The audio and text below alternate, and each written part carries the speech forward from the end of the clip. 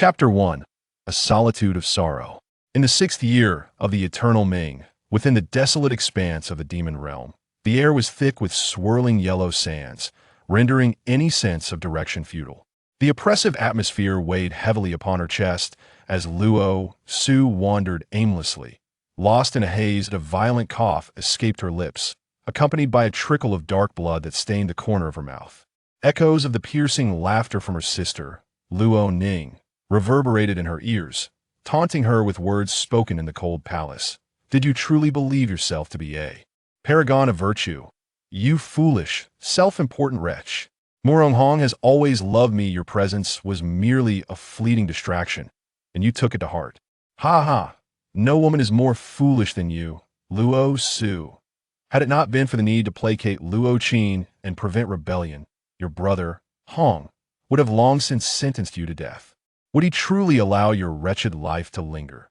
Luo Su felt the essence of her life ebbing away, the venom within her body spreading insidiously. And in this forsaken place, no remedy was to be found. At last, she succumbed to the poison coursing through her veins, collapsing into the yellow sands, her blood seeping forth like a morbid flower of death. Her nearly translucent visage bore the marks of despair, her delicate brows furrowed, and her mesmerizing eyes tightly shut, while the once alluring hue of her lips was obliterated by crimson. Even in such dire circumstances, remnants of her former beauty could still be discerned. Yet, it was too late. Isolated and abandoned in this desolate wilderness, all hope was lost. She could only watch as her life slipped away, taking with it the very essence of the man she once loved deeply. 3 days prior, Luo Su had been stripped of her title by Muronghong, reduced to a commoner. Her sister, Luo Ning, unbeknownst to her, had discovered this wretched place and, with malicious intent, forced her to drink a vial of poison before casting her out to fend for herself, truly a testament to her sister's cruelty. Neither Muronghong nor Luo Ning had any inkling of her pregnancy. Even if they had, would they have shown her any mercy? A skilled healer, she longed to save her unborn child, but with the poison coursing through her body in this inhospitable environment, it was far too late. Once, upon learning of her 3-month pregnancy, joy had filled her heart, and she eagerly wished to share the bliss of impending motherhood with the man she adored. However, upon entering the Shoshi Palace, she was met with a sight that shattered her world. The love of her life entangled with her own flesh and blood, her sister, in a passionate embrace. Their intimate whispers and the intoxicating scent of their union assaulted her senses, leaving her nauseated. In that moment, all strength seemed to drain from her being. With a voice hoarse from disbelief, she cried out, "What are you? What are you doing? Luo Ning, how dare you seduce the emperor?" As she rushed forward to confront her sister, Muronghong's hand met her face with a resounding slap. Holding her swollen cheek in shock, she gazed at Muronghong in disbelief, trembling uncontrollably, the tears forgotten as the pain radiating from her face served as a cruel reminder that this was no Dreamit was all too real. Muronghong donned his robe and declared, "Wretched woman, remove your filthy hands. Guards, from this moment forth, the queen has proven herself unworthy. Cast her into the cold palace at once." Muronghong held the frightened Luo Ning in his embrace and addressed me, "Luo Su, at tomorrow's morning court, I shall summon the ministers to depose the empress and elevate Luo Ning to that esteemed position. I have grown weary of you over these years. Your very presence nauseates me." With that, the eunuchs who had long awaited outside rushed in, dragging the dazed Luo Su towards the cold palace. To learn from the lips of one so dearly loved that all the beauty shared was mere pretense, a charade, left Luo Su with nothing but a profound sense of weakness and endless anguished, in a state of confusion. She could scarcely recall the events of the past few days as the weight of sorrow enveloped her. She reminisced about the days when Luo Ning, as a concubine's daughter in the Luo household, possessed nothing. It was she who had stood against her grandmother and brothers, defending Luo Ning at every turn. Luo Ning had innocently called her sister in both public and private, fostering a bond that had led her to believe she had a kindred spirit. Step by step, she had fallen into Luo Ning's snare, even believing her slanderous words, allowing her to enter the palace as a lady-in-waiting. Luo Su longed to strike herself, questioning how she could have been so easily deceived by such trifling tricks. A lifetime of misguided love, entrusting her heart to the wrong person. Now, she had no chance to behold the world through the eyes of her own child. I end this desolate land. The scorching sands were intolerable to endure. She placed her hand gently on her belly, feeling the fragile life within her, soon to dissipate from this world alongside her. I could see that moment. A fair-haired young woman with striking blue eyes appeared before Luo Su, draped in a flowing purple veil. With a gaze that seemed to look down upon all creation, she mocked the once revered empress. Ah, is this not the exalted empress revered by all? Ha! Luo Su, who would have thought you would find yourself in such a wretched state? Do you not know that the Luo family has ceased to exist? Your elder brother pierced by 1,000 arrows, your second brother driven to madness by those so-called righteous factions, ultimately taking his own life. Apart from Luo Ning, who now ascends the throne with your husband, how does it feel to witness the annihilation of your family? Do you find pleasure in this tidings I bring? The princess of the demon realm, Nanling, scoffed disdainfully. Once a queen, now banished to the demon world, you shun the path to heaven and recklessly tread into hell's embrace. You have delivered yourself to me in such a pitiable state. Should you not fulfill the desires of others? Would it not be a waste of such a splendid opportunity? As the mocking voice of Nanling reached her ears, the tightly shut eyes of Luo Su finally stirred. She had thought her once parched heart was sealed away, untouched by anyone or anything, yet the thought of her elder brother, who had always supported her, and her gentle second brother, who would tenderly tousle her hair, brought forth a single tear of regret. Her brothers had met such tragic fates, all because of her. She chastised herself for allowing love to blind her, failing to discern true affection from false intentions. The countless reminders from her family, her brother's warnings, echoed as if they had been spoken yesterday. Little did she know their ends would be so tragic. It was all her fault. All her fault. Her current plight was perhaps a form of penance. The legitimate daughter of the minister's family. One must wonder just how foolish one could be to make such grave missteps, ultimately leading to the tragic loss of a beloved child and cherished kin. Reflecting upon all the mistakes made in this lifetime, she could not help but murmur, "Sooner or later, you shall pay the price." Upon hearing Luo Su's words, Nanling erupted into derisive laughter, appearing as if she had heard the most ludicrous joke. "Luo Su, oh Luo Su, you wish for me to pay a price? Come now, I await your vengeance." "Ha! You can barely stand, yet you brazenly speak of consequences. I never anticipated you would find yourself in such a predicament. How does the poison I prepared for Luo Ning taste? It was tailored specifically for you.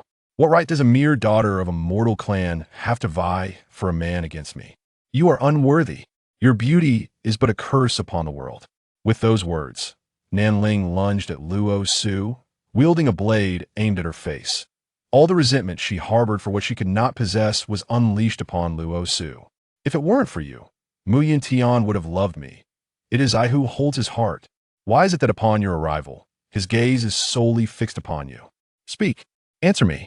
In a frenzy, Nanling vented her frustrations born of unrequited love. The agony etched upon Luo Su's face paled in comparison to the torment within her heart. What use was a mere fad when faced with indifference? The pride she once held had become tattered in the eyes of one who did not love her. Nothing mattered anymore. In her fervor, Nanling grew increasingly animated. "I shall make you wish for life, yet find no solace in death. Oh, and how could I forget to mention, your only confidant, Luo Ning, is your greatest adversary. Everything you possess is a result of her machinations. She has stolen your husband, usurped your place as queen, while you languish in this desolate exile, awaiting your demise. I shall ensure my spirit minions attend to you meticulously." Ha ha! With that, Nanling conjured a hand gesture, murmuring an incantation. From all directions, dark, malevolent spirits emerged, laughing maniacally as they bowed to Nanling. In this moment, she felt an unprecedented sense of triumph. "Yuntian, if I cannot have you, then no one shall. If you do not love me, I shall annihilate that which you hold dear." With a flick of her delicate fingers, the grotesque spirits encircled Luo Su, baring their sharp teeth and claws as they tore at her tender flesh. feasting on her blood. For these spirits, the venomous blood was of no consequence. Luo Su felt the excruciating pain surge through every inch of her skin as the vile creatures toyed with her bones, their gnawing sounds tormenting her very nerves. In her profound agony, Luo Su contemplated ending her own life, yet found herself devoid of strength. When would this suffering cease? In that fleeting moment of despair, she silently vowed that in her next life, she would ensure that Murong Hong, Luo Ning, and Nanling would pay a price 1,000-fold for their transgressions. Ultimately, Luo Su could no longer withstand the relentless pain and loss of blood, succumbing to unconsciousness.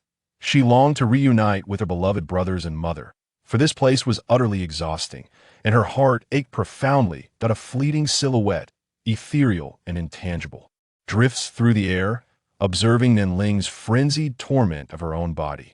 Luo Su's consciousness begins to blur, and just as she is on the brink of dissolution, a radiant light suddenly appears, merging with her soul that is about to fade away. This force of spirit is fiercely dominant. Luo Su feels her entire essence ensconced within a glass lantern, as if a silken thread is tugging her towards a certain direction. She cannot discern whether she is alive or dead. This disembodied state feels akin to that of a wandering soul, suggesting that she has indeed perished. Abruptly, the translucent barrier resembling a glass lantern shatters, plunging her downward. Amidst the heavy fog, a familiar, gentle male voice resonates from afar, reminiscent of a magical allure guiding her towards a particular path. Su Su, come to my side. Su Su. Where are you?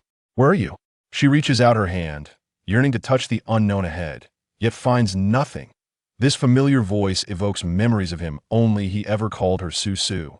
She recalls that year when the white plum blossoms bloomed like a sea, their sparse flowers and cool petals shimmering in pure brilliance, appearing as radiant as freshly fallen snow from a distance. The gentle breeze caressed her, the delicate elegance swaying in the wind, causing 1,000 plum petals to cascade, resembling snowflakes drifting onto him, accentuating the ethereal purity of the person beneath the plum tree. Such a transcendent figure, frigid and aloof. She had never realized that Yuntian harbored any romantic feelings towards her.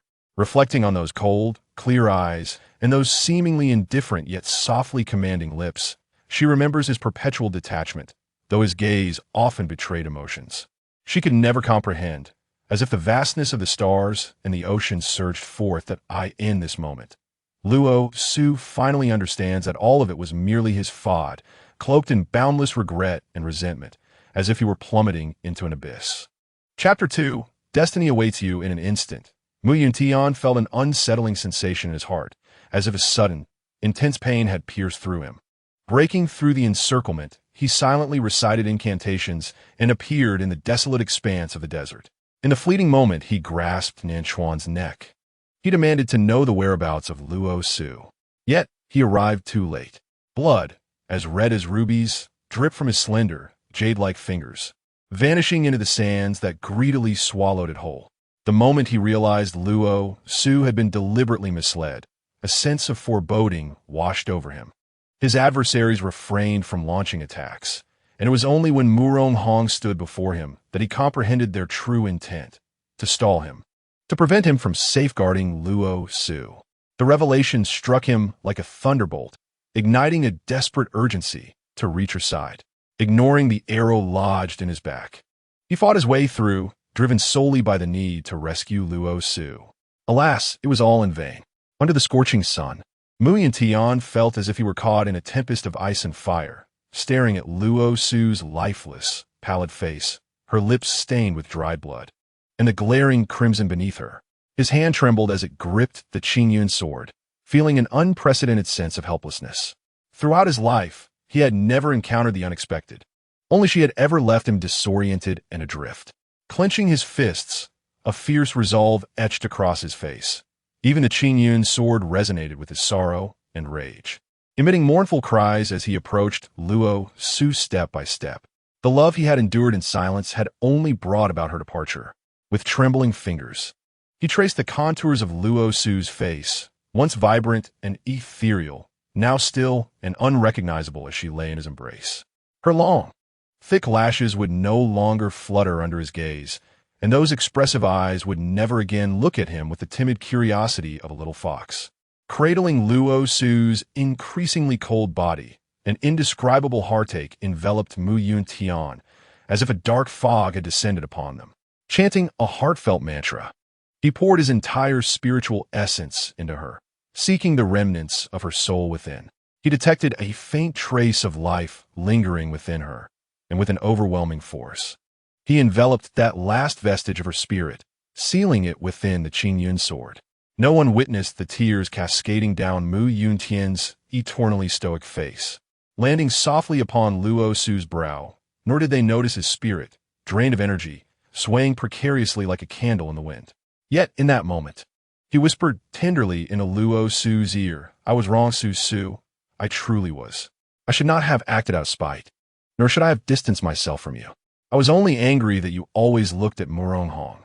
I confess it was jealousy that drove me away. I acknowledge my love for you, though I dared not hope for your love in return. Will you grant me a chance? If you awaken, I shall do anything you desire." With his face buried deeply in the crook of Luo Su's neck, he inhaled her unique scent, a fragrance he could never have imagined would accompany their final embrace. Luo Su remained unresponsive, forever unable to hear his words. His love for her had never been vocalized. His feelings had never been conveyed, not even in the slightest. He dared not even contemplate the meaning of existence in this world without Luo Su. During this tumultuous time, the woman he loved had been cruelly ensnared within the treacherous demon realm, while he found himself in a state of inaction. A profound regret welled up within his heart. He had believed that relinquishing her to pursue her own desires was his greatest concession, his utmost expression of care and affection. Little did he know, this very act had propelled her into the abyss. Murong Yuntian loathed his own indecisiveness, resented his inability as a national protector to safeguard not only the countless citizens of the Murong dynasty, but also her. He vowed that if there were a next life, he would disregard her every protest and bind her to his side by any means necessary, never to part again. Namling, upon Murong Yuntian's arrival, understood instantly. She silently observed him weep for the demise of his beloved, knowing that her torment of Luo Su was a mere prelude to her intricate scheme, a strategy devised in collusion with Lanin to ensnare Murong Yuntian. Whenever matters concerning Luo Su arose, he would easily fall into her traps, as indeed transpired. She had calculated that he would eventually come to claim Luo Su's remains, and witnessing his heartache brought forth a tumultuous blend of emotions within her, both a bittersweet satisfaction and a pang of sorrow. For she too harbored a deep-seated affection for this man. It was unfathomable that such a distinguished general could display such a heart-wrenching visage. Those unfamiliar with him might think him bewitched. Unable to contain her scorn, Namling finally voiced her thoughts. "Rest assured, I did not allow her death to be too merciful. In comparison to your cruelty towards me, I ensured she experienced a semblance of what it means to suffer worse than death in her final moments. The agony of unrequited love. This is a sensation you too shall endure, Murong Yuntian. To be so arrogant, one could do no worse than to witness the demise of the one they cherish." Listening to Namling's words, a fierce rage ignited within Murong Yuntian's eyes as he directed a deadly glare at her, his lips forming the words, "Seeking death." Drawing a dagger forged from dark iron, he swiftly thrust it towards her heart, the sound of the blade slicing through the air resonating ominously. "Huh, Murong Yuntian, do you truly believe a mere mortal can harm the princess of the demon spirit?" With a pained smile, she extracted the dagger from her chest and discarded it on the ground. "I have loved you for a decade, no less than your affection for Luo Su. Why do you not turn to see me? What is it that I lack compared to her?" Tears streamed down Namling's face as she cried out to him. "If I desired your life, it would be akin to crushing an ant. Luo Su's fate is the perfect example." In an instant, Namling appeared beside Murong Yuntian, grasping his face, yearning to feel the lips of the man she loved so fiercely, hoping to use intimidation to keep him close. Little did she realize the extent of Murong Yuntian's strength and his true identity. With full force, he struck towards the very spot where the dagger had pierced her, thinking to himself that he should have ended her life with a single blow from the start. preventing any unwarranted thoughts from taking root that might lead to Luo Su's tragic fate. Retracting his hand, he gazed down at Luo Su in his arms, unmoved. Nanling coughed up blood. Disbelief etched across her features as she pointed a trembling finger at him. "You, how could you?" "I." Before she could finish her thought, another torrent of blood escaped her lips. She coughed violently. "How could you possibly harm me?" The body of the demon spirit can only be harmed by those from the divine realm. Moreover, the form of the demon princess is beyond the capacity of ordinary beings to injure. Yuntian, who exactly are you? Are you a god? Before she could finish her words, Nanling collapsed to the ground, and soon her body dissipated into ashes. Yuntian picked up Luo Su, his dark-hued robe billowing gracefully in the wind, as he firmly held Luo Su against his chest and walked toward the horizon.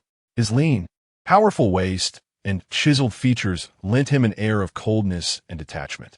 As Nanling vanished into the desolate expanse, the yellow sands of the desert surged violently, and all the demon spirits emerged from within, charging toward Yuntian. "Bold and reckless, how dare you slay the princess? Prepare to pay with your life. Return our princess." How audacious to act so brazenly in the demon realm. Leading the charge was the chief of the demon spirits, one of those who had just devoured Luo Su. A dark mass of demon spirits surged toward Yuntian, vowing to avenge their princess. Yuntian regarded these demon spirits with a cold smile that spoke of their folly. "You lot are the accomplices of Nanling in harming Luo Su. Do you truly believe I would spare you? You have delivered yourselves to me." He raised his hand, casting the Qingyun's sword into the air, silently reciting a spell of a myriad swords returning to their origin. With a fierce pull of his palm, the Qingyun sword transformed into countless sword rains that shot in all directions. Wherever the sword rain fell, it ignited into unquenchable true fire, causing the demon spirits to wail in agony. This conjured true fire would never extinguish, binding them in eternal torment from which they could never escape. "Su, do not worry. There is still time," Yuntian declared, enveloping Luo Su's body with all his spiritual energy. Su, you can only belong to me." He murmured her name, his eyes reflecting a morbid obsession, his thin lips pressed tightly together, exuding a chilling aura. "Should you be harmed, I shall ensure the entire world accompanies you to the grave. In the next life, regardless of whom you love, you shall never escape my grasp." Within him, Yuntian struggled to suppress the dark, demonic side of his nature, refusing to let even a hint of it surface. Yet now, with the last remnants of Luo Su's soul lingering within the Qingyun's sword, Yuntian nearly exhausted his final reserves of spiritual energy, collapsing into the yellow sands. At that moment, his eyes burned crimson as he vanished with Luo Su, leaving no trace behind. After Luo Su's demise, the demon realm was reduced to ash overnight. The entire expanse of the desolate desert was devoid of even a grain of sand. That fateful year and day, Yuntian, driven by rage, obliterated the entire Mu dynasty in a single night. Muronghong and Luo Ning both met a tragic end beneath Yuntian's blade, and no one knew where he took Luo Su's body. Chapter 3. Rebirth and Return. Within the ancestral hall, the sound of sacred music echoed, and a gentle voice in the darkness seemed to comfort Luo Su's spirit. It felt as if it were guiding her, and like a wandering soul, Luo Su drifted back to a time when everything had yet to begin. Drawing in a sharp breath of the frigid air, I felt the sensation of being alive so vividly. With great effort, I opened my eyes. Even the dim candlelight made my eyes uncomfortable. Where am I? Could this be the underworld? The eerie and cold environment seemed so familiar. I felt an overwhelming chill clutching my chest as my lungs struggled against the influx of air from all directions, the squeezing pain causing me discomfort. A violent cough erupted, resonating throughout the room as if it sought to expel my very lungs. As my eyes adjusted to the dim light, I looked up to see the ancestral tablets of the Luo family before me, suddenly realizing I was in the Luo ancestral hall. How could this be? I was certain I had been mortally wounded by Nanling, with injuries to my heart and lungs. Beyond salvation. Had I been reborn? Stunned, doubts swirled within me, yet the piercing pain served as a reminder of what had transpired. However, the current situation felt distinctly real. Not a mere dream. Just as I grappled with the bewildering circumstances, a voice broke through from outside the hall. Miss, it's me, Xiaoming. I've secretly brought you some food." Luo Su turned in surprise to see her devoted maid Xiaoming peering through the crack of the door, her chubby face framed by tear-streaked eyes, looking at her with palpable concern. With both hands raised, she offered 2 modest white buns, saying, "Miss, I truly couldn't find anything better. Please, make do with this for now." The sight of this foolish girl, struggling to present the buns, transported Luo Su back to a time before she had come of age, when her grandmother had punished her by pushing Luo Ning into the pond. It dawned on her that this was indeed a rebirth. She was now fully aware of her predicament, an opportunity granted by the heavens. In this lifetime, everything was still within reach. Now, with Xiaoming standing before her, as she once had, memories flooded back of how Luo Ning had falsely accused her of stealing a hairpin, leading to her brutal death, bloodied and lifeless, a scene that sent shivers down her spine, marking Luo Ning's first overt provocation. At that time, she had been so naive, oblivious to the malice behind the facade. Clenching her fists, she vowed to fiercely protect those dear to her in this life, ensuring no harm would come to them. "Miss, what's wrong? Why aren't you eating?" Xiaoming struggled to hold the bun aloft, perplexed by her mistress's dazed demeanor, calling out in vain. Inside, Xiaoming's heart raced with worry, wondering if her mistress had been so frightened that she had lost her senses. After all, the matriarch had never unleashed such fury on her, nor had she ever compelled her to kneel in the ancestral hall, let alone go hungry. Wasn't there always birds' nest soup and fresh fruits at her disposal? This was the first time it had come to this. Could it be that the blow had been too great, leaving her in despair? Xiaoming sensed that her mistress was somehow different, though she couldn't quite pinpoint the change. Enduring the excruciating pain coursing through my body, I struggled to rise, my legs numb from the prolonged kneeling. I stumbled and fell onto the cold, hard ground. Compared to the torments I would later endure in exile, this felt insufferably weak. At this moment, my elder brothers had yet to leave the estate. If I could successfully escape the ancestral hall, I would certainly need to learn some skills from them. Gazing at the buns in Xiaoming's hands, I felt no appetite. I had to devise a plan to escape. "Xiaoming, listen closely to what I am about to say. You must cry out loudly and dramatically, as if your mistress has died. Wail and scream to rouse the entire estate. Say that the eldest miss has fainted in the ancestral hall, that she has perished. Do you understand?" I weakly instructed her from the ground before succumbing to unconsciousness. "Ah, miss, please do not frighten me. Wake up," Xiaoming exclaimed, terrified by Luo Su's condition, fearing that the dire predictions had indeed come to pass. Hastily, she followed the instructions given by her mistress and fled from the ancestral hall, tears streaming down her face uncontrollably. "Help! The young lady has fainted. Someone, please hurry. If no one comes soon, she will not survive. Master, matriarch, please save my lady." Xiaoming's desperate cries echoed throughout the Luo residence, eliciting varied reactions from each courtyard. In swift response, 2 agile figures leapt into the courtyard where the ancestral hall was situated, with Luo Qin leading the charge, closely followed by Luo Lin. As the eldest brother, Luo Qin checked for Luo Su's breath, confirming she was not in immediate danger.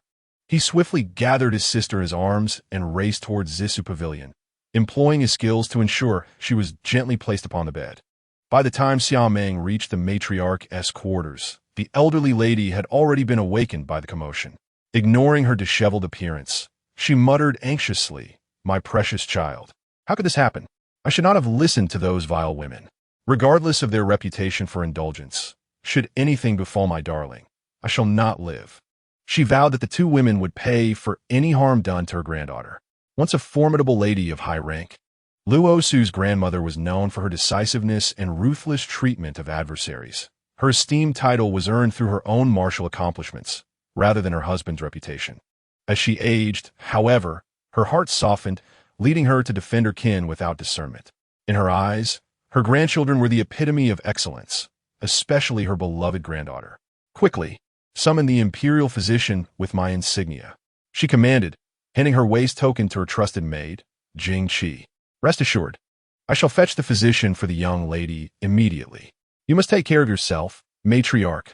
Eldest and second young masters have likely taken her back to Zisu Pavilion." Be cautious of your footing, Jing Qi instructed, turning swiftly to exit the estate. In stark contrast, the Hui pavilion remained eerily silent, as if the fate of the Luo family's legitimate daughter held no significance for the patriarch. Luo Changyu, as the head of the Luo household, not only displayed a blatant preference for male heirs, but also demonstrated a complete lack of concern for his daughter.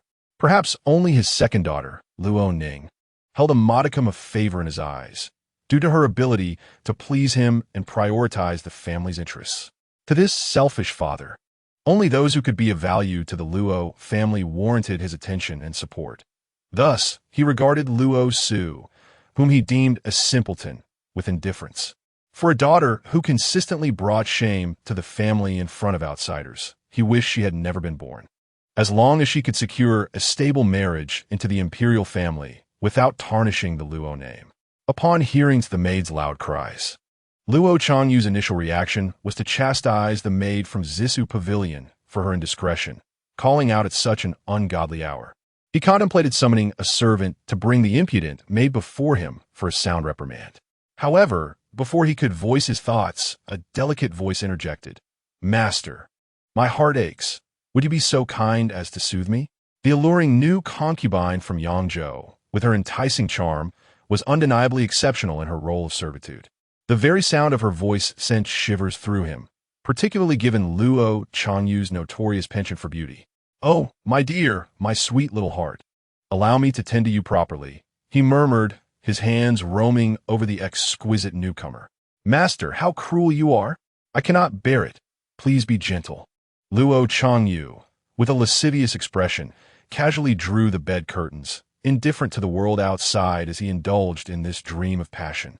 Since the passing of Luo Su's mother, Feng Xiaoxiao, Luo Changyu had grown increasingly reckless. Merely 3 days after her death, he had brought his mistress into the household, much to the dismay of the matriarch, who had spent 3 months in bed recuperating from shock. Feng Xiaoxiao, the daughter of the wealthiest family in Jiangnan, was also the matriarch's chosen niece. When she married into the Luo family, Luo Changyu was an obscure scholar with only a modicum of talent. It was through the financial backing of the Feng family that the Luo estate ascended to its current status as a prominent household in the court. However, as time passed, the once celebrated beauty of Jiangnan faded, and the former paragon of grace became but a shadow of her former self. In previous years, she may have captivated hearts with her beauty and intellect, but as the Luo family rose in prominence, Luo Changyu's late-night escapades grew more frequent, often spending nights in the brothels, shedding the earlier humility he had shown towards the Feng family, now donning the demeanor of one favored by the emperor solely for his own merits. Like a wild stallion unbridled, he galloped forth unchecked. Fortunately, once the matriarch's health improved, she summoned him for an all-night conversation, which led to Luo Changyu tempering his excesses, though the secrets of their discourse remained veiled from all. Luo Su, with her eyes tightly shut, failed to evade the discerning gaze of her elder brother. When Luo Qin lifted Su Su into his arms, Luo Ling's concern for his sister was genuine, prompting him to follow closely until they reached her courtyard. Just as Luo Qin placed Luo Su on the bed, Luo Ling noticed her eyelids fluttering, an anomaly for one who had fainted. If one were to criticize him for lacking focus, that would be inaccurate. He was simply pursuing unorthodox paths that no one could rival. Yet Luo Ling embodied both chivalry and tenderness, residing in a prestigious household while yearning for adventures beyond its confines. Had it not been for their father's insistence that he partake in the palace examinations to prove his worth before he was permitted to leave, he would have long embarked on a journey across the seas. "Elder brother, Su Su, fret not. The little girl is merely conjuring up spirits again," Luo Ling jested, nudging his elder brother Luo Qin with his elbow. The upright Luo Qin turned to regard his younger brother, his demeanor a stark contrast to that of the playful Luo Ling. The eldest, steadfast and somewhat pedantic, could not abide by his brother's words. "What do you mean by that, second brother? Su Su has always been frail, and as men, it is our duty to protect her. We must be her support, ensuring no one dares to bully her. Our mother would surely be restless in the afterlife." As Luo Qin, a general stationed at the borders, returns home after an extended absence, he learns of his only beloved sister's punishment in the ancestral hall. Unsure of how to intercede on her behalf, he is pleasantly surprised to discover that his clever sister has devised her own means of salvation, truly worthy of being Luo Qin's sister. Regardless of right or wrong, when it comes to protecting one's kin, none can rival Luo Qin. Standing there, his elongated phoenix eyes slightly raised, his gaze as profound as a deep pool, he perceives the pretense of Su Su's distress. Bound by the blood of the same lineage, the three siblings find it challenging to establish themselves within the household. If the elder brothers do not safeguard their sister, he fears that upon returning from the battlefield, he may find only their lifeless forms. Listening to his elder brother's words, tears involuntarily cascade onto the pillow. In his youth, he would always follow closely behind his brother, tugging at his garments, feeling secure in the belief that his brother was his guardian angel. Now, having lived a second life, he genuinely experiences the love and concern of his elder brother, reflecting on the profound happiness that comes from having a family that cares. However, memories of his previous life haunt him, as his elder brother, in pursuit of early achievements, had established his own household, taking him and their second brother away. At a tender age, he had thrown himself into the chaos of war, disregarding his own life, ultimately meeting a tragic fate. In this lifetime, he vows never to allow such misfortunes to befall his cherished family again. Luo Lin remains silent for a long while, absorbing her brother's words. "Ah, so both my brothers are aware of my ruse," she exclaims. "When grandmother arrives, please provide me with adequate cover." With a wink at her brothers, she decides to abandon her charade of fainting. Sitting up from her bed, she begins to voice her grievances. Unbeknownst to her brothers, Luo Ning has gone so far as to endanger their familial bond by scheming against her, prioritizing her own interests over their sisterly bond. The incident of falling into the pond was, in fact, a deliberate trap laid by Luo Ning to tarnish her reputation, an act that merits condemnation. Filled with righteous indignation, she recounts her grievances to her brothers. In her previous life, she silently endured every slight, but now, having been granted a second chance, she vows to ensure that any who dare to wrong her shall bear the burden of their own transgressions for a lifetime. She reflects on how she once felt like a burden to her brothers, missing the moments of playful affection shared with them. Sometimes she worried whether her immaturity caused them concern, choosing to remain silent. Now, witnessing her elder and second brother standing vigil by her bedside while tears stream down her face, it feels as though she is releasing all the injustices endured in her past life. What? That frail Luo Ning dares to act defiantly before you? Just wait and see as I teach her a lesson she won't forget, Luo Lin declares, ready to roll up her sleeves for a confrontation. However, before she can finish her sentence, the imperial physician summoned by Jingqi arrives at the courtyard. "Dr. Wang, please come this way and mind your step," she hears from outside. Swiftly, she covers herself with a blanket, feigning unconsciousness once more. At this moment, her elder and second brothers exchange knowing glances, each attuned to the unfolding situation. An elderly man, his beard flecked with gray, is assisted into the room by Jingqi and another maid. "Please, you may step outside," he instructs. "I shall examine the young lady, and only a close relative may remain by her side. All others may wait outside." Luo Qin gestures for his brothers and the maids to withdraw. Chapter 4. A unique aroma after a prolonged silence. I sensed an unseen presence meticulously surveying my surroundings, rendering me uneasy in my bed. Perhaps this was what they referred to as the conscience of a thief. Luo Qin, seemingly attuned to my discomfort, promptly invited the royal physician, Wang, to take a seat, stating, "I am grateful for your assistance, esteemed physician. Please examine my younger sister's pulse. She has always been quite mischievous and has faced our grandmother's reprimand, enduring several days of fasting in the ancestral hall. Might you discern if her health is compromised?" As the royal physician entered the opulent quarters of the Luo family, he was greeted by a faint yet alluring fragrance. Having served numerous noble ladies in the palace for many years, he initially assumed it was merely the scent of incense favored by the young women. However, as he drew closer to the bed, the aroma intensified, leaving him perplexed. Could it be that the Luo heiress was distinct from other maidens? With curiosity piqued, the physician inquired, General Luo, would you kindly step aside so that this old man may assess your sister's pulse? I felt a gentle touch upon my arm, causing my heart to race with trepidation, fearful that my ruse would be unveiled. Yet, the physician, astute as he was, quickly discerned that my condition was not as perilous as reported by the Luo household maid. However, the peculiar nature of my pulse intrigued him. General Luo, has your sister perhaps acquired some martial skills from master? As a physician, I can sense a mysterious inner strength coursing through her veins, as if it is perpetually vigilant against external scrutiny. Could this be a form of protection? Why do you say this, esteemed physician? Although my sister has never been frail, she has not ventured far from home, nor sought a master to learn any martial arts. I have merely encouraged her to engage in physical exercises with her brothers to bolster her health, but she has often evaded such pursuits.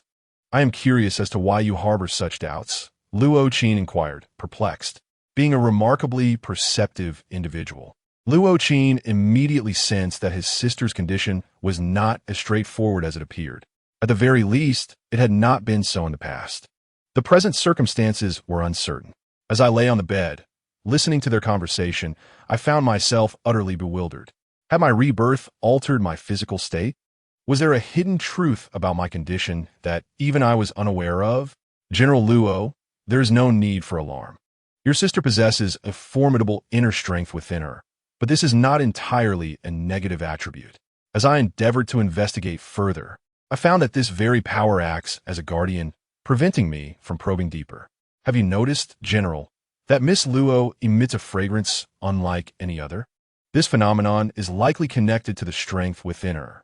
The royal physician beamed at Luo Qin, who, despite being the foremost physician in the palace, maintained connections with the outside world and had never encountered tales of children born in the Luo household possessing such an aroma. Luo Qin had indeed noticed his sister's peculiarities, yet he was oblivious to the matter of her inner strength. Had his sister perhaps formed an association with an extraordinary individual that he had overlooked? This is indeed my oversight. I have spent many years in battle, rarely returning home. It is only now, after the recent conflict, that I have come to reunite with my family. During her time at home, my sister has been closely bound to our grandmother, leaving little opportunity for us siblings to converse. In your esteemed opinion, is my sister's condition truly without grave concern?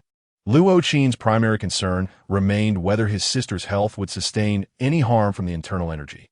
As for everything else, he possessed the capability to protect her. A mere Luo Ning, though a half-sibling, was inconsequential, accustomed to the battlefield's blades and arrows. He would never allow any familial sentiment to deter him from eliminating threats to his sister. The notion of her disappearing would be as effortless as a flick of the wrist. Dr. Wang, chuckling amiably, waved his hands dismissively, stating, "It is of no consequence. However, this is only the current assessment. The future remains uncertain. Nevertheless, from your sister's current state, it is advisable for her to convert her internal energy for her own use, to prevent excessive force from damaging her vital channels." Upon hearing the physician's remarks, Luo Qin felt reassured. Training in martial arts is not an insurmountable task. My younger brother and I can certainly guide her from the fundamentals of combat. I fear she may struggle with the rigors of training. He continued, expressing gratitude to Dr. Wang for making the effort to visit at such a late hour, presenting him with a pouch of silver coins. Dr. Wang accepted the offering with a swift motion, remarking, "Such generosity from the esteemed young master is unnecessary. After all, Sir has shown me considerable kindness in the Imperial Medical Bureau, and I shall consider this a token of gratitude." With that, Luo Qin performed a respectful bow and instructed Jing Qi to escort Dr. Wang to their grandmother to report back, while also requesting a pulse check to assure her well-being. Reflecting on the physician's words, Luo Qin fell into contemplation. As an elder brother, he naturally wished for his sister to learn self-defense through martial arts. Yet, from childhood, she had been averse to hardship and pain. Any hint of exertion would deter her from attempting. Fortunately, the Luo family had become a coveted target among the high-ranking officials in the capital. And once Luo Su wed the second prince, she would not need to toil. A mere command would summon a host of servants. However, Since Luo Su had grown closer to Luo Ning, she had gradually distanced herself from her brothers, relegating their desire for her martial training to the back burner. As a man, he found it difficult to voice his concerns, but this recent upheaval had not gone unnoticed by him. He, seasoned by the trials of battle, could see through the subtle manipulations that had ensnared his sister. Observing her current state, he recognized that she was not oblivious. She understood the situation clearly. You heard the physician's advice. For the sake of your health, do not refuse this time. Sister, what say you? Do you wish to learn martial arts from your brother? It would safeguard you from potential harm and grant peace of mind while we are away at war.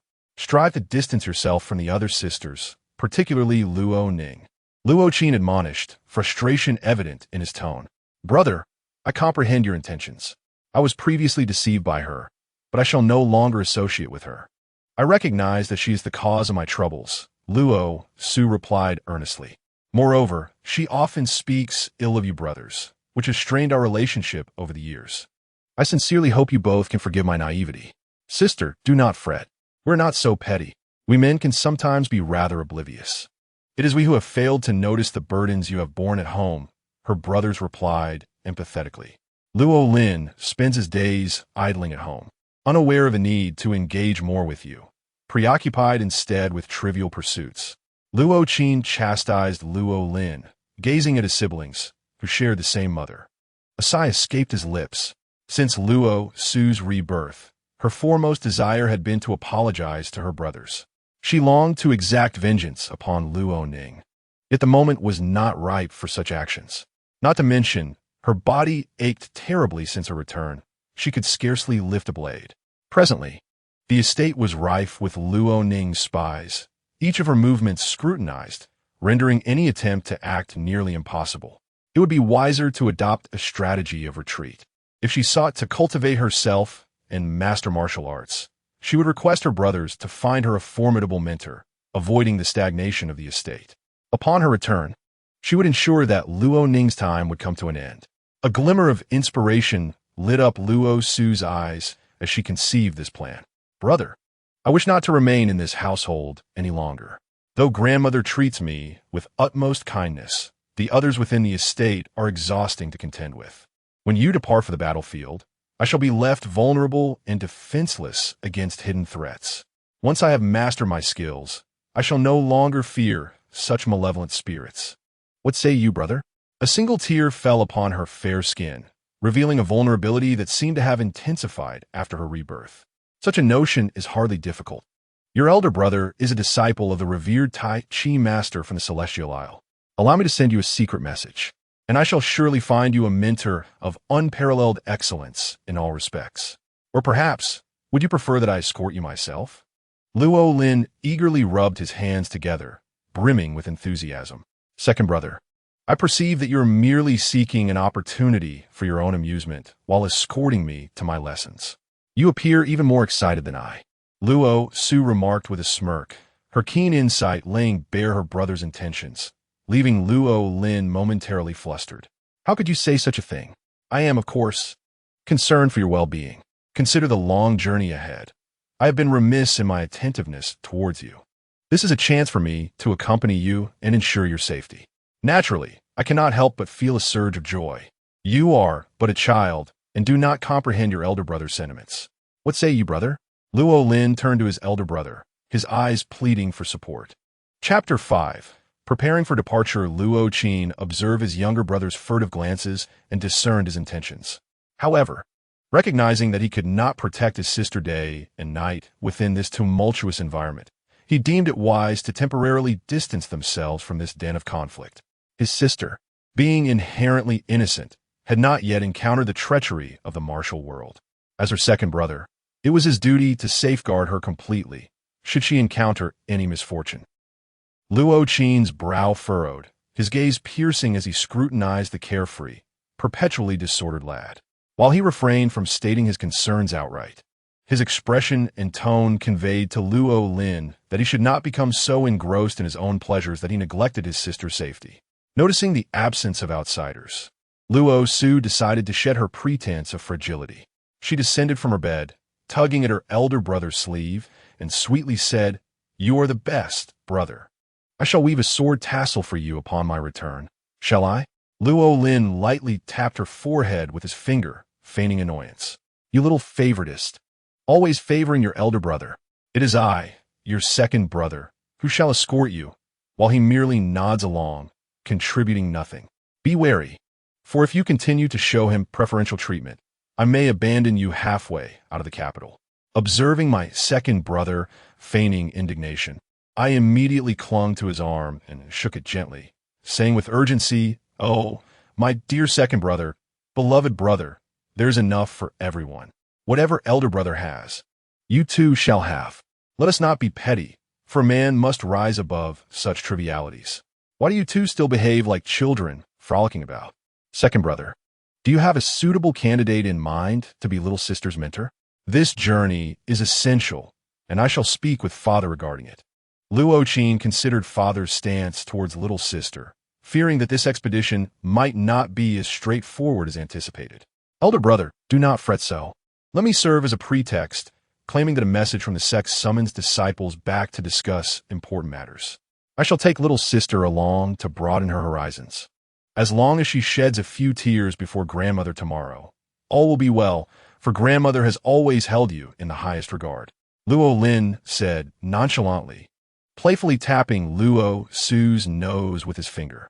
Though usually unserious, second brother would indeed strike at the heart of the matter during critical moments. In our household, as long as grandmother consents, father would likely remain silent even if he harbored reservations.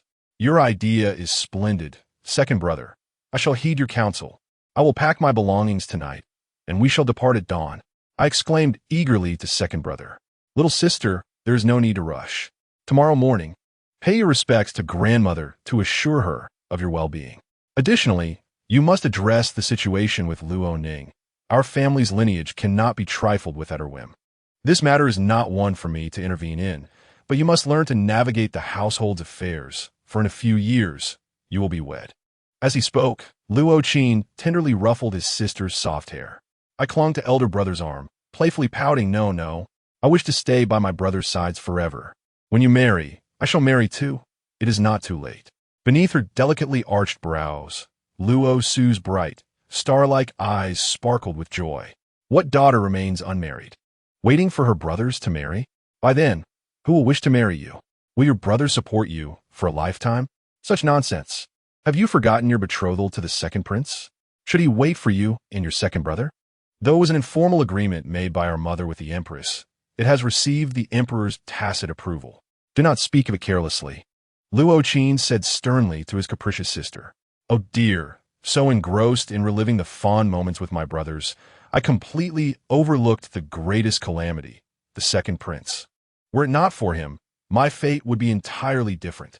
How can I avoid marrying him in this lifetime? This is not a dilemma that can be swiftly resolved. For the union between the prime minister's daughter and the second prince, while appearing to be a match of unparalleled beauty and talent, is, in essence, a formidable political alliance. Luo Changyu had no desire to see Luo Ning replaced by Luo Su as the second prince's consort. Yet the early friendship between Feng Xiaoxiao and the empress had led to a childhood betrothal. For years, while the royal family had not mentioned it, the arrangement was as good as set in stone, awaiting Luo Su's coming of age, a matter that even the current prime minister could not alter. Elder brother, second brother, please do not mention the second prince in my presence again. I do not wish to marry him. Initially, Luo Su was in high spirits as she sat on the edge of the bed, but her expression quickly darkened. Dear sister, are these words born of momentary impulse or careful contemplation? Luo Qin furrowed his brows, his handsome visage never having appeared so grave. Luo Lin, sensing that his sister's words were somewhat inappropriate, inquired with concern, Sister, do you speak sincerely? Have you ever met the second prince? It is said that countless young women in the capital yearn to marry him. I had even heard that you admired him as well. What caused this sudden change of heart? Have you encountered some troubling rumors? How am I to explain this to my two elder brothers? Should I say that this man would stop at nothing to slay you, leading to the annihilation of our family? Alas, such matters cannot be spoken of. Must be planned with caution. No, please do not be so anxious, dear brothers. It is merely that I feel the royal family is ill-suited for me. With their numerous rules and lack of freedom, I would be unable to do anything and must share my husband with other women daily. It would be better for me not to marry at all, Luo Su stated dismissively. Fortunately, there were no outsiders in the room. Such shocking words, overheard by her two brothers, prompted a shared glance between Luo Lin and Luo Qin. Was this a sign that their younger sister had matured? Or was she merely experiencing a profound realization from her kneeling in the ancestral hall? This was concerning. All right, it is getting late. We shall discuss this further tomorrow. I advise you to refrain from such talk, especially in front of outsiders. This could invite grave danger. The royal marriage is not something we can easily dissolve. If you truly feel this way, we shall reconsider once you return from your martial studies. Luo Qin cautioned Luo Su against speaking carelessly. Luo Qin viewed himself as merely a lowly lieutenant, lacking the authority to govern independently. Perhaps, when he ascended to the rank of a general, he might have the standing to advocate for his sister's freedom in marriage. It was better to act decisively for her sake than to merely speak of it. In truth, Luo Su wished to converse with her brothers a while longer, yet the hour was indeed late. Reluctantly, she bid them farewell. Then I shall first visit grandmother in the morning. After I finish packing, I will seek you out. I have recently learned to make a new delicacy, the hibiscus cake, which I'm certain you will enjoy. Xiao Meng, come in. Luo Qin called for Xiao Meng, who had been waiting outside, and earnestly instructed her. Your young mistress is of a simple nature. As her personal maid, you must always consider her well-being. In any urgent situation, come to me or the second young master. Do you understand? Xiao Meng, intimidated by the imposing presence of the eldest young master, quickly knelt and bowed her head, assuring him, rest assured, young master, I shall ensure that I care for my mistress properly in the future. I vow that she shall not endure such indignities again. She raised 3 fingers of her right hand in solemn promise. Sister, is your maid not a bit dim-witted? Perhaps, second brother, you should find her a more astute companion? Luo Lin remarked, shaking his head at the foolish expression on Xiao Meng's face. No wonder their sister had once been easily deceived by Luo Ning. This maid was of little use. Xiao Meng, upon hearing the second young master suggest transferring her away from her mistress, immediately felt tears welling up in her eyes. Mistress, I find it difficult to part with you, my lady. As long as you do not dismiss me, I am willing to do anything. While speaking, he bowed deeply to Luo Su. Second brother, Luo Su reproached Luo Lin. Xiao Meng has always been timid, having served by my side since childhood. Do not frighten her. Throughout these years, she has been genuinely loyal to me, steadfast and true. Though she may not be the sharpest, she is certainly teachable. You are truly mischievous, second brother. Eldest brother, please keep him in check. He's quite the simpleton. Very well, I merely jest. Await the arrival of my sister's lotus cake tomorrow. I am off to sleep, utterly exhausted. With that, Luo Lin leapt out of the window and vanished with grace. Sister, rest well. We shall discuss our journey tomorrow. Eldest brother will take his leave now. With that, Luo Qin also exited the Zissou pavilion. As I observed my brothers departing, I approached and assisted Xiao Meng to her feet. Xiao Meng, please close the windows and doors. I have something to discuss with you. I turned and settled back onto the bed, leaning against its edge. Today has been exceedingly tiring, and I simply lack the strength to continue. My lady, I have checked everything as you instructed. All is secured. Is there anything else you require? Xiao Meng had always referred to me with a formal you, occasionally calling me my lady. However, the recent remark from the second young master instilled a sense of urgency that compelled her to adopt a more serious demeanor. Xiao Meng, we have been together since the age of 6, over 8 years now. I believe I have treated you well, providing for your needs without fail. Moreover, you have been diligent in your service over the years. I did not wish to speak to you in this manner, but I must tread a path of vengeance, one that will be drenched in blood. If you remain naive, you might be exploited, and there are some lessons in life that one must learn through experience. My lady, please do not say such things. If it were not for your care since childhood, I would have seen the other girls who came to the manor starting with laborious tasks. I am truly grateful to have encountered you at the very beginning. I am aware that you have shielded me from many hardships. Thus, whatever you command, I shall undoubtedly comply, even if it means facing peril. Xiao Ming replied with unwavering determination. There is no need for such drastic measures. Simply observe more and speak less. Tomorrow, I shall bid farewell to grandmother, and I cannot predict when I will return. It is impossible for me to take you with me. I have always considered you a confidant, and they see us as one. I fear that without my protection, Luo Ning and the others may trouble you. However, rest assured, I shall inform grandmother and arrange for you to study household matters under Jing Qi's guidance. Will you be patient and await my return? I beckoned Xiao Ming to come closer, taking her hand earnestly. Chapter 6. A reflection of the past, my lady. You have been exceedingly kind to me. Xiao Ming, tears streaming down her face, knelt before Luo Su and proclaimed, I shall follow you in this life, and even in the next. Foolish child, this is already the next life. To be reborn is akin to living another lifetime. Otherwise, how would I have the opportunity to express these sentiments to you? Let's not dwell on other matters. While with Jing Qi, you must be astute. Grandmother is known for her integrity and maintains strict rules for the servants. Remember not to be lazy or cunning. Tomorrow, I will rise early to prepare lotus cakes for grandmother. Please go to the small kitchen and prepare the dough for me to use in the morning. After conveying her thoughts, Xiao Ming responded affirmatively and turned to prepare in the small kitchen. Lying in bed, she contemplated how to confront the despicable Luo Ning if they were to meet again. As she had always endured in silence before, why should she tolerate it? As a legitimate daughter of the Xiang family, supported by her grandmother and brothers, even if she wished to avoid entanglements with the second prince, her father still feared the royal authority. Moreover, any excessive actions from Luo Ning would have to be borne by her. From this moment on, she would no longer allow anyone to bully her. As the pain within her gradually subsided, she regained her composure and surveyed the familiar rose-patterned silk tent above her, covered with a golden silk quilt adorned with peonies. Had it not been for her obsession with the second prince and the jealousy and malice of Luo Ning, her life could have been filled with the companionship of those who loved her, surrounded by children at her knees. With these thoughts, Luo Su fell into a deep slumber, unaware that a domineering force within her was gradually filling her meridians, seemingly with a consciousness of its own, aiding her in recovering her frail body. As dawn approached, fine rain drifted through the long, wide alley, the bluestone pavement glistening with moisture and droplets pattering from the eaves.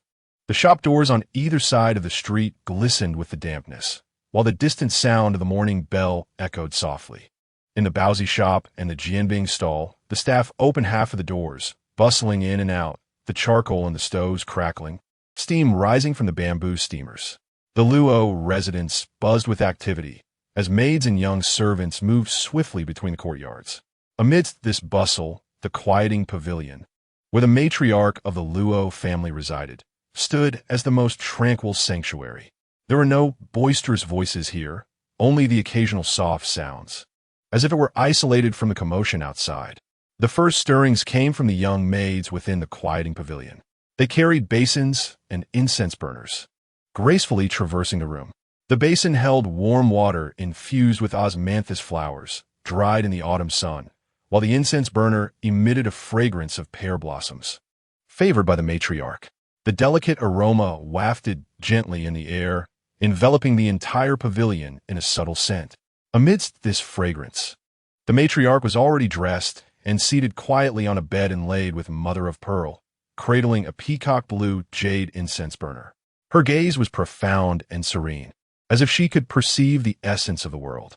The busy figures of the maids and their soft movements did not disturb her contemplation. As time passed, other parts of the Luo residence began to stir with activity. Young servants started to transport various items, while the maids busied themselves with tidying rooms and garments. The entire Luo residence was immersed in a bustling yet orderly atmosphere. In the midst of this busyness, the quieting pavilion of the Luo matriarch appeared as a unique entity. What news from Jingqi and Nannan? She pondered. She did not sleep well last night. Although kneeling in the ancestral hall was her command, it felt amiss, as if she had fallen into someone else's trap. I, Feng Fiwen, who have spent a lifetime in the battles of life, have grown confused in my old age. Allowing my legitimate granddaughter to kneel in the ancestral hall. Such a severe punishment, if known, would tarnish Nanan's reputation. Meanwhile, in the Zissou pavilion, Luo Su had risen early and made her way to the small kitchen. Xiaoming was already busy in the kitchen, and upon seeing Luo Su, she said, "Miss, the dough has risen nicely, awaiting your instructions."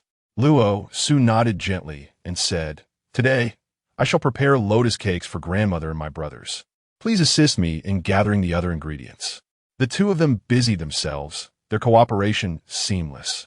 Though Luo Su appeared to be a sheltered young lady, she had devoted considerable effort to mastering various arts, music, chess, literature, painting, and culinary skills during her previous life, all in an attempt to please the second prince. Alas, her talents remained unappreciated and unseen. The preparation of lotus cakes necessitates meticulously chosen ingredients and refined techniques. With dexterity, Luo Su skillfully crafted the cakes while teaching Xiaoming along the way. After much effort, trays of fragrant and visually appealing lotus cakes emerged, fresh and inviting. Luo Su gazed at the cakes before her, a satisfied smile gracing her features, knowing well that they would surely earn her grandmother's admiration. Once everything was prepared, Xiaoming carried the lotus cakes as they made their way to grandmother's residence. They strolled into the tranquil courtyard, where Luo Su donned an elegant purple butterfly dress adorned with intertwining lotus patterns, her hair neatly pinned up, revealing her graceful neck. Her steps were light and respectful, her eyes radiating reverence and concern for her grandmother. Upon reaching the entrance of grandmother's quarters, Xiaoming softly announced their arrival. Moments later, the door slowly opened, revealing a kindly face. Jingqi personally welcomed them, saying, "The maid informed me that the magpies at Jingxin Pavilion have been chirping excitedly today, as if heralding joyous news. It turns out that the young lady has arrived. This morning, the matriarch was still concerned about your health. You must come in quickly. She has been worried about you and is feeling guilty." "Thank you, Sister Jingqi, for taking such good care of grandmother. I have often caused trouble, and it is indeed ungrateful of me to make her worry," Luo Su replied, her face reflecting regret as she swiftly entered the inner chamber. "Grandmother, grandmother, Su'er has come to seek your forgiveness," she exclaimed, dashing into her grandmother's embrace, her words mingled with sobs. Gradually, her cries grew more sorrowful, tears cascading down like a string of pearls. The faint fragrance of her grandmother's presence evoked a profound nostalgia for this moment. Grandmother, as gentle as ever, patted her back. "Ask him, my dear, what troubles you? Have you been wronged? Are you upset about being sent to the ancestral hall?" The matriarch lifted Luo Su's tear-streaked face, tenderly wiping away her tears. Luo Su, the firstborn girl and the first child of the Luo family, had always been cherished by Feng Fei Wan, who treated her with utmost care, fearing any harm might befall her. This was the first time Luo Su had cried so bitterly. "Is it not enough that I apologize to you, my precious child? Your tears move me to the point of wanting to weep alongside you," the matriarch said, dabbing her eyes with her sleeve. Upon witnessing the matriarch's tears, the maids immediately knelt, heads bowed in fear as if they had committed a grave error. "Grandmother, please do not cry on my account. It is I who should feel ashamed. You must not strain your health because of me, for that would be my fault," Luo Su implored. "I came today to let you taste the lotus cakes I made for you." With that, she signaled for Xiaoming to bring forth the prepared delicacies. The kneeling maids rose, fully aware that the matriarch held Luo Su in the highest esteem, loving her as if she were a precious jewel, shedding tears of affection for her. To witness it firsthand is an entirely different matter. It appears that regardless of how the master treats the young lady, as long as the matriarch is present, no one shall dare to bully her.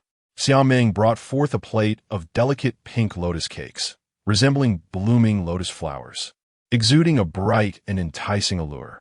Upon tasting it, grandmother revealed a satisfied smile, praising Su'er's culinary skills have become increasingly refined. When did she learn to make these lotus cakes?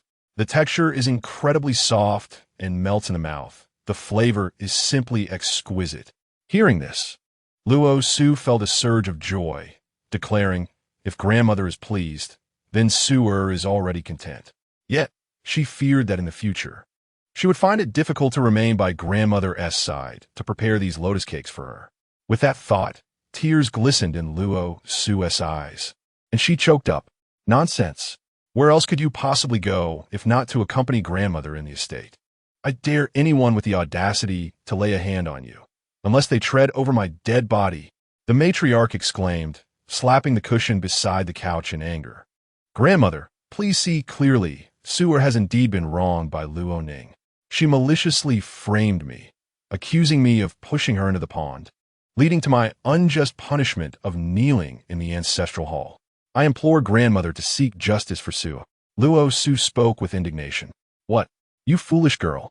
At that moment, when grandmother questioned you, why did you not defend yourself? Now, only after suffering a great injustice do you come to lament to grandmother.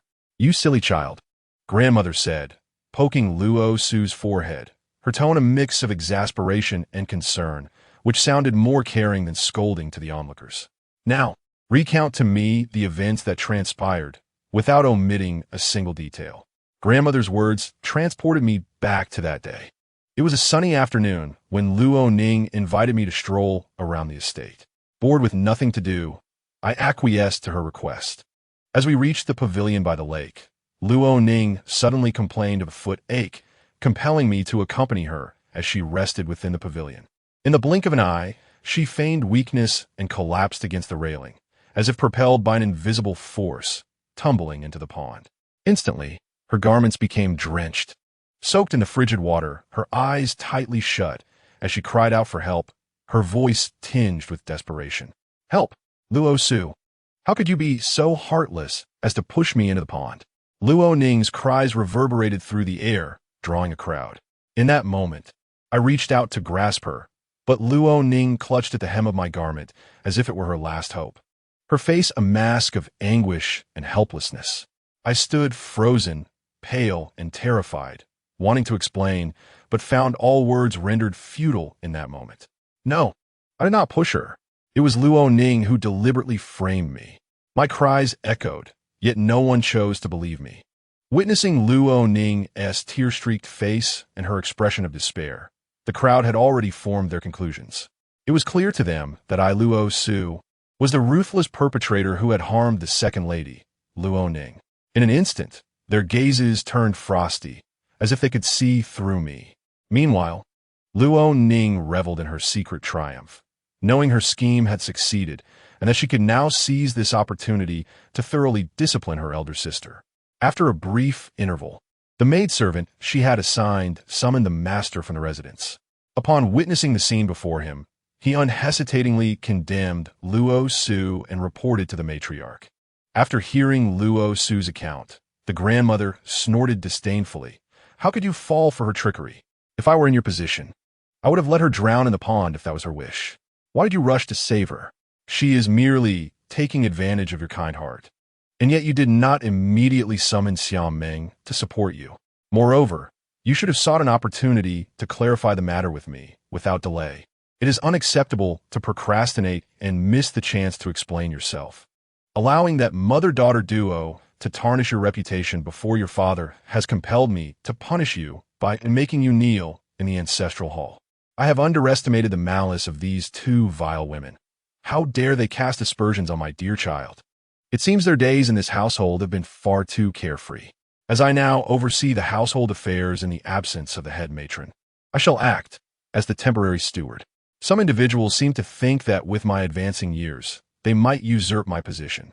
Jingqi, issue a decree. From this day forth, the second young lady and Bai Yinyang shall have their allowances reduced by half. They are to refrain from any expenditures on clothing, jewelry, or similar matters until the Lunar New Year of next year. The matriarch coldly commanded. Understood. I shall immediately relay your orders to the household steward, Jingqi replied, bowing deeply before taking her leave. Chapter 7. Farewell to grandmother, setting aside the fact that she has slandered you, even if you did push her into the pond. What of it? You, the legitimate daughter of a noble family, the future consort of the second prince, killing a mere concubine's daughter is hardly a grave matter. It is merely that your grandmother has sheltered you too well, never allowing you to engage in the squabbles of the inner court, nurturing within you a heart of compassion. You truly ought to inherit your grandmother's formidable demeanor. The matriarch spoke with a hint of frustration.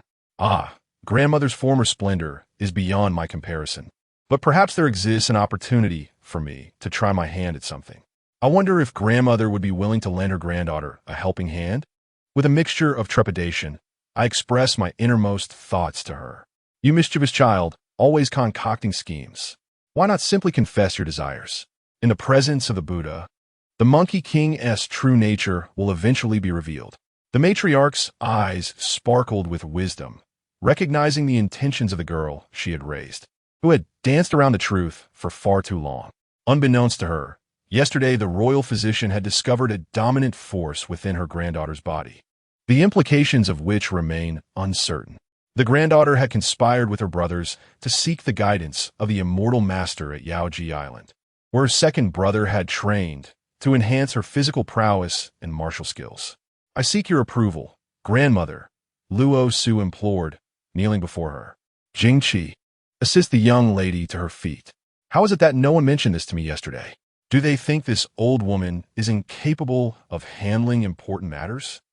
The matriarch lamented, her eyelids drooping in self-deprecation while admonishing the 4 major maidservants, insisting that all critical matters be reported to her promptly.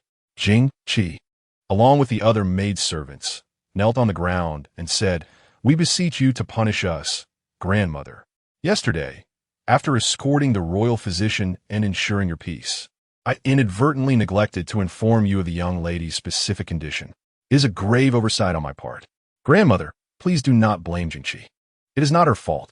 This matter was instigated by my granddaughter, who wished to keep the secret from the prying ears within the household. If those with ill intentions were to uncover this, they might twist the truth and spread malicious rumors to my father." Luo Su spoke earnestly to her grandmother.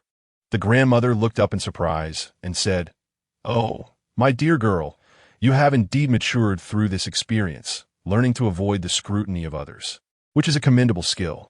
My intention in keeping you away from the affairs of the household was to allow you to enjoy a carefree existence as a young lady for a few more years. Do you not realize that once married, you'll have to manage your husband's family and the household? Moreover, you are destined for greater things. As for the second prince, let us not speak of such matters. It is prudent to refrain from discussing royal affairs. I wonder if my desire to protect you has rendered you too innocent, allowing even a mere illegitimate daughter to take advantage of you." The grandmother gently turned the beads in her hand. The matriarch could sense Luo Su's growth and hoped that her granddaughter would one day carve out her own place in the world. Regarding this matter, she was not entirely oblivious to her granddaughter's predicament in the ancestral hall. She had discreetly assigned someone to keep watch, ready to report any issues. Even when Xia Meng secretly delivered food to Luo Su, she chose to turn a blind eye. Otherwise, how could anyone so easily intrude upon such a sacred space?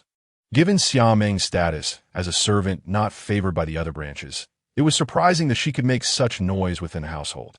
The elder had previously considered assigning Luo Su a more astute maid, but this incident made her hesitate.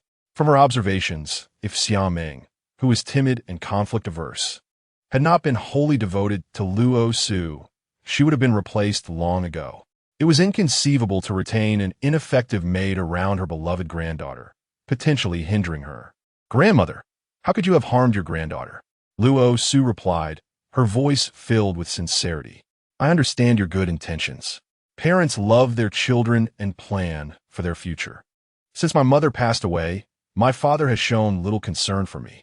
If not for your careful guidance, I would have fared worse than the other illegitimate daughters in the household." Luo Su spoke despondently, her words reflecting the truth of her situation. "As the legitimate daughter of the Prime Minister, your fate must be in your own hands. Su, I am growing old, and my ability to protect you diminishes with each passing day. If there are places you wish to go, I shall grant you permission. But remember one thing, only by loving yourself can you truly love others. Do not sacrifice your well-being for the sake of others. When the day comes that I must depart from this world, I wish to leave knowing that I have fulfilled my duty to your mother." Reflecting on Luo Su's mother, the elder could not help but lament, "If only I had not insisted that your mother part from her beloved and marry your father. Perhaps she would have spent her life with the one she loved, instead of fading away in sorrow. Among the many decisions made by Feng Fiwen, this remains the most regrettable. There is one more matter for which I require Sister Jingqi's assistance. Xiaoming has served by my side since childhood, and I hold her in great affection. Thus, I earnestly request that you allow her to accompany Sister Jingqi to learn proper etiquette, broaden her horizons, and receive guidance. Upon my return, Xiaoming will surely help alleviate my burdens. Luo Su addressed Jingqi with earnestness. The elder matriarch glanced between Xiaoming and Jingqi, nodding her head as she spoke. I initially thought it was a matter of great significance. I shall grant this request as well. If you remain silent, I shall send Xiaoming elsewhere. She appears rather dazed and foolish. It is time she learns to be more adaptable. Jingqi, I entrust this young girl to your care. Impart to her a portion of your innate talent, and consider it a virtuous deed. I promise you will be handsomely rewarded. How could I dare to seek rewards from our esteemed ancestor? Rest assured, I shall ensure that Xiaoming surpasses even my abilities. When that time comes, I hope the young lady will not accuse me of leading her astray. Jingqi replied with a smile, covering her mouth with a handkerchief. Ultimately, it is a testament to grandmother's adept teaching. Just look at how each of your devoted maids possesses such grace and intelligence. I am envious of my granddaughter, truly, praised Luo Su sincerely. Xiaoming, overwhelmed by the care shown by the young lady and the elder matriarch, expressed her gratitude. Thank you, Mississippi. Thank you, esteemed ancestor, for your kindness. I shall not disappoint your expectations. I will diligently learn the proper etiquette from Sister Jingqi and await your return. With that, she solemnly knelt before Luo Su and the elder matriarch, offering her respectful bows before stepping aside in silence. The two spoke and laughed, and time passed swiftly. However, just moments ago, Luo Ning received a report from her informant stationed at the Jing Xian Pavilion, revealing that Luo Su had arrived early that morning to curry favor with the elder matriarch. This was indeed uncharacteristic of Luo Su, who typically would not rise until well after noon to pay her respects. Such behavior was truly remarkable, and Luo Ning refused to remain passive. Since hearing the commotion caused by Luo Su the previous night, Luo Ning had been aware of the situation, albeit uncertain whether the commotion was genuine as Xiaoming had claimed or merely feigned. Understanding the principle of remaining still while the enemy moves, she chose not to act. Thus, upon learning that Luo Su had paid her respects to their grandmother early that morning, she deduced that Luo Su had concocted a scheme to extricate herself from her predicament. Luo Ning then began to prepare herself, intending to visit their grandmother to ascertain the truth.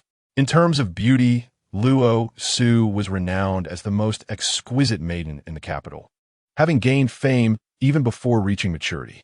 Poetic verses still circulate, capturing the breathtaking allure of Luo Su.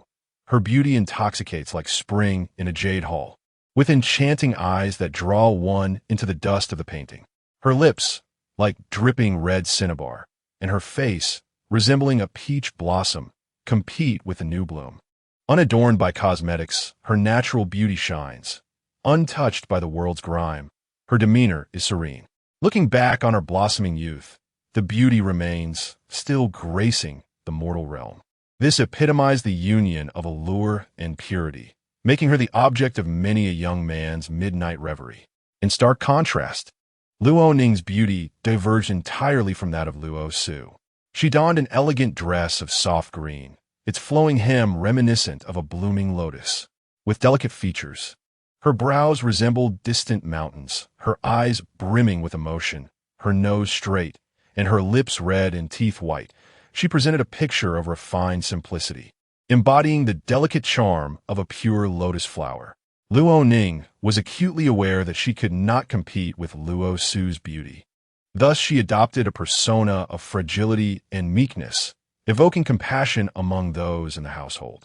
It was apparent that their grandmother held a particular fondness for the legitimate branch of the family, especially given that Luo Su's mother was her niece. Such a profound connection was beyond the reach of a mere illegitimate daughter. Therefore, Luo Ning devoted herself to the outward displays of filial piety, ensuring her path within the household remained untroubled. However, in this instance, she had acted with haste and carelessness.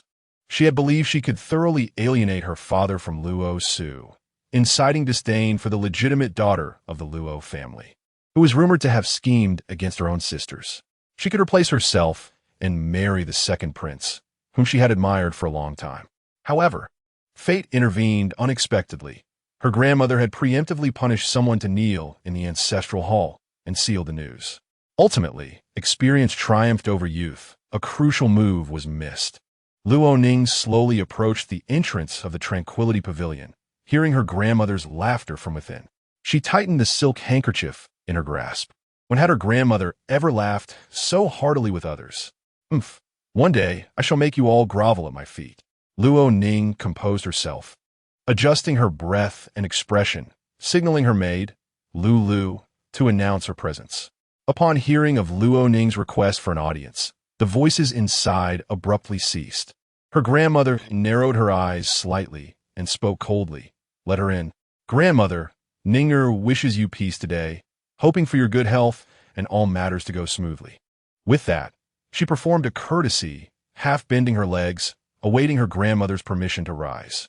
Yet, a considerable time passed, and the old matriarch remained silent, intentionally prolonging Luo Ning's wait. Luo Ning felt a surge of panic within yet feigned calmness. Before her grandmother granted her permission to rise, she stepped forward, feigning concern. Sister, are you feeling better? Luo Su smiled gently, her tone warm, though her eyes lacked mirth.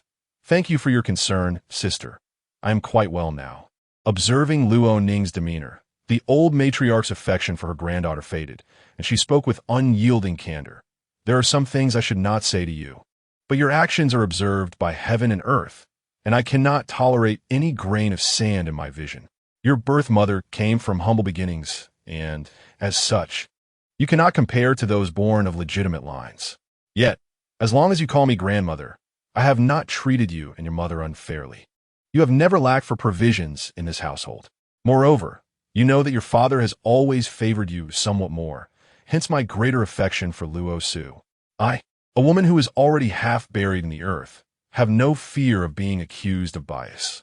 The old matriarch's words were piercing, devoid of any semblance of familial tenderness. Luo Ning's heart trembled, and she bowed her head in silence. She had thought that her cautious demeanor could earn her a measure of warmth, but little did she know that in her grandmother's eyes, she would forever be overshadowed by the esteemed legitimate daughter, Luo Su. After all, her mother was a concubine, forever relegated to the shadows. At that moment, Luo Su glanced at Luo Ning, personally offering a cup of tea to their grandmother, saying, Grandmother, do not let your anger affect your health over trivial matters. It is not worth it. With a playful wink at her grandmother, she exuded an air of charm and mischief. The grandmother looked at her with indulgent affection, saying, If only you spoke so well earlier, no one would dare bully you into the ancestral hall. Luo Ning observed this scene, her heart a tumult of emotions. It appeared that her attempts to undermine Luo Su had backfired, and this incident was now laid bare before their grandmother, with both of them subtly alluding to her misdeeds. Luo Ning, from this day forth, you are confined to your quarters for a month and must transcribe the Buddhist scriptures 3 times daily. Only when you have completed this shall you return to pay your respects. The old matriarch waved her hand dismissively at Luo Ning, her expression one of disdain, as if to say that such a viperous creature, capable of harming her own kin, must eventually be dealt with. Realizing further words would be futile, Luo Ning performed a bow and turned to leave the Tranquility Pavilion. Heading towards the Yuhui Pavilion, she resolved that if her grandmother favored Luo Su so, then she would not hesitate to be ruthless in the future. Chapter 8. Journey postponed within the estate. There exists a singular silver screen adorned with gilded embellishments. At the apex of the pavilion hangs a plaque of black golden silk nanmu, embellished with dancing dragons and phoenixes, inscribed with the 3 characters Yuhui Pavilion. The sunlit steps of the heavenly staircase radiate warmth akin to jade, casting a gentle glow within the windows. The ambience of the pavilion is both elegant and comfortable, revealing that Luo Changyu is inherently a man of refined literary pursuits and charm. In the courtyard, pomegranate trees flourish, tea-colored flower pots grace the surroundings, and 9-foot-tall oleanders stand proudly alongside forsythia, flowering peach, gardenias, and parasol trees, all surrounded by a plethora of blossoms that bloom throughout the seasons, including the perennial trees of the 8 festivals. As Luo Ning approached, she had already devised a plan to lament to her father. Although she had been punished by her grandmother and found herself at a disadvantage, her father remained her sole bastion of support, no matter how capable Luo Su might be. Ultimately, matters within the estate are dictated by parental decisions, with the grandmother holding no sway over such affairs. Contemplating the second prince's exceptional grace and charisma, Luo Ning steadied her resolve, understanding that both connections and status were imperative. In this world, men often perceive themselves as protectors of the weak, and her father, as the prime minister, was no exception, standing just beneath the emperor, yet above all others. Luo Ning had mastered the art of psychological manipulation, a skill that had allowed her to rise above the myriad children of lesser birth. She was acutely aware that her beauty, while charming, could not rival the astonishing allure of Luo Su. Thus, she dedicated herself to understanding the male psyche, seeking to bend it to her will. The ability to read emotions and intentions was the sole skill she had inherited from her mother, enabling her to strategize in winning a man's heart. Concubines were merely instruments to serve men, but they certainly knew how to captivate them. Adopting the melodious tones that her father cherished, she entered the inner chamber without announcement, her voice trembling as she pleaded, "Father, Ninger implores you to take charge." Even before her presence was fully acknowledged, her tear-streaked visage evoked sympathy, her delicate fingers clutching at Luo Changyu's sleeve. "Ninger, what troubles you so? Pray, share your sorrows with your father. Is there someone in this estate who dares to bully you? I shall make it right." Luo Changyu's paternal affection seemed to be entirely devoted to Luo Ning, for he had shown little care for his legitimate son, whether in birth or during the trials of battle. "Father, it is all my fault. My sister accidentally caused me to fall into the pond. Had I not invited her to admire the garden's beauty that day, this mishap would never have occurred. Today, upon hearing that my sister was paying her respects to grandmother, I thought to inquire after her well-being. Alas, I unknowingly displeased grandmother, who has confined me to my quarters for a month, copying Buddhist scriptures. With the 5th princess's spring banquet approaching in merely 3 days, I have diligently practiced my musical talents solely to earn the title of the foremost talented lady for our family, so that the women of our household may secure their place among the elite of the capital. Father, what shall I do?" Luo Ning feigned distress, yet her words bore a sense of duty. The impending spring banquet hosted by the 5th princess was a grand affair, a significant opportunity for eligible young men and women from distinguished families to meet. The sons of influential officials in the capital would be vying for a place at this gathering. While talent was undoubtedly important, no family would wish to enter a lifelong union without first knowing the appearance, character, and abilities of their prospective partner. "Ninger, how can you bear the weight of all the mistakes alone? Moreover, it was Luo Su who pushed you into the pool. I have already inquired about the matter thoroughly. Do not excuse her merely to preserve sisterly affection. As the elder sister, she ought to demonstrate greater grace than you. Has your father not advised you to discuss any matters with him at the earliest opportunity? Your grandmother's disdain for you stems from your mother's humble origins. I shall seek a promising match for you among the noble families in the capital, one that will not be inferior to others." Luo Changyu affectionately ruffled Luo Ning's hair. So far, he had not perceived Luo Ning's hidden admiration for the second prince, and thus regarded her simply as a cautious daughter of lesser status within the household. He was exceedingly lenient towards her, supporting any endeavor beneficial to the family without reservation. "There is no need for concern.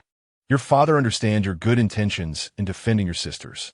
Rest assured, I will advocate for you to your grandmother regarding the spring banquet. Your efforts will not be in vain. Return now, for I still have some official matters to attend to. Your eyes are swollen from weeping. Reflecting in solitude would be an excellent opportunity for you to practice. I shall have Uncle Fu bring you the ancient zither bestowed upon the emperor from the western regions. It will surely enhance your prowess." Luo Changyu's act of gifting this imperial item to Luo Ning clearly illustrated his favoritism. Thank you, father. Ninger will not fail to meet your expectations. Having achieved her objective, Luo Ning smiled charmingly at her father and gracefully withdrew. Upon exiting Yuhui Pavilion, she turned to her close maid, Lu. You heard what father said. Go fetch the imperial zither to Ningyu Pavilion. Yes, Mississippi, you are truly resourceful. Regardless of the old matriarch's displeasure, the affairs of the household ultimately rest in the hands of the master. The matriarch has little time left. Soon, it will indeed be you who holds the reins. Lu flattered Luo Ning with obsequiousness. Enough, we are still within the estate, not in our private quarters. Be mindful of your words. I do not wish to be harmed by your thoughtless remarks. Luo Ning cast a sidelong glance at Lu. Indeed, miss. It was my carelessness. I shall refrain from such talk in the future. It was my oversight. You may entrust your Buddhist scriptures to me. Focus solely on your zither practice. Lu immediately took it upon herself to alleviate her mistress's worries. You are quite clever. Very well. Once I am wed into the royal family, you shall not lack for rewards. Luo Ning, with an air of satisfaction as if the matter were already settled, covered her mouth with a handkerchief and spoke. The two, cautiously ensuring no one was in earshot, hurried back to Ningyu Pavilion. After bidding farewell to her grandmother, Luo Su returned to Zisu Pavilion. To her surprise, her elder brother had been waiting for quite some time. Elder brother, what brings you here? I was just discussing with grandmother our plans to visit the immortal island for apprenticeship. She has already given her consent. Shall we set off tomorrow? As she spoke, Luo Su placed the freshly brewed by Luo Chun tea before her brother. The little girl can hardly contain her excitement to depart. Alas, you have overlooked an important detail. Our journey must be postponed for a while. The invitation to the fifth princess's spring banquet has already arrived at the estate. Your father likely has yours as well. It may be brought to you shortly. My elder brother and I will accompany you in 3 days. Luo Lin leisurely sipped the by Luo Chun tea brewed by his sister. Alas, I have forgotten such an important matter. Upon hearing my second brother mention the spring banquet, I was transported back to that moment. I was utterly unprepared with poetry at the gathering, and the lack of decorum between men and women caused my shame to echo throughout the capital. Upon returning home, my father confined me to my quarters, seemingly satisfied only when he nearly sent me to a convent. It was during that time that the title of the foremost talented woman in the capital, Luo Ning, became widely renowned. Do not think my brother neglected to remind you. I happened to catch a glimpse of Luo Ning emerging from our father's presence, her face brimming with pride, undoubtedly plotting something once more. You must be cautious for when the time comes for men and women to sit apart. I and our elder brother cannot always keep an eye on you, lest you fall in her trap. Luo Lin kindly cautioned her sister. With my second brother's warning in mind, Luo Su expressed her heartfelt gratitude. Thank you, second brother, for your guidance. I have learned my lesson from her once. When the time comes, I will invite both elder brother and second brother to witness the drama unfold, ensuring she does not succeed a second time. Rest assured, second brother. By the way, I have prepared the hibiscus cake for you today in the little kitchen. Shall I have Xiao Meng bring some for you to taste? Turning to Xiao Meng beside her, she instructed, Please fetch all the hibiscus cakes made this morning. Of course, miss, I shall go at once. Xiao Meng swiftly exited the room. Second brother, will the second prince also attend this spring banquet? I truly do not know how to face him. I fear I might lose control and confront the ungrateful scoundrel. What is this, little sister? Did you not say you wish to avoid his company? Why then are you inquiring about him now? Luo Lin asked, puzzled. No, second brother. I cannot explain it clearly at the moment. Also, will General Mu be attending? Luo Su asked anxiously. This was likely the first time she had spoken his name since her rebirth, and her heart raced at the thought. Which General Mu? Little sister. Are you not mistaken? There is no general by that surname in the entire capital. Luo Lin gazed at his sister in astonishment, sensing that since her emergence from the ancestral hall, she had changed in an inexplicable way. Now, it was Luo Su's turn to be taken aback, her shock beyond words. What? General Mu Yuntian is not currently in the capital? How could this differ from my past life? What shall I do? Where can I find him? Suddenly, Luo Su felt an emptiness within her. While vengeance was indeed crucial, having been granted another chance at life, she would much prefer to rekindle their connection. At that moment, Xia Meng returned with the pastries, saying, "Second young master, please try this. It is the hibiscus cake Miss made this morning in the little kitchen." Luo Lin glanced at the delicacies and thought that if he did not see Luo Su before him, he would never believe they were crafted by her own hands. The young lady, who had once been so sheltered that she hardly knew how to enter the kitchen, had undergone such a remarkable transformation in a short span of time. He picked up a piece and tasted it. It melted in his mouth, rivaling even the finest pastries sold in shops outside. Luo Lin, with a serious expression, looked at Luo Su and remarked, "I had no idea your skills had progressed so much, sister. You have certainly concealed your talent from us, your brothers. I shall bring back the other matters to my elder brother. There is a sentiment I ponder whether to share or withhold. The thoughts of young ladies are often elusive. Yet, should you encounter difficulties, do not bear them alone. Your brothers will always believe in you and protect you. Do you understand?" I was on the verge of revealing the matter of rebirth to my second brother, but I swallowed my words and said, "Second brother, I assure you, if anything arises, I will certainly inform you. However, the time is not yet ripe. I have yet to comprehend the intricacies of my own inner strength. How can I recklessly involve my brothers?" Luo Lin departed from Zissou Pavilion, carrying the fragrant lotus cake, sensing that Luo Su was concealing certain matters from them. Yet, as his sister had grown and harbored her own concerns, the role of an elder brother was to respect her choices and strive to protect her from the shadows. When did a general Mu emerge in the capital? How is it that I am unaware? It would be prudent to inquire with my elder brother regarding which young noble seeks to approach my sister. As for the second prince, I am already dissatisfied. Had it not been for the betrothal arranged by our mother in our youth, I would have left him in tatters. The more I pondered, the more incensed I became. Who is this General Mu, a mere upstart, that my sister holds in such regard? I cannot lay hands on royal kin, but a mere general is fair game for a friendly contest, and I shall enlist my elder brother's assistance. On the way home, Luo Lin had already devised the strategies for their impending duel. Chapter 9.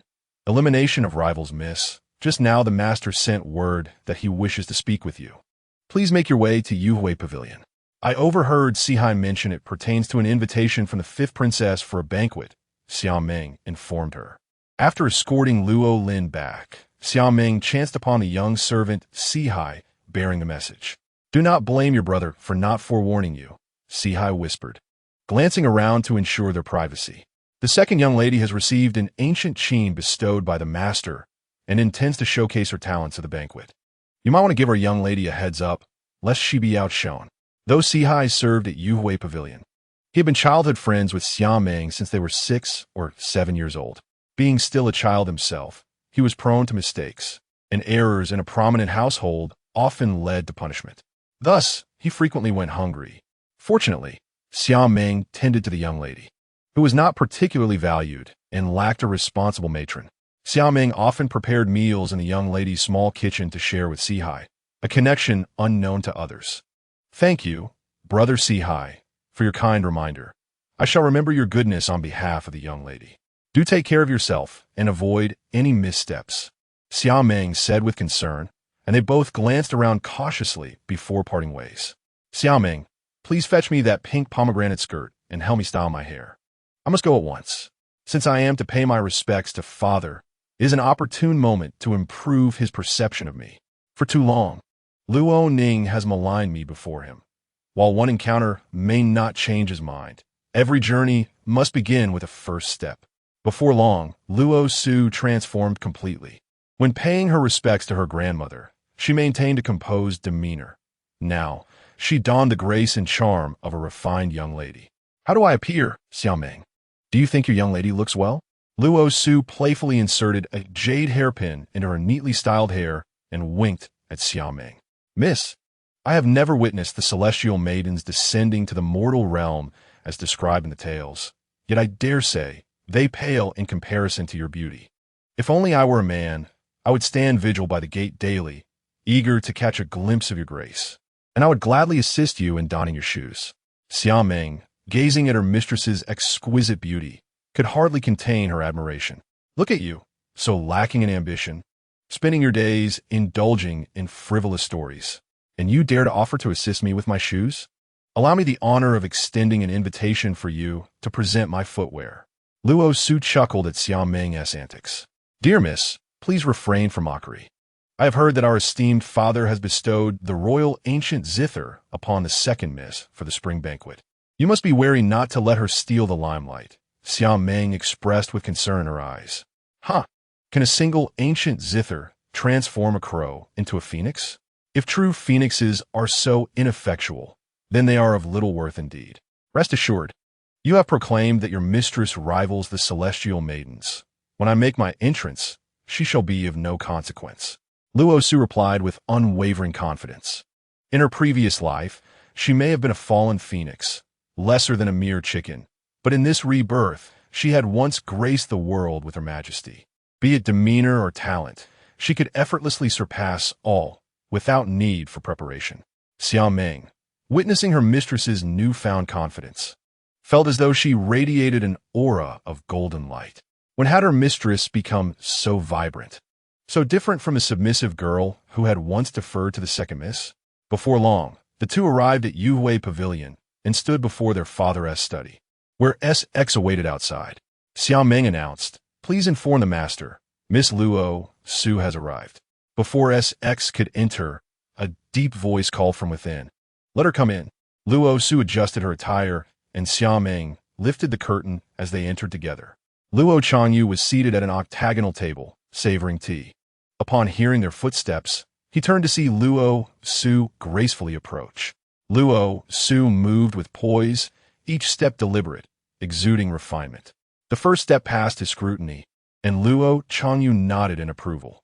While he held no immediate thoughts on her talents, he was satisfied with her graceful entrance, reminiscent of the elegant strides of noble ladies at banquets. May you be blessed, Father. Luo Su offered a respectful bow, her hair ornaments and earrings remaining perfectly still. Her voice clear and gentle, akin to a soothing stream caressing the heart. Luo Changyu had intended to remind Luo Su to adhere to the customs and etiquette at the fifth princess' banquet, ensuring the Luo family's reputation remained untarnished. Yet, upon witnessing her demeanor, he felt no such admonition was necessary. However, thoughts of recent events concerning Luo Ning cast a more serious expression upon his face. This invitation was sent by the fifth princess. As daughters of the Luo family, you and Luo Ning must support each other to fortify our family's foundation.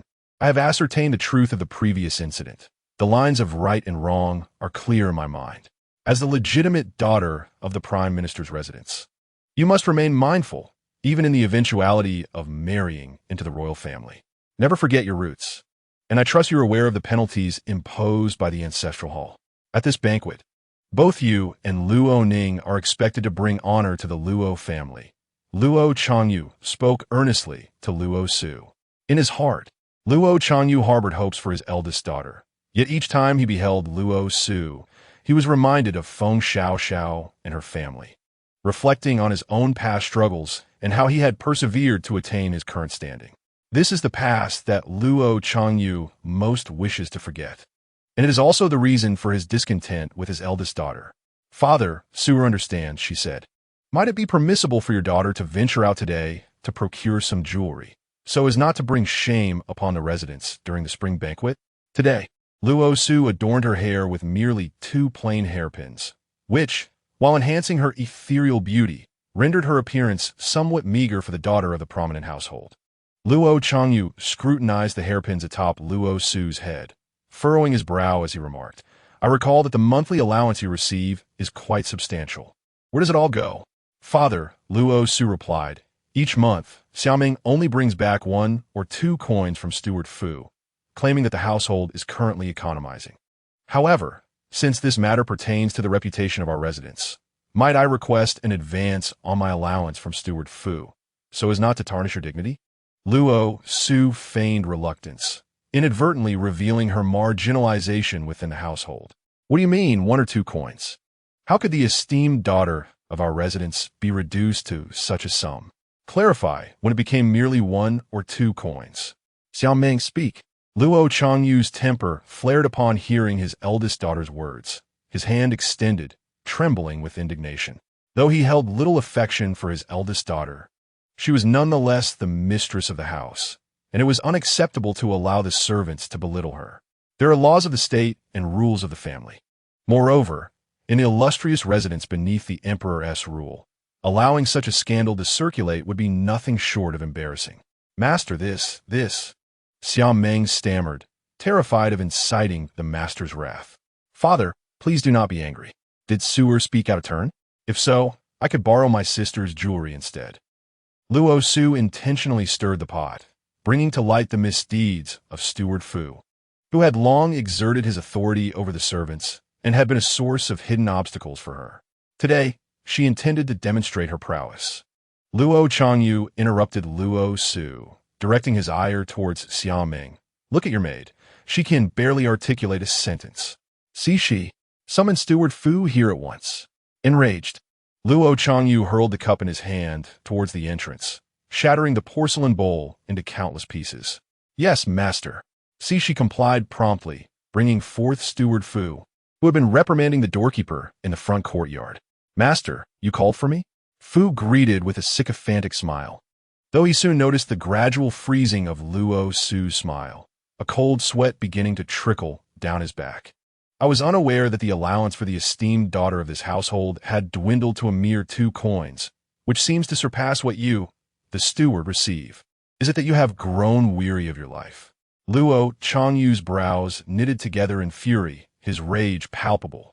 Having served as a high-ranking official in the capital for many years, he had cultivated a reputation that was among the most esteemed. If others were to exploit this weakness, turning it into fodder for gossip among the common folk, all his efforts over the years would be in vain.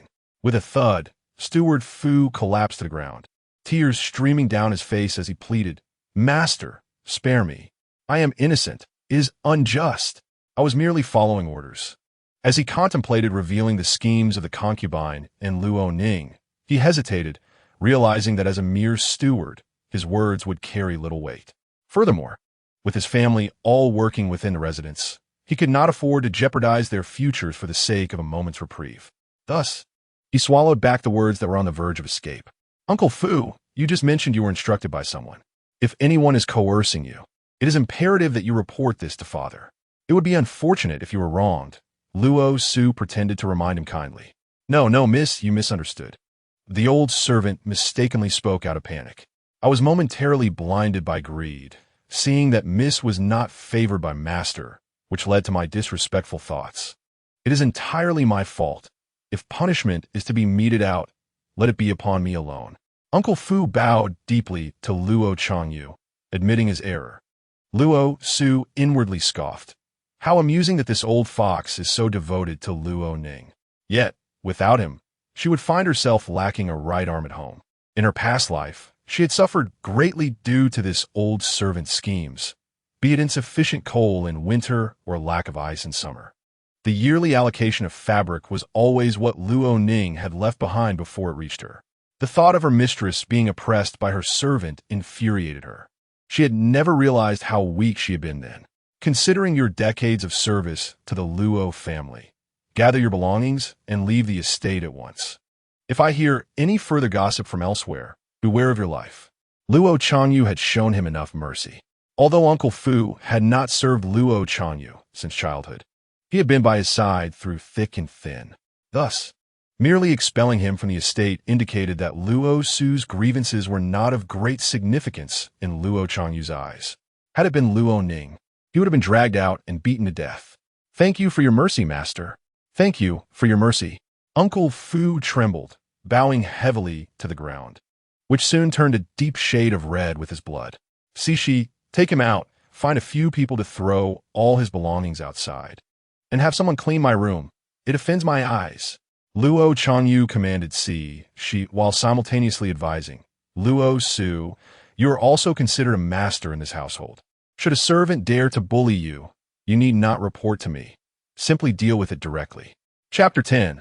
I am quite wealthy, thank you, father.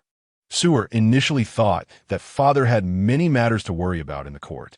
Not wanting to trouble him with household trivialities, I failed to report them, which was inconsiderate of me, Luo Su earnestly expressed to her father.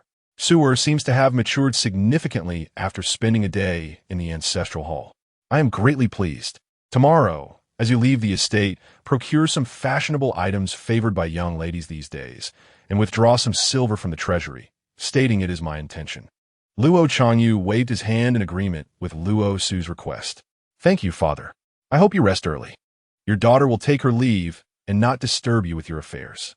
Once Luo Su finished speaking, she noticed her father gesturing for her to leave, and she departed the Yuhui pavilion with Xiaomeng.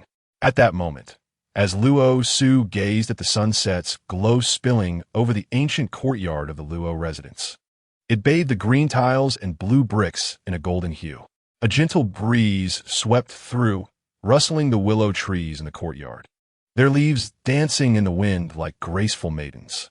Petals fluttered along the pathways, lifted by the breeze. In the courtyard's pond, only the lotus pods and leaves floated serenely upon the surface. The evening sunlight cast a delicate golden sheen upon the lotus leaves, rendering them extraordinarily beautiful. Yet Luo Su, preoccupied with her own thoughts, found no time to appreciate the enchanting scenery before her. Quite the opposite, in fact. A wave of melancholy washed over her. Everyone engages in scheming, yet such burdens weigh heavily on the heart. In her past life, perhaps she did not wish to act this way. It was merely a reluctance to target others. This life, however, demanded a different approach. If she desired vengeance, she must start strategizing immediately. The thought of Yuntian, whose whereabouts remained a mystery, left her feeling isolated and helpless. In the past, a mere glance back would have summoned him to her side. But where was he now?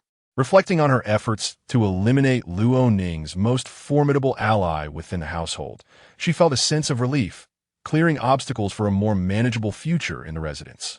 Luo Su mused on the boundless potential of humanity. This was merely the first step. Since she could not embark on her journey immediately, she resolved to wait until after the spring banquet before departing with her second brother. Miss, are you heading to the accounting room? You're going the wrong way. It's in the opposite direction.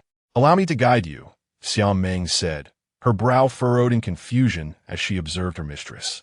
Luo Su, lost in her thoughts, suddenly snapped back to reality and asked, "What did you say? Miss, are you feeling unwell? Perhaps it would be best if I assisted you back to your room to rest." "Please don't frighten me," Xiaomeng replied, increasingly anxious about her mistress's dazed demeanor. The carefree Luo Su of the past had been much more reassuring. The current state of her mistress was truly heart-wrenching. Noticing Xiaomeng's expression, which was on the verge of tears, Luo Su suppressed her inner sorrow and said, "Let us go. You lead the way.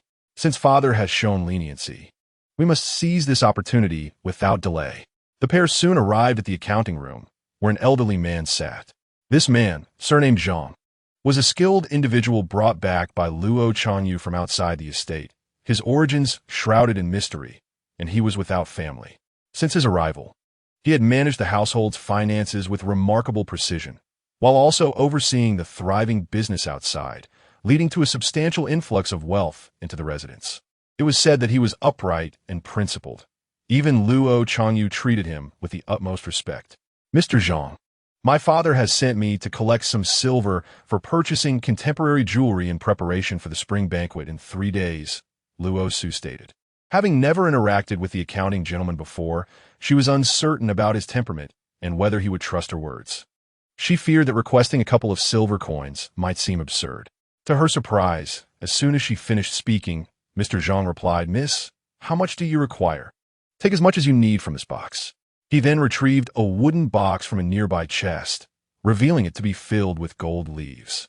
Luo Su had seen her fair share of jewels and wealth, yet Mr. Zhang's eccentricity perplexed her. Despite their lack of acquaintance, she wondered if he treated all masters of the estate in a similar fashion. Doubt crept in her mind. How much would be appropriate to take? If she took too much, it would surely backfire if her father found out. Observing her hesitation, Mr. Zhang discerned her thoughts and reassured her, "Do not worry, Mississippi. Since the master has entrusted you to me, it is my duty to determine the amount. As the legitimate daughter of the residence, Your appearance at the spring banquet prepared by the fifth princess must be nothing short of breathtaking. This is also what the master desires. Hence, you need not concern yourself with the finances. Should there be any surplus, consider it a means to compensate for the years of neglect from Uncle Fu and the master. Mr. Zhang is indeed an extraordinary individual. Though he presents himself as an indifferent figure within the accounts room, not a single matter escapes his keen oversight. Since Mr. Zhang has expressed himself thus, I shall graciously accept his kind intentions and take the summer dream box with me. With a faint smile, Luo Su instructed Xiaoming and then turned to exit the accounts room. Following her mistress's command, Xiaoming promptly stepped forward to carry the box and followed closely behind Luo Su, not daring to glimpse the peculiar expression on Mr. Zhang's face. Behind them, Zhang Yudao mused to himself, how intriguing indeed. It seems this legitimate young lady is no longer as timid as before. The affairs of the estate have become considerably more engaging. I never thought I would witness such a day, where the Luo family possesses such a fascinating and exquisite young woman. The two hurried towards the Zissou pavilion, and upon returning to the boudoir, Luo Su was astonished to find that Xiaoming had genuinely brought back the box of golden leaves. Xiaoming, I have now become a wealthy woman, she exclaimed, laughing joyously. It is remarkable that a mere coincidence could yield such a fortuitous result. Has my fortune truly changed for the better? Luo Su remarked to Xiaoming. Mistress, you are truly both courageous and astute. I am utterly in awe, Xiaoming responded, marveling at the box filled with shimmering golden leaves. Just imagine how many jewels and garments we could purchase with such wealth. The golden leaves were evidently of considerable value, their quality and weight far surpassing that of ordinary objects. Let us prepare to leave the estate right away. We must act swiftly. The news may soon spread throughout the household that I have acquired a box of golden leaves. If my father learns of this, I can only wonder what his reaction might be. It is better to spend it sooner rather than later. Miss, the carriage is ready and awaits you at the entrance, Xiaoming said, assisting her mistress as she prepared to leave. Here is a veil hat that may prove useful. With great thoughtfulness, Xiaoming had prepared a delicate white gauze veil hat for her mistress. She vividly recalled the year when her young mistress, in a fit of playful mischief, ran out of the estate, causing quite a commotion in the streets, with passers-by momentarily dazed by the sight of their young lady, resulting in a cascade of humorous incidents where people collided with one another and even with trees.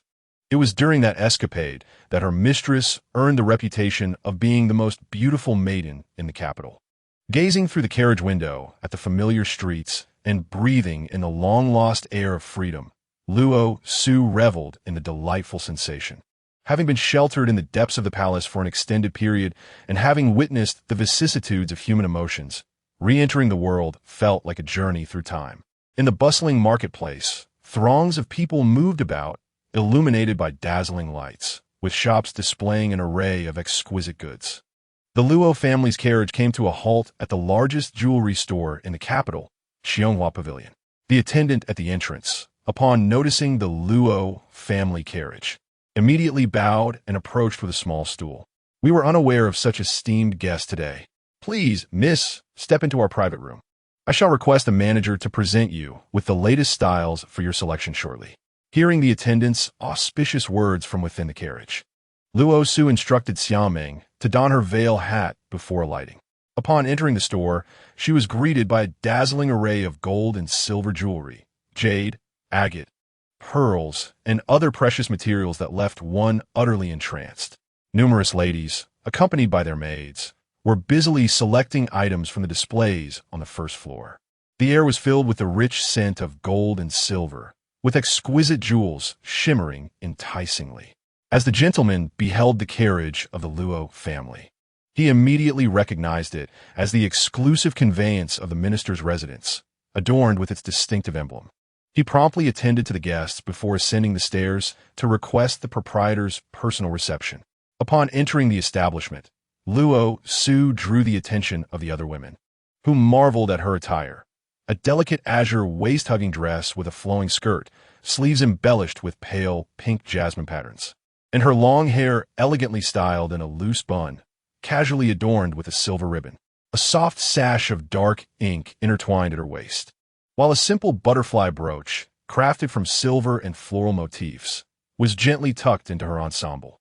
The light tassels cascaded gracefully, creating ripples in the breeze, and her brow was marked by a subtle touch of millet sand, accentuating her graceful figure. The women gasped at her poise and demeanor. Though the sheer veil obscured her features, her attire and adornments bespoke refinement, leaving them to wonder which noble lady had graced their presence.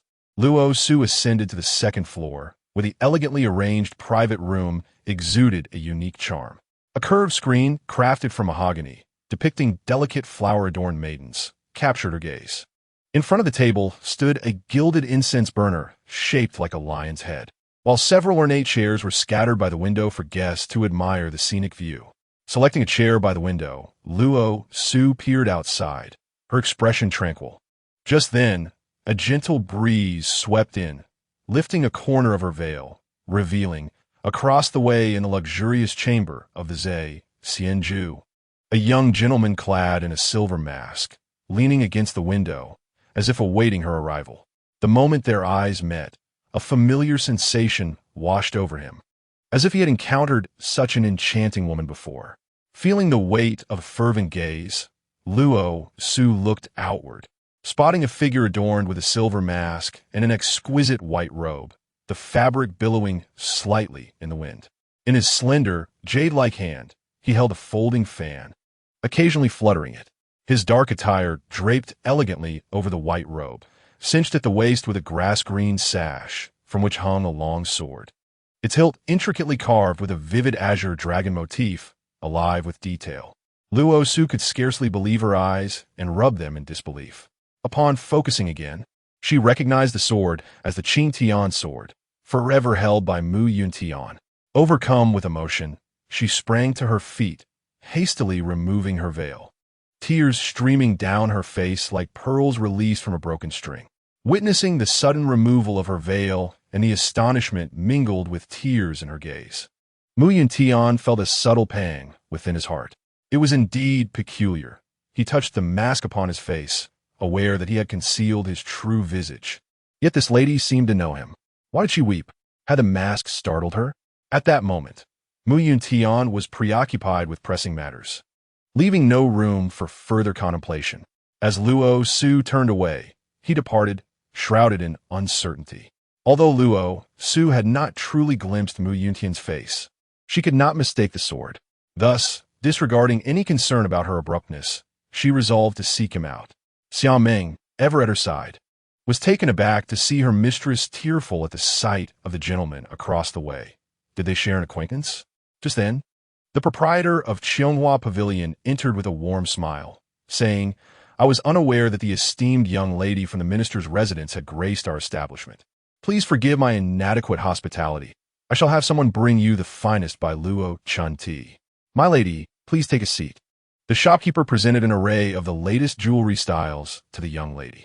With a clap of his hands, several maidens entered in succession, each carrying a tray. Coincidentally, they blocked Luo Su's view, prompting her to glance outside, only to find that the person she sought had vanished, leaving the opposite restaurant's room empty. In a state of panic, Luo Su approached the window, scanning the street for any trace of him. "My lady, are you searching for someone?" asked Xiaoming, who had followed Luo Su to the window and leaned out to look, but the gentleman she had seen moments ago was nowhere to be found. "Xiaoming, please check outside to see if there's a young man holding a green cloud-patterned sword," Luo Su instructed urgently, eager to locate Yuntian. Upon receiving her command, Xiaoming hurried downstairs, weaving through the bustling street in search of him.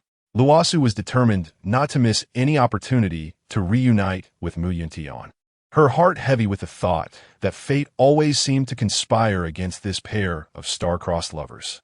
Turning to the waiting patrons, Luo Su composed herself and said, "I apologize sincerely. I have unexpectedly encountered an old acquaintance. Shopkeeper, do you have any new items? I am to attend the spring feast in 3 days and wish to avoid matching attire with others. You understand my meaning, do you not?" With that, she settled into a chair and gazed at the shopkeeper. The shopkeeper, a shrewd man in his 30s, was well acquainted with the elite of the capital and had heard of the upcoming spring feast. He understood that the noble ladies cherished uniqueness and quickly responded. I comprehend your request, my lady. The pieces I have brought today are all new arrivals, yet to be sold, ensuring their exclusivity. Behold, this exquisite pearl hairpin adorned with 8 different gemstones, each forming a floral motif. Furthermore, there is the dual lotus and begonia hairpiece, the golden thread inlaid with rubies, and the sapphire butterfly tassel necklace, among others. Pray tell, which of these captures your fancy? Each piece was of considerable value, glimmering with a dazzling array of gemstones. However, Luo Su felt no inclination to admire them, her thoughts consumed with concern for whether Xiao Ming would find Mu Yuntian. My lady, Xiao Ming burst in. Breathless, Luo Su sprang to her feet, disregarding decorum, and asked, What news? Xiao Ming glanced around nervously before quickly stepping closer to whisper, I saw that gentleman enter the Baoshan building. What? Luo Su's eyes widened in astonishment. Are you certain? Did you see him clearly? My lady, I truly saw him. I am certain, Xiao Ming affirmed with a nod. She had sensed that the gentleman held significant importance to Luo Su. Noting her reaction was unlike any she had displayed upon hearing news of the second prince. Thus, she had paid close attention, only to discover that he had entered the largest brothel in the capital. Xiao Ming, I will take all the jewelry the shopkeeper has brought.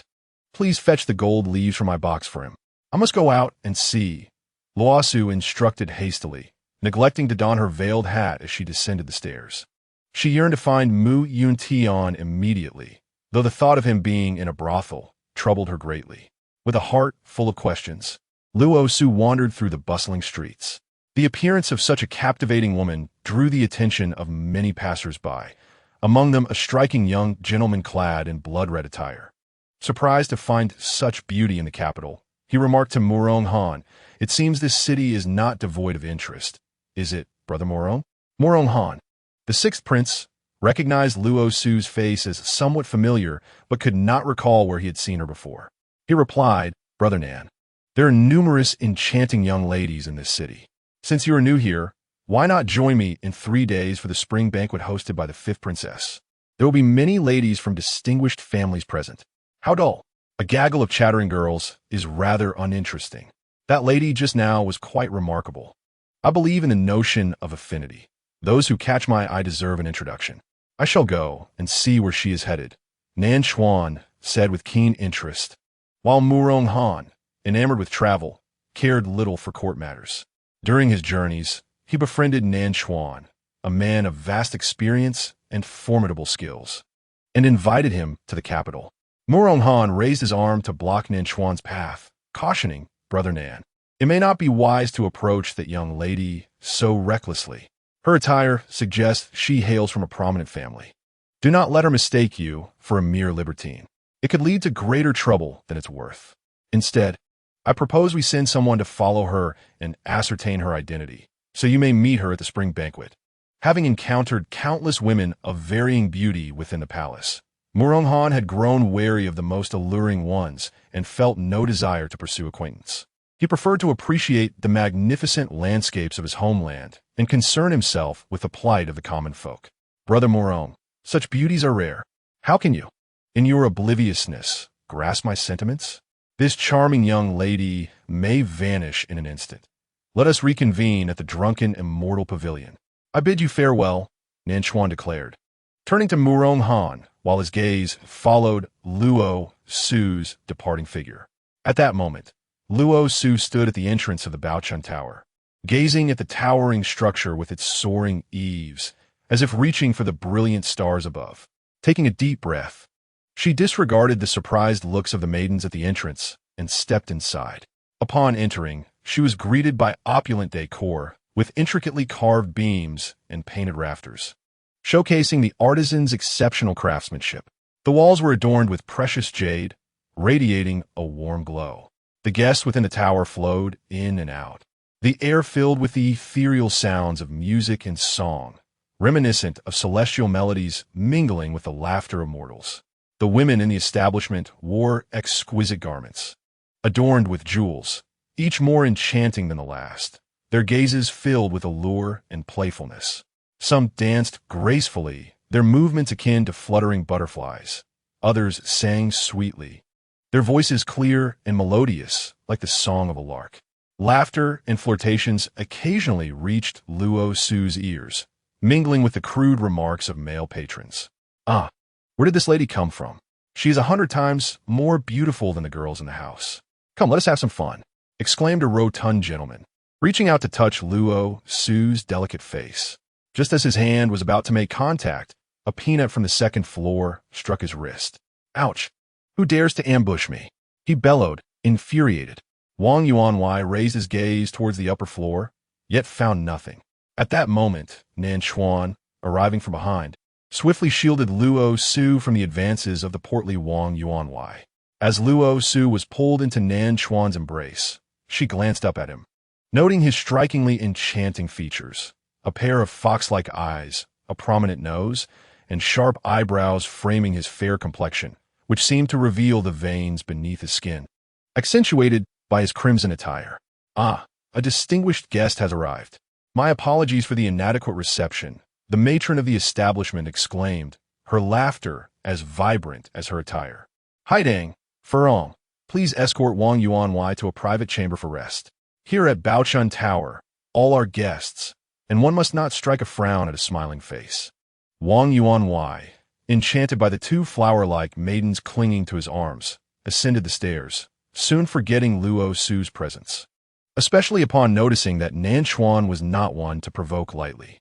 "May I inquire if you two have come to listen to the maidens sing or to savor fine tea?" The matron observed the exquisite couple, finding it hard to believe they had come to this brothel merely for companionship. Yet, judging by their opulent attire, she deemed it inappropriate to dismiss them outright.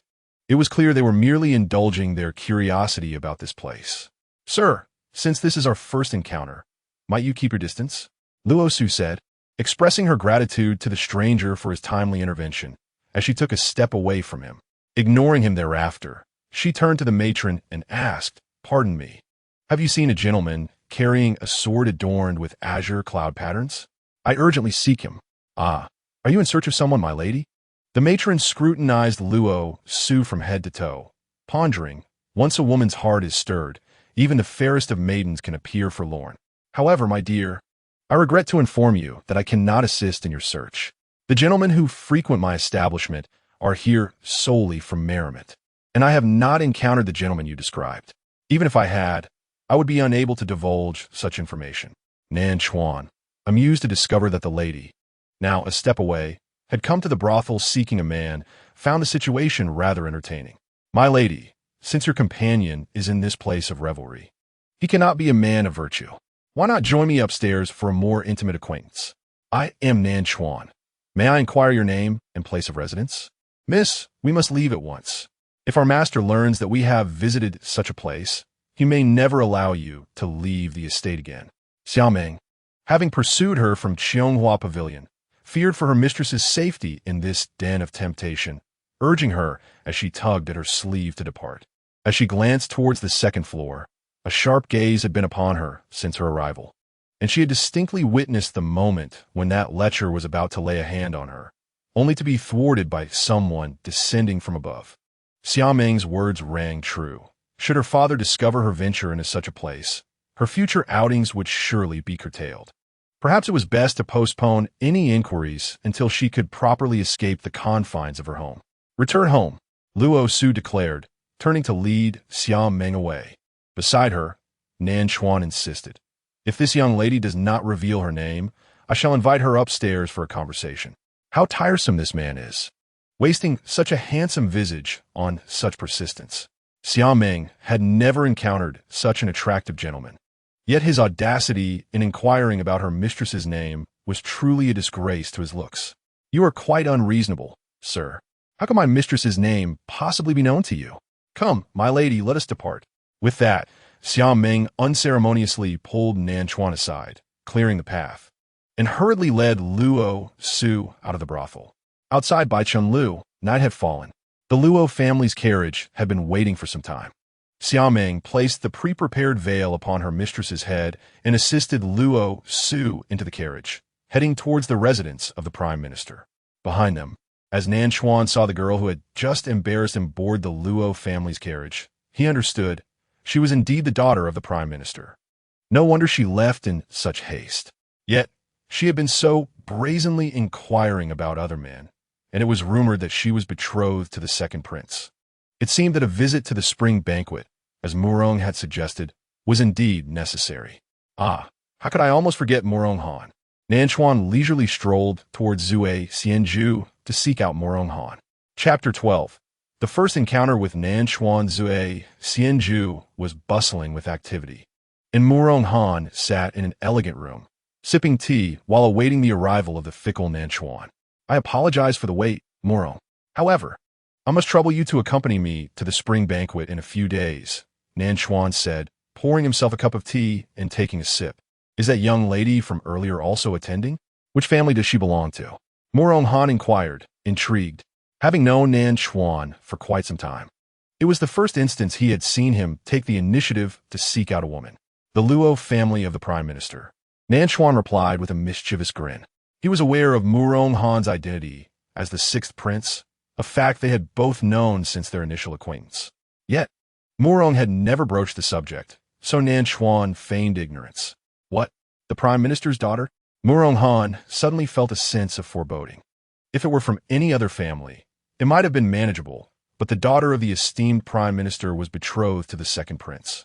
Nan Xuan, there are plenty of fish in the sea. There is no need to be overly fixated, Murong Han patiently explained.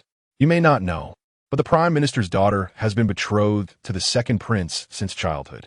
That is of no consequence. She is unmarried, and I am unwed. Anything is possible. My dear Murong, consider it a small favor for me. I only wish to attend the spring banquet. The rest I can manage myself, Nan Xuan languidly replied, reclining in a rattan chair. Seeing Nan Xuan's determined demeanor, Murong Han thought, you claim to have it all under control? If you truly did, you would not be so eager to attend the spring banquet, knowing the Luo family's daughter is already promised to the second prince. I find that hard to believe. The intricacies of romantic entanglements are perplexing and inscrutable. If he wishes to go, let him face the consequences. How could the daughter of the Luo family forsake the second prince for him? Attending the spring banquet posed no challenge. However, Murong Han proposed. Should you ever leave the capital, you must agree to take me along for travels. How about that? He still yearned for adventures and to broaden his horizons, particularly alongside Nan Xuan, for he knew their journey would be rich with experiences. I initially thought it a trivial matter, but it seems Brother Murong underestimates me. Upon leaving the capital, how could I not inform you? After all, true friends are hard to come by. I still greatly admire Murong Han. He possesses profound thoughts and exceptional literary talent, unencumbered by trivialities, truly unlike a prince raised in the palace. Luo Su was still pondering the matter of Yuntian, and by the time she left the estate, he might have already departed. Seeking him in the pleasure quarters may not yield results. Miss, we have yet to finalize the attire for the spring banquet. What shall we do? Xiaomeng suddenly recalled this issue, glancing at Luo Su. In her flustered haste to exit the pleasure house, they had nearly reached the estate gate. Miss, did you hear what I said? Xiaomeng inquired. Noticing that her mistress seemed lost in thought, she received no response. Ah, what did you just say? Luo Su abruptly snapped back to reality. Alas, miss, what troubles you of late? You seem perpetually distracted. I was saying that your attire for the spring banquet remains unprepared, and we're almost at the gate. Xiaomeng spoke with an edge of urgency. Have the coachman turn the horse around to Jinxiu Fong. There's still time, Luo Su commanded. Yes, Mississippi, Xiaomeng replied. Xiaomeng lifted the curtain and instructed the driver to head to Jinxiu Yuan.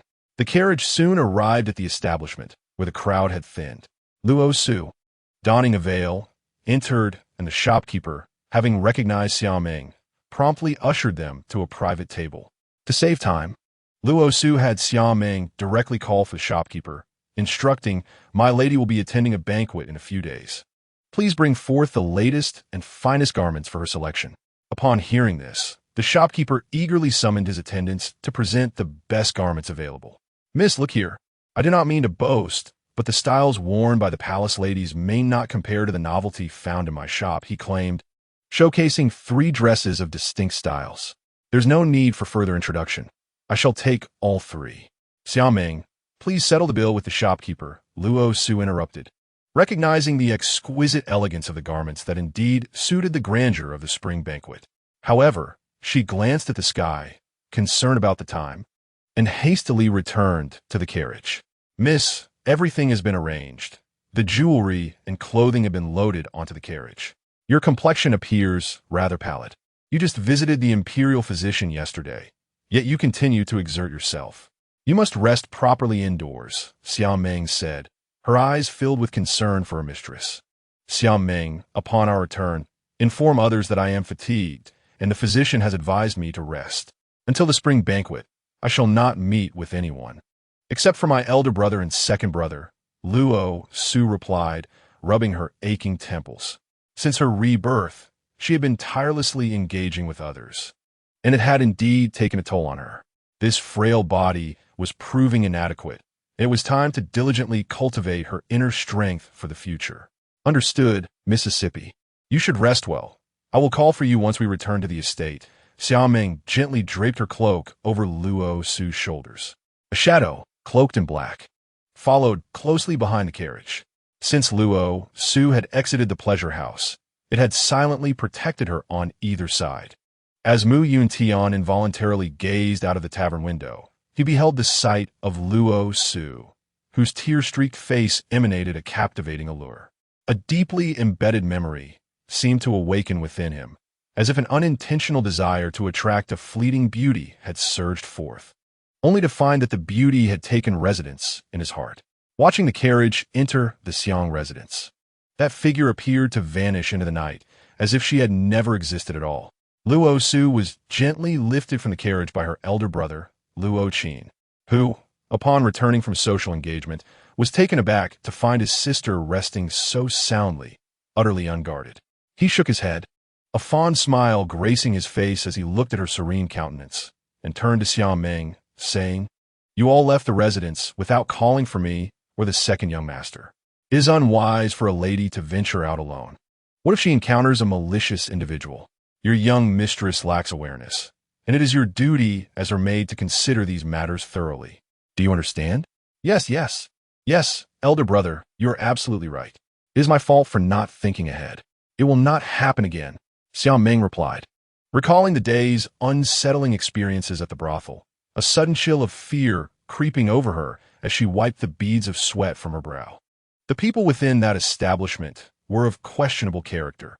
Had they intended harm toward the young mistress, her reputation would be irreparably tarnished. In such a situation, it would be as if the heavens had turned a deaf ear to her cries. Where have you all been? Your mistress is utterly exhausted. Luo Qin frowned and inquired. Had he not felt her steady breath while lifting her, he might have thought she had fainted.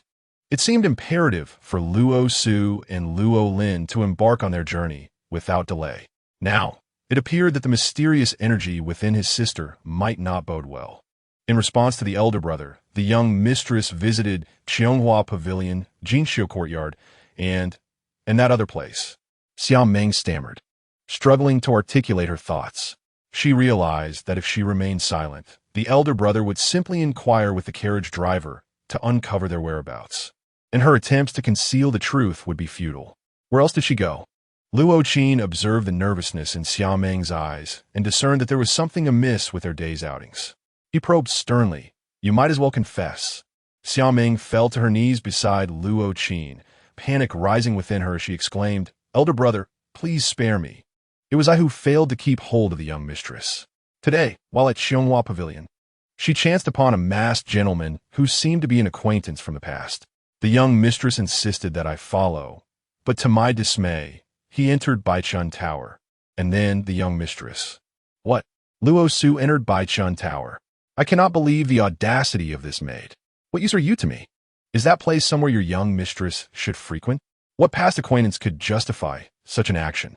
Luo Qin interrupted, his anger boiling over. Any man who enters a brothel is certainly of ill repute, and it is beyond comprehension that Luo Su would pursue him without a second thought. casting a glance at the slumbering Luo Su in his arms. Luo Qin pondered, has this girl been bewitched? Previously, Luo Lin had been loudly proclaiming something regarding Luo Su and seeking information about a general surnamed Mu. He believed Luo Lin was overreacting. His sister rarely ventured outside. How could she possibly know such a so-called general? It now appears that my sister, perhaps due to him, seems intent on breaking off her engagement, disregarding her reputation as she boldly ventures into a brothel. It seems this individual holds significant sway over Luo Su's heart. Who could he possibly be? Precautions must be taken. For the next few days, I will closely monitor your young lady. Should she venture out again, send word immediately. If any misfortune befalls her, your existence will no longer be warranted. Luo Qin gazed at Xiaomeng with a piercing look. As a general accustomed to years of warfare, his countenance, already resolute and handsome, bore an even more austere demeanor. He stepped into the Zissou pavilion and gently laid his sister upon the bed, observing her still in a state of deep slumber. Concern flickered in Luo Qin's eyes. It was evident that he must assign someone to protect her discreetly. Tomorrow, he would summon one of the shadow guards. Lost in thought, he exited the Zissou pavilion. At that moment, Luo Su found herself in a dream where flames danced before her, and a hazy figure stood amidst the fire, brandishing a glimmering green sword, fiercely battling. In a daze, she witnessed the figure turn and smile at her with a resolute expression, as though embracing the inevitability of death. Luo Su clutched her chest, overwhelmed by a heart-wrenching sensation akin to countless needles piercing her heart, rendering her breathless. This vision was one she had never encountered in her previous life. What transpired after Mu Yuntian's demise? Or was she merely caught in a dream? Luo Su felt ensnared in a nightmarish reverie, unable to escape. At midnight, as Luo Su lay in bed, she murmured, "No, do not go, do not." Xiaomeng, keeping watch, heard her mistress's incoherent utterances, indicative of a nightmare, and approached gently, shaking Luo Su softly. "Miss, please wake up. Are you having a nightmare?" In her dream, Luo Su ultimately saw the faceless man succumb to a pool of blood, his fate uncertain, yet she found herself unable to approach or see clearly.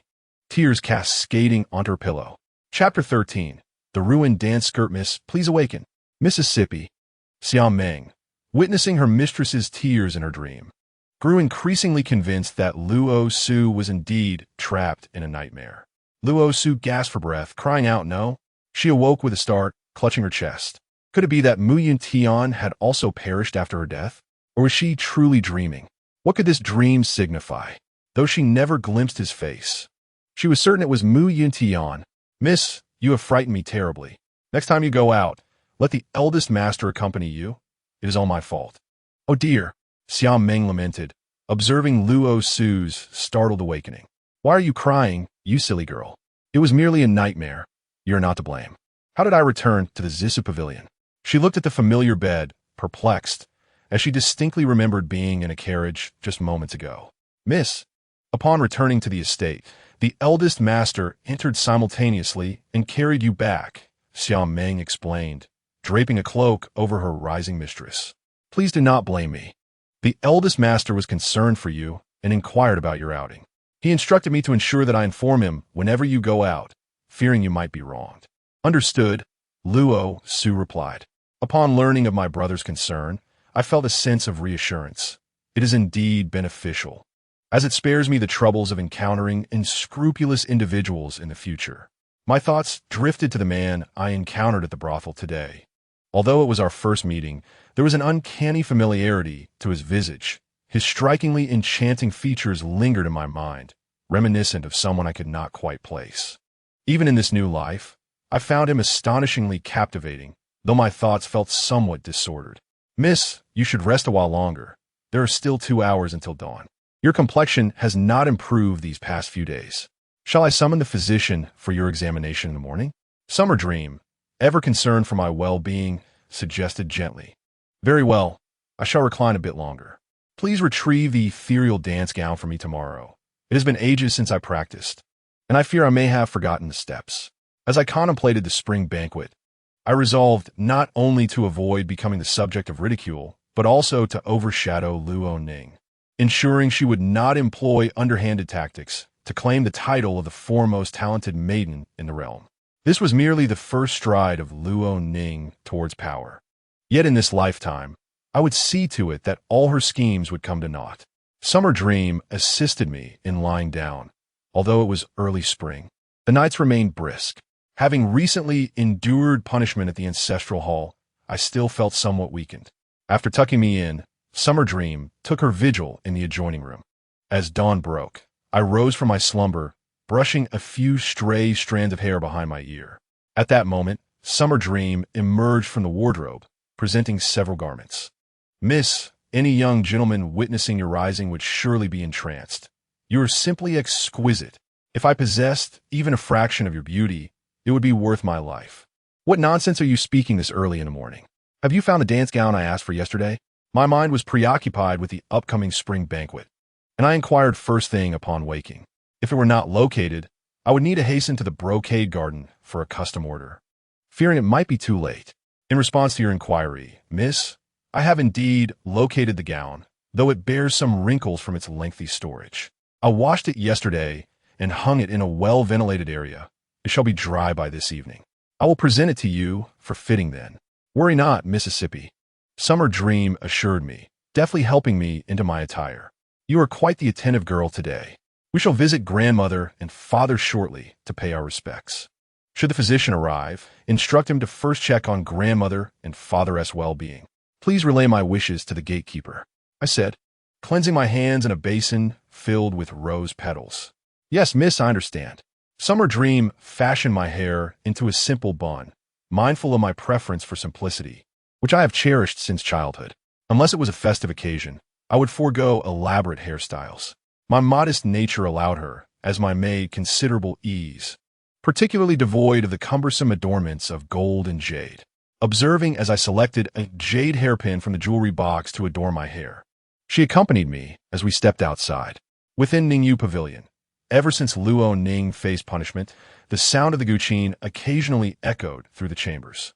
At this moment, Luo Ning's maid, Lu, rushed in from outside, panting as she exclaimed, Miss, Xia Ming and the eldest young lady have gone to pay their respects to the matriarch. This is the perfect opportunity for us to act. Are you paying close attention? Do not let our efforts go awry. Be swift in your actions and ensure no one discovers your visit to Zisu Pavilion. Do you understand? Luo Ning coldly commanded. Yet the melody of the guqin in her hands did not falter for a moment in response to her maid's words. Miss, I understand. I shall not fail in my mission, Lu replied with a sly grin before departing from Ningyu Pavilion. Although Luo Ning was confined to her quarters as punishment, it did not hinder her awareness of recent events within the household.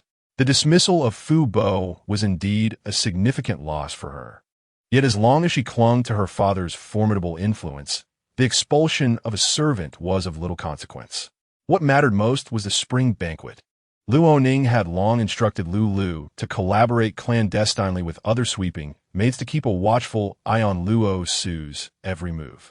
This morning, Lu received word that last night, while searching for the Nijong dance attire, Luo Ning had directed Lu to seize the opportunity to destroy that dress. No one could thwart her ambition to shine at the spring banquet. Lu deliberately chose a secluded path in the estate, scanning her surroundings to ensure no one witnessed her approach to Zisu Pavilion. She even wrapped a cloth around her face to obscure her features, fearing recognition. Taking advantage of the solitude, she stealthily slipped into the courtyard where Xia Meng resided. Upon seeing the pink dance gown in the yard, she rushed forward, producing a hidden pair of scissors, and with swift, decisive cuts, the dress was reduced to tatters, remnants scattered across the ground. Lu's face, concealed behind the cloth, radiated triumph. What her mistress desired, no one else could obtain. Having completed her nefarious deed, she glanced around to ensure no one was watching before retracing her steps back to Ningyu Pavilion to report to Luo Ning. Upon returning to Ningyu Pavilion, Lu did not immediately enter Luo Ning's chamber. Instead, she first changed out of her attire in her own room, concealing the torn dress in a bundle to be burned later that night when no one was around, thus avoiding discovery. After ensuring her hair was tidy and her clothing presentable, Lu exited her room and made her way to Luo Ning's quarters. Gently knocking, she announced, "Miss, Lu has urgent matters to report." From within, a voice replied, "Enter." Lu pushed open the door and stepped into her mistress's room. With a subtle glance from Luo Ning, Lu understood and addressed the other maid serving tea, saying, "The miss is weary and does not require so many attendants. You may all leave." Once only the two of them remained, Luo Ning paused her Guqin practice and calmly inquired, "Have matters been handled?" "Rest assured, Mississippi, I have completed the task without encountering anyone along the way. Tonight, I will dispose of the attire I wore today in a secluded spot to ensure no evidence remains. You may practice your Guqin in peace. At this spring banquet, you shall undoubtedly outshine all. The eldest young lady is no match for you." Lu boasted with pride. "Very well.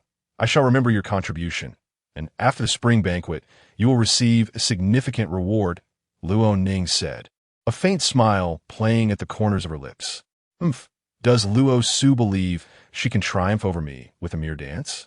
We shall see how this unfolds. You should pay close attention to any movements on their side.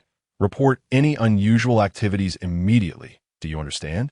"Miss, I'm feeling quite hungry. Please fetch the lunch." Luo Ning yawned as she lazily leaned against the bedside.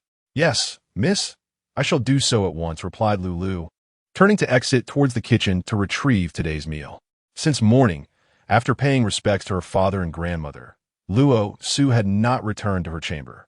Each time her grandmother saw her, she would grasp her hand and engage in lengthy conversations. Meanwhile, her father's concubines and maids came to pay their respects to the matriarch, leaving her with little opportunity to escape. It was not until she had lunched that Luo Su returned to Zissa Pavilion, and scarcely had she sipped her tea when she was startled by a shrill scream from Xiaoming, nearly losing her grip and dropping her cup.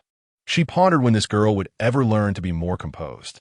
Xiaoming rushed in, clutching a pile of torn clothing, weeping as she exclaimed, "Miss, what shall we do?" "Your garments. It's all my fault for being careless. I forgot to collect them this morning." Xiaoming knelt on the ground, tears streaming down her face. Luo Su realized that Luo Ning had once again resorted to despicable acts, underestimating her cunning. "With this evidence, we must confront my grandmother. Without proof, we cannot let her escape unscathed." Luo Su was acutely aware that Luo Ning was behind this, yet her adversary was likely intent on erasing all traces of her misdeed. Without any solid evidence, they could not afford to escalate the situation.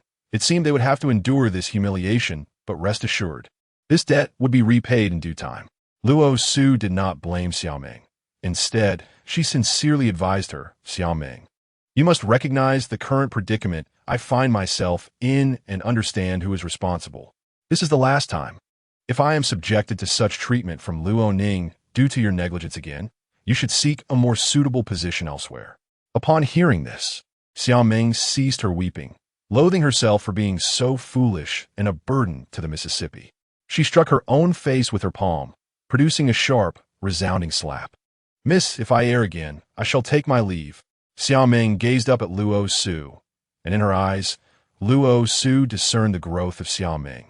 She was no longer the naive girl she once was, but rather someone forged by adversity, determined not to follow the tragic path of her previous life.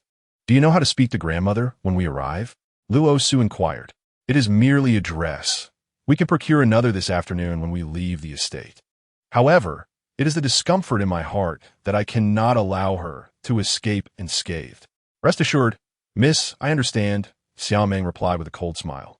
"That little vixen Lu, aside from the second miss, no one else would dare to do such a thing. She is courting her own demise by provoking you." Chapter 14. A blessing in disguise. "Very well. Let us see how you will cooperate," Luo Su declared indignantly. "How dare she ruin my dress? In the future, let her pay for it with her own hands." Initially, she had intended to keep her medical knowledge and expertise in poison a secret, but it seemed her compassion had made her overly lenient. She instructed Xiaoming to take the shredded dress, and they set off once more towards her grandmother's quarters. Jingqi had come out to serve the matriarch some tea, but was taken aback upon seeing the young lady approaching, accompanied by her maid. The two bore serious expressions, clutching some peculiar items. She stepped forward to inquire, "Miss, what has happened? What object is Xiao Meng holding? Why is your face so flushed, Xiao Meng?" Upon hearing Jingqi mention her face, Xiao Meng instinctively touched her burning cheeks and replied, "Sister, do not worry. I have merely slapped my own face. It is my carelessness that has led to the young lady being ensnared in a trap. I have come here to apologize to the matriarch and seek justice for the young lady. There are numerous unsavory matters within the residence, of which Jingqi is well aware, though she chooses to remain silent." Her gaze flitted between the eldest young lady and Xiao Meng before she said, "Eldest young lady, please enter. The matriarch just mentioned you and said she wishes to tailor you a new garment."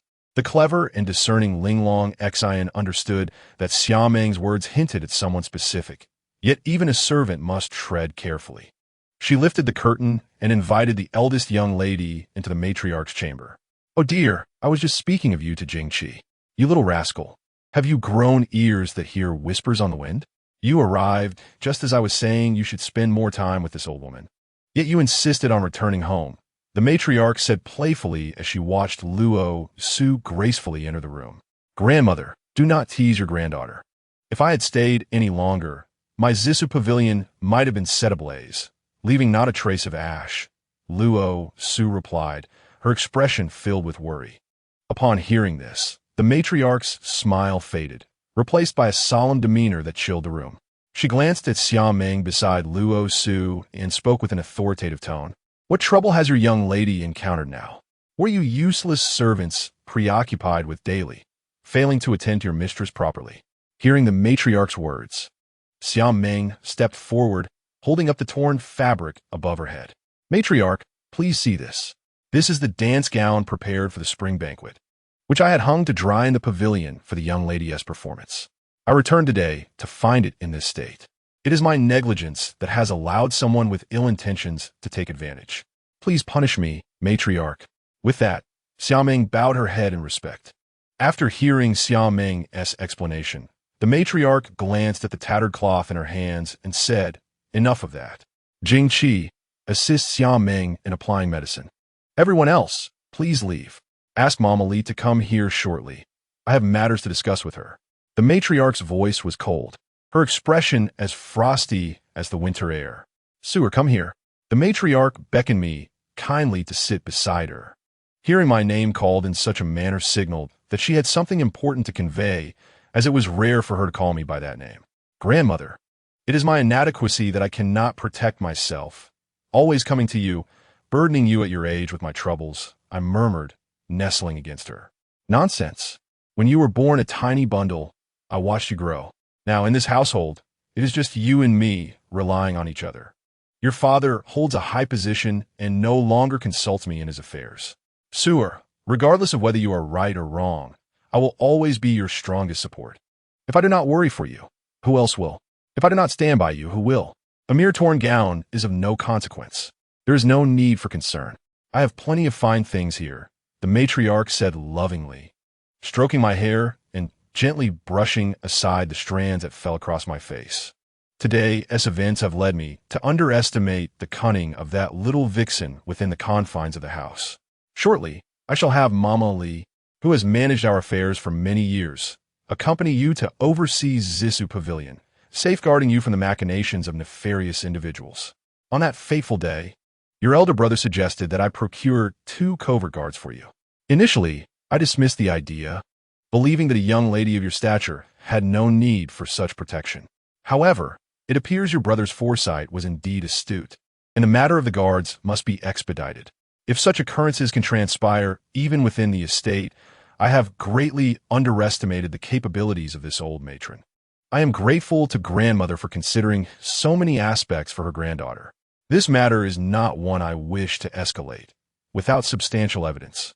I fear it may arouse my father's suspicions," remarked Luo Su, feigning a demeanor of deep understanding. "Oh, you little one, do not try your tricks in front of your grandmother.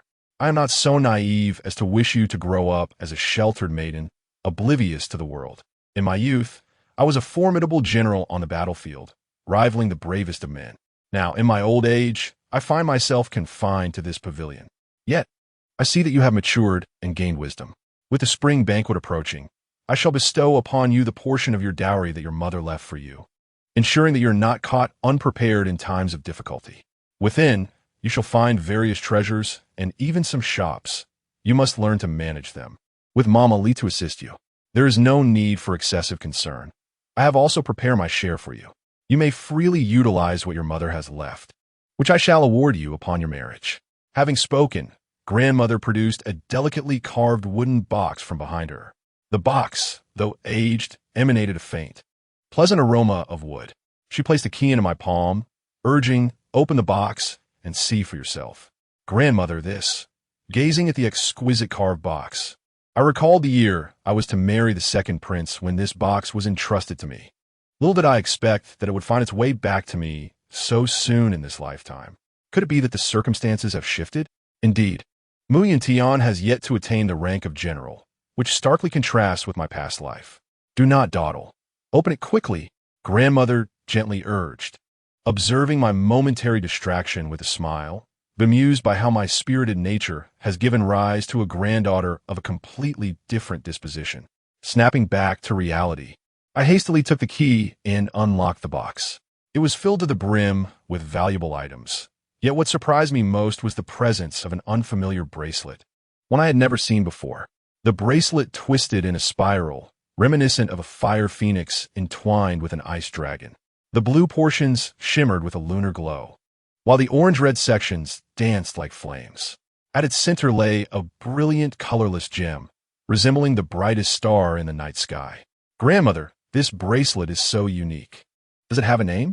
My attention was wholly captivated by this bracelet, as if it awaited my touch. Upon holding it, I noticed its internal luminescence flickering, seemingly resonating with the surge of energy within me. Almost instinctively, I slipped the bracelet on, and it fitted perfectly as if custom-made. "This is one of the dowries left to you by your mother, known as the Moon Phoenix bracelet. In ancient times, it is said that the celestial phoenix and the moon dragon fell in love on the eastern continent. To commemorate their bond, the moon dragon fused its scales with the feathers of the celestial phoenix, thereby creating a bracelet named Moon Phoenix as a testament to their love. I hope that the husband my dear child marries will be both your greatest love and the one who loves you most," the grandmother said. Looking at the bracelet adorning my wrist, I found it peculiar. In my previous life, this bracelet had never appeared. It seemed to possess a spirit of its own, as I felt my internal energy resonate with it, nourishing my body and restoring some of my strength. "Grandmother, I truly adore this bracelet. However, at the spring banquet, I fear I might embarrass myself. My dance attire is utterly ruined, and with the banquet tomorrow, it is too late to have something made. What am I to do?" I lamented, my brow furrowed in distress. "What difficulty is there in this? Just wait and see as I conjure something for you," she replied, rising to head toward the western room. That was a space reserved for her, never to be entered by outsiders, not even by my close maidens like Jingqi. All I could hear was a creaking sound from the long-closed cabinet. Following that, a melodious, bell-like sound emerged, enchanting to the ears as my grandmother stepped out, revealing an exquisite gown of shimmering azure. The dress was adorned with intricate embroidery of phoenix tail flowers and embellished with icy blue agates. The fabric flowed lightly with the breeze, the agates chiming softly, enhancing its opulence. "Grandmother, this gown is truly stunning. I had no idea you possessed such a magnificent garment," I exclaimed, filled with admiration. "You truly haven't seen much of the world. This is merely a gown from my youth, worn at court banquets. Who would have thought it would see the light of day again? I had thought it long ruined by moths," she reminisced, her eyes shimmering with warmth as she regarded the gown that once captivated all. "Grandmother, you must have been the most beautiful woman in the capital back then. I can only imagine how splendid you looked in this gown, capturing grandfather's heart at first sight. By the time I was born, my grandfather had already perished in battle. Yet I often heard tales of his valor and my grandmother's unwavering support, their love story becoming a well-known classic in the capital. "You little rascal, teasing me so," my grandmother playfully chided, poking my forehead with her finger. "Grandmother, I speak the truth. You would look even more beautiful in it than I would. Would you like me to try it on for you?" The temptation to don such a beautiful gown was irresistible. Summer dream, Jingqi, come in and assist the young lady with her attire, my grandmother called out to the two waiting outside. Jingqi had already prepared the medicinal ointment for Summer Dream's face and had been waiting outside for a while. Upon hearing the call, she promptly entered. Summer Dream, with keen perception, reached out to take the exquisite garment I offered, sighing inwardly, recognizing it to be far more splendid than my previous dance gown. Jingqi guided the two of them to the inner chamber, assisting me in dressing. The adage clothes make the man held true. Once I was fully adorned, I stepped out of the inner chamber. The other maidens present gasped in awe as they beheld me gliding gracefully forward. Truly, I resembled a celestial being descending to earth. Upon observing the reactions of the maids, grandmother discerned that my granddaughter must look truly stunning in this dress.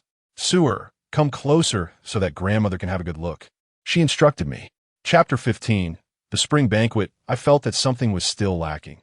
The hairstyle atop my head appeared rather plain. Jingqi, go fetch the set of jade headpieces, grandmother commanded her personal maid.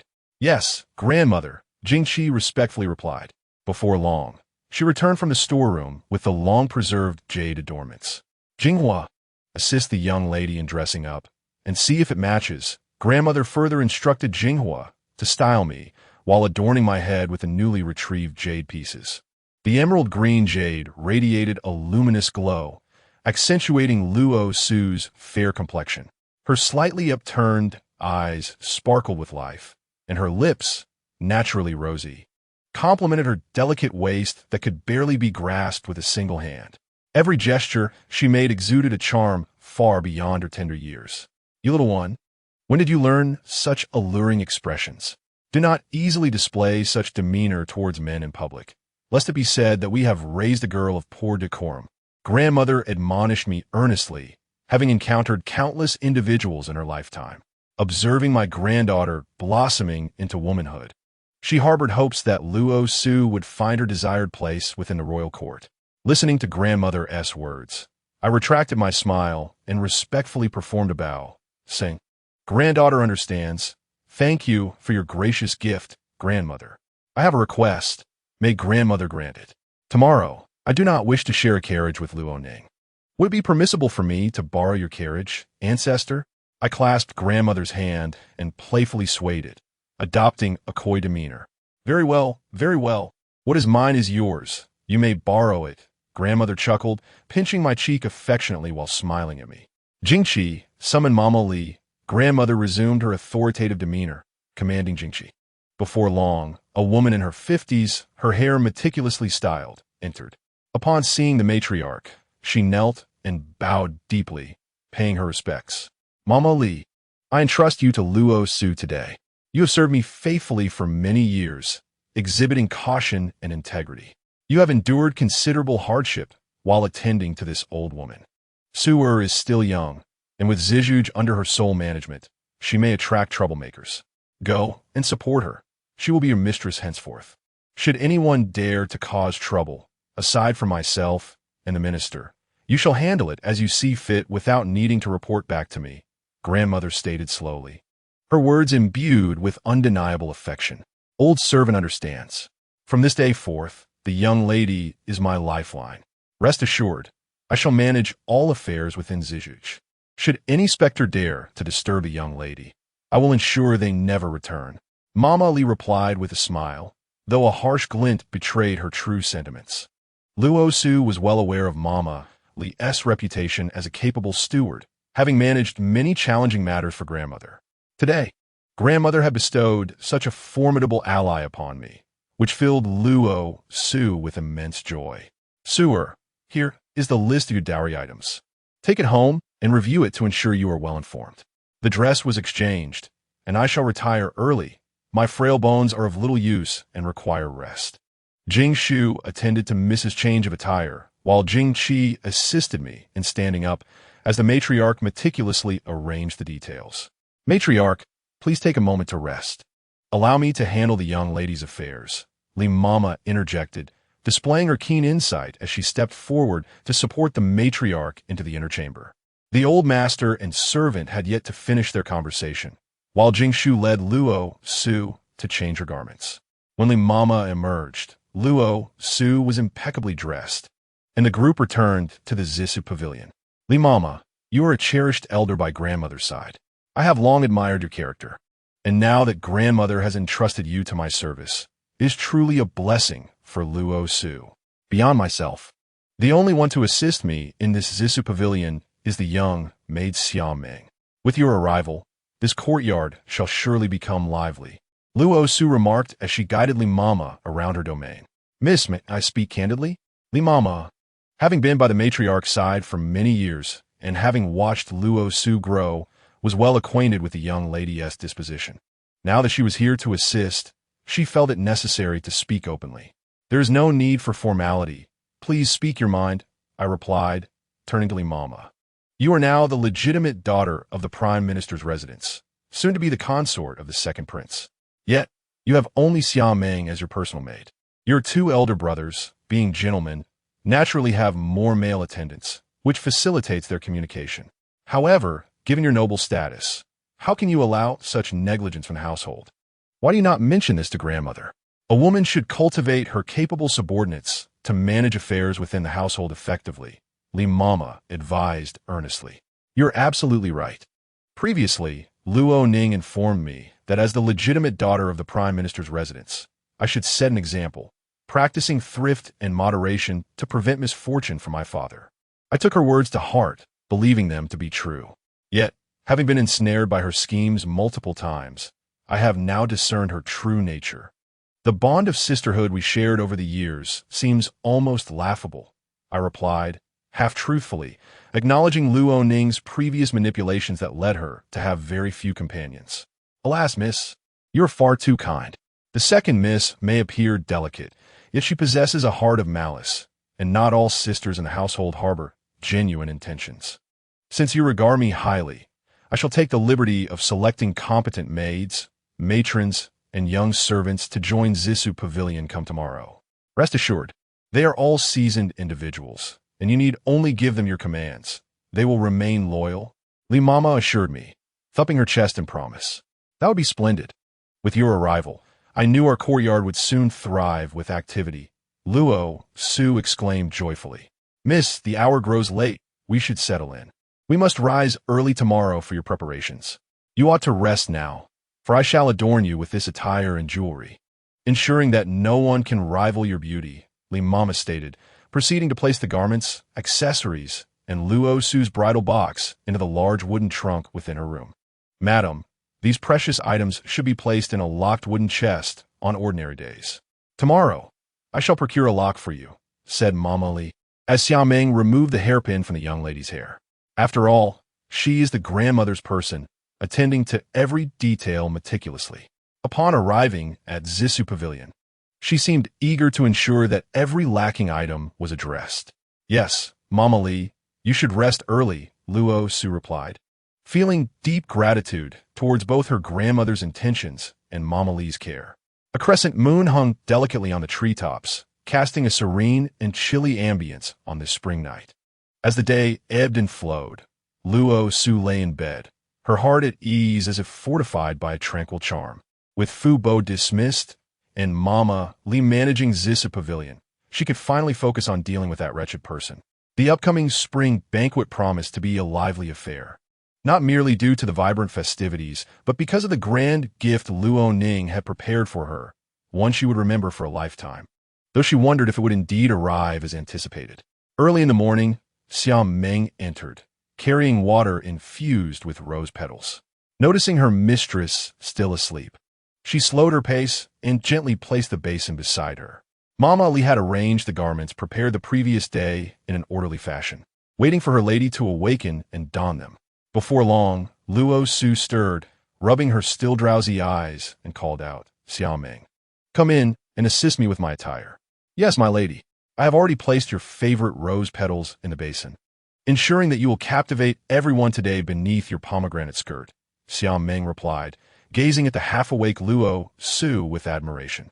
Do mind your tongue, lest I tear it apart and deprive you of your beloved date paste cake, Luo Su playfully threatened, pinching Xia Meng's cheeks and pulling them apart. My lady, I shall assist you with your grooming, Mama Li interjected, attending to Luo Su's hair, while addressing Xia Meng, refrained from speaking so irreverently to the young lady. Though you have grown up together and share a closer bond than others, the distinction of master and servant must be respected. Do not tarnish the young lady's reputation or betray the affection and care she has bestowed upon you. Mama Li's words were wise, and Xia Meng resolved to remember them diligently from this day forth. If there are any other areas where I must improve, please advise me, and I shall rectify them immediately, she replied, nodding earnestly at Mama Li. Once Luo Su was groomed and ready, a voice from outside called, "Miss, the old lady's carriage is ready and waiting outside. Whenever you are prepared, you may depart." "Understood. You may leave now," Luo Su responded, glancing at her reflection in the mirror, radiant and enchanting. She vowed to outshine all at the spring banquet today. Meanwhile, Luo Ning stood outside the estate in a pink dress, observing the two carriages at the entrance. How fortunate Luo Su was to have borrowed her grandmother's carriage. However, it seemed her planned little tricks to deal with Luo Su would not be employed today, as they could not ride together. No matter, the banquet would last long, and Luo Ning boarded her carriage, setting off towards the palace. As soon as Luo Ning's carriage departed, Luo Su, adorned with a veil, emerged from Zissou Pavilion and remarked to Xia Meng and Mama Li, "Today's spring banquet is of great significance. All the eligible offspring of court officials will be present, and even princes and princesses are expected to attend. Xia Meng, refrain from speaking today and be especially cautious not to inadvertently disturb any distinguished guests." "Yes, Yu. Mama Li, there is no need for concern.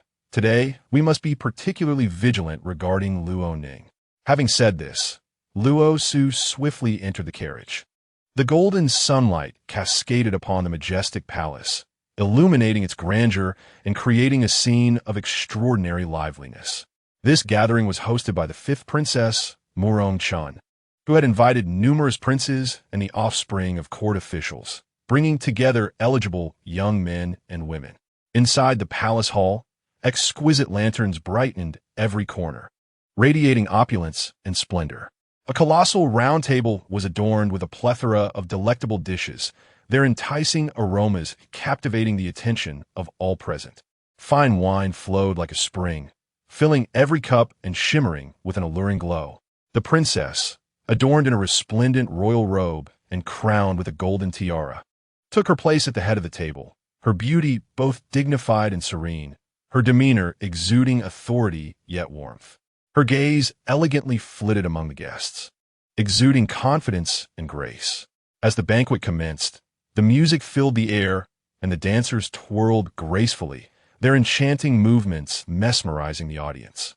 The guests engaged in lively conversation, sharing amusing tales from the capital, their laughter and chatter blending into a vibrant tapestry of merriment. Luo Ning arrived early. Yet due to her status as a mere concubine's daughter amidst the noble ladies of the palace, she felt somewhat out of place, standing alone in solitude. Chapter 16. A reunion in Nanchuan. Luo Su was acutely aware that arriving too early at a palace banquet would only invite disdain from others. Whether from affluent families or the women of the court, she had long since discerned the intricate schemes played by these women through years of observation. As an empress, she had witnessed countless consorts resorting to any means necessary to attain the emperor's favor. With a stern expression, Luo Su disembarked from the carriage, her gaze lifting to the red palace walls, reminiscent of the blood she had once spilled in that very place.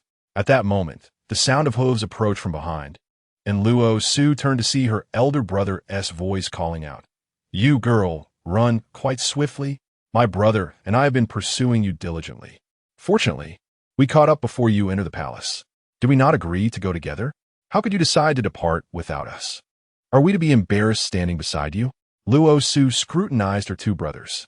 The elder brother was clad in a blue silk robe with bamboo patterns, the morning sun casting a radiant glow upon the fabric, the subtle green bamboo motifs and embroidered white patterns flowing elegantly.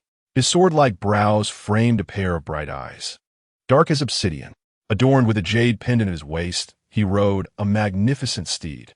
The younger brother, dressed in a narrow-sleeved crimson robe embroidered with Kirin motifs, cinched at the waist, presented a broad-shouldered yet slender silhouette, resembling a snow-laden pine or a graceful bamboo.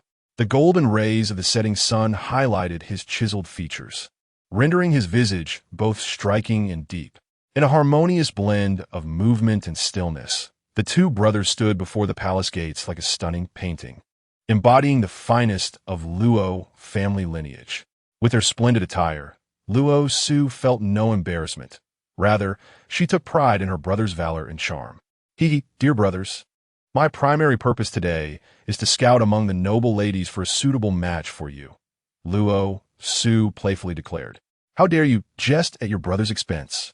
I see you are seeking a reprimand, Luo Lin retorted, preparing to dismount. Do not frolic and jest before the palace gates. The banquet is about to commence. And it is inappropriate to keep the princess waiting for too long, remarked Luo Qin with measured gravity to his younger siblings. At that moment, a young eunuch stationed outside the palace gates spotted the carriage of the venerable matriarch of the Luo family and approached with alacrity. Miss Luo, allow me to assist you, he said, gently supporting Luo Su as she dismounted from the carriage. Within the palace, it was common knowledge that the current emperor held the prime minister, Luo Changyu, in the highest esteem. Gaining favor with him was far more advantageous than currying favor with any of the palace ladies. Good sir, there is no need for such formality.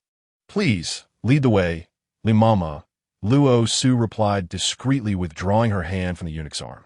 Limama stepped forward with an obsequious smile, saying, Your Excellency, we are truly grateful for your efforts in waiting for our young lady at the palace gates. It is most humbling. Please accept this small token of appreciation. With a glance to ensure no one was watching, she discreetly slipped a small pouch of silver into the eunuch's sleeve. Oh, how can one speak so? To escort a celestial being, such as Miss Luo, is a privilege for a humble servant like myself. When Miss Luo weds the second prince, I shall bow in reverence. The eunuch replied, though his hands discreetly weighed the pouch's contents, feeling quite satisfied with his shrewd exchange of duties. Contrary to the rumors of a simple-minded beauty, this young lady's meticulous demeanor had indeed earned him a measure of respect. Princess Murong-chun occupied the main table, observing as her invited guests began to gather, preparing to deliver a few words to commence the feast. The hall was arranged with men seated on one side and women on the other, with ample space in the center for performances. Just then, the eunuch announced the young masters Luo Qin and Luo Lin, along with Miss Luo Su, have arrived. As Luo Su, Luo Qin, and Luo Lin entered the Chunwang Hall, all eyes instinctively followed her graceful stride.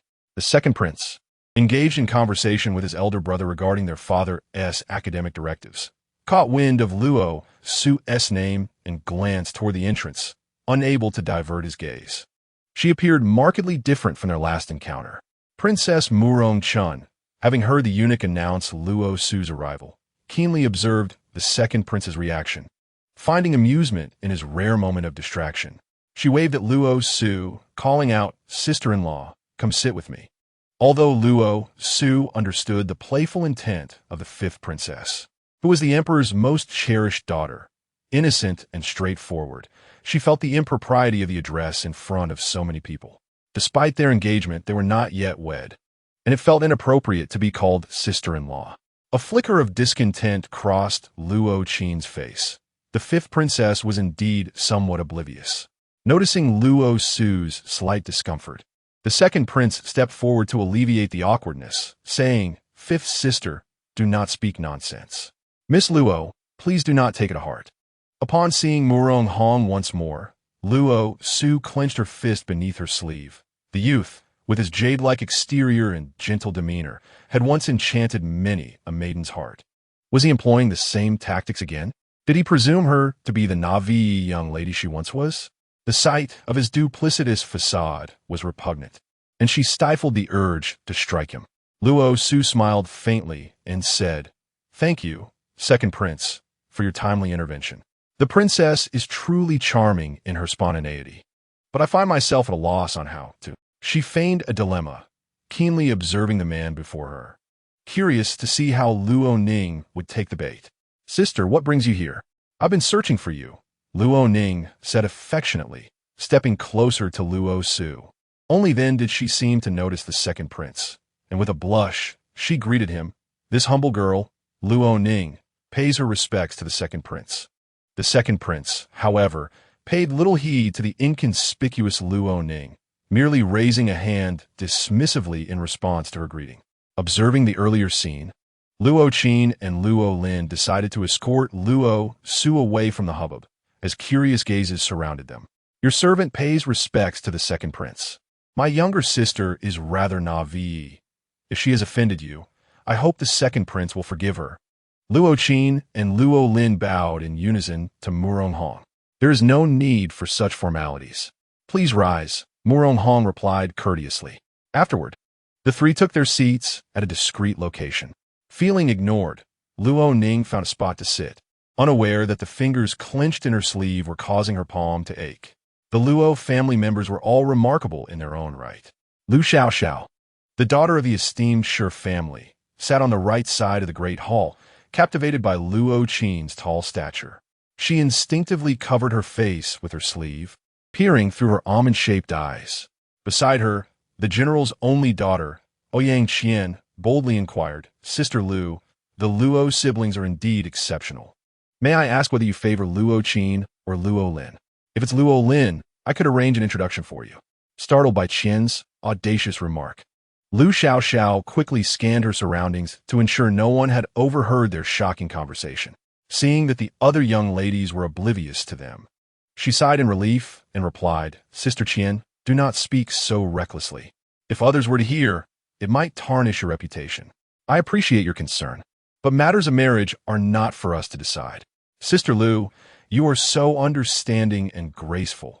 Surely your future husband will be a hero worthy of you. Among all these young gentlemen, it seems that only the eldest Luo matches you well, Qian said playfully. Father has said that if I ever take a liking to someone, I should tell him, and he will seek the emperor's approval for our union, allowing me to marry my beloved and live happily ever after. At your tender age, you are already contemplating marriage.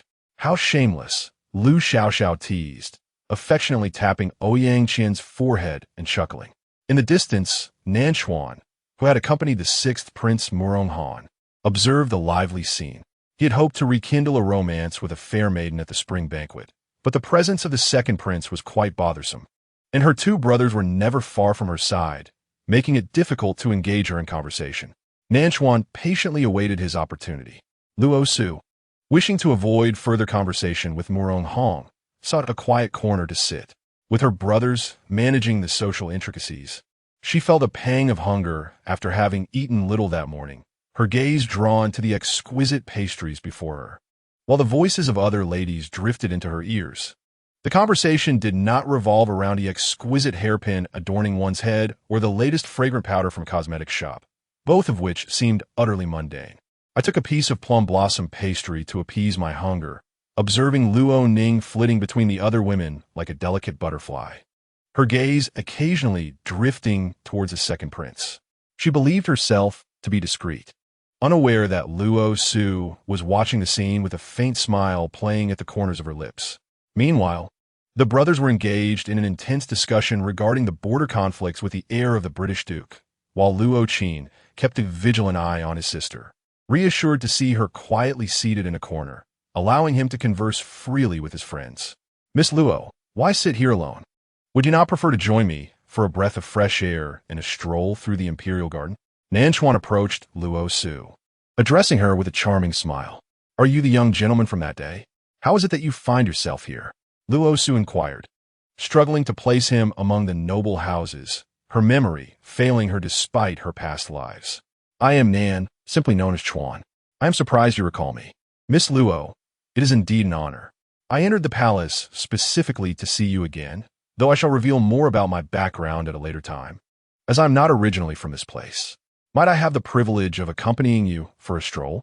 Nanchuan continued, his persistence stemming from an unyielding nature, especially when it came to captivating women. As far as rank was concerned, he deemed himself far more fitting for Luo Su than the second prince. Upon hearing such a forthright invitation, Luo Su felt her cheeks flush, her already alluring visage appearing even more enchanting.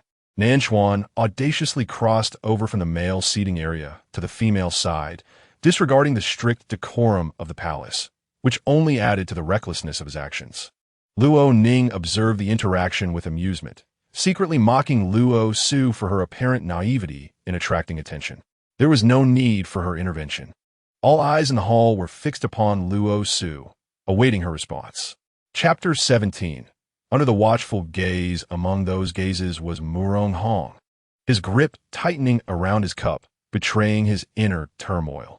In this capital city, it was common knowledge that the legitimate daughter of the Xiong family was the childhood betrothed of the young emperor, although the emperor had not mentioned it in recent years.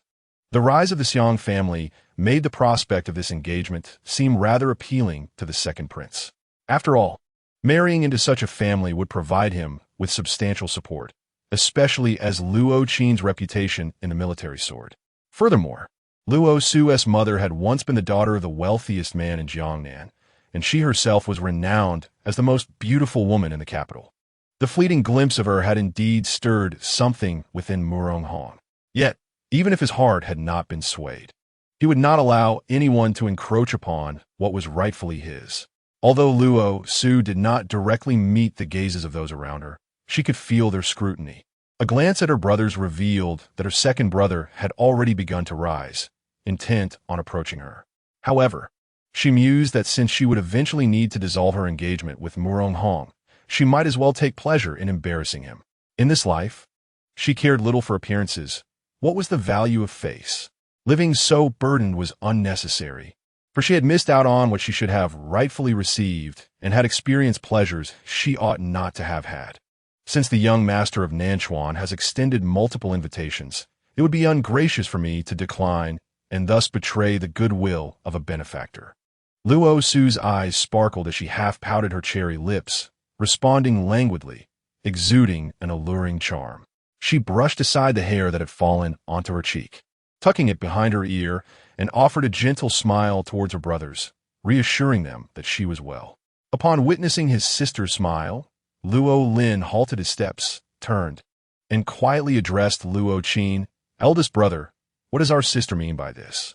Have you not observed the second prince's face? As dark as if ink were about to drip from it." Luo Qin regarded his sister's familiarity with the young man and felt confident that no mishap would ensue. However, her blatant disregard for royal decorum at the palace banquet would surely incur their father's wrath upon their return. Rubbing his forehead, he lamented, "This sister of mine is truly headstrong. We must refrain from discussing such matters at the banquet. I shall inquire further when we return home. For now, just sit still." At that moment, Murong Han deeply regretted bringing Nanchuan to the spring banquet prepared by the fifth sister. If this were to escalate, his second brother would undoubtedly cast blame upon him, and it would be best for him to slip away unnoticed. The sixth prince watched as Nanchuan and Luo Su exited the Chongwang Hall, and, seizing the opportunity while no one was paying attention, he too stealthily departed the palace. Simultaneously, Murong Hong observed the two sauntering out of the hall, his eyes blazing with ire. With a flick of his fingers, he summoned his personal attendant, who bent close to heed his command. "Investigate this individual's background and have the shadows keep watch over him. Report back after the banquet concludes." Murong Hong's voice was as cold as ice, devoid of warmth. As the pair departed the hall, Luo Ning was approached by Yin Zihan, the second daughter of the Ho family, who mockingly remarked, "Indeed, the legitimate daughter of the Luo family is extraordinary. She possesses neither wit nor reputation. How splendidly you have made a fool of yourself." With that, she continued, "Enough of this fade of grandeur before me. We both know our standings. Your situation in the Ho residence is hardly superior to mine." After saying this, Luo Ning elegantly lifted her glass of fine wine, savoring it lightly, for her capacity for drink was merely a trifling matter. Upon hearing Luo Ning's words, Yin Zihan ceased her laughter, adopting a serious and troubled demeanor. All right. We are, after all, the best of friends, and you must assist me with some ideas. Just look at my elder sister, so full of herself. I yearn to expose her pretentious facade of propriety. It is truly nauseating." Though Yin Zihan was also a legitimate daughter, her elder sister in the Ho family was renowned for her grace, virtue, and talent, leaving the second daughter in relative obscurity among the many noble ladies. Even though Luo Ning was a concubine's daughter, Yin Zihan found their temperaments compatible, allowing her to be at ease in Luo Ning's company. They often exchanged ideas and the latest news from the capital. Luo Ning remained still, casting her gaze towards the right, where Yin Zisua sat composedly, embodying the poise of a refined lady, which made Luo Ning feel quite out of place. Your elder sister is indeed unlikable. Has the Marquis considered suitors for her? Or does she already have someone in her heart? Her feelings for someone remain unknown to me. Yet it is perplexing that my father has begun to arrange matters for her with the influential nobility of the capital, being merely a year apart in age. It seems that I am entirely overlooked, which is quite unfair. Yin Zihan's frustration grew as she tugged at the silk ribbon hanging from her waist. Luo Ning chuckled softly and remarked, "What difficulty is there? You, lacking in resolve, shall see that once your elder sister has secured a suitor, you may visit my residence, and I shall ensure her good husband becomes yours. When you become the lady of the house, do not forget your dear sister." Upon hearing Luo Ning's words, Yin Zihan's eyes widened as she contemplated the deeper meaning, a smile creeping onto her lips. "It seems my good sister is looking out for me. Recently, my father acquired a cat's eye stone mask from a merchant in the western regions, which I find rather ill-suited for me. Perhaps I shall send out an invitation for you to visit tomorrow. It would be more fitting for you to wear." Luo Ning nodded in acceptance of Yin Zihan's invitation for the following day. As a concubine's daughter, life within the household was fraught with challenges, and cultivating a friendship with the legitimate daughter of the Marquis was a deliberate endeavor. These legitimate daughters were often vacuous and foolish, and her camaraderie with them was merely a means to glean information among the noble women, not a genuine bond. Indeed, such naivety is amusing. In the garden, Nanchuan strolled alongside Luo Su. Although the early spring flowers had yet to fully bloom, the invigorating essence of the season uplifted the spirits. "I did not anticipate that Miss Luo would be different from other young ladies," Nanchuan remarked, admiration evident in his tone. "What distinguishes her? Is it merely the act of wandering the garden with a strange gentleman, disregarding the judgment of society? Your conclusions about women seem rather hasty." Luo Su retorted, "I am no different from other women. I simply prefer not to sit in the hall and listen to conversations that fail to pique my interest, not because of you." She wished to avoid unnecessary entanglements, thus sought to quell any curiosity Nanchuan may harbor toward her. "Miss Luo, you need not be so guarded. I confess that upon our first meeting, I was captivated by your beauty and desired to know you better. However, I did not expect you to live with such carefree clarity, making you quite intriguing. I believe we might become confidants, as I have a fondness for women who act with authenticity." Nanchuan's initial interest had evolved into a genuine desire for companionship. How could he fail to grasp the implications of her words? She clearly wished to distance herself from him, yet he clung on like a stubborn adhesive. "Are you not concerned about the second prince plotting against you? To brazenly take his fiancée, from before him, in such a public manner, is recklessly bold. I am genuinely curious about your identity. Do you fear nothing out of ignorance?" Luo Su inquired, her curiosity piqued by Nanchuan's status. If he could accompany the sixth prince into the palace, he must possess some knowledge of these matters. Yet he approached her with such audacity.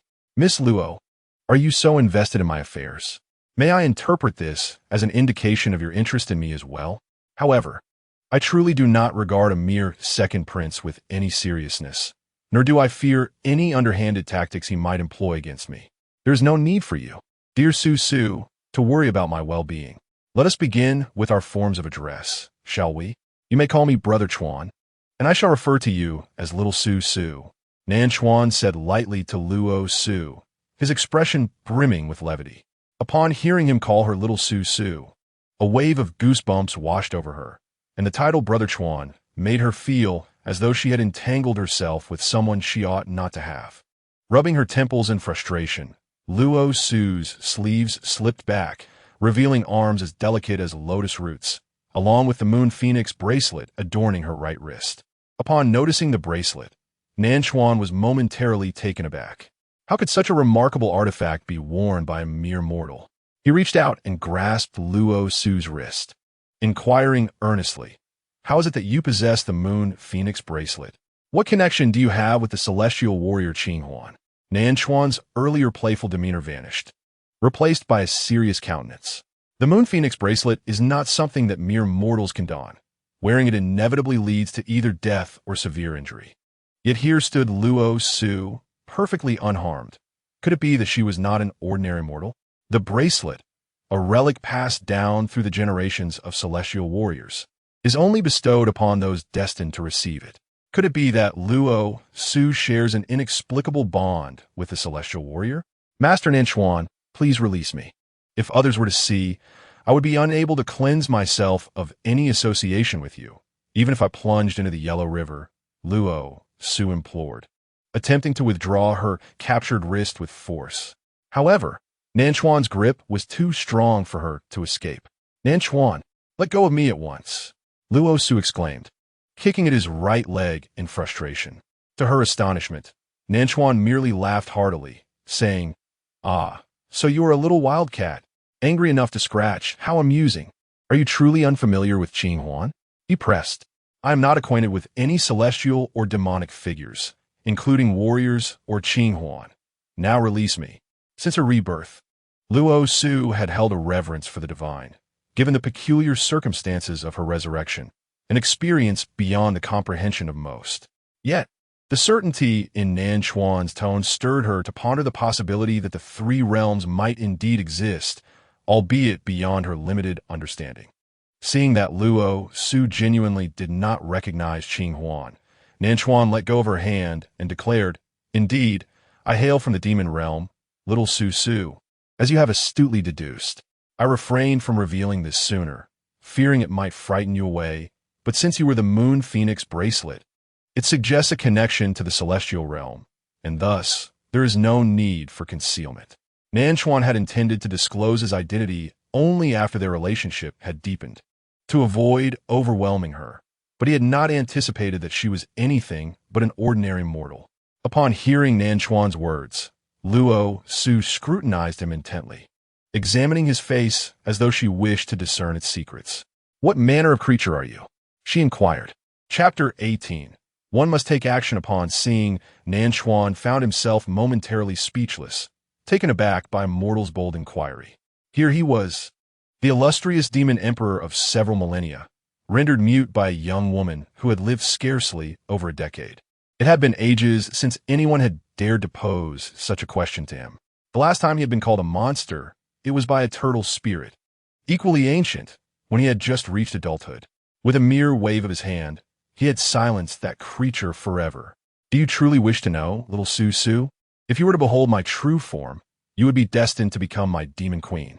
Nanchuan gazed at Luo Su with his enchanting peach blossom eyes, answering her with both seriousness and deep affection. Suddenly, Luo Su found herself reluctant to know more. She hastily waved her hand and said, "Forget I said anything. It would be best for me to return to the banquet and behave." Without waiting for Nanchuan to respond, she hurried back, feeling an overwhelming sense of danger emanating from him, something she felt ill-equipped to handle. Thinking of running away? It's too late. Since my little Su is so curious about me, how could I not indulge her curiosity? Moreover, I have already been captivated by you at first sight. How could I allow you to slip away from right under my nose? Nanchuan grasped Luo Su's hand and pulled her back. In an instant, as he turned, he revealed his true form, his eyes transforming into those of a white fox, alluring and beguiling. Luo Su found herself entranced, her gaze locked onto his eyes. Those were not human, but rather a mesmerizing shade of blue, embodying the essence of seduction itself, leaving her momentarily spellbound. Suddenly, a sharp pain at her wrist snapped her back to reality. It was the Yuehuang bracelet glowing a vivid red, freeing her from the enchantment of Nanchuan's captivating gaze. "I never expected my charm to be ineffective on you, my little Su. Oh, how it saddens me to think that I possess no allure in your eyes." Nanchuan feigned heartfelt sorrow as he withdrew his enchantment, clutching his chest. Luo Su shook off his hand and walked away without a glance back. This time, Nanchuan did not pursue her, recognizing that Luo Su needed time to accept the truth. However, Turmoil surged within Luo Su's heart as she realized that Nanchuan was, in fact, a male fox spirit. Oh heavens! Unable to resist, she turned her head only to find he was not following. She even glanced behind him, half expecting to see a furry tail concealed there. Nanchuan merely stood still, watching her intently, and when she looked back, he unexpectedly threw her a flirtatious glance. This was unbearable. How could he be so audacious? Startled, Luo Su quickly turned her head away, resolutely walking towards the Chongwang Hall, silently repeating to herself, "Do not gaze upon that which is inappropriate." Upon returning to the Grand Hall, she intended to blend into the background and quietly take her seat, yet Luoning, ever vigilant of the happenings outside, could not let this golden opportunity slip by, especially since her plans had yet to unfold. Spotting Luo Su re-entering, she called out loudly, "Sister, why did that gentleman not accompany you back? How was the scenery in the garden? Mr. Nanchuan saved my life the other day at the market, and I have just expressed my gratitude to him. He had matters to attend to and left early. The garden, of course, is breathtaking. The craftsmanship evident in the royal gardens is nothing short of exquisite. If you wish to see it, you may go," Luo Su replied, using Luoning's inquiries to clarify her relationship with Nanchuan to those present. This way, she ensured that no one would perceive her as a frivolous woman, casually wandering off with an unfamiliar man, while subtly demonstrating her loyalty and virtue. Murong Chun surveyed the gathering, noting that the various young ladies and gentlemen were all present. She discreetly signaled to her maid, who, upon receiving the cue, gently clapped her hands to call for silence, saying, "Today, the princess has invited everyone here not only to bask in the beauty of spring, but also to provide an opportunity for our talented young ladies and gentlemen to showcase their skills. The fifth princess has graciously organized this banquet, and we hope everyone will express their sentiments freely." Upon hearing the maid's announcement, the young ladies murmured among themselves. Those with foresight had prepared long before receiving the invitation, like Luo Ning. However, the daughters of other noble families were no fools either. With the presence of young elites and princes, it wasn't solely a platform for the ladies. Wu Zi, the heir of the Marquis of Wuyo, stepped forward and bowed to the princess, proclaiming, "Allow me to present a display for all the esteemed ladies and gentlemen. I wonder which lady would be willing to play a tune?" Recognizing the significance of this opportunity, Luo Ning gracefully rose and, with a slight bow, addressed Wu Zi, saying, "Though my talents may be humble, I would be honored to accompany your performance with music." With that, she instructed her maid, Lu, to place the imperial guqin at the center of the hall. Assuming a dignified posture, she approached the instrument, offering a respectful nod to the princess before gracefully taking her seat. Her delicate fingers glided over the strings, and soon the hall was filled with the sound of her music, melodious yet resolute, akin to the chill of a breeze whispering through the pines. Luo Su observed this enchanting pair, recognizing the artistry of their performance. However, Wu Zi was known for his affinity for youthful male companions, a fact that contradicted the gallant image he portrayed in public. Watching the performance unfold, Luo Su noted Luo Ning's significant improvement in guqin skills compared to her previous life, indicating she had indeed invested considerable effort. It was undeniable that she had put her heart into this moment, as the piece she played balanced softness and strength, evoking the imagery of a cold wind brushing against resilient pines, perfectly complementing Wu Zi's vigorous swordplay. This formerly unremarkable Luo Ning had garnered admiration from many knowledgeable gentlemen present. As the music concluded and the swordplay ceased, applause erupted within the hall. Noticing those who clapped for Luo Ning, Luo Su recognized several noble young men who had been closely associated with her in a past life, suggesting that fate had already begun to weave its threads. Taking a sip of the delightful fruit wine before her, she savored its sweetness, quickly finding herself enchanted by its allure. Before long, she felt a pleasant intoxication, though the wine's potency had yet to fully take effect. Wu Zi, pressed by his family to marry, saw in Luo Ning a mere concubine of the Xiang residence, an easily manageable prospect, a seemingly unobtrusive yet appealing candidate. Gazing at the beauty before him, he decided to take advantage of the moment and approached her, saying, "Miss Luo, your Guqin skills are truly exceptional, and I greatly admire them. Might there be an opportunity for us to step outside and converse further?" Luo Ning regarded the softly featured Wu Zi, acknowledging his decent background and appearance, yet he paled in comparison to the second prince. With a polite smile, she replied, "You have just completed your sword dance. Perhaps you should rest a moment. I wish to witness the splendid performances of my fellow sisters. So I must decline your kind invitation to step outside." With a respectful bow, she turned and returned to her seat.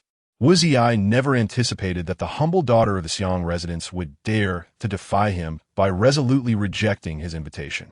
With a dismissive huff, he waved his sleeve and returned to his seat, pondering the absurdity of the situation.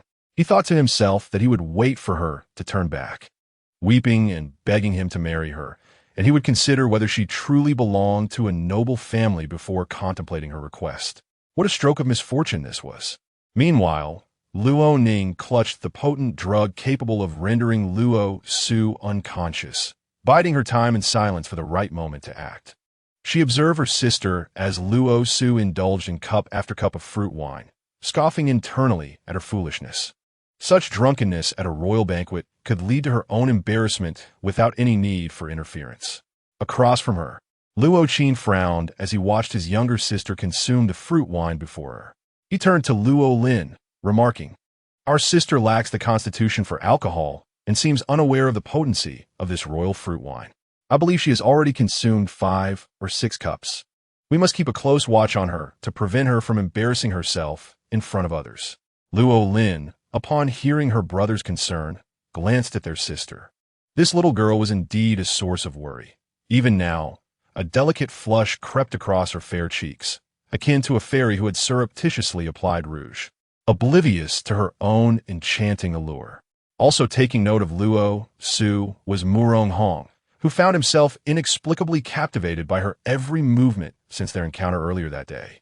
The beguiling aura she exuded from within made him envious of any other man who could gaze upon her. Such beauty was meant solely for his eyes. In the hall, the scholarly Lu Xiaoxiao recited a poem, harmonizing seamlessly with Ouyang Qian's flute, garnering much admiration. Observing his brother's unwavering gaze fixed upon Luo Su, the 5th princess was struck by a mischievous idea. "I have heard that the eldest daughter of the Xiang residents possesses unparalleled grace in dance. Might we request her to perform a piece for our entertainment today?" With a flourish, the 5th princess summoned 2 rows of palace musicians, instruments in hand, to take their places, awaiting her command. Upon hearing her name mentioned from the stage, Luo Su rubbed her slightly dazed head and looked towards the direction of the princess. Responding, "Your Highness, this humble girl must prepare her attire in the rear hall. I beg your indulgence to allow me a moment." Luo Ning quickly rose to seek permission from the princess. "May I accompany my elder sister to the rear hall to assist her in dressing?" The 5th princess said nothing, merely waving her hand in consent for the Luo sisters to proceed. Observing Luo Ning's eager demeanor, the sharp pain from her nails digging into her flesh jolted Luo Su's senses awake. This scheming wench was about to play her tricks. She would see how her sister would stumble this time. "Then I shall rely on you, dear sister," Luo Su said with graceful poise, gliding towards Luo Ning. To the onlookers, the scene of sisterly affection appeared flawless. Outside the hall, Xia Meng and Mama Li, seeing their young lady emerge with a second miss closely behind, became instantly alert. They exchanged wary glances, both recognizing the need for vigilance to prevent the eldest daughter from falling victim to the machinations of her younger sister. A eunuch named Xiao Lizi approached Luo Su respectfully, saying, "Miss Luo, please follow me. Ahead lies the area for noble ladies to change attire. Please do not look around or stray, lest you inadvertently offend the esteemed individuals of the palace and invite calamity upon yourself." Chapter 19. A calculated strategy. Thank you for your reminder, esteemed eunuch. Please lead the way, Luo Su politely addressed the young eunuch. Luo Su and her companions followed the eunuch to a side chamber behind the Chongwang Hall, which was fully furnished. Xia Meng, from the beginning, clutched the lady's dance gown, refusing to let go, determined to keep it safe from any mishaps. Similarly, Mama Li held the wooden box containing the jade headpiece with utmost care, fearful of any damage. Luo accompanied Luo Ning to the side chamber, and, with a smile, said to Mama Li, "Mama Li, you are of advanced age. Holding the box must be tiring. Allow me to assist you for a moment while you take a rest." With that, she reached out to take the box. Mama Li, being astute and agile, noticed Luo's outstretched hand and deftly sidestepped, replying, "There is no need for young Lady Luo to trouble herself. I have accompanied the matriarch to battle since my youth, and am quite strong. You need not concern yourself." Upon hearing Mama Li's words, Luo trembled in fear and took a large step back, nearly colliding with Luo Ning. "You wretched girl, do you not watch where you are going? You almost bumped into me," Luo Ning scolded, pinching Luo, who immediately knelt in panic and apologized. "Miss, please forgive me. It is entirely my fault. I beg for your leniency. Who would have thought that my sister would treat her servants so sternly? Usually, she is gentle and understanding. It is fortunate we are in the palace. If our father were to see this, he might think you had become someone else. Dear sister, would you not agree?" Luo Su smiled with a hint of mockery. "Sister, you do not understand. There is a distinction between servants and masters. If we are not strict, they will take advantage of us. It is not that I enjoy meddling in your affairs, but as daughters of the same house, we must look out for one another," Luo Ning replied, waving her handkerchief with an expression of concern for Luo Su's well-being. "Moreover, dear sister, you possess a kind heart. I must point out that among the servants, Xiao Ming is the most unruly. Every time she sees me, she neglects to offer a proper greeting. I am, after all, a mistress, would you not agree?" Luo Ning seized the opportunity to criticize Xiao Ming, using this moment to cast judgment upon her.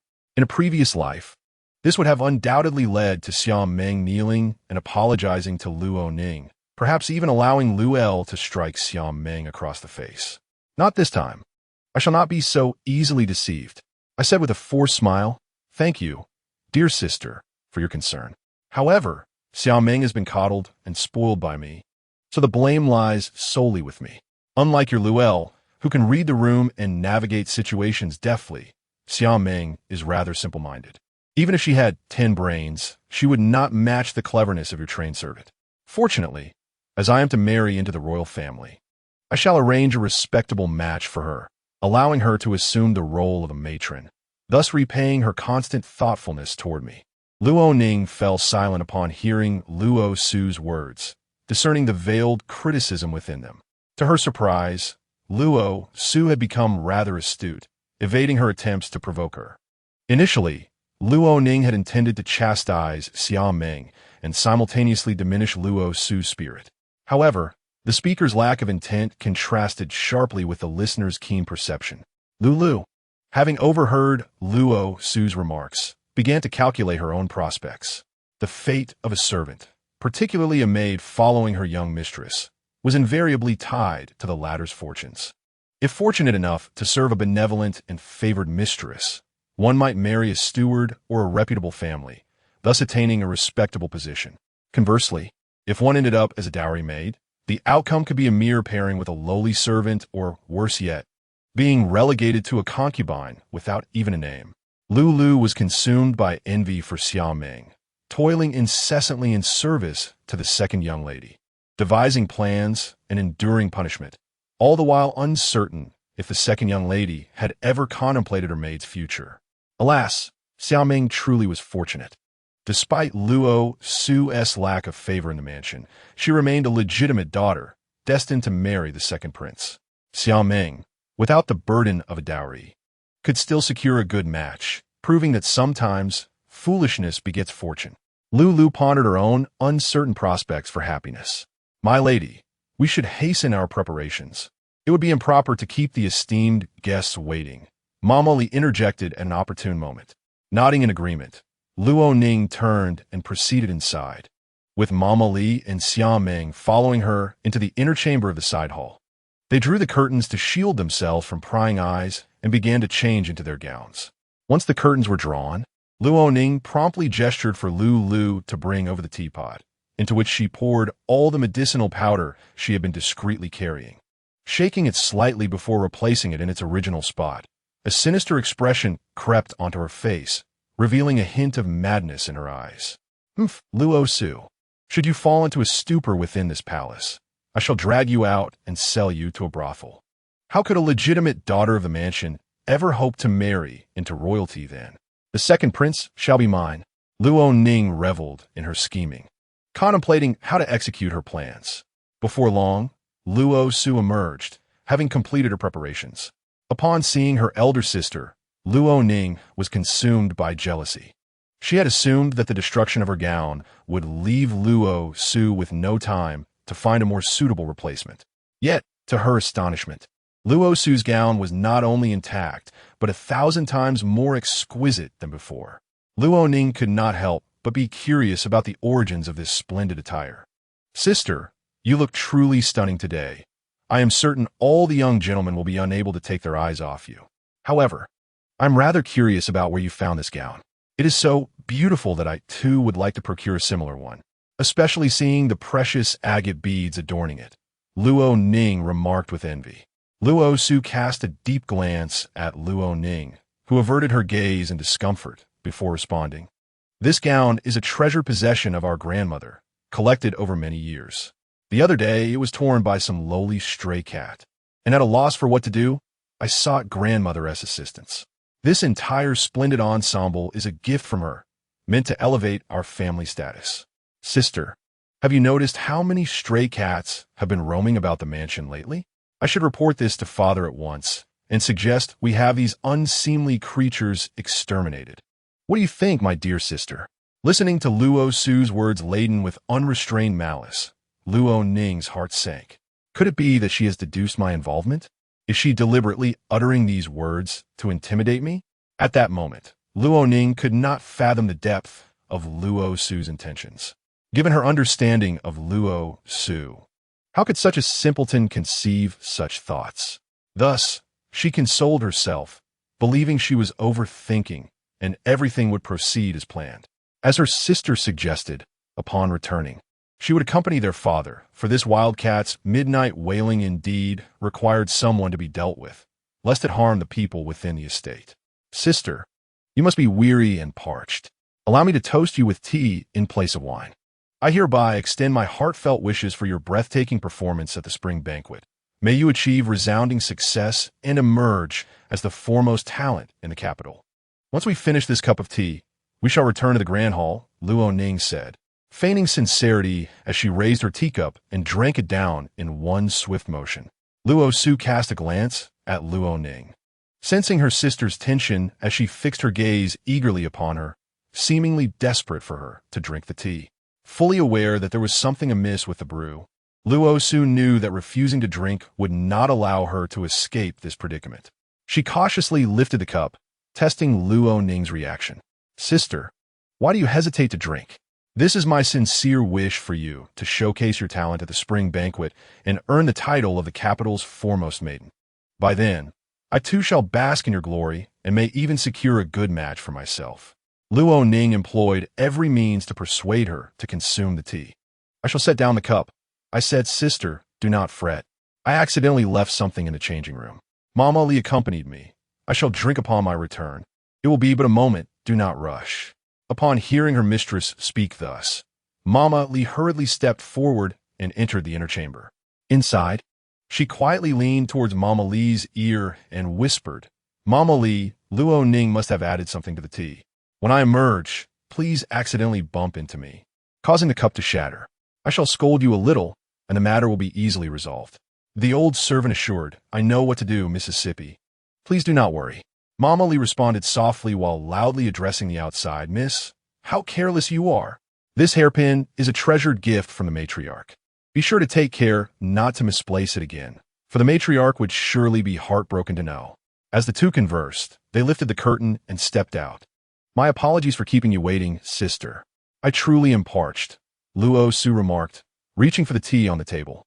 Just as she spoke to Luo Ning and made a motion to raise her cup, Mama Li seized the moment to act from behind Luo Su.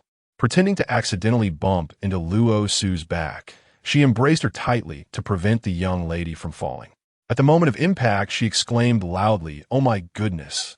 I nearly knocked myself out. My heavens, miss, are you all right? As Mama Li collided with her, Luo Su's cup slipped from her grasp. The sound of porcelain shattering echoed as the teacup fell to the ground, splintering into pieces. This unexpected turn of events caught Luo Ning off guard. Just as a voice from the entrance called out, "Miss Luo, are you ready with your attire? The princess's maid has just come by to urge you. They are waiting for you." All right. Please lead the way. I am fully prepared," Luo Su replied promptly upon hearing the young eunuch's words. Ignoring Luo Ning's expression behind her, she exited the side hall with Xia Meng and Mama Li. As Luo Ning beheld the moment when Mama Li collided with Luo Su, she initially intended to reach out and catch the fallen cup. However, standing at a distance from Luo Su, her gesture felt somewhat contrived, so she remained silent. The thought that her meticulously prepared plan had been dramatically thwarted by Luo Su and that foolish old servant ignited a tremor of fury within her. How fortunate that wretched Luo Su was. What are you still dawdling for? Pour out the tea from the pot. Leave no trace behind. Come find me in the great hall shortly. Be swift. With a fierce glare, Luo Ning instructed Lu El to handle the aftermath. Chapter 20. A dance to astound the world. Initially, it was believed that Luo Su's previous attire was sufficient to highlight her beauty. Yet upon donning a different style of clothing and adornment, every person present in the hall could not help but exclaim that this maiden must be celestial. Seldom seen among mortals. Esteemed guests, please allow me to bow before you. I apologize for the delay earlier.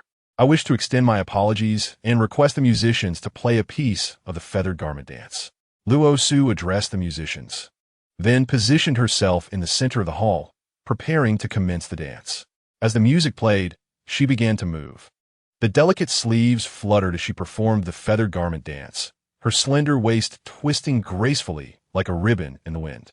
With the exquisite melody of the dance echoing throughout the hall, Luo Su's enchanting figure glided gracefully, akin to a butterfly in flight, a falling leaf swaying in the breeze, or a blossom amidst a thicket, twisting her waist in harmony with the rhythm.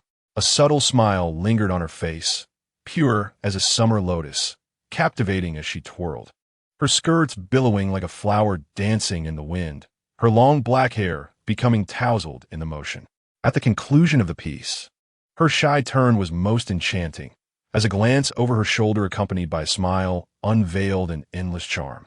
Suddenly, applause and exclamations erupted in the hall, truly ethereal and swirling, like a gentle breeze, gracefully sending forth startled dragons. The delicate sway of her sleeves evokes the clouds yearning to be born.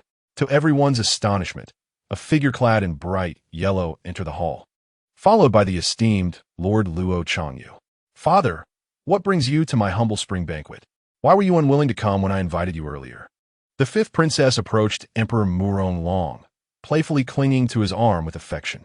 Upon witnessing the emperor's arrival, everyone present immediately knelt.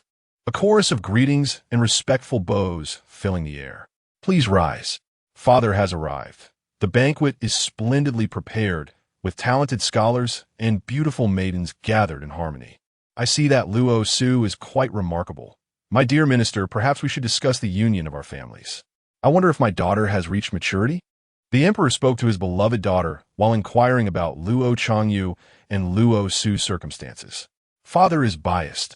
Upon seeing Sister Luo, you only think of my brother's future marriage, without inquiring if I have someone in my heart." The fifth princess blushed, her charming face flushed with color. "You shameless girl. How can a daughter bring up her own marriage in front of so many people?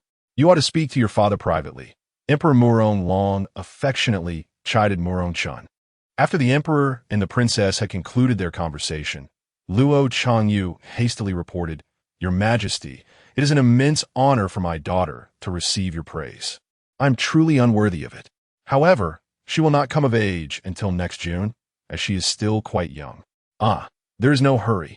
Hong-er is already of marrying age. Although it is understandable for a man to be somewhat older and more composed, you have indeed raised a fine daughter-in-law for me. Ha ha ha. Emperor Murong Long laughed heartily. The courtiers present were taken aback, as they had never before witnessed the emperor in such high spirits. Typically, those who could see the emperor found him to be quite imposing, But now a different atmosphere prevailed. Luo Changyu, unsure whether to agree or disagree, could only force a smile and respond, "Your Majesty, please do not jest at my expense. Since my youth, I have been bereft of my mother, and with little time to attend to family matters, it has been the matriarch who has personally guided Su'er to be self-reliant and resilient. I feel ashamed as a father." "Nay, my dear minister, you are mistaken.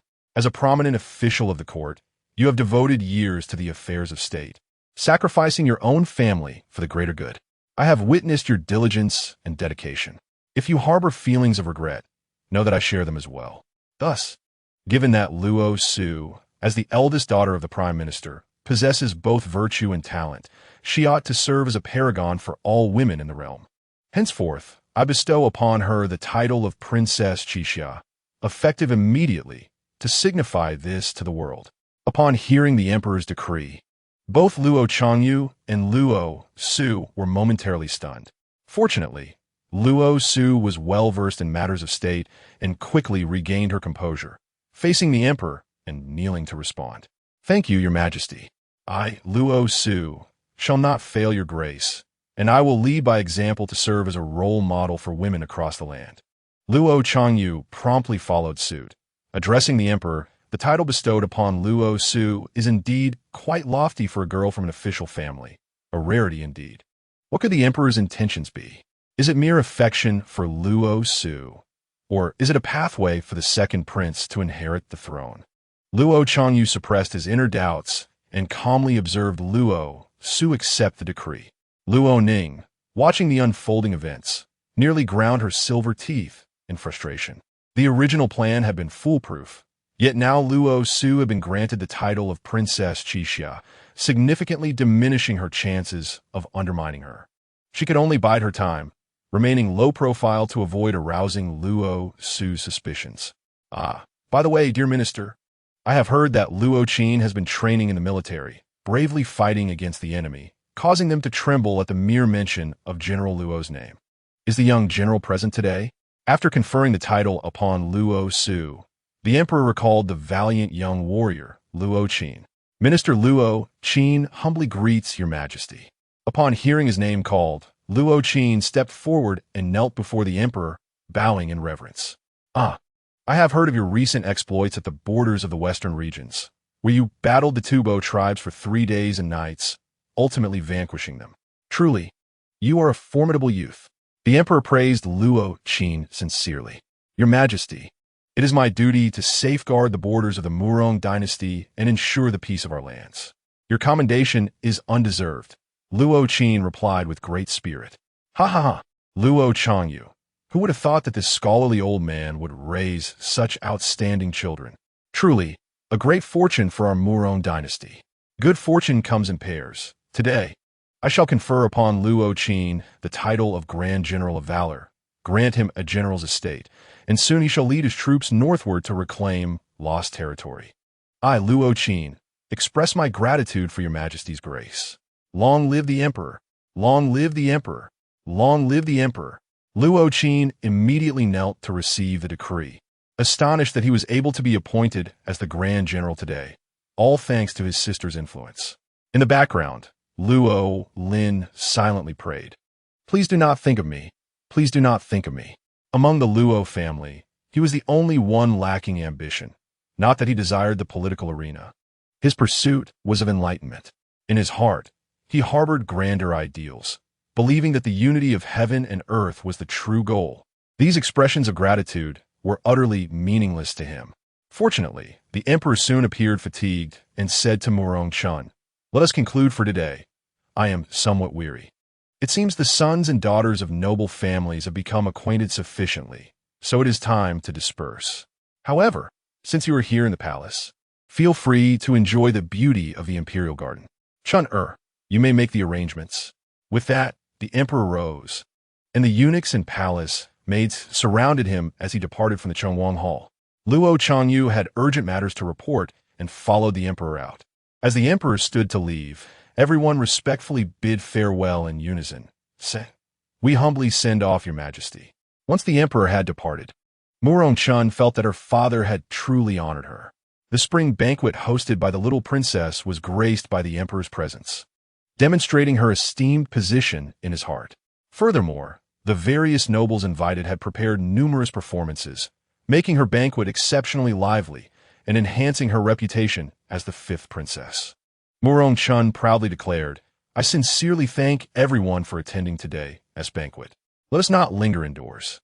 Let us proceed to the imperial garden to admire the spring scenery together. Sister Su, let us go together." As she spoke, she affectionately took Luo Su's hand and led the way out of the Chongwang Hall. The young lady dutifully complied. Being addressed as sister by the princess was indeed a great honor. Thus, she strolled through the garden alongside the fifth princess. Luo Ning trailed behind them, her heart filled with jealousy at their intimate display. Her envious eyes seemed ready to ignite with fury. How could the princess take such a liking to her? If only Luo Su were to vanish, all of this would rightfully belong to her. At this moment, Luo Ning was consumed by jealousy and frantic thoughts, vowing to eliminate Luo Su and take her place. Luo Qin and Luo Lin observed the princess's closeness to their sister and silently shook their heads. Luo Lin, with concern, spoke to his elder brother, "Brother, does the royal family act this way out of respect for our father? Or is there another motive? Now that you hold a high position, one must tread carefully amidst the dangers of the political arena. Sister, it would be wise for us to set off for the immortal island to seek a master and distance ourselves from this realm of conflict." Luo Qin pondered deeply, yet found it difficult to fathom the emperor's intentions. He replied to Luo Lin, "The empress is inscrutable. While the Luo family may seem to bask in glory, we are indeed walking a perilous path. A single misstep could bring calamity upon us all. Since we are held in high esteem, we must conduct ourselves with utmost caution to avoid giving anyone a handle to grasp. As for our journey, upon returning home today, pack your belongings. We shall set off at dawn tomorrow without informing father. After you depart, I shall personally notify him. As for grandmother, you should have already reported to her. Brother, take care of our sister along the way. Do not get lost in your own enjoyment and let Luo Su slip away." Lorraine pondered for a moment, gazing at his graceful younger sister ahead, and said, "Elder brother, rest assured, I shall ensure the safe arrival of my sister at her destination."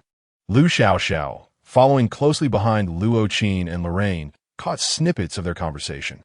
As the legitimate daughter of the Shueisha residents, her father's upbringing differed from that of ordinary women, and he did not shield her from court affairs. Thus, she found herself in agreement with Luo Qin's words. The prospect of forging a bond with him was indeed fraught with challenges. Yet, witnessing the elegance of her beloved, Lu Xiaoxiao felt a bittersweet ache in her heart. She had carried a handmade sachet in her purse, intending to present it to him today as a token of her affection. Noticing that their private discourse had ceased, Lu Xiaoxiao slowly approached Luo Qin and spoke, "Young Master Luo, I am Lu Xiaoxiao from the Shueisha residence. Might I have a moment of your time?" The brothers were interrupted by a gentle female voice, and upon turning, they beheld a petite and charming young woman standing before them. Lorraine flashed a mischievous grin and nudged his elder brother's arm, exclaiming, "Brother, your romantic fortune has arrived. Go on." With that, he playfully pushed Luo Qin closer to the girl. Chapter 21. Nightmare or Past Life. Luo Qin shot a glare at his younger brother, this tactless fool, and refrained from saying more to spare the young woman any embarrassment. Adopting a previously stern demeanor, he addressed her, "May I inquire what brings Miss Lu to seek me?" Lu Xiaoxiao, caught in his gaze, felt her earlier courage dissipate, rendering her nearly speechless. With a voice barely above a whisper, she stammered, I am." Meanwhile, Luo Su, who had been engaged in light conversation with the princess, noticed a delicate figure standing before his elder brother through the branches of flowers. That was Lu Xiaoxiao, who had followed his brother to the battlefield in a past life. Though small in stature and adorably charming, she possessed a resolute spirit, unwavering in her convictions. That year, upon learning that her elder brother had been assigned to a remote post, she had pursued him on horseback, leaving behind a letter as she prepared for her betrothal. She was unaware of her brother's tragic fate in the previous life, but given her fierce nature, she would not have survived alone. Determined that the harrowing scenes of their past would not be repeated, Luo Su resolved to lend a hand, facilitating the union of the star-crossed lovers. After explaining to the princess that she was unable to partake in further revelry, Luo Su sought to excuse herself. The fifth princess, observing Luo Su's rosy cheeks, remarked with a smile, "Little Empress, next time I shall invite you to the palace for a tasting of fine wines. The experience is truly delightful. Today, I shall not insist upon your stay, lest Luo Lin accuse me of being overbearing." With a glance towards Luo Lin, she thought, this ungrateful fellow, once a carefree companion in childhood, now acts as though they are strangers. How dull. Luo Su inclined her head and made her way towards her elder brother, aware of the fifth princess's gaze towards her second brother. Yet, she understood that the two would ultimately be like celestial beings with mutual feelings, destined to walk different paths despite their affections. It is advisable for the two of them to refrain from excessive interaction, lest it cause trouble for the second brother. As Luo Su approached them, she noticed Luo Qin standing patiently with a gentle expression before Lu Xiaoxiao, who was stammering and struggling to articulate her thoughts. In the past, Luo Qin found most women, aside from Luo Su, to be overly delicate and unworthy of his words, preferring the pain of battle over idle chatter. However, encountering such an endearing woman sparked his curiosity, and he was eager to hear what she had to say. Seeing the unusual expression on her elder brother's face, Luo Su felt a pang of embarrassment. Upon reaching them, she remarked, "Elder brother, did you bully Sister Lu? Just look at how frightened she is." Unable to utter a word, "Sister Lu, my elder brother may appear stern, but he is particularly attentive and gentle with me. Do you have something to say to him?" Hastily, Lu Xiaoxiao waved her hands and replied, No, Luo Dage did not bully me. It's my own inadequacy." With that, she retrieved a fragrant sachet embroidered with green bamboo from her purse and quickly placed it into Luo Qin's embrace before darting away like a startled rabbit. "Sister Lu is truly delightful. Elder brother, it seems she harbors deep feelings for you. This sachet suits you perfectly. Do not let her earnest intentions go unacknowledged," teased Luo Su, her youthful playfulness shining through as she winked at her brother. "You concern yourself with others' affairs while unable to manage your own, don't you, Princess Qixia? Tomorrow, you and Luo Lin shall depart for Xian Island. It is unwise to linger here," Luo Qin stated, deliberately steering the conversation away from earlier events. He discreetly tucked the sachet into his chest, considering that he should not jeopardize such a fine woman's prospects with his usual life of peril. "All right, I shall heed whatever you say, elder brother. I am most obedient to you. I have indulged in too much fruit wine today and feel quite dizzy. I wish to return to the manor." "Elder brother, support me. I can hardly stand," Luo Su replied, finally succumbing to the effects of the wine and leaning against Luo Qin. Noticing his sister's unsteady stance, Luo Qin called for Luo Lin, saying, "Today my sister has overindulged. We need not linger here any longer. Second brother, you may leave the palace first. Luo Su and I shall follow shortly." With that, Luo Lin exited the palace, and seeing that no one was paying attention to the siblings, Luo Qin scooped up Luo Su and strode after Luo Lin. Luo Ning, observing the trio's synchronized movements, bit her lip in frustration. Yin Zihan approached her and remarked, "They are siblings. What do you have to complain about? Who told you not to be born into the right family? Unlike you, look at how my elder sister and the princess seem to share common interests. It's truly irritating." "You are right. I can only blame myself for not being born into a fortunate family, for lacking such destiny. Yet, my fate is mine to carve, not dictated by the heavens. Just wait and see. One day, I shall make them bow before me," Luo Ning retorted, her fierce demeanor softening as she quickly adopted a delicate, demure expression and turned to Yin Zihan, saying, "Having witnessed the festivities, it seems our visit today was in vain. Let us return to the manor." As the banquet drew to a close, the garden was gradually emptying, with a few young gentlemen and ladies departing intermittently. At that moment, atop the ridge of Chongguang Hall sat a mysterious figure clad in a black robe, adorned in a silver mask that glinted in the sunlight. However, due to the distance and the concealed aura he emanated, Even the skilled martial artists within the hall, including Nanchuan, remained oblivious to his presence. Upon witnessing Luo Su being carried away by Luo Qin, the restless turmoil within him finally subsided, prompting him to turn and leave. His heart had been tumultuous since he spotted her exiting the hall alone with Nanchuan, an uncontrollable surge of emotions flooding over him. Murong Tian had not intended to encounter Luo Su. He was merely on a clandestine mission when he chanced upon her in the company of another man, causing him to halt abruptly, his head bowed, as if he were silently confiding his desolation to the world. His slightly trembling eyelashes resembled raindrops pattering upon a lake surface, evoking a desire to uncover the secrets he harbored deep within. He gripped his Qingyun sword tightly, and flickers of anger occasionally ignited in his gaze, akin to fleeting meteors in the night sky, brief yet dazzling. When his eyes fell upon the scene of Luo Su laughing with another man, the surface of the lake rippled, stirring sensations he had never experienced before. The moment he saw Nanchuan grasping Luo Su's arm, an inexplicable pang pierced his heart. His expression grew profound and enigmatic, his gaze fixated on Nanchuan's hand, which he found exceedingly irksome, wishing fervently to pierce that man's heart with his sword, consumed by an inexplicable irritation. The graceful dance of the feathered attire reminded him of the one time he had witnessed his mother perform on the Celestial Island. This was Murong Tian's second encounter with such a dance. The dancer, charming and flirtatious, captivated the attention of numerous men, evoking a surge of displeasure within him. The gaze of those men was a nuisance. He felt an overwhelming urge to pluck their eyes out, consumed by an aura of anger. Since that fleeting glimpse by the window, Luo Su had nestled herself in his heart. In the stillness of midnight, he often recalled those eyes, which seemed to have countless words to share with him. Yet, despite never having met her before, he felt an inexplicable familiarity, an enigma he could not unravel. Much to his annoyance, dismissing the thought, he vanished once more within the palace.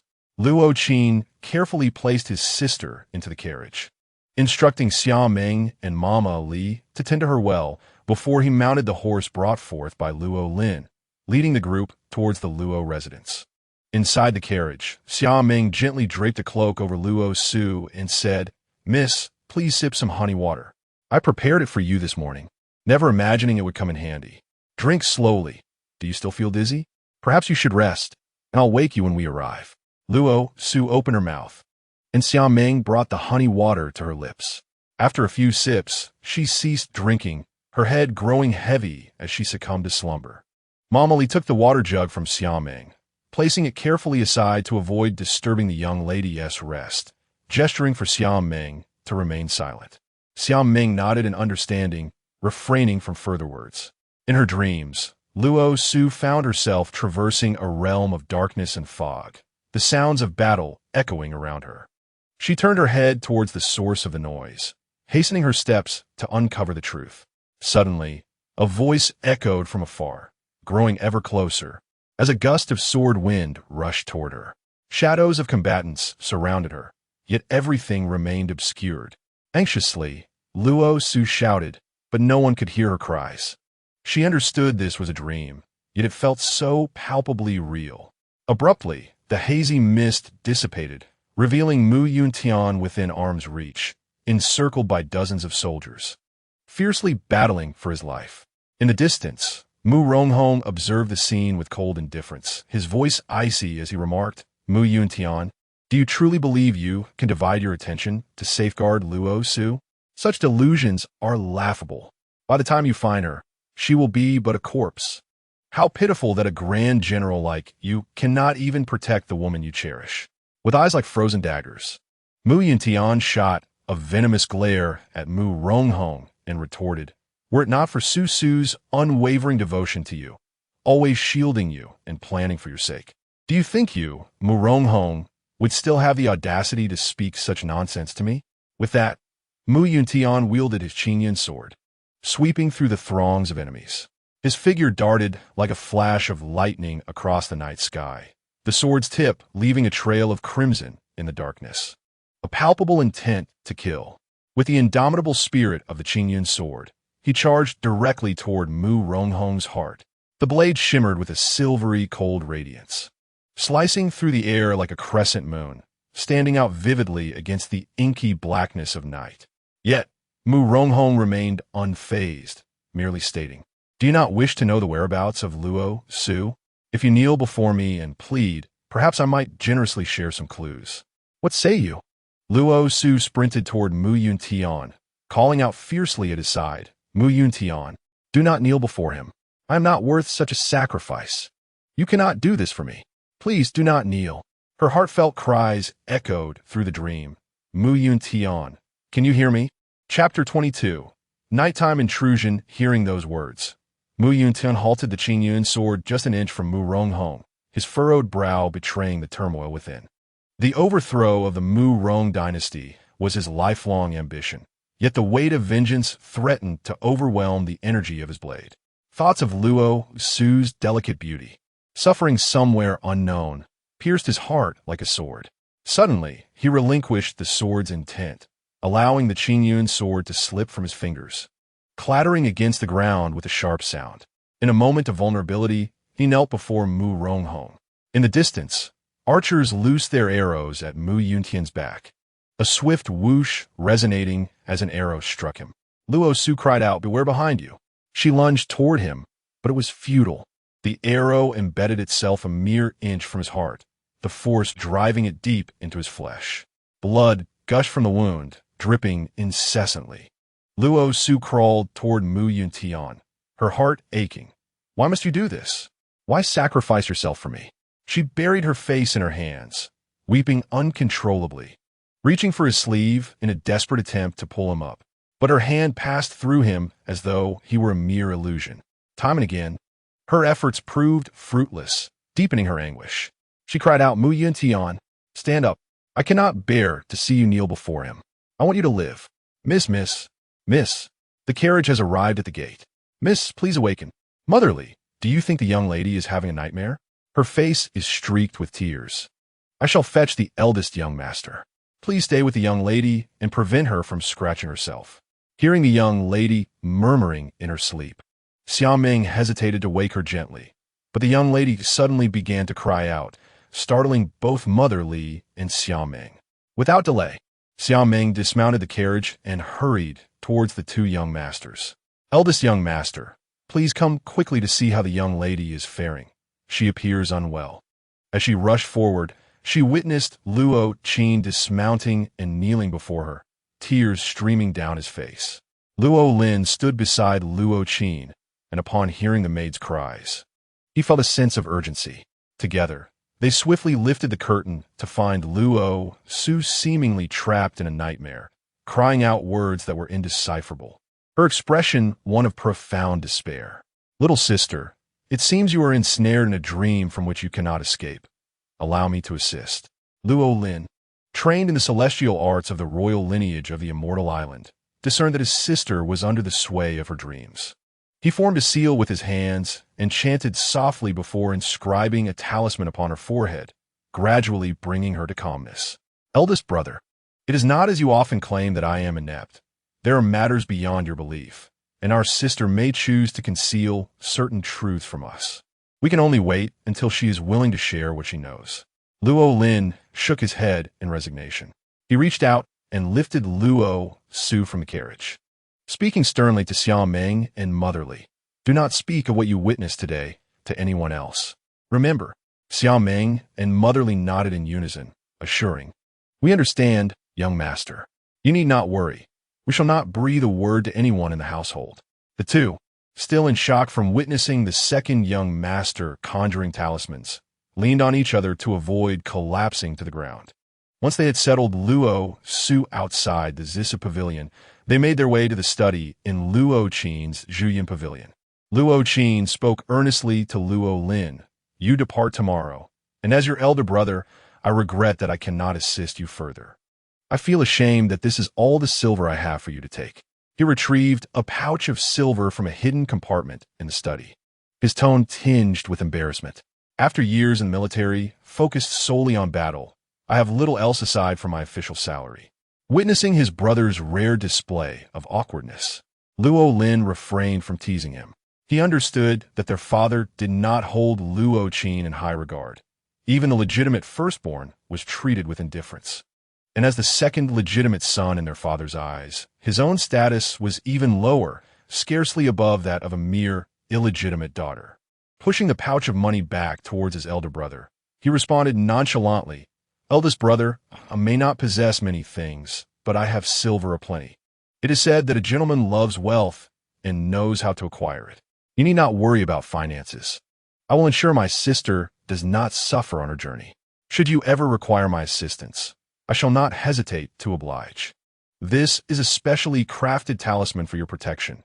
You must wear it on the battlefield, and I shall sense your presence, providing you with support." Luo Lin retrieved a talisman adorned with crimson cinnabar from his sleeve and placed it into the auspicious bag he had prepared in advance, fastening the red string around his elder brother's neck. "Brother, please do not dismiss my words as jest. This could indeed be a matter of life and death when the time comes. You must take care of it. After years of cultivation, this is the only talisman I have managed to acquire, and it has truly depleted my efforts over the years." Luo Qin observed the earnestness in his brother's demeanor and felt a profound sense of pride, reflecting on how his younger siblings had matured, showing concern for their elder. "Brother, I understand your intentions. How could I ever take your words lightly? I recognize that your aspirations differ from those of noble scions, and as your elder, I may not provide tangible assistance. However, I will always support you in pursuing what you desire, as long as it brings you joy." "Joy? When have you ever seen me devoid of joy? I am delighted every day. This trip to the Immortal Island coincides perfectly with the swordsmanship competition. Initially, I was pondering how to concoct an excuse to return to the sect, but now I can take my sister to experience the world. Ha ha! It is as if fate is smiling upon me." Luo Lin was ill-suited for such a sentimental atmosphere. His natural inclination was to be light-hearted and jovial. He resumed his playful banter with his elder brother. It was futile to expect him to adopt a more serious demeanor. Just moments ago, he had felt a fleeting sense of relief that his younger brother was finally showing maturity, only for that notion to evaporate now. "Very well, you may return. Your presence gives me a headache. I need to rest, as both of you are relentless in your antics." Luo Qin, growing impatient, began to usher Luo Lin away. "Hey, brother, if we rise early tomorrow, we come to bid you farewell. We shall set off directly," Luo Lin exclaimed eagerly. Ever since receiving a secret missive from his junior disciple, Luo Lin had been in a restless state, unable to sit or stand comfortably, consumed by thoughts of returning. With the spring feast behind them, a journey of several days lay ahead, perfectly timed to coincide with his master uncle's birthday, followed by waiting for Luo Su to cultivate for a few months before she could participate in the swordsmanship competition, allowing them to gauge her abilities. The mere thought ignited a fervor within him, and he was eager to embark on what he truly yearned for in life. Luo Su, under the influence of a sleep-inducing talisman conjured by Luo Lin, was supposed to enjoy a dreamless slumber until dawn. However, the ethereal glow from a moon phoenix bracelet, shimmering in hues of blue and red, diminished the talisman's hold over her, swiftly awakening her from her deep sleep.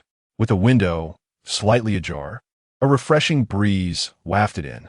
Lying in bed, Luo Su gazed out at the twinkling stars under the chilly night air. Was it a dream or the humiliation borne by Yuntian in a past life that haunted her? Shrouded in silk blankets, she covered her face with her hands. Yet tears streamed down uncontrollably. Silent drops fell onto her embroidered pillow, soon forming a damp patch as she murmured, "Yuntian, Yuntian, I am sorry, truly sorry. It is my fault, it is all my fault." The power within her seemed to resonate with her sorrow, causing the luminescent flow within the moon phoenix bracelet to circulate throughout her being, attempting to absorb her grief. Unbeknownst to her, this surge of energy reached Yuntian, who was far away in the palace conducting a secret investigation. Suddenly, he clutched his chest, equally affected by this unexpected wave of sadness, which struck him as peculiar. Yuntian's first reaction was to think of the woman named Luo Su, who had inexplicably appeared in his life since his arrival in the capital. stirring within him unfamiliar emotions of bitterness, sorrow, and jealousy. Was something amiss with her? As he gazed at the resplendent hall of light before him, he had initially intended to infiltrate it under the cover of night to reclaim what was rightfully his. Yet, these despairing feelings obstructed his resolve, rendering him unable to proceed. To his astonishment, he realized he could sense another force of energy resonating in harmony with his own. He harnessed the chi within him, dispersing his spiritual power over a radius of 100 miles. Remarkably, he detected a similar energy emanating from the southwestern corner of the city. Moments later, he found himself before the Zissou Pavilion of the Luo residence, and upon reading the plaque above, he was taken aback to confirm her presence. Yuntian could not articulate why he had come here, whether it was out of curiosity regarding the emotions that had plagued him or rooted in concern, he could not discern. Luo Su remained enveloped in her sorrow, haunted by the moment she witnessed the arrow pierce his back, her heart wrenched in anguish. He stealthily entered her chamber, where he could hear the faint sounds of weeping akin to that of a small creature.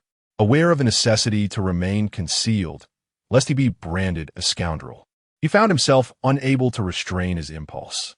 In the dimness of night, he observed the slight rise and fall of her bed, indicating her silent tears. Was she unhappy in her residence, or burdened by unspoken worries? As he reached towards her, just as he was about to touch the embroidered quilt covering her, he abruptly withdrew his hand. What was he doing? Frustrated with his own impulsiveness, he pondered how he had become so indecisive. Realizing the inappropriateness of his actions, he contemplated leaving, yet the sorrowful Luo Su seemed to sense his presence. Suddenly ceasing her cries, she sat up, unable to believe her eyes, and questioned, "Is it you? Yuntian? Please don't go. Don't leave me alone." Terrified that she might be dreaming, she hurriedly descended from her bed, barefoot, and embraced him from behind. Chapter 23. Who are you really? Looking down at the arms encircling his waist, Yuntian was overcome with an indescribable joy, as if he had awaited this moment for eternity. These arms were meant to be here, yet they were meeting for the first time, without truly knowing one another. At that moment, neither noticed the invisible strands of energy entwining around them, as if drawn together by an unseen force. "Yuntian, why are you silent? You're standing before me. I will never let you leave again. Please don't abandon me." Luo Su, lost in her tears, could no longer distinguish between dream and reality, clinging tightly to him as her fervent tears soaked through his garments. She feared that if she released her grip, he would vanish from her sight. The warmth of his presence jolted her back to reality. He was indeed real, and this was not a dream. Turning to face him, she beheld his masked visage, the depth of his enigmatic eyes staring back at her. "Why do you wear a mask? Who are you? You are Yuntian, aren't you?" As Luo Su spoke, she reached out and removed the mask from his face, revealing the person she had longed for. Yuntian did not hinder Luo Su's action. Had it been anyone else, their bloodied hands might have fallen to the ground. Why did Su weep? Su.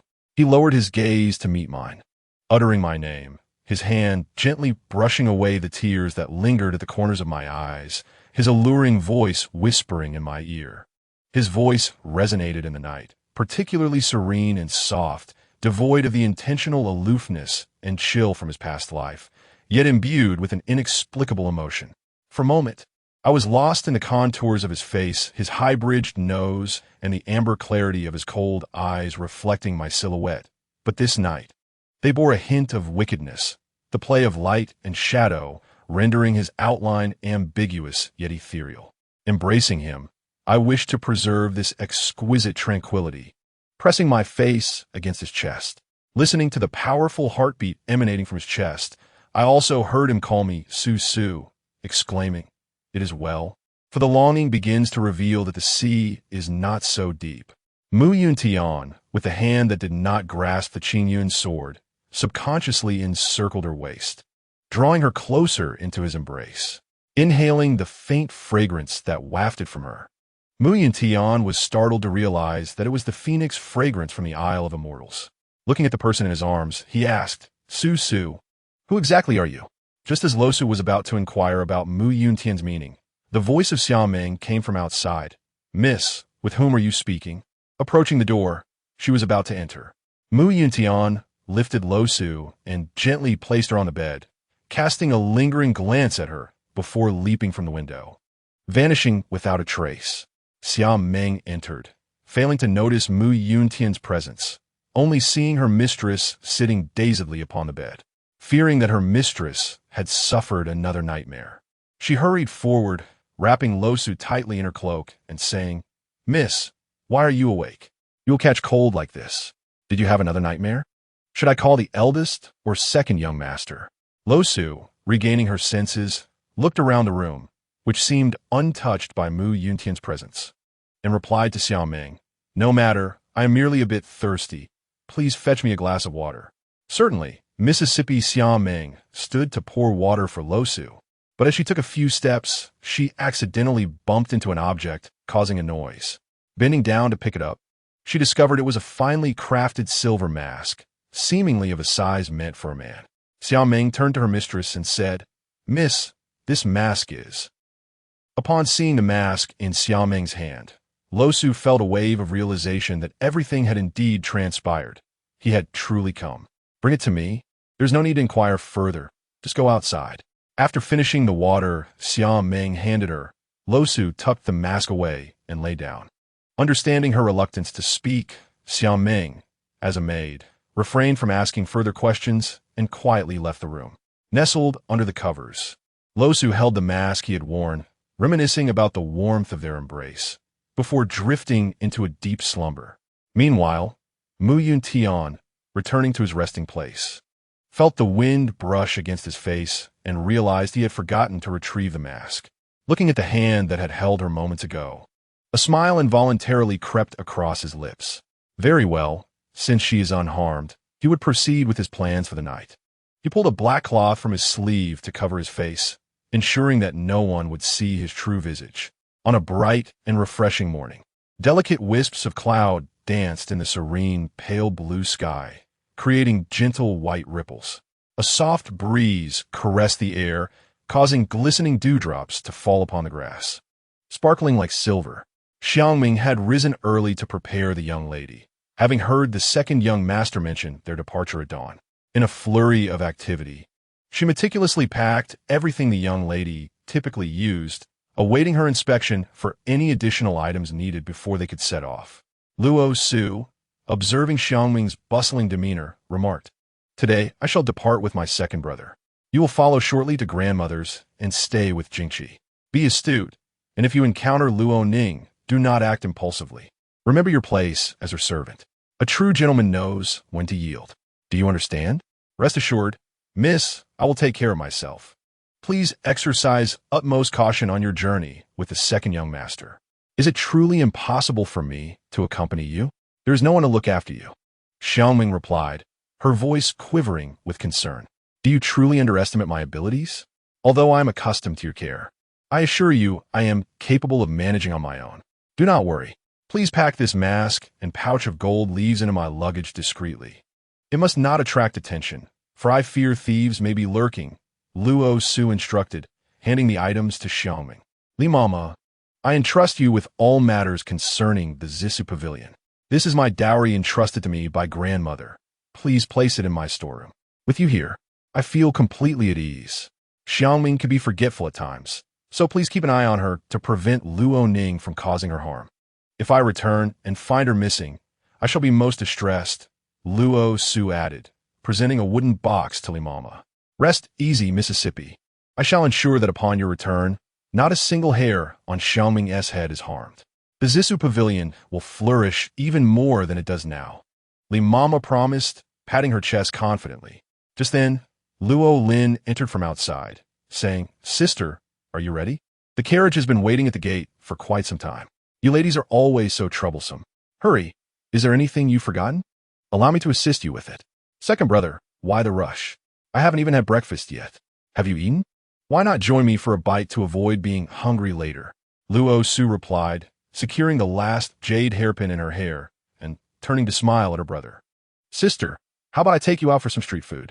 I am quite weary of the meals at home. Since we're going out to explore, why settle for breakfast at home? Come along, let me treat you to something delightful outside," Luo Lin insisted, pulling her arm and leading her out. Xiangming carefully stowed the items Luo Su had instructed in the carriage's compartment, noticing a subtle nod from her mistress, which indicated everything was in order.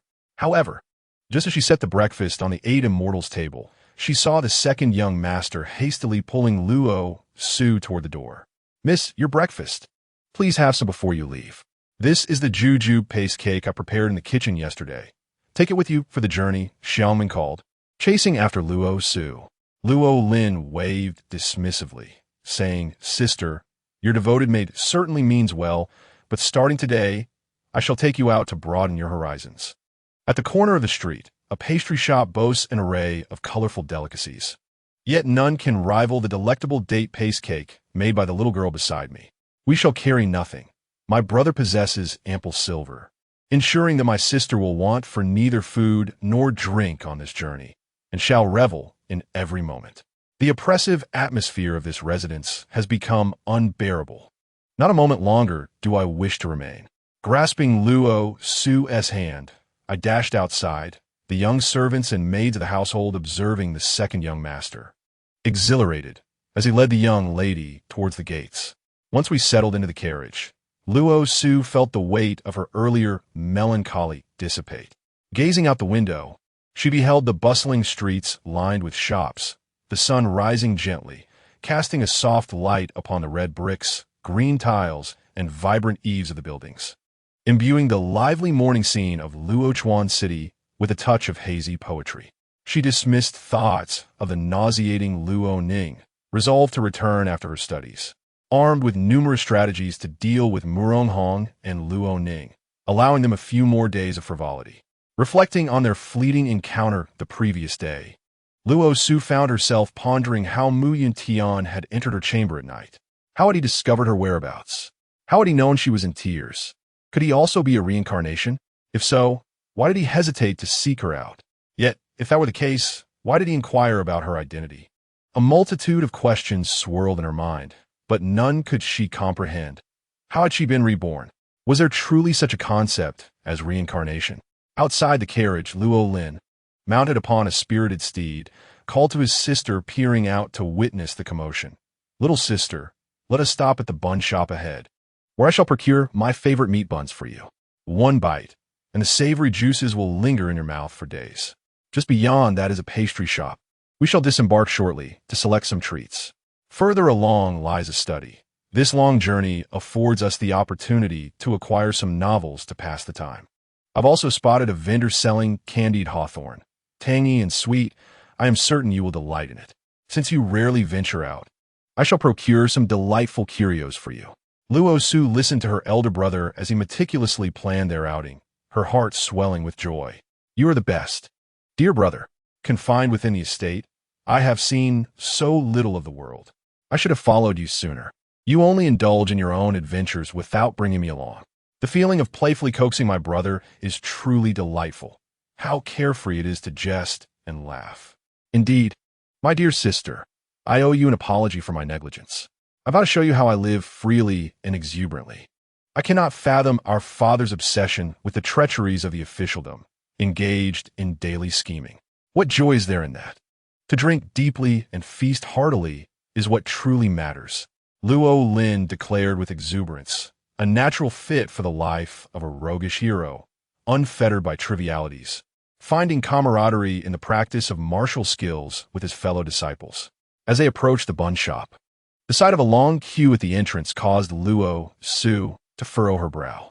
"It appears we shall have to wait quite a while." As the carriage of Luo Su came to a halt, she turned to her second brother, who was dismounting and preparing to buy buns, and said, "Brother, there are too many people here, which will delay our journey. It will be better to purchase something to eat from any nearby stall to avoid further hindrances." "Dear sister," he replied, "it is not my intention to criticize you, but at your tender age, worrying excessively is unnecessary. Leave such matters to me. Simply await the delight of freshly made buns." Without joining the queue amid the throng, Lolan stepped directly into the shop. Upon noticing the young master's arrival, the shopkeeper rushed over, bowing and saying, "Welcome, young master.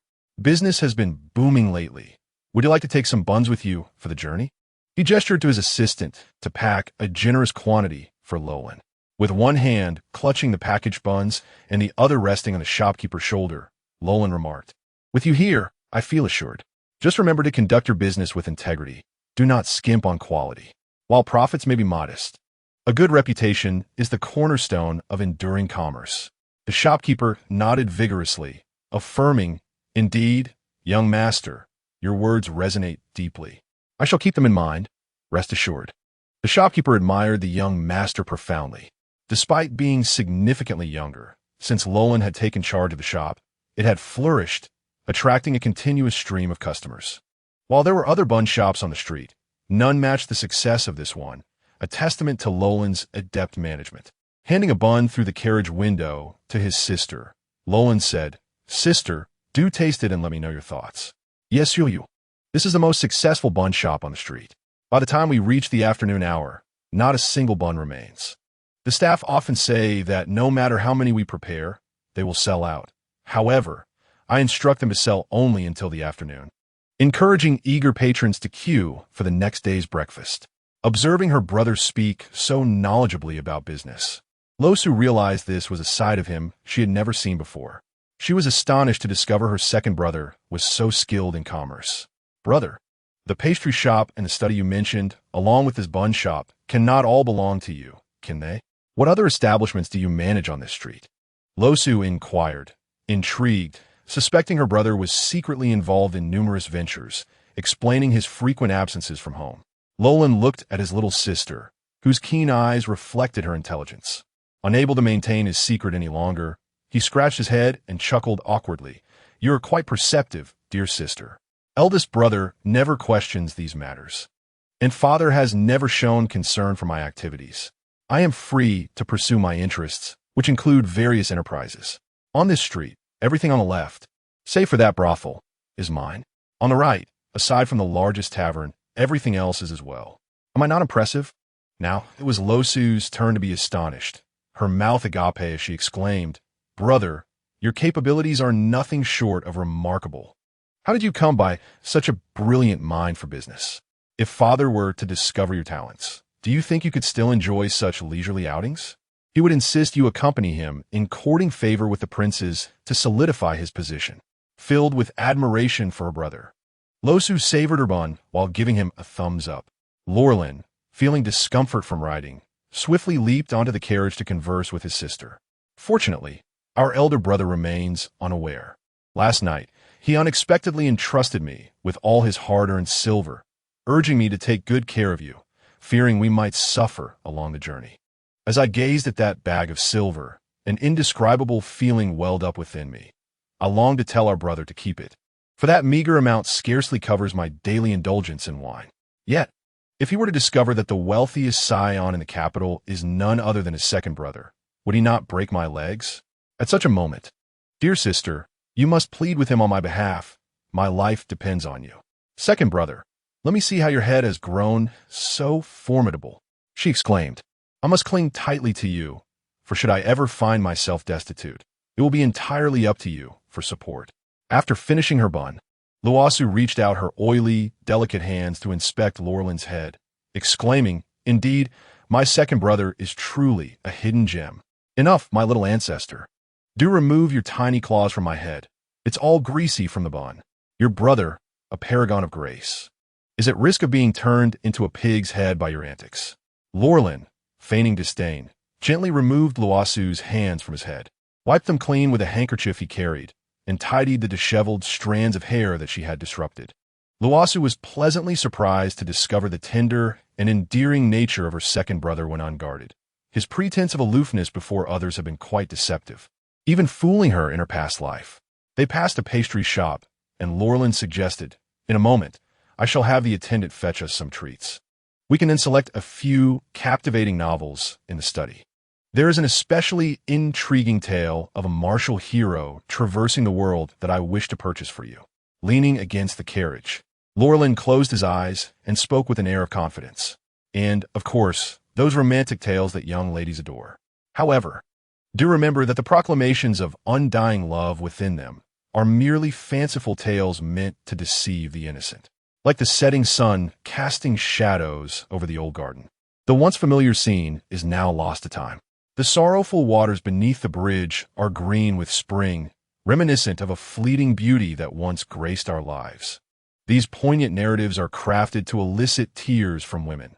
Life, like a fleeting shadow, should be embraced to justify our existence in this world. With clarity of thought regarding matters of love, Luo opened his heart to his sister. Ever since their mother passed away after giving birth to Luo Su, Lord Changyu had brought numerous concubines in and out of their home. Although he was only 5, he had already discerned the intricacies of relationships among men and women. I only hope, dear sister, that you do not follow in our mother's footsteps, should you encounter a faithless man, regardless of whether he be a prince or a king. I shall ensure he knows the consequences of his actions.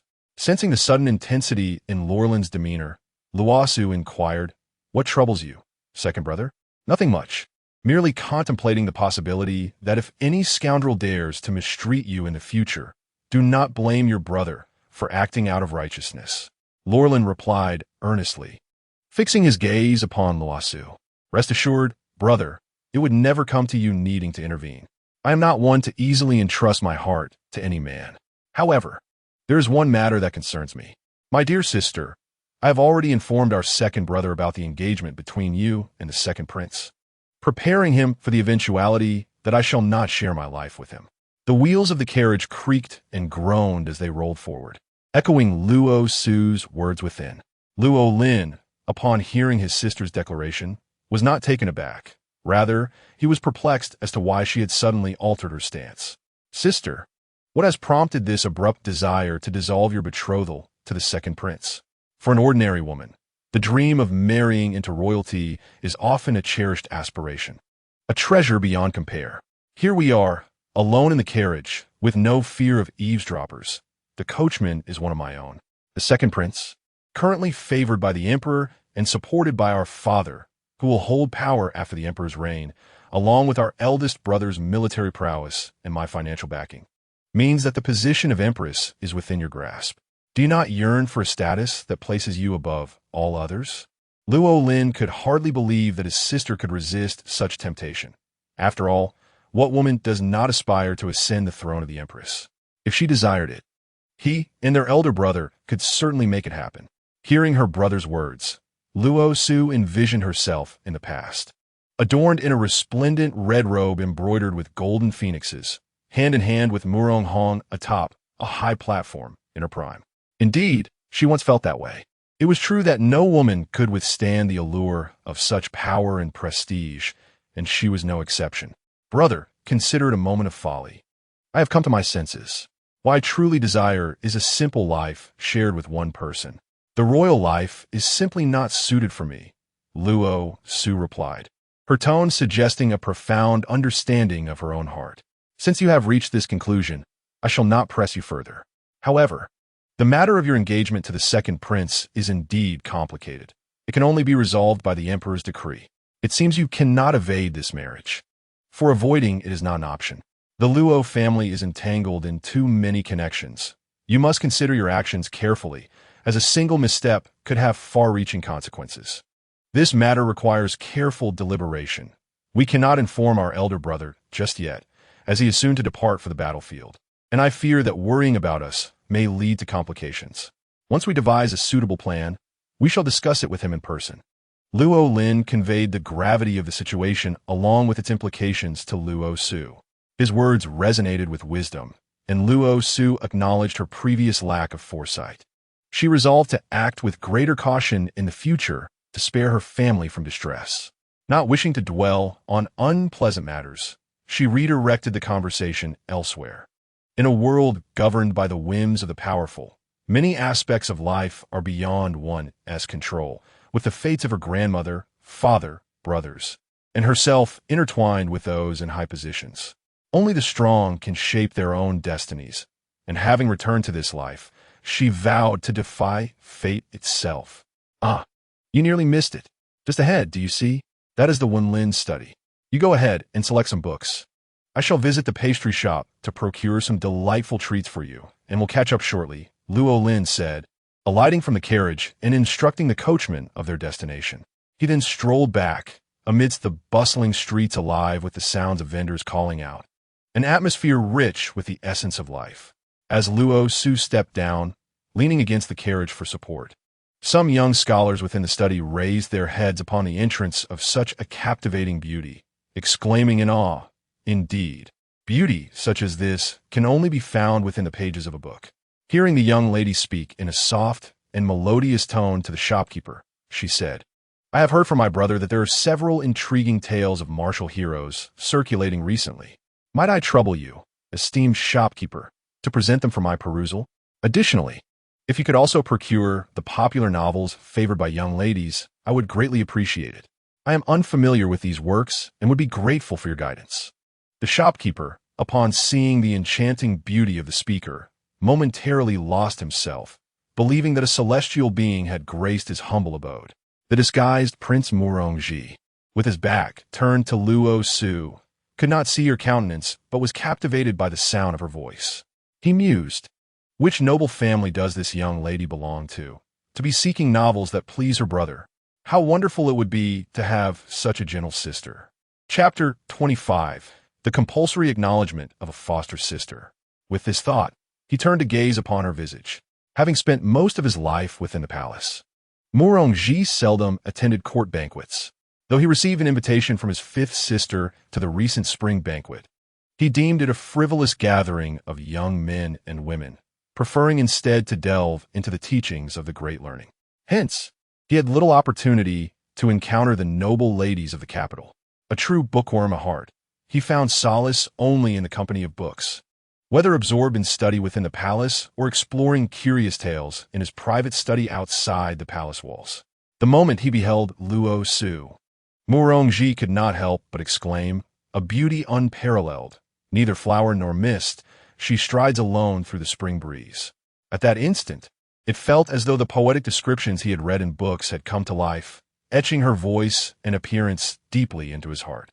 Upon hearing the poetic words from behind her, Luo Su turned to glance at the gentleman who had spoken. He wore a white silk robe intricately embroidered with a Chilean motif, accompanied only by a fine lotus-patterned belt and a jade pendant, exuding an undeniable air of nobility. The shopkeeper, regaining his composure, quickly addressed Luo Su. "Miss, please hold on. I am aware of the martial novels you mentioned. Many young gentlemen have recently come to purchase them, but they are currently stored away. First, let us see if these common novels for ladies appeal to you." He then placed before her the popular novels favored by women of the time, before proceeding to fetch the martial tales. Luo Su, however, paid no heed to Murongji, merely flipping through the overly sentimental novels that chronicled romantic entanglements, soon losing interest, observing her disinterest in the mundane tales. Murongji reached for a volume from the shelf entitled Records of the Four Directions, presenting it to her. "Say, Miss, you might find this book far more engaging than those in your hands." Luo Su regarded the book with a hint of suspicion, hesitating to accept it, her keen eyes studying him. This man was quite peculiar. She did not know him, so why was he speaking to her? Glancing outside, she wondered why her second brother had not yet arrived. "There is no need to be afraid. I am Murongji." He introduced himself. "I mean no offense. It is simply evident that you do not find joy in those ordinary novels. This book is much more intriguing, and I possess a certain insight into literature." He spoke openly, unafraid of revealing his identity to her.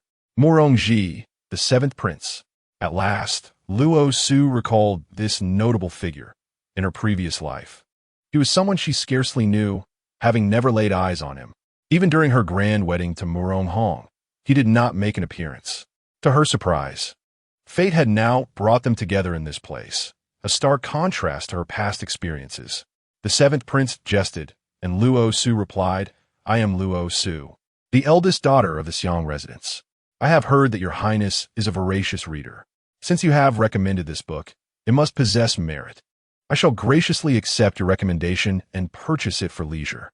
She accepted the book he offered and inclined her head slightly in respect to Murongji. Murongji had not anticipated that this was the newly titled princess of Qixia, the future wife of his elder brother, and indeed the most beautiful woman in the capital. His initial desire to recognize her as a sworn sister dissipated, but he reminded himself that his elder brother was one matter, and he was another. Each had their own affairs. Convincing a bookworm to alter his perspective was perhaps one of the most arduous tasks imaginable. "Ah, it is Miss Luo. My apologies for the oversight. Since you are aware of my identity, I shall dispense with pleasantries. If you seek leisure reading, I happen to possess several delightful books. Please wait while I fetch them for you." Murongji eagerly assisted Luo Su, extracting various volumes from different sections of the bookshelf. He spoke with great enthusiasm about literature, seamlessly transitioning from astronomy to geography. At that moment, Luo Lin, having just placed the pastries he purchased in the carriage, entered the study and saw Murongji in a fit of frustration. "Hey, what are you doing here? Murongji, why aren't you in your palace reading? Why are you here in my study, shamelessly borrowing books? Last time, you took my books without paying and carted them off to the palace. I have never seen a prince so enamored with borrowed books. Stop pretending to be impoverished in front of me." Luo Lin observed Murongji engaging in animated conversation with Luo Su. It was absurd to think that a prince could lack the means to buy his own books. It was evident he was taking advantage of the situation. Infuriated, he felt an urge to hurl a book at him. "Ah, Luo Lin has arrived. How should I respond? I assure you, I will return the books. I simply haven't finished reading them yet. Let's not speak of such matters. We are all family, after all. Your sister is my sister, is she not, Luo Su? I was just recommending some good reads to her. What you suggested was nothing but trite martial arts tales. Utterly mundane. My selections are far superior to yours," Luo Lin interjected, revealing Murongji's shortcomings before Luo Su. However, a faint blush crept onto Murongji's otherwise fair complexion. As a prince, he had devoted all his funds to purchasing books, leading him to take liberties with his friends. Nonetheless, having his shortcomings exposed in front of Luo Su felt somewhat excessive. "Who do you think you're to call her your sister? You may have taken advantage of the books, but you cannot take advantage of my sister. While others regard you as the seventh prince, I, Luo Lin, will not hesitate to turn your head into a pig's head if you continue." Upon hearing Murongji refer to Luo Su as his sister, Luo Lin's protective instincts reached a boiling point. He rolled up his sleeves, ready to throw a punch. Elder brother, the seventh prince meant no harm. What are you doing? Do you intend to assault the prince in public? Are we not supposed to visit the immortal island today? Are we preparing for a day of imprisonment?" Luo Su observed her elder brother's impulsive inclination to engage in a fierce confrontation with the seventh prince, and she rubbed her temples in exasperation. "Almost forgot the main matter. Let us hasten to acquire the scripts and depart. Has my sister made her selection? As for His Highness, he may choose at his leisure. You must leave swiftly.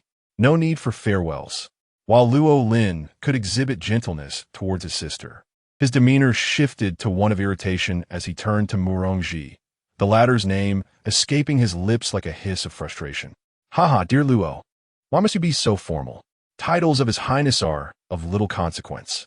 Your generosity allows me to revel amidst such splendid tomes. I am truly grateful. Naturally, your sister is my sister as well. From this day forth, Princess Qixia shall be my sworn sister. When a need arises, I shall brave mountains and seas without hesitation. This is merely a token of our acquaintance, a humble gift from your devoted elder brother. Do not discard it, for it is my only precious jade pendant, a gift from the emperor himself." Murongji forcibly pressed the solitary jade pendant from his waist into my hand. Before Luo Lin and I could react, he clutched the books he had previously selected and dashed towards the palace carriage, departing with the swiftness of the wind, as though pursued by a tiger. Luo Su stood dumbfounded, clutching the jade pendant, while Luo Lin, regaining his composure, snatched it back and rushed out of the study, shouting towards the retreating carriage. "You shameless scoundrel! Who desires your worthless pendant? My sister has yet to consent. I have not agreed either." Only the carriage's rapid departure answered his protests. Fuming, Luo Lin returned to the study and thrust the pendant back into Luo Su's hands, saying, "Take it. Murongji is not a bad person, merely obstinate. Excessive reading has made him particularly stubborn. My sister is fortunate. Wherever she goes, she is showered with gifts. This pendant is quite valuable. Keep it safe. For if one day we find ourselves short of silver, it could sustain us for quite some time. Listening to my brother's misguided reasoning, I couldn't help but place my hand on my forehead. If the imperial gift were to be traced, one might lose their head over it. Where's the steward? Is he idling about in broad daylight, hoping for dismissal? Steward, where are you? Luo Lin bellowed for the steward of the study. The steward, having emerged from the storeroom upon hearing the young master's voice, hurriedly appeared, breathless, and stammered, "Young master, what brings you here?" "I was merely searching for scripts for the young lady. I assure you, I have not been slacking. Ask this young lady. These are indeed for her." As he spoke, the steward presented the found scripts to the young master. Luo Lin glanced at the scripts the steward retrieved, confirming they were indeed the ones he had recommended for his sister. In a rush, he gathered the steward's books, along with those recommended by Murongji and others displayed on the counter, clutching them to his chest as he said to Luo Su, "This is all for now. We shall purchase more later. Let us board the carriage and set off." I nodded and followed my brother back to the carriage. He chose to ride ahead, clearing the way for me. Upon seeing the pastries and snacks bought for me, along with the scripts at hand, I felt cherished by my brother. A smile graced his lips as he opened a package of peach blossom pastries, which melted in my mouth, the delicate floral aroma lingering. As I perused the 4 books and 5 classics, I was astonished to discover the richness of landscapes and cultures across various regions. Indeed, the world for women in that realm was far too confined. Yuntian stood atop the city gate, watching the Luo family's carriage exit the city. Last night, he had acquired what he sought from the palace, and now it was time to return. As he gazed at the carriage occupied by Luo Su, memories of her embrace from the previous night flooded his mind, causing a concealed corner of his heart to crumble, allowing a faint ray of light to penetrate within. Uncertain of Luo Su's destination, Yuntian hastened to return and report, unable to accompany her. Perhaps fate would allow them to meet again. He yearned to know the answer to her unaddressed question. In the Hongri Hall, Hong sat in the grand chamber, listening to the recent intel provided by his personal guards. "Your Highness," one guard reported, "I have learned that the man accompanying Miss Luo was indeed present at the spring banquet with the 6th prince. His name is Nan Chuan, and he hails from outside the capital. The 6th prince befriended him during their travels, and since then, they have been inseparable. Upon returning to the capital, they often visit Zue Xianju for drinks and tea, but nothing of note has occurred. However, today, Miss Luo and the 2nd young master of the Luo family encountered the 7th prince in the study, where the 7th prince presented a jade pendant to Miss Luo, insisting she become his sworn sister. Now, the Luo siblings have left the city. The guard reported on the recent activities of Nan Chuan and Luo Su, who had been followed since yesterday.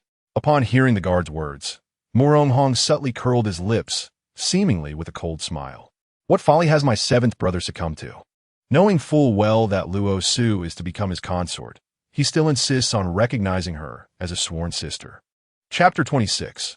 Passing by Baoxiang Temple, Hong lifted a cup of bamboo leaf wine from the table and drank it down in one gulp. He clapped his hands, and several women clad in delicate pink gauzy dresses, their figures graceful, entered in succession, swaying to the rhythm of the music. The guard stood nervously to the side, awaiting further instructions from the 2nd prince. Years of service revealed that the more silent the 2nd prince became, the greater his simmering anger. His 7th brother might be excused as merely foolish, having spent his years in the palace absorbed in books. Yet what was his 6th brother's intent? Wandering the realm, he had garnered considerable favor among the common folk. Now he had returned with this enigmatic Nan Chuan, clearly aiming for Luo Su and the influence of the Xiang residents, seeking to sway its power to his side. Hong, reflecting on the intentions of others through his own perspective, realized that his younger brothers were gradually gaining independence. The more he contemplated, the angrier he became, as both familial and national matters offered him no solace. Watching the dancers twirl, their forms began to merge with the image of Luo Su dancing from that day. Unsteadily, Hong rose and approached one of the dancers, who bore a slight resemblance to Luo Su, and embraced her, pulling away her veil. The gaze of her eyes was sufficient for him to remember. "What is your name?" he inquired, his breath fragrant with bamboo leaf essence, his fingers brushing against her delicate lips, eliciting a playful smile. Replying to your highness. The young lady's name is Su Qing. Su Qing lowered her gaze, her eyes reddening, and her bashful countenance delighted Murong Hong. He lifted her in his arms and carried her towards the inner hall, where he coldly instructed outside the palace, continue to monitor the Luo family and my sixth brother, and report immediately when she returns to the residence. Yes, your highness, the personal guard replied promptly. Su, allow this prince to cherish you well. I wonder just how supple your waist is. Perhaps we should find out together on the bed. Murong Hong, with a playful smile, lowered his head and spoke to Su Qing. On that day, when he strolled through the imperial garden with Luo Su, he found no outlet for his pent-up emotions. Today, among the dancers, there happened to be a woman strikingly reminiscent of Luo Su. Was this not a sign of heaven's compassion for his unrequited longing? Your highness, I do not grasp what you are saying, Su Qing shyly replied, her enchanting eyes gazing deeply into Murong Hong's. At that moment, he felt as though a gentle feline was delicately teasing his heart, igniting both a tingling and soothing sensation within him. He quickened his pace, lifting her into the bedchamber, eagerly discarding the barriers that separated them, and drawing the curtains to shield the room from prying eyes, enveloping it in a tender atmosphere. Su Qing, born into servitude, had been sold to a cruel master by her gambling-addicted father. Due to her striking beauty, she had remained untouched, her value preserved for a higher price in the future. Enduring the vile words of the lowest echelons of society, she came to understand that in this world, a woman had less worth than a mere plaything.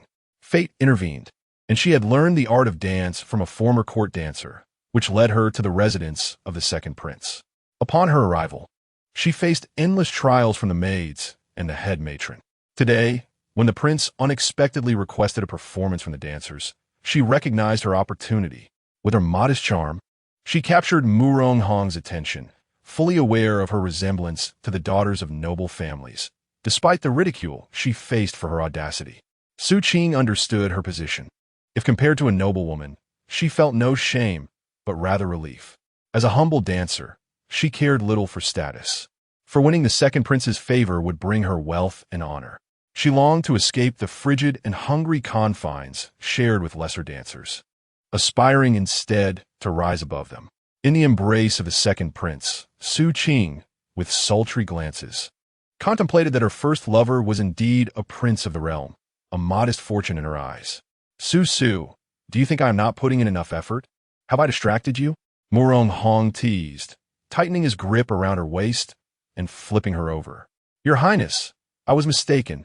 Please forgive me, Su Qing gasped, her crimson-tipped fingers resting against his chest. Outside, the maidservants, overhearing the sounds from within, cautiously distanced themselves, pondering how long this woman could retain the second prince's exclusive affections. As dusk settled, the sky, once vibrant with evening hues, began to fade into a muted palette, revealing twinkling stars. Luo Lin glanced at the sky. Their carriage had been traveling outside the city for 2 hours. Although they were on the main road, this desolate stretch had no inns or shelters. They had reached the foothills of Lingyang Peak, where the mountains loomed high and valleys ran deep. If one were to visit in the morning, they would be greeted by the symphony of birds and the fragrance of blooming flowers. Inside the carriage, Luo Su found herself entertained with food and sights, making the passage of time seem swift. Lifting the curtain to gaze at the darkening sky, she turned to her elder brother. Brother, you have worked hard riding. Let us see if there is a place ahead where we might rest for the night before continuing our journey. You speak wisely, little sister. I had the same thought. However, there are no inns near this peak. Let us proceed further.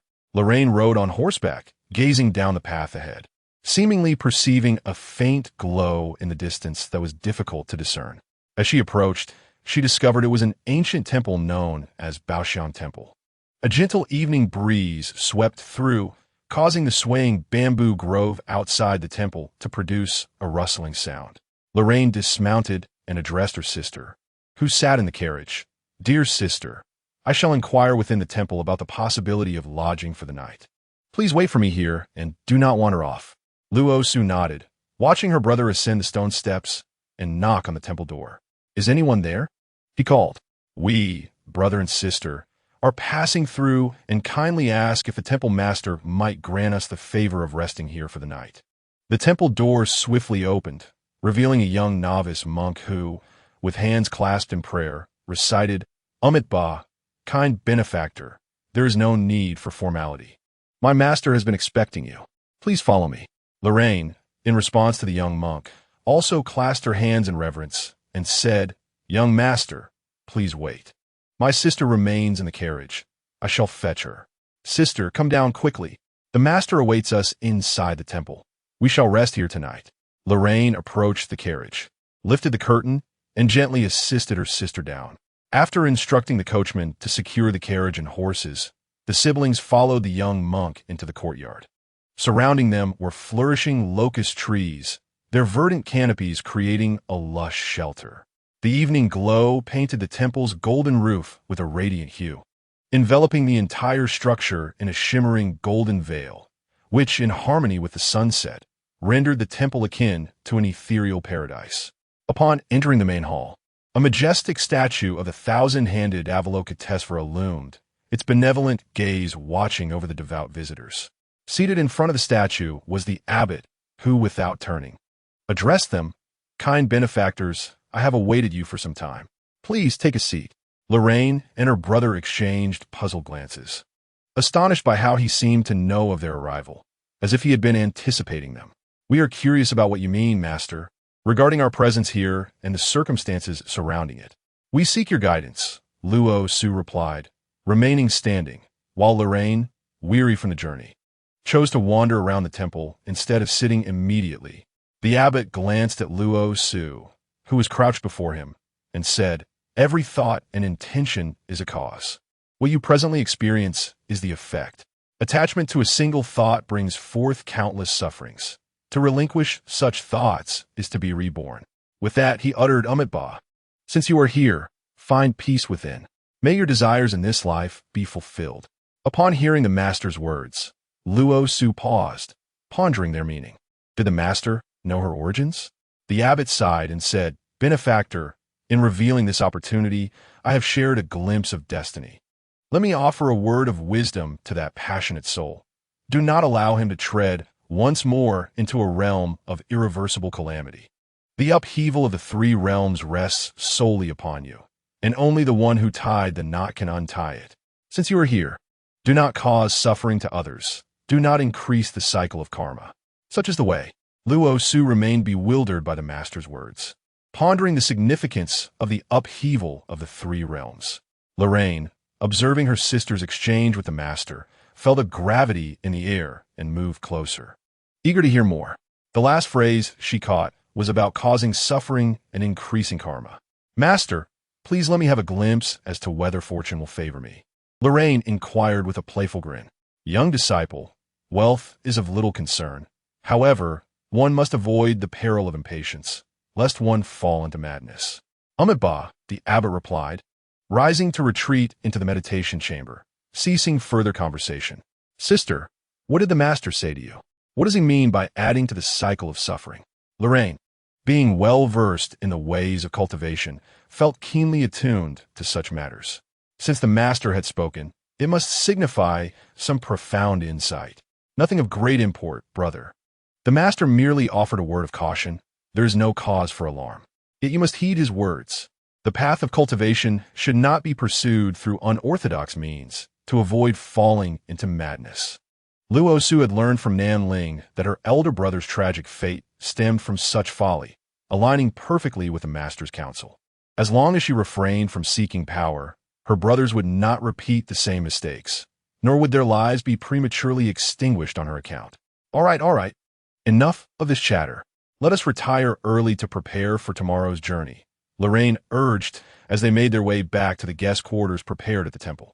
Lying upon the wooden bed in her room, Luo Su reflected on the master's words. Irretrievable doom, feeling an unsettling connection to many unknown matters intertwined with her fate.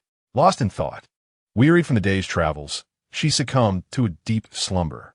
In the dead of night, Three cloaked and hunched figures stealthily infiltrated Baoxiang Temple. Having spotted Luo Su on a market cart, they understood that only Lorraine among their group possessed some martial prowess, thus opting for a covert approach.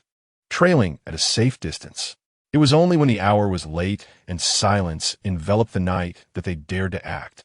Chapter 27. Sold to the brothel brother.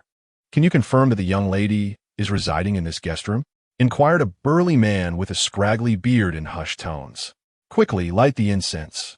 If they awaken and discover us, it will be difficult to proceed," remarked the shortest among them, a man bearing an unsightly scar across his face. "I will light it now. You two don your masks to avoid inhaling it," added a rotund accomplice who ignited the incense, enveloping everyone in the temple into a deep slumber. Once assured of its effect, they pushed open Luo Su's door, wrapped her in a blanket, and hastily descended the mountain on horseback, heading south towards Qi City. At dawn, Lorraine rubbed his groggy head, puzzled by his dizziness. Had he caught a chill last night? No, it was the scent of the incense. Suddenly alert, he sat upright, realizing his grave oversight. He had presumed that thieves would not be so audacious in a mountain temple, especially given his modest martial skills, leading him to grow complacent. Disregarding his dizziness, Lorraine rushed to his sister's room. Finding the bed empty sent him into a panic. Where could she have gone? He burst out of the guest room, checking each chamber, but despite scouring the entire temple, there was no sign of his sister. Regaining his composure, Lorraine understood that this matter could not be reported back to the capital. He must investigate alone. If word reached others that his sister had been abducted in the night, it would tarnish her reputation, and upon returning, she would be scorned. After bidding farewell to the abbot, Lorraine instructed the carriage driver to proceed along the originally planned route towards Xian Island. He descended the mountain first, secretly searching for his sister's whereabouts. At that moment, Lauren felt like a restless ant on a hot skillet, uncertain of where to pursue his sister. How dare the villains abduct Luo Su? If he caught them, he would surely turn them into mincemeat. His sister, possessing extraordinary beauty, where could they have taken her? After a night of jostling, Luo Su awakened on horseback. The thief who had been monitoring her movements exclaimed, "Brother, this little girl has awakened. She is quite striking. Why don't we indulge ourselves a bit first? Fool, don't act recklessly. Do you wish to forfeit your payment? Don't jeopardize our master's plans." The leader rebuked another. Listening to their crude banter and observing her surroundings, Luo Su realized she had been abducted from the temple. She wondered if her second brother would be able to catch up with them. "Esteemed gentlemen, I bear no grudge against you. Might I implore you to spare me? Money is not an issue. Upon my return home, I will reward you generously." Luo Su sought to buy time, hoping to persuade them. "This young lady, it is not that we do not wish to release you, but we are merely carrying out the will of those who paid us. Our profession values loyalty. If we let you go, how shall we explain ourselves? Once we reach our destination, we will settle our debts and treat this as if we have never met.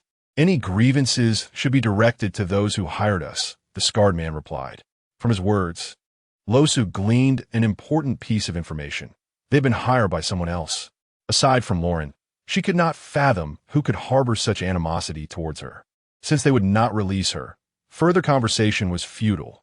Luo Su fell silent, awaiting the uncertain arrival of her second brother to rescue her. Seeing her quiet demeanor, as if she had resigned to her fate, the three men ceased resting and continued their journey on horseback, soon arriving at Qiqing. Situated south of the capital, Qiqing was perpetually humid and stifling, in close proximity to the coast, with the mythical islands of the sea merely an hour's journey away. Qiqing was a small town under the influence of the capital, governed by a local tyrant who had long since subdued the officials sent from the capital, making them obedient to his whims. "Brother, the largest brothel in Qiqing is the Yichuan Tower. Just ahead," one of the men gestured. Luo Su slumped over the horse. Weary and undernourished, felt her head spinning. Hearing their conversation, it seemed they intended to sell her into a brothel. Lauren was truly ruthless. Now, she could only think of how to save herself. The three men, however, remained unyielding. Her only option was to find a chance to escape amidst the chaos of the brothel. "Brother, this woman has not caused a fuss or cried during our journey. Rather strange. Any other woman would have fainted by now. Surely, she cannot be plotting something? One remarked. Regardless of what she is thinking, it is of no concern to us. Our task is to sell her into the brothel and report back with the money. What happens to her, there is not our responsibility. Keep a close watch on her and ensure she does not escape before entering the brothel. The eldest among them asserted. The others found his reasoning sound and chose not to ponder further, focusing instead on keeping a vigilant eye on the young woman. As they escorted Luo Su into the Ichuan building, the madam hurriedly approached with her servant, eagerly inquiring about the intentions of the three gentlemen.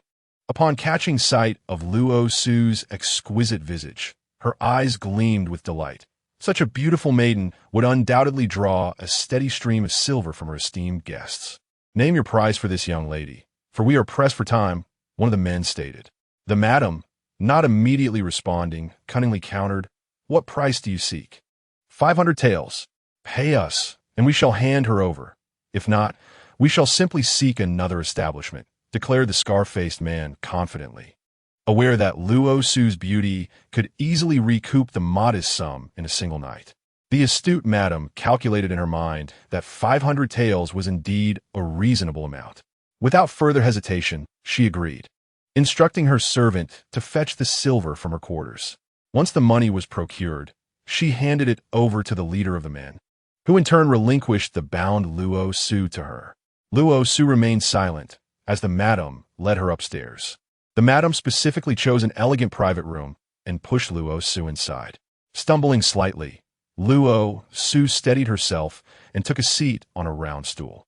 The madam quickly discerned that Luo Su hailed from a distinguished background, her demeanor and grace evident. She remarked, I can see you are a lady of good family. Yet I'm also in the business of making a profit. As you observed, it cost me 500 taels to acquire you. If you wish to redeem yourself, it will require 50,000 taels. Should you contemplate escape, do not blame me for my ruthlessness. I possess ample means to ensure the young ladies here accept clients willingly.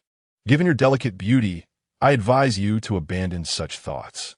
Luo Su regarded the madam and nodded, responding, I am willing to entertain clients. But I shall only sell my artistry, not my body. A veil must adorn my face. Otherwise, I shall surely take my own life rather than comply with your wishes.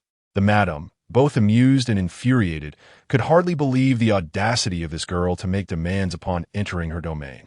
However, recognizing Luo Su's potential as a top courtesan, she envisioned how her beauty would captivate these loathsome men and how she could profit immensely by auctioning off her virginity.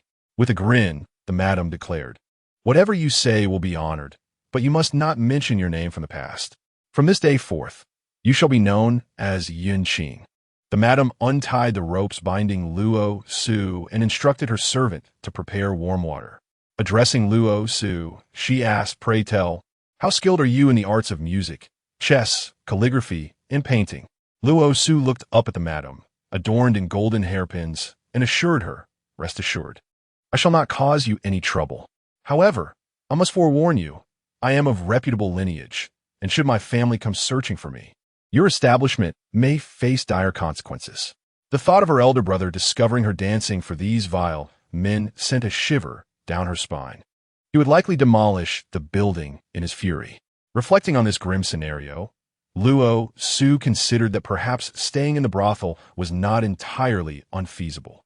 If Murong Hong were to learn of her plight, it would be even better. She could request an imperial decree to avoid marrying him. The prospect of her current situation grew more agreeable, and the laughter of the girls downstairs began to sound far more pleasant. Rest assured, my dear, it is no mere boast. In this city, none dare to lay a finger on Ichuan Tower. As the evening lights begin to twinkle, prepare yourself, dear lady, to adorn in elegance and present a peep of melody. With that, the madam turned and exited the room. Luo Su surveyed her surroundings, noting the gaudy decor. The crimson silk curtains casting a veiled allure, reminiscent of a peepa partially obscuring its beauty. Do men truly find such charm appealing? She approached the bed, where a pink brocade quilt lay spread out, a rather ironic sight, for the mandarin ducks, symbols of enduring love, now served as mere ornaments in this brothel of nightly revelries. Opening the solitary window revealed a view inward, where men of various backgrounds jested with the women below. A knock echoed at the door, followed by the timid voice of a young girl. "Miss Yuntian, I am the little servant sent by my mother to attend to you. Your bathing water is ready. May I come in to assist you?" Upon hearing the child's voice, Luo Su closed the window and replied, "Come in." A small girl, clad in a jade-green jacket, entered. She appeared no older than 7 or 8, her right cheek marked by a prominent birthmark, rendering her somewhat unsettling to behold. "Miss, please step this way. I shall assist you with your bath," she said. Growing up in a brothel, she was often rejected as a maid due to her appearance, feared to frighten the esteemed guests. Today, the madam had suddenly summoned her to serve the newly arrived lady, and she hoped the new girl would be kinder, sparing her from harsh treatment. Bowing her head low, she feared her presence might drive the newcomer away. "Why do you keep your head down? Lift it so I may see you clearly," Luo Su instructed, having noticed the birthmark but feeling no shame in her own beauty. The girl stepped back in fright, saying, "Miss, I don't want to scare you. They all call me a hideous creature. Please do not dismiss me. I shall do whatever you ask." With that, she knelt and repeatedly bowed her head in supplication. Chapter 28. The nameplate of Yuntian. Luo Su approached and gently lifted the girl's chin, stating, "Allow me to see just how frightening you truly are." Having kept her head lowered, the girl had never truly glimpsed the visage of the lady before her. Now, with such proximity, she observed the flawless complexion and porcelain-like face that surpassed the egg she had consumed. Those eyes were more enchanting than any she had encountered in the brothel. She found herself at a loss for words to describe her, simply exclaiming, "Miss, you're the most beautiful woman I have ever seen." She then covered her face with her hands, murmuring, "Please do not look at me. It would tarnish your exquisite gaze." "Ah, you clever little one, how well you articulate." Luo Su chuckled. "What does beauty matter? Stay by my side and be sharp-witted. As long as I am in this establishment, you shall have food to eat. How old are you?" Luo Su discerned the plight of this unfortunate child, so unlike those from respectable families, forced to toil in a brothel at such a tender age.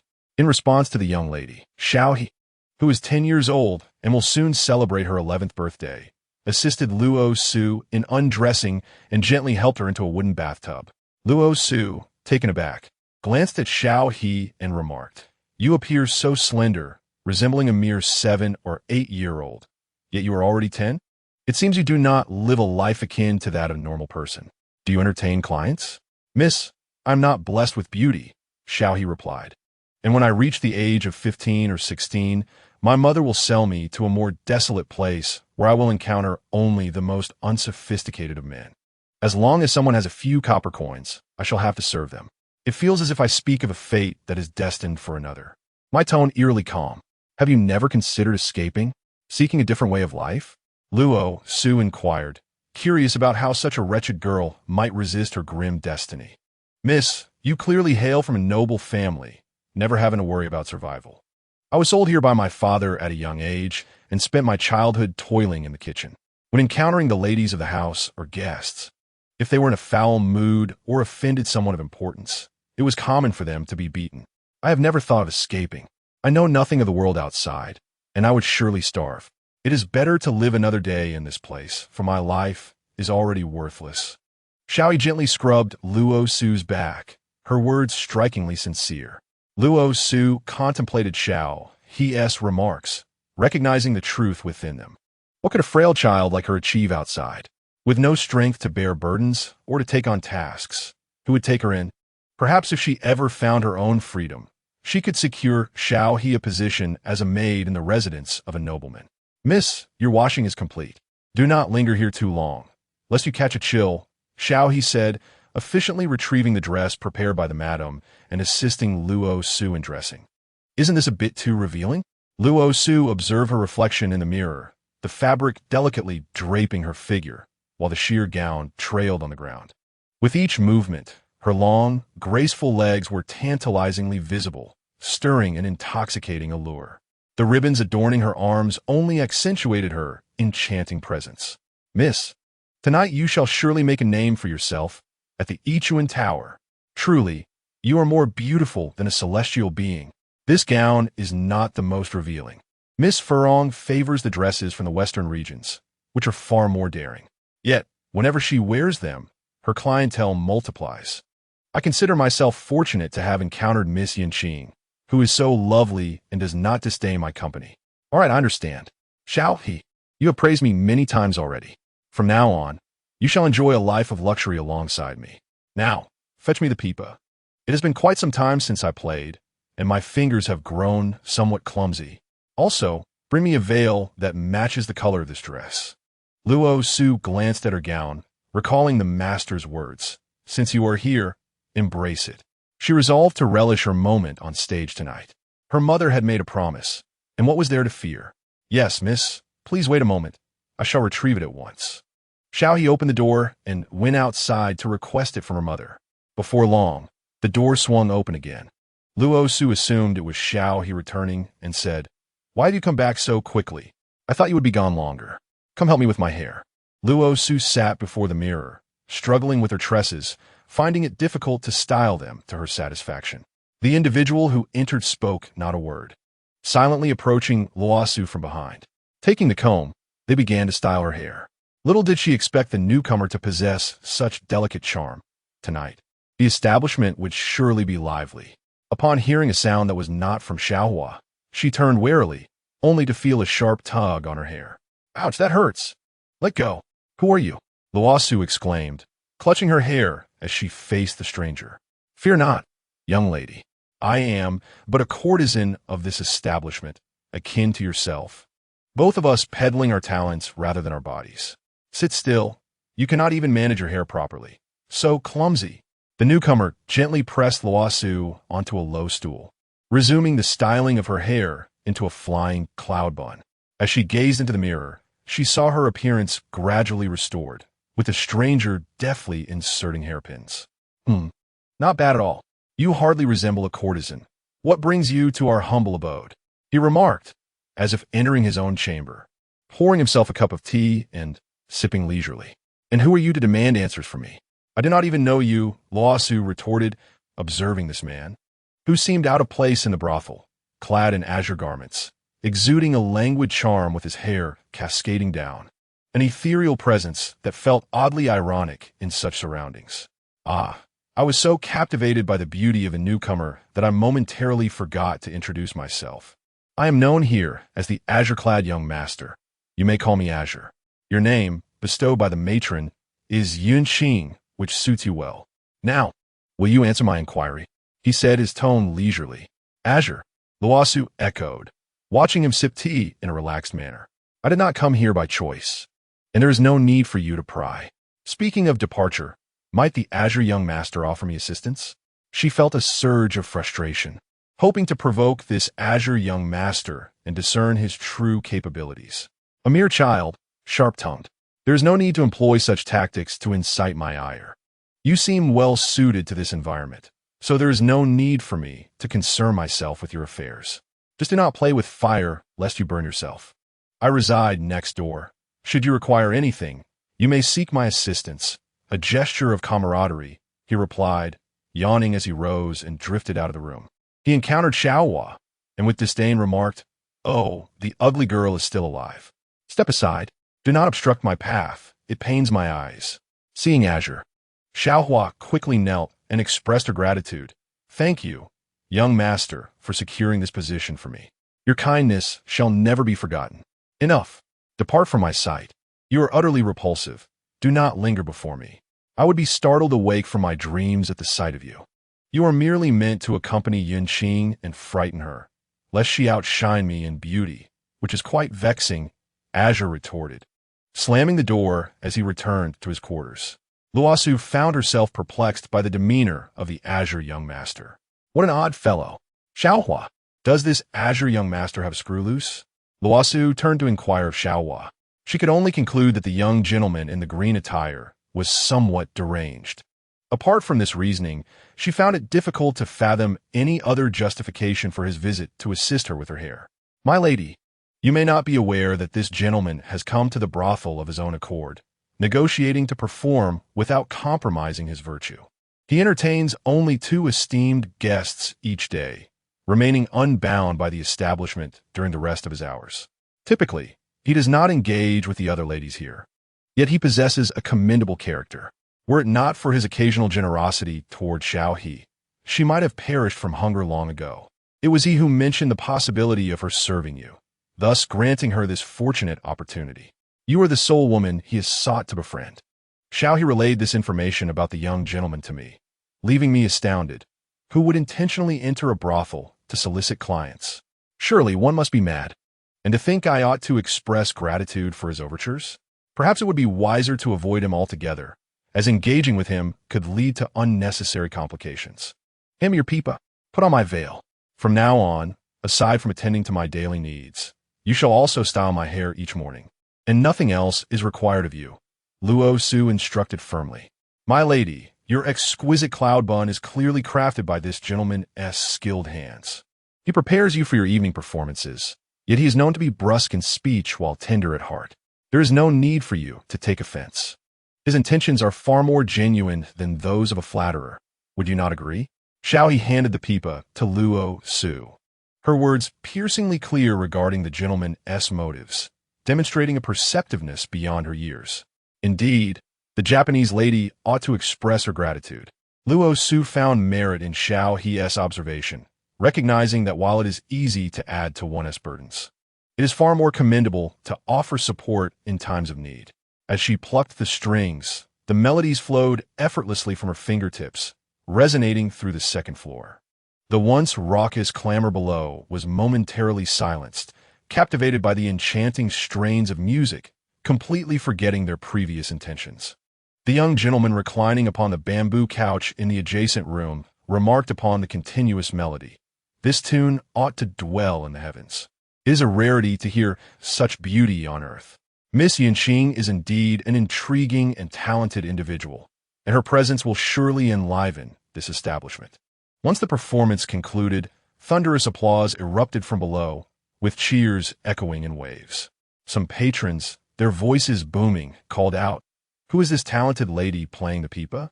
Come forth, so we may behold you. I have ample silver to offer. Treat me well, and I shall procure your freedom solely for my enjoyment." The matron, glancing upstairs, recognized that it was the sound of Miss Yuntian's practice. With a gleam of mischief in her eyes, she announced, "Gentlemen, tonight marks the debut of our newly arrived Miss Yuntian. We hope you will lend her your support." Chapter 29.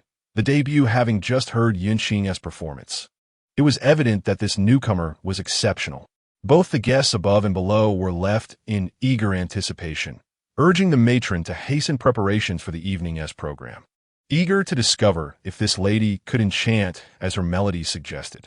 Back at his residence, Yuntian placed a hand to his chest, experiencing yet again that disquieting sensation. Reminiscent of the day, he witnessed Luo Su in tears. In recent days, the restlessness of Yuntian became increasingly palpable, prompting him to swiftly exit the Luoyun pavilion. As night fell, the Yichuan Tower was at its most vibrant, for the news of Miss Yunqing's debut had spread throughout Qiqing, even reaching the ears of the city lord, Qi Tian, who had decided to join the revelry on the second floor. Upon noticing her esteemed guest's arrival, the old matron eagerly served tea and fanned him, exclaiming, "Oh dear city lord, what brings you here? I must apologize for the inadequacies in my hospitality. Let the charming ladies attend to you. Madame Jean, where did you find such a beauty? One song has drawn the city's dignitaries to your establishment to catch a glimpse of her grace. Your Yichuan Tower's reputation grows ever greater. I, the city lord, have only learned of it through others," Qi Tian remarked, his tone tinged with displeasure at the matron's apparent oversight in acknowledging him, her benefactor. "Ah, esteemed city lord, you may not be aware, but this young lady has been sold into the brothel. She does not resemble an ordinary woman. Her spirit is fierce, and she only sells her art, not her body. Should one force the issue, it would lead to mutual destruction," the matron replied with a forced smile. Qi Tian scoffed dismissively. "In Qiqing, I, Qi Tian, am a sovereign. Bring that young lady forth. I wish to see what sort of talent has the audacity to hold court. Is she truly as exquisite as rumored, or merely a pretender? City lord, I shall immediately summon Miss Yuntian to prepare for her performance, the matron responded, bowing deeply before exiting the private chamber.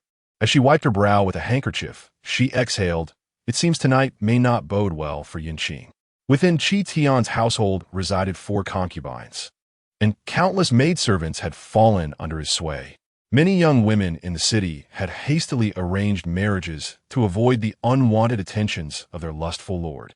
And even married women were not entirely safe, with families seeking to marry their daughters far from the city for peace of mind.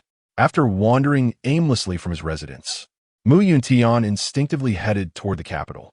It had been some time since he had received any intelligence from his spy station there, leaving him uncertain if they had been discovered. Frowning, he lamented the inadequacy of his informants, realizing he must embark on the journey himself. During his last attempt, he had managed to detect her internal energy, which astonishingly resonated with his own. He wondered if he could replicate that success this time. With a spirit of experimentation, Yuntian closed his eyes, focusing his energy. In an instant, he unleashed his spiritual power, sending it forth for miles. To his astonishment, he sensed her presence not far in the direction of Qiqing. His eyes flew open in surprise as he beheld the lingering energy in his hand. Could it truly be that she was in trouble? Without a moment's hesitation, Yuntian soared toward the place where she was located. The old matron anxiously burst into Yunqing's chamber, urging, "Miss, do not waste any more time. The city lord is at our doorstep. Be cautious not to offend him, or we, along with the entire Yichuan Tower, may face dire consequences. It is not that I wish to alarm you, but in Qiqing, even the emperor pales in comparison to the city lord's power. I advise you to comply and avoid unnecessary strife." Luo Su, hearing the matron's words, smiled lightly. "There is no need for concern, madam. Yunqing is well aware and will ensure that you are not put in a difficult position." Before the matron could step outside, the graceful maid, Qingyi, leisurely sauntered back in and addressed her. "Mother, you must hurry outside. The situation is in utter chaos. Without the presence of Lady Jean to maintain order, our establishment is in disarray." With that, she gently pushed the matron out the door, securing it tightly behind her. From her sleeve, she retrieved a pouch wrapped in silk and handed it to Luo Su, saying, "This contains the powdered essence of the heartbreak herb. Should the lord of the city take you away today, you must find a way to make him consume it while at his residence. By tomorrow, this old fool will be lost in forgetfulness and devoid of desire, ensuring he poses no threat to you. Why do you treat me with such kindness? This is only our second meeting." Luo Su responded, bewildered by Qingyi's generosity. "Just take it and stop with the unnecessary chatter. The fragrance of your royal aura is overwhelming. Ever since you entered this establishment, it has been nearly suffocating. It is impossible not to notice your presence. Though I am unaware of your connection to the celestial royal family, I am a descendant of the sacred healers, serving the royal lineage for generations. Consider this a duty fulfilled." Qingyi, clearly impatient, thrust the pouch into Luo Su's hands and exited. Luo Su, still reeling from the encounter, pondered how she could possibly be linked to celestial beings. Just as she began to contemplate, Xiaohua burst in, adjusting Luo Su's veil and holding a pipa, urging her, "Miss Yunqing, the guests downstairs are about to overturn the establishment. You must hurry. Mother is calling for you again." Regaining her composure, Luo Su tucked the pouch in her waistband and accepted the pipa from Xiaohua, winking playfully, "Watch closely. Tonight, Qi City shall remember the melodies of my pipa." With her graceful figure and the flowing ribbons accentuating her ethereal presence, Luo Su descended the stairs, and the previously raucous sounds of jeering fell into an awed silence. Qi Tian, sensing the shift in atmosphere, turned his gaze towards the staircase on the second floor, his murky eyes now glinting with interest. This woman was indeed extraordinary. Her skin resembled fine jade, and he mused whether it would feel as smooth as silk to the touch. Her long, slender legs and the enchanting allure of her exposed eyes revealed her as a rare beauty. He was determined to have her tonight. Luo Su ascended the elevated platform in the center of the hall, designed to resemble a pavilion. As she settled in the middle, she began to play, the first notes floating forth. On the pipa strings, "I express my longing. The bright moon once illuminated the return of colorful clouds.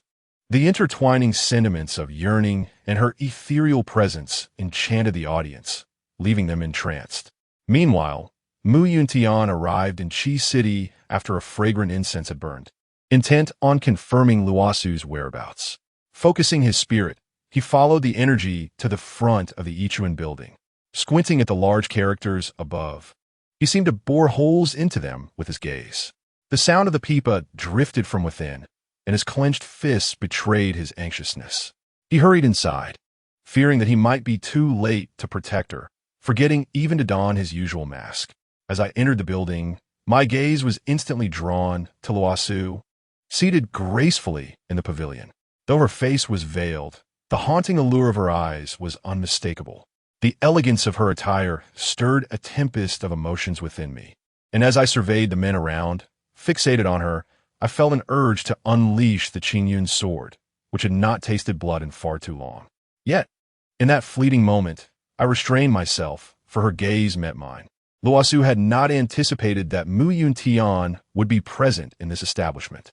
At that moment, he was unmasked, his familiar eyes brimming with restrained intensity, as if a storm were brewing within, ready to engulf her. She smiled gently, believing her second brother would be the first to find her, only to be surprised by his arrival. However, it was her unique smile that sent a ripple of excitement through the men in the building. As the music concluded, the madam of the house ascended the stage and announced, "Tonight, Miss Yunqing makes her debut, gracing us with her presence at the Yichuan Tower. I must apologize to all esteemed guests. Our Yunqing does not sell her body, only her art. Therefore, as this is her first engagement, I ask for your understanding." The bidding commenced at 100 taels, escalating with fervor. Upon hearing the madam's call to begin, the atmosphere erupted with voices. The attendees, clad in resplendent garments, varied from those adorned with jeweled crowns to others in splendid red sleeves embroidered with golden butterflies. Some donned elegant robes of exquisite craftsmanship, while others sported delicate shoes made of silk.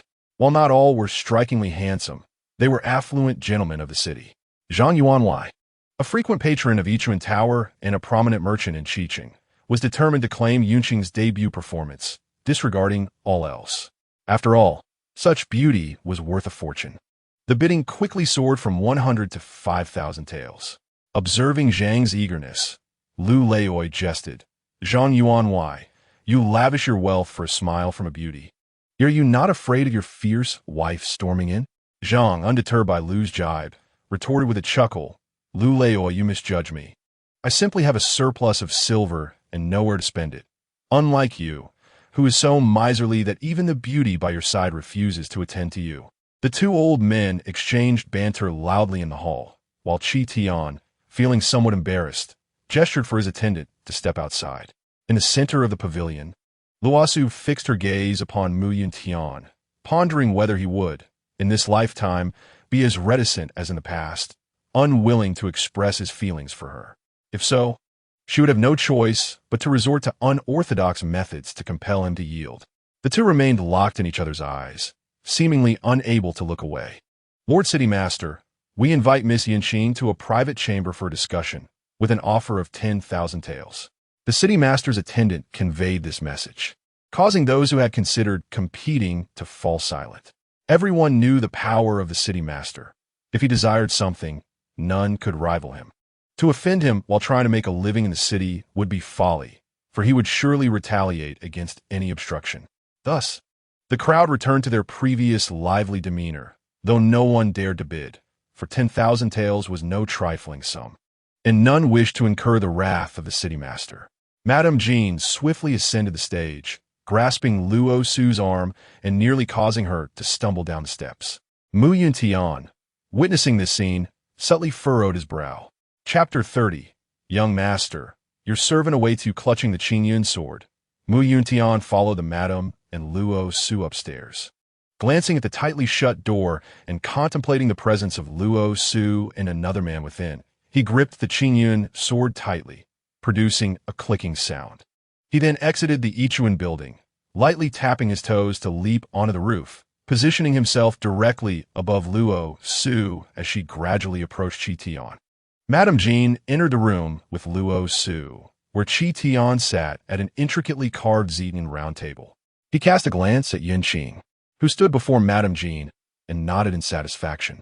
The madam bowed slightly to the city lord, saying, "My lord, I have brought Miss Yunqing to you." She then turned and urged Luo Su to sit on a low stool opposite the city lord.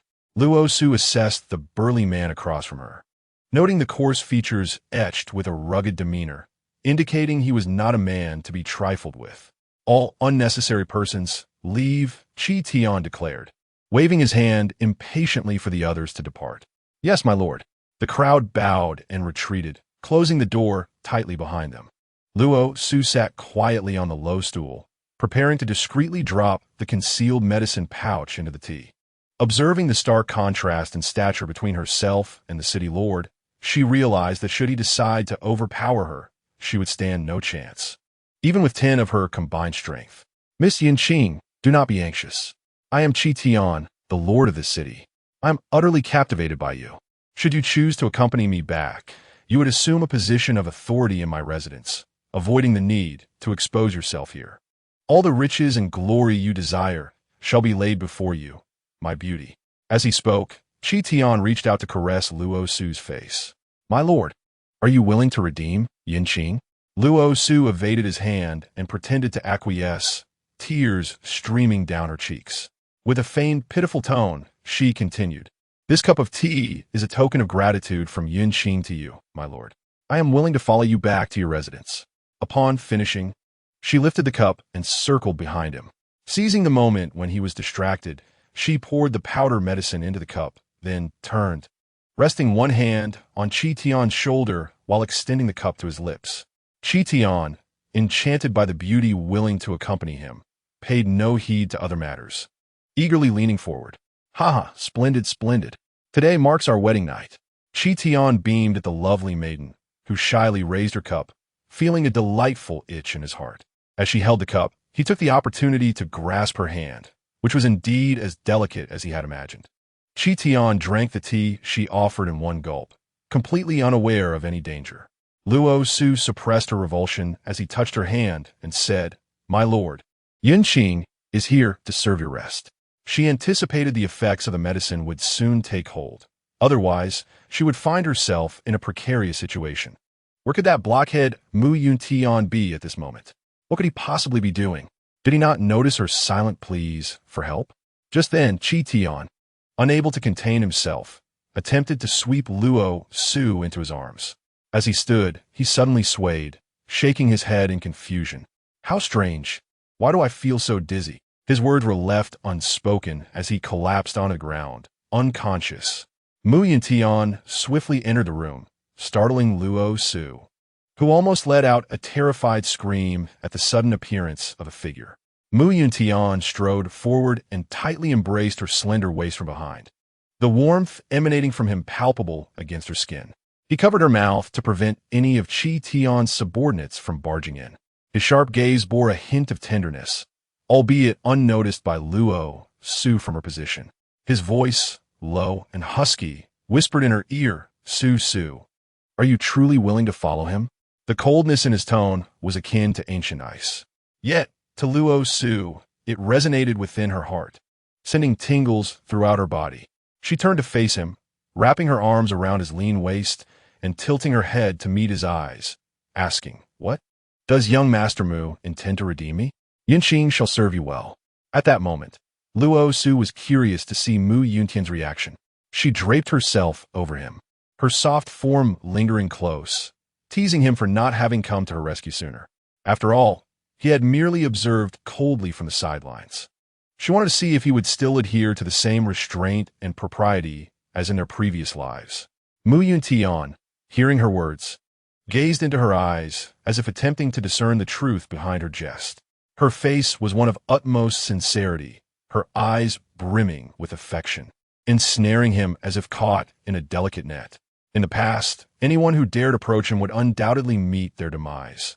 There was no exception. Yet she was the only woman alive who dared to jest and converse with him. With a cool finger, he tilted her chin, a wicked smile gracing his lips as he replied, "Is your intention to redeem yourself genuine?" Surely, Princess Qixia is not jesting with me. What of the second Prince's engagement? Gently, she lifted her toes, her soft, sweet lips brushing against his, as she exhaled softly, if young Master Mu dares to promise. How could I not? As for others, are you not concerned about being schemed against in the future? In that instant, Mu Yuntian was taken aback by her words, unsure of how to respond. Considering the matters he had investigated, how could he make any promises without dragging others into his troubles? He felt she was far too enchanting for him to deserve such trust. Concealing the emotions in his eyes, he resumed his usual icy demeanor, reluctantly detaching his arms from her. Miss Luo, you yist. I can assist you in contacting your family and ensure your safe return to the capital. It seemed this was a recurring pattern. He would always respond this way. It was clear that it was not merely her issue, but rather that Mu Yuntian had always maintained his self-restraint, suppressing his inner affection. She had missed significant events and important people because of this. Was it truly necessary to play this cat-and-mouse game? Luo Su thought in frustration, choosing not to pursue him for answers any further. Since young Master Mu is willing to assist me, I thank you here. I am uncertain of my elder brother's whereabouts and must trouble you with this matter. Luo Su contemplated the implications of seeking revenge in this lifetime.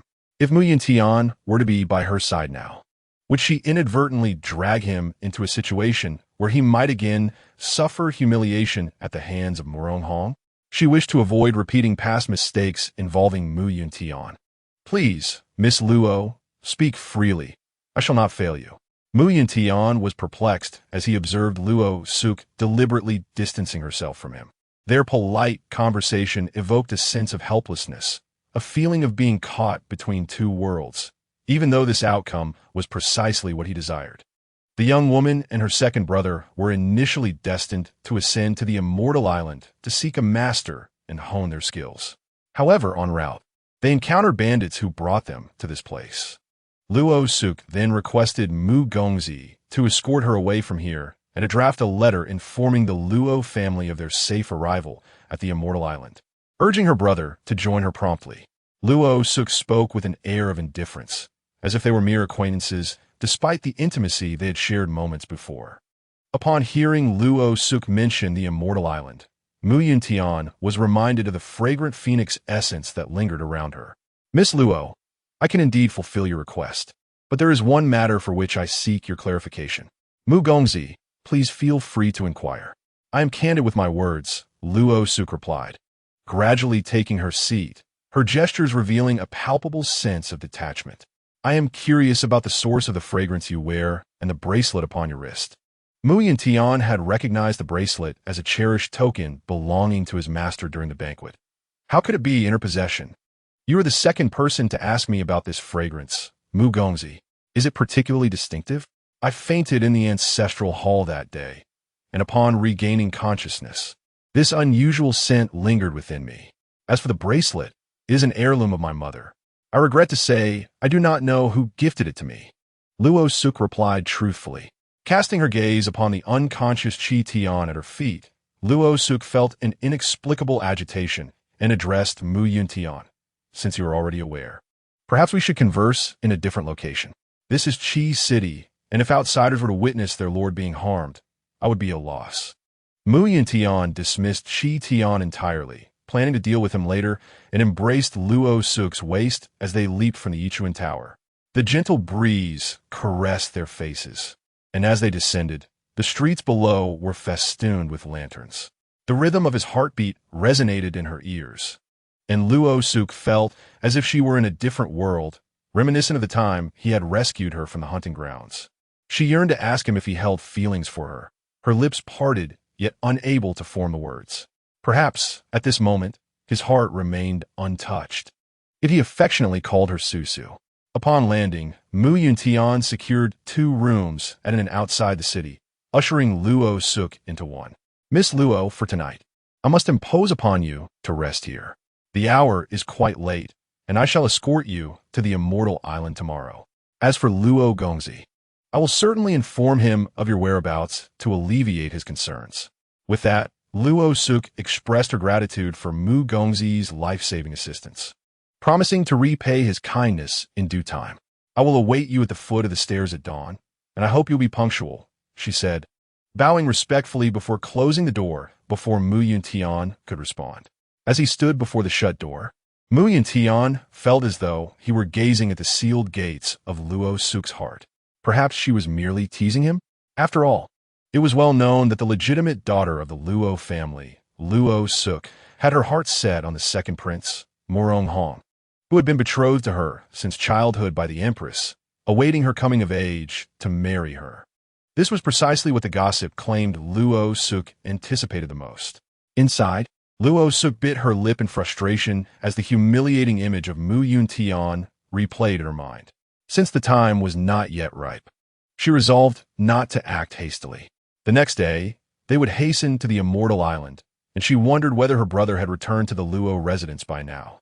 Lorlin initially searched everywhere like a headless fly, yet he could not glean a single piece of information, as if Luo Su had vanished into thin air. He activated a communication talisman that had lain dormant for years, and upon receiving his summons, his senior brother, Qin Feng, exclaimed in astonishment, "Lorlin, you little rascal, you still remember the bonds of our sect? I thought you had long since severed ties." Hearing the irritable voice of his senior brother through the talisman, Lorlin cleared his ears and replied, "Senior brother, I did reach out to you for a serious matter." Upon hearing Lorlin mention a serious matter, Qin Feng ceased his outburst and inquired, "What serious matter do you have? Are you in trouble and need me to seek vengeance on your behalf?" Qin Feng, who had initially intended to rest, immediately sat up in bed. "Senior brother, it is not I who is in trouble. Rather, my younger sister was supposed to accompany me to the Immortal Island to seek a master and learn the arts. However, she was abducted midway, and I have no idea of her whereabouts. I hold on to a glimmer of hope that perhaps she has escaped and reached the island. I ask you to keep an eye out for any news regarding her on the island. If she arrives, please notify me via the talisman." Lorlin spoke in a somber tone, revealing the exhaustion he felt from days of searching for her. "Luo Su is coming to the island to seek a master? Lost along the way?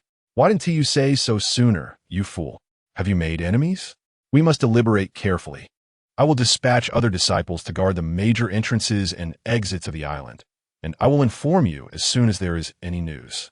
It is not like me to scold you, but for such an important matter to be brought to my attention only now, I think you deserve a good beating. Once you find Luo Su, you will have a lot to answer for." Qin Feng reproached Lorlin with a mix of exasperation and concern.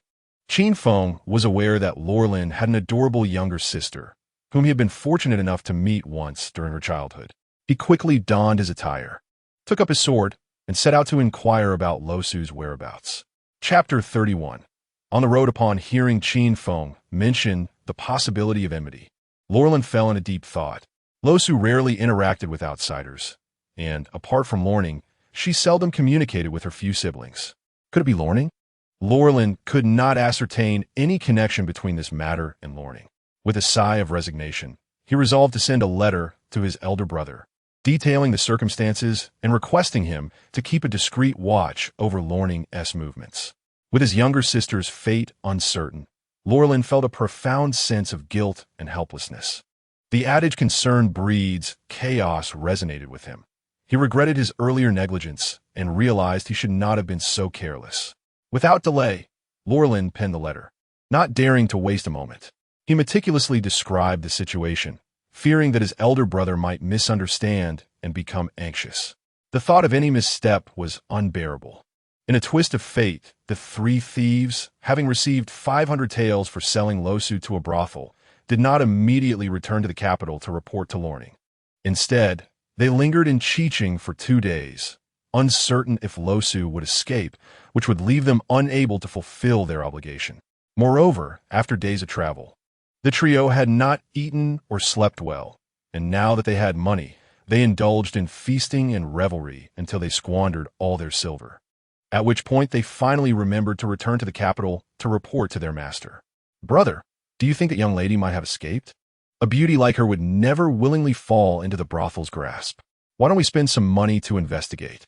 One of them suggested. "What nonsense! Is that something we should be concerned about? Now that the funds have been exhausted, hurry back to the capital with the money for the task and disappear. Do not complicate matters further. The leader spoke menacingly, regarding these two imbeciles who never considered the consequences. That woman was clearly of extraordinary lineage, and the remuneration provided by the master of this affair was quite substantial. If all went smoothly, he could retire after this venture. 2 days later, Loring's urgent letter successfully reached the manor. At that moment, Luo Su was practicing his swordsmanship when a servant rushed in, exclaiming, young master, your letter." "It is from his second young master." Luo Su took the handkerchief offered by the maid to wipe the sweat from his brow, handed his sword to the servant, and began to read the letter. Initially anticipating a note of reassurance from his younger brother, he found himself increasingly overwhelmed as he read on. His hands clenched the completed letter into a tight ball. Loring had entrusted him with the task of safeguarding his sister, yet he had allowed Luo Su to vanish right under his nose. Luo Su turned and entered the room, shutting the door firmly behind him. "Ting Feng, Ting Yu, come forth," he called, his head bowed, enveloped in an emotion that rendered him nearly unreachable, his grip still tight on the letter. Two shadowy figures emerged silently before him, kneeling and stating, "My lord, what are your instructions?" As the legitimate son of the minister and commander of tens of thousands of troops, Luo Su had not only personal guards, but had also secretly cultivated a loyal cadre of covert agents, among whom Ting Feng and Ting Yu were the most capable. "You two shall from this day forth surveil Luo Ning in secret. Should any suspicious individuals appear, do not reveal yourselves. Capture them and bring them before me. I demand a living witness." Luo Su was consumed by anxiety. The whereabouts of his sister were unknown, and if Luo Ning were indeed involved, the consequences would be dire. "Understood, my lord." With that, the two vanished as if they had never been there. Upon returning from the ancestral hall, Luo Su had previously mentioned dispatching 2 agents to protect his sister, but the pressing affairs of state had caused him to postpone this matter. The emperor had recently brought up the need to march to the frontier with a departure date imminent. He needed to locate his sister before that day arrived, otherwise, he could not embark with peace of mind. In solitude, Luo Su concealed his worry deep within, ensuring no one could discern his unease. He summoned a maid to change into his outdoor attire, maintaining an air of composure as he exited the minister's residence. No one knew that the eldest son of the Luo family had left the manor. He had already arrived at the military camp to arrange matters for the northward journey. Domestic affairs were numerous, especially with Luo Su's whereabouts uncertain. Given the formidable power of Luo Changyu, he had only recently received a promotion and lacked the strength to confront him alone. Luo Ning, this calamity, must be eradicated sooner or later. If this incident bore any connection to her, regardless of their blood ties, Luo Su would ensure she experienced a fate far worse than death. 2 days prior, Luo Su and Yuntian had hastily lodged at an outside Qi city, while simultaneously, Qi Tian was discovered unconscious in Yichuan Tower by his personal guards and was escorted home. His subordinates immediately ordered the lockdown of the entire Qi city. Little did they know that the two had long since departed, evading any pursuit. On that morning, Luo Su awoke from the hard-wooden bed, rubbing her shoulders, her body sore and fatigued. These past few days had left her in a state of constant tension and anxiety, without a moment's reprieve. Until the appearance of Yuntian, her restless heart found solace. Yet, her body proved to be uncooperative. Glancing at the bright room, it was clear that the hour for their meeting had arrived. But her impatience rendered her powerless. Downstairs, Yuntian had been waiting at the table, his gaze inadvertently drifting towards the room where Luo Su resided, pondering whether his stern demeanor the previous day had frightened her. Lost in contemplation, his brows furrowed into a deep crease. Customers passing by him chose to steer clear, sensing his brooding intensity and his aura of isolation. Concern for her weighed heavily on him, prompting him to ascend the stairs to her door. He gently knocked and called out, "Miss Luo, I apologize for the intrusion. Are you awake? Is there anything amiss?"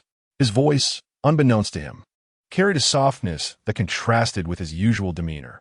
Luo Su, still struggling to rise from her bed, felt a wave of comfort at his concern. "Young Master Mu, I have been weary from my travels these past few days and am quite fatigued," hence my absence. I beg your forgiveness." Realizing her discomfort stemmed from physical malaise, Yuntian's heart, which had briefly settled, lifted once more. "Miss Luo, I beg your pardon for my rudeness. If I have caused you any offense, please forgive my impetuousness, as my intentions were solely for your well-being." Without further ado, he entered the room, firmly closing the door behind him. Approaching the bedside, he beheld Luo Su seated there, resembling a delicate jasmine flower, pale and disheveled, her once rosy lips now a ghostly hue, accentuating her fragility. Unconcerned by the propriety between men and women, he sat beside her, gently taking her wrist to check her pulse. Trained by his master from a young age, he possessed not only profound skills beyond comprehension, but also knowledge of common ailments. Luo Su stared at him, feeling the chilling touch of his fingertips, which seemed incongruous with his evident concern. "Miss Luo, you are suffering from a cold and slight fever. I shall fetch some herbs for you, and you will be well in a couple of days. However, I wonder if the spiritual energy within you, which resonates with my own, might provide further clarity." It dawned on him why he could sense her danger and emotions. They shared a common thread of spiritual energy, a connection exclusive to him and his master. Wearing his master's token of affection, yet unacquainted with the master himself, he felt as though he had known Luo Su for an eternity, a mystery that eluded him. Hearing his words, Luo Su's eyes widened. Despite her dizziness, she comprehended his implication. The energy within her was indeed linked to him. "If I were to claim ignorance regarding this connection, would you believe me, young Master Mu? Perhaps it is a consequence of your sacrifice to save me in a past life?" She voiced her inner turmoil, intently observing his reaction. Yet Yuntian, perpetually composed, revealed nothing of his thoughts. "Miss Luo, you yist. I only believe in the realities before me. Whether there was a past life, that is a matter of bygone choices, of which I hold no regrets." He conveyed his sentiments candidly. "Do not fret, Miss Luo. I shall go procure the medicine. You should rest and recuperate." Yuntian gently assisted Luo Su to lie down, and as he stood up to leave, she grasped the hem of his garment tightly with both hands. In her eyes, he discerned an emotion he could not comprehend. "Miss Luo, you." Yuntian was at a loss regarding her distress, this unfamiliar sensation rendering him uncertain of how to respond, leaving him standing still as she clutched at his clothing. "Could you stay with me for a while, young master? I understand it may be improper, yet I perceive that you are a gentleman who does not adhere to trivial formalities. I am quite frightened alone. Might you wait until I fall asleep before departing?" Luo Su murmured from beneath the covers, yet her grip on his garment remained firm, fearful that he might refuse to stay. An inadvertent softness colored Yuntian's typically icy visage as he seated himself beside her. He gently pulled down the blanket that obscured her face, revealing her hair, resembling a fluffy pom-pom. "Rest assured, Miss Luo, I shall remain here and not leave." Luo Su glanced up at the handsome face of Yuntian, and her cheeks flushed crimson, hastily retracting her hands into the covers. She felt like a boiled shrimp, her enchanting eyes darting about in a fluster. Had she lost her senses to utter such words? Realization dawned on her regarding the audacity of her request for a stranger to sit beside her, pondering what Yuntian must think of her. Was she too frivolous? Luo Su's thoughts became a muddle, and soon fatigue overtook her, plunging her into a deep slumber. Yuntian observed the shy, blushing expressions she cast towards him, finding her even more endearing than the little fox he once cared for. He lightly tapped her nose with his fingertip, pondering whether his feelings for her were indeed unique. He attributed this sentiment to a mere fascination reminiscent of his affection for the little fox, unaware that he had already become ensnared in deeper emotions. Seeing her asleep, he tenderly tucked the blanket around her and quietly exited. Nearby, he found a medical clinic, where he requested familiar herbs from the attendant and hurried back to the inn with the prepared medicine. Once, he had endured 3 days and nights in a wolf's den, injured yet resolute, eventually learning some rudimentary skills in treating external wounds. This was his first earnest attempt at caring for another. He located a pot in the inn's kitchen to brew the medicine, ensuring it was prepared with utmost care. He instructed the staff to prepare a meal and bring it upstairs while he himself carried the meticulously brewed medicine into Luo Su's room. Chapter 32. Taking care of you upon entering the room. He found Luo Su still asleep. He placed the bowl of medicine on the small table beside the bed. Gazing at the serene figure of Luo Su, feeling as if time had momentarily stood still, as though this was the very scenario he had longed for. As the medicine in the bowl began to cool, he reassured himself that it was merely a matter of not wanting to waste it. He drew closer to where Luo Su lay, faintly hearing her murmurs. He leaned in to catch her words more clearly. Yuntian, Yuntian, don't. Yuntian, run. Luo Su found himself ensnared in a recurring nightmare, reliving the haunting scene time and again. He gazed at Luo Su with a complex expression. Perhaps the figure in her dreams was none other than himself. Yet, her dream appeared to be far from pleasant. Had he inadvertently caused her harm at some point? For the first time, Yuntian experienced a profound doubt about himself, convinced that their initial encounter had indeed taken place in the capital. He reached out cautiously, not daring to apply too much pressure as he touched Luo Su through the blanket, gently shaking her and saying, "Miss Luo, rise and take your medicine. It is cooling." Miss Luo?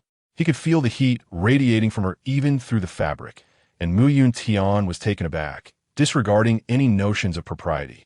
His hand made contact with her forehead, which burned with fever.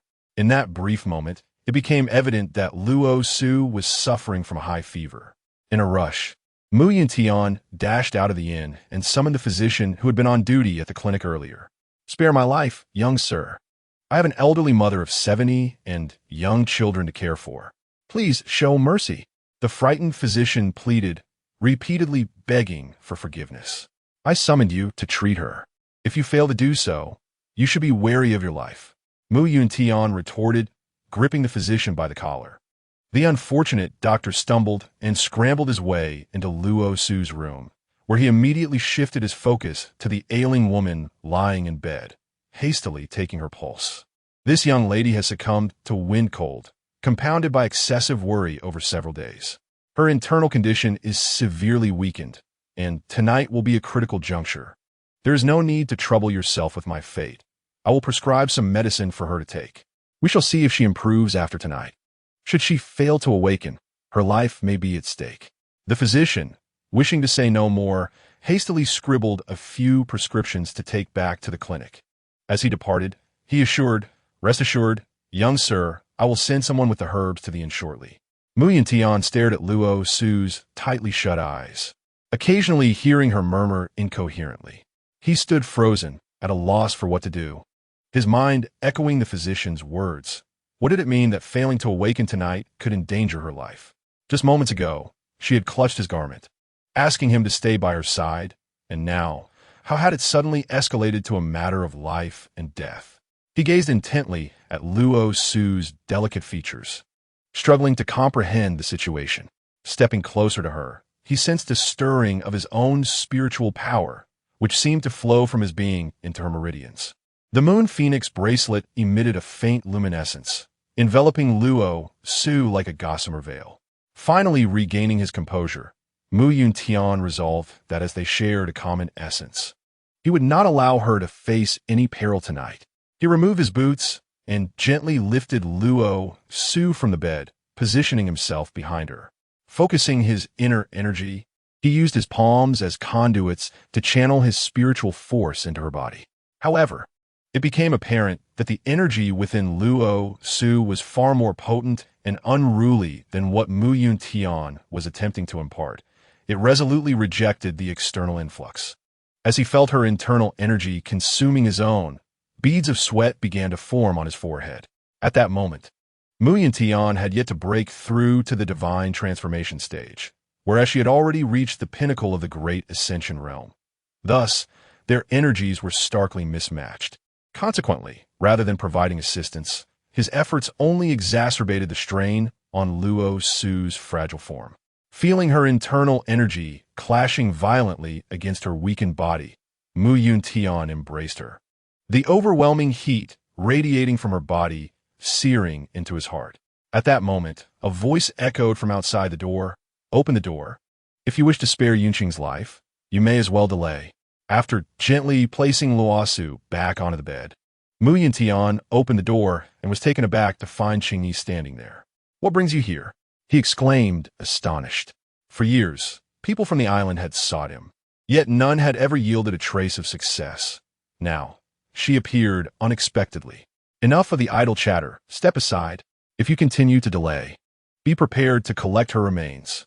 Qingyi pushed past Yuntian as she spoke. Approaching Luo Su, she exposed her wrist and placed her hand upon it, deeply concentrating as she meticulously examined Luo Su's pulse. "When did you infuse her with spiritual energy?" "There are two conflicting energies within her, which will cause Yunqing considerable distress. Yet, this is rather intriguing. When did your domineering energy enter her body? Are you two cultivating together, or is there some hidden truth?" Qingyi questioned, her curiosity piqued. The presence of two energies could only be explained through dual cultivation. Yuntian met her gaze and replied, "Are you suggesting that the other energy within her is mine? Are you certain? I had always presumed it belonged to my master or someone else. How can you be so convinced it is mine?" He was adamant that he had never had any prior connection with her. Qingyi rolled her eyes in response. "While it's true that your master, Qinghuan, shares the same lineage of spiritual energy as you, your elemental affiliations differ. Qinghuan possesses a gentle water affinity, while yours is a fiery and tempestuous nature. As for others, I have yet to encounter a third individual on this island who shares the same elemental energy as you. If it isn't you, then who could it possibly be? Yunqing is the third, also of the fire element, though her energy is far purer than yours at present." Qingyi observed Yuntian, noting his apparent ignorance, which puzzled her. He seemed sincere, and there was no reason for him to conceal the truth. While they were not the closest of friends, there was no need for deceit. "Clearly, you are unaware. In that case, we must hasten to the island. Only your master can save her. Delay further, and her body may be irreparably damaged. She has no foundation as it is, and such potent energy within her will ultimately lead to her destruction unless you swiftly master the shared essence of your respective energies. Qinghuan's water affinity can temporarily alleviate the situation when combined with your fire energy. What do you think, Yuntian?" Qingyi laid out the plan to save Luo Su, leaving the decision in his hands, for Qinghuan's energy was not easily obtainable, and there were no guarantees of success. "Let us go." Without a moment's hesitation, Yuntian scooped Luo Su into his arms and leaped through the window, soaring toward the island on his sword. Qingyi, flabbergasted, shouted from the ground, "Hey, wait for me. What do you mean by leaving me behind? My agility is lacking." It was unexpected to witness Yuntian falter in the face of beauty, truly a sight to behold. Frustrated, Qingyi paced the room, cursing under her breath. Qingyi, whose skills in martial arts were subpar, moved slowly. Her medical expertise did not extend to the realm of combat. Gazing at the wide-open window, she sighed in resignation. "I must have owed you two something in my past life."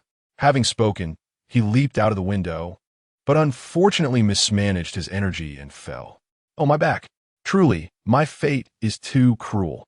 You two are flying together, and here I am, suffering. I cannot endure this. I must hire a carriage. Oh, the pain is unbearable." Yuntian had never imagined that the phenomenon of spiritual energy explosion would occur within Luo Su. He had heard tales of disciples on the immortal island who, in their pursuit of shortcuts, practiced unorthodox methods, resulting in their demise due to the explosion of their own spiritual energy. Even more perplexing was how his own spiritual energy found its way into her body. Aside from the earlier incident, Yuntian was baffled, yet he did not slow his pace, fearing that Luo Su might falter. He gazed down at her serene and beautiful visage, which no longer bore the bold, unrestrained gaze she once directed at him, as if she were trying to imprint him upon her heart. Should she manage to navigate this perilous situation unharmed? Yuntian silently resolved that if fate allowed her to overcome this tribulation, he would lower his defenses and relinquish his concerns. Whatever she wished, he would accept. The thought of losing her was a pain he could scarcely endure. In her dreams, Luo Su beheld a sky filled with yellow sand, reminiscent of the torment inflicted by Nanling. This time, however, she saw Yuntian cradling her, tears streaming from the corners of his eyes. He wept for her. Such an icy figure, she found it difficult to comprehend him, both in this life and the last. Why must he endure so silently? Why could he not embrace her openly? What reservations did he harbor? Kneeling beside him, she reached out to wipe away his tears, but once again, her hand passed through him. Resigned, she lamented that this was merely a dream of her previous life. As a gust of wind carried yellow sand away, the figure before her vanished. She turned and stood, seeking his trace, shouting, Yuntian, Yuntian, where are you? Show yourself. Suddenly, the sounds of battle echoed in her ears. Yuntian had gone mad. He was killing. He had succumbed to madness, and the others were commanded to execute him without mercy. Upon hearing this, Luo Su felt as though she had lost her mind, desperately trying to pierce through the mist before her to discern the truth. She ran swiftly, yearning to uncover what had transpired. She believed this was a repeat of events from her previous life, unknown to her, actions taken by Yuntian on her behalf. How many secrets had he kept from her? As the hazy mist dissipated, Nanchuan stood high above, gazing down upon Yuntian with an air of disdain. Surrounded by a multitude of dark, formidable demon warriors. The scene was grand yet sorrowful, with Yuntian encircled by the army alone. Luo Su comprehended that Yuntian was waging war against the demon realm for her sake, driven by revenge on account of Namling. In that moment, she finally understood why Nanchuan seemed familiar. It was revealed that Namling was his younger sister. No wonder he appeared known to her. They were siblings. Their intertwined fates spanned from the past to the present, truly inescapable. Yuntian, how audacious you are! How dare you trespass into the demon realm? Believing that your half-immortal cultivation grants you the power to annihilate the demon race. You underestimate us far too greatly. The matter of Namling has yet to be settled, and you deliver yourself to me on a silver platter. Very well.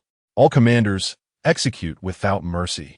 Clad in crimson battle attire, Nanchuan seethed with rage, emanating an aura of deadly intent, appearing even more malevolent. Chapter 33. An old acquaintance of Mother upon hearing the command of the demon Emperor Nanchuan. The bloodthirsty warriors of the demon tribe surged forward like a dark tide towards Yuntian, their battle fervor ignited. Yuntian chuckled lightly, remarking, "A rabble dares to make such clamor. How absurd." With a gentle caress of his fingers along the blade of the Qingyun sword, a fleeting tenderness enveloped him, as if Luo Su stood before him. Su, watch how I avenge you. I shall upend the 3 realms to accompany you in death. Will you join me in battle through the Qingyun sword? His eyes blazed with a crimson madness. Luo Su, witnessing Yuntian's fervor, clasped her mouth in shock, her heart heavy with despair. She had never seen him so consumed by frenzy. Powerless, she could only stand by as a mere observer while he plunged into a blood-soaked rampage, oblivious to the blades raining down upon him. In the distance, Nanchuan observed the demon forces retreating in disarray, a disdainful hum escaping his lips as he underestimated Yuntian's prowess. In a sudden flash, he appeared before Yuntian, his voice laced with fury. Luo Su's death is all you're doing. Had it not been for you, Namling would not have treated her so. If she had been with me, how could she have met her tragic end in the desolate lands of Kubu?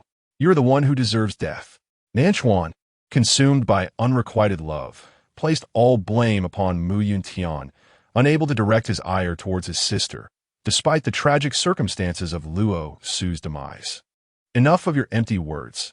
Today, either you perish or I shall fall. I demand the demon tribe to accompany Luo Su in death.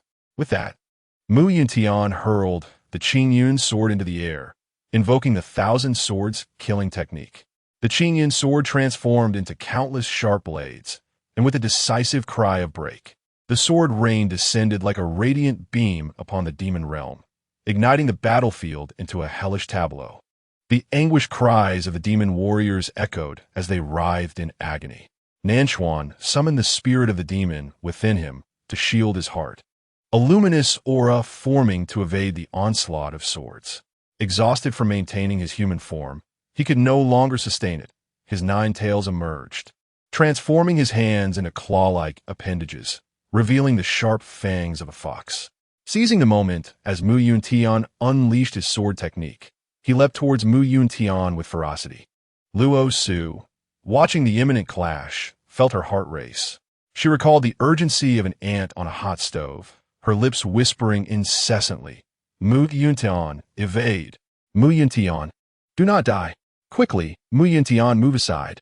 Throughout the turmoil, the most frequent sound that reverberated in Mu Yuntian's ears was Luo Su's desperate calls for him to survive. But what of her? Was she dead? Why was she perpetually trapped within this nightmare? What was originally a journey scheduled for the following day had been reduced to 2 hours of flight. As Mu Yuntian soared to the celestial island, the night was deep, adorned with a canopy of stars. The sound of insects filled the air, and a gentle chill brushed against his cheek, yet it felt more like a caress than a breeze. Gazing into the distance, he beheld the grand pillars adorned with lanterns, their soft yellow glow illuminating the water palace and cloud chambers, casting the jade trees and exquisite branches in a dreamlike haze. The celestial island and palace were sacred grounds, inaccessible to those outside the imperial lineage. Yet, Mu Yuntian entered unimpeded, carrying Luo Su as if in a realm devoid of guardians. The palace of Xinyu was adorned with yellow glazed tiles and green trimmings, crowned with a radiant orb of flame. Inside the chamber, the beams were crafted from fragrant sandalwood. Crystal orbs served as lamps, and pearls formed the drapes, with gold embellishments as the column bases.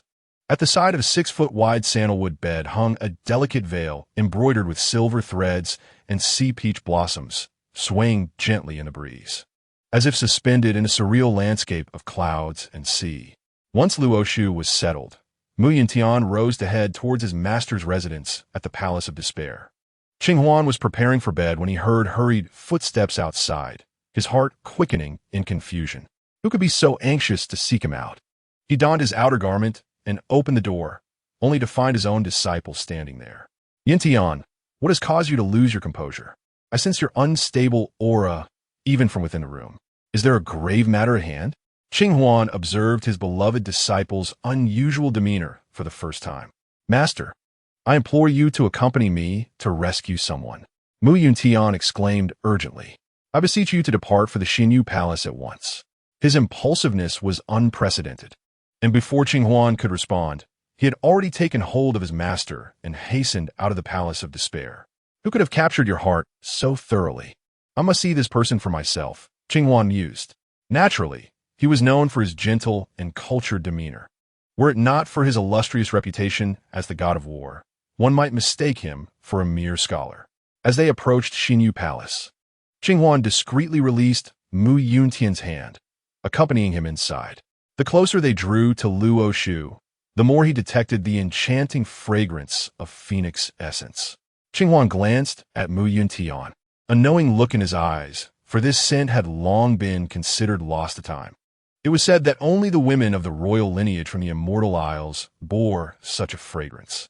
The last of the royal women possessing this scent had already passed, so how could this be? His curiosity piqued. Qinghuan moved closer to the bed to discover the identity of the person lying there. "Xiao Xiao, this, I can scarcely believe my eyes." The woman bore an uncanny resemblance to Xiao Xiao. He turned to his disciple, asking Yuntian, "What is this woman's name, and where does she hail from? Who is she?"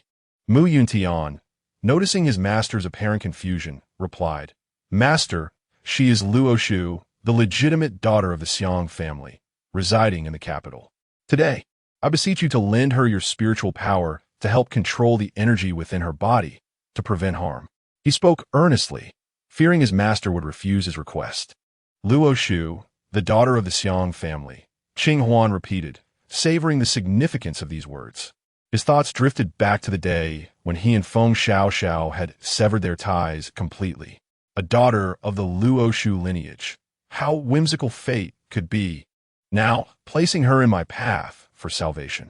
With a solemn expression, Qinghuan reached out to feel Luo Su's pulse. However, instead of immediately infusing his energy into her, He turned to his beloved disciple and asked, "Do you understand how her spiritual energy came to be?" Yuntian, taken aback by the inquiry, replied, "I do not know. Master, I humbly seek your guidance. Though I am unaware of your relationship with this young lady, it is indeed your energy that resides within her. Surely someone has informed you of this. Otherwise, you would not have risked bringing her to the island to request my assistance. Yet, you know but one aspect of the truth. While it is true that her energy is yours, it is not something you possess at present. I have devoted my life to exploring the arts of resurrection, aiming to rekindle lost love. Perhaps this task is indeed feasible. However, to save her, it will require not only my intervention, but also a rare herb." Huan was astonished by Luo Su's pulse, but even more taken aback to discover that she was a soul reborn. Within Luo Su's body resides half of the essence of her beloved disciple's blood. Otherwise, Feng Yinxiang would not be present within her. Yuntian grasped the two pivotal concepts articulated by his master, resurrection and herbal medicine. He inquired, "What specific herb is required? Can it be found on the celestial island?" He did not regard the search for this herb as a daunting task, for over the years, his subordinates have spread across the realm, making the procurement of a single herb a trivial matter. "Spirit-connecting herb, have you heard of it?" He was informed. Yet, this particular herb is said to exist solely within the maze of illusions, making it exceedingly difficult to locate. It is even rumored that those who seek it often enter the illusion with no return. To this day, it is said that the war god stumbled upon a single specimen, and no others have been seen since. Huan has also been in pursuit of this herb for years. Had it been found sooner, perhaps there would have been a glimmer of hope for Xiao back then. "Spirit-connecting herb," Yuntian murmured silently upon hearing his master's account, astonished by its elusive nature. However, he remained resolute in his belief that nothing is unattainable in this world. He then asked, "Master, if we are unable to procure this herb for the time being, what ailments plague Luo Su's body? It seems this herb will not be easily found. Must Luo Su remain in a perpetual slumber? I can temporarily suppress the spiritual energy within her body using my own, yet she is merely an ordinary person, unprotected by any sex techniques. Once she awakens, I shall take her as my disciple, and she will soon transcend the mortal realm, enabling her to manage her own cultivation. However, prior to that, I require a certain item from you to alleviate her symptoms." Huan resumed his customary nonchalance, a mischievous grin playing at the corners of his mouth. Yuntian regarded his master with suspicion, pondering what mischief the old man was concocting. It was perplexing to see the war god in such a light-hearted state when discussing serious matters. With a resigned sigh, he said, "Master, please speak freely. I shall spare no effort. She already possesses half of your essence and spiritual energy within her. If you were to engage in mutual cultivation frequently, the harmonization of her energy and blood could indeed provide some relief," Huan remarked, amusement dancing in his eyes. He had once believed his icy disciple would remain solitary for eternity, yet here he was, intertwined with the daughter of Xiao across 2 lifetimes. What a profound fate!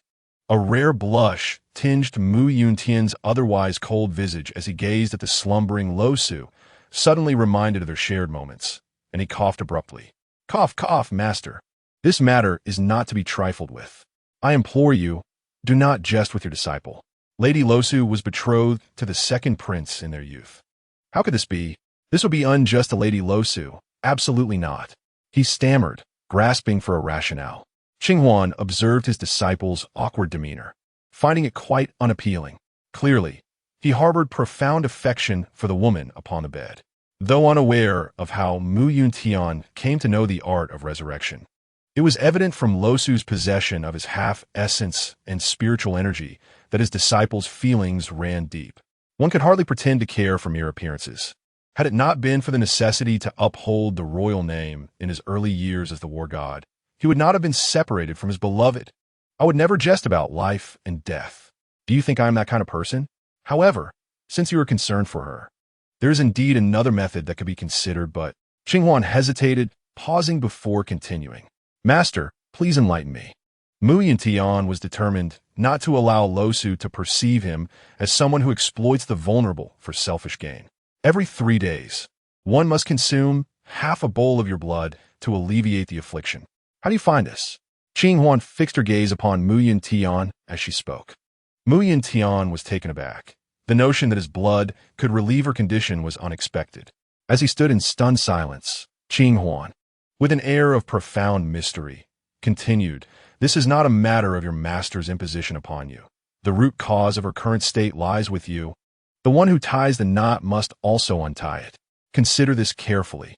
Half a bowl of blood every 3 days will hinder your cultivation progress, delaying the objectives you aspire to achieve. Can you endure such a weight?" Chapter 34. Healing. Yuntian understood that his master's words were laden with meaning. He bore many burdens, and this was not a moment for romantic sentiments. However, gazing at Luo Su's increasingly pallid face upon the bed, he found it impossible to sever his attachment. After enduring humiliation for over a decade, what was a few more years? He knelt before his master, his forehead touching the ground, and earnestly implored, "I beseech you, master, to save Luo Su's life. I am willing to offer my blood in her stead." In Yuntian's gaze, Qing Huan perceived a reflection of her younger self.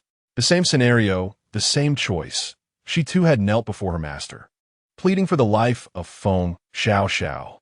Yet, fate had played its cruel hand, and she ultimately failed to save her. Now, witnessing her own disciple in a similar plight, she considered it a fulfillment of her own unrequited dream, the notion that lovers must eventually soar together. "Very well. If this is your choice, I shall respect it," she conceded. "The journey ahead is long.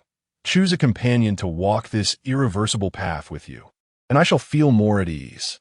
That said, you must keep watch tonight without any disturbances. Should any interruptions occur, Luo Su's meridians will shatter, leading to her demise."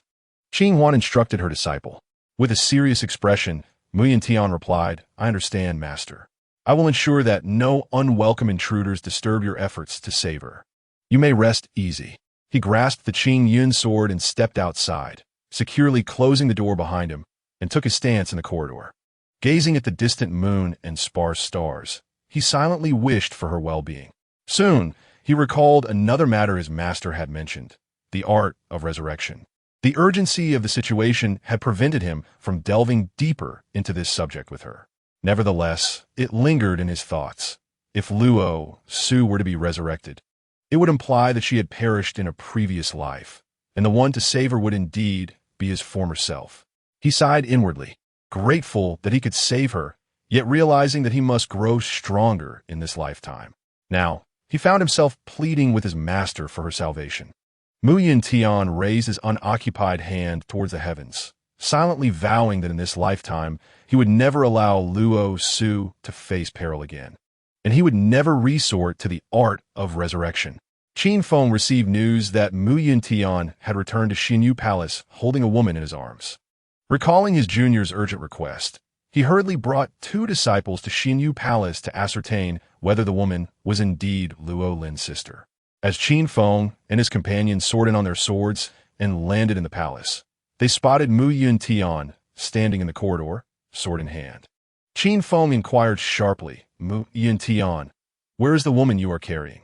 Upon recognizing the visitor, Yuntian raised his eyelids and thought to himself, "What business is it of yours, Qin Feng, the eldest disciple of our sect?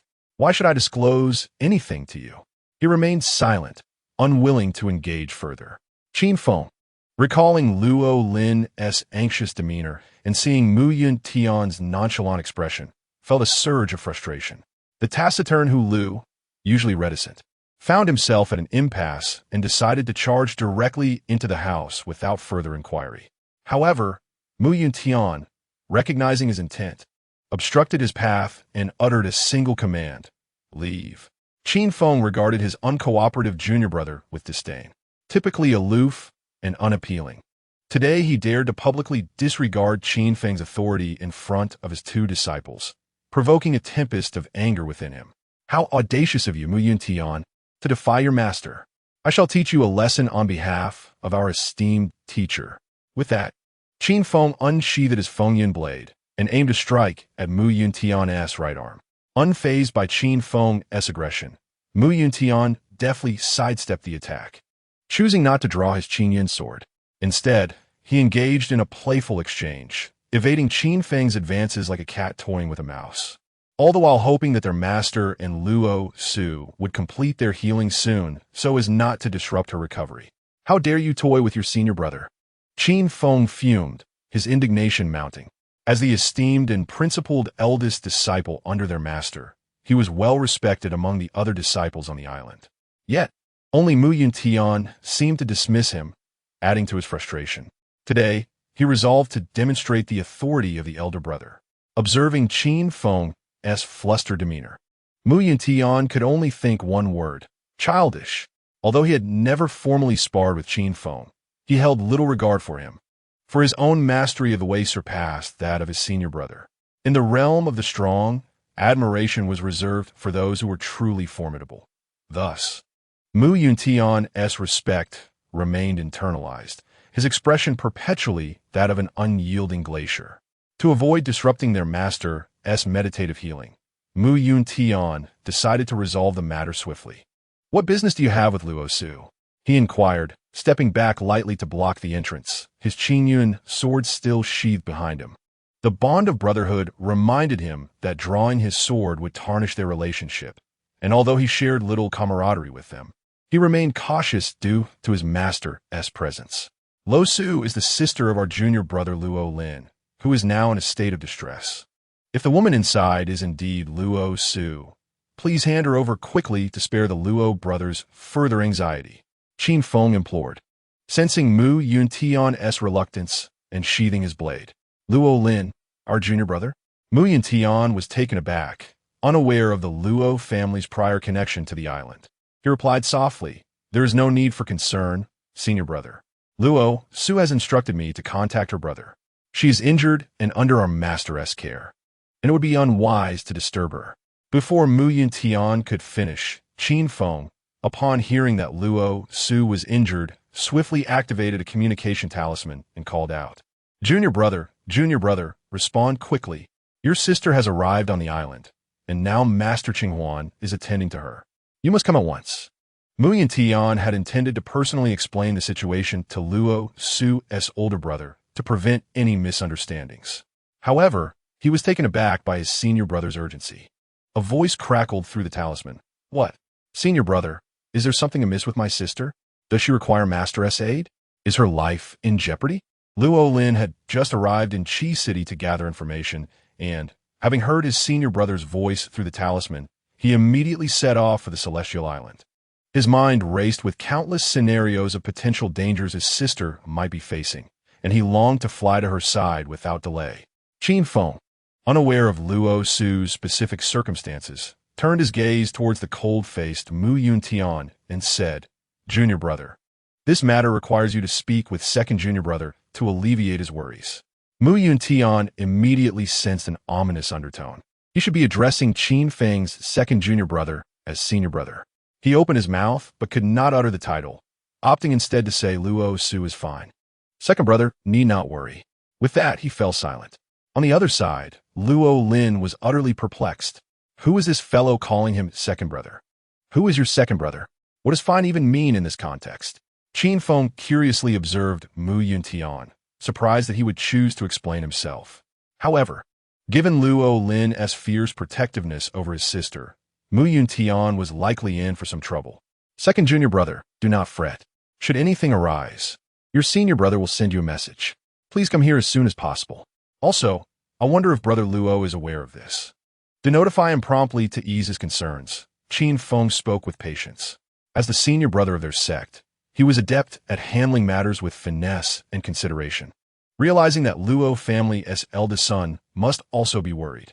Thank you for the reminder, senior brother. I shall write to my elder brother immediately. Please take care of my sister in the meantime. I will arrive tomorrow. Luo Lin expressed his gratitude, promptly writing a letter to inform his elder brother of his sister's situation.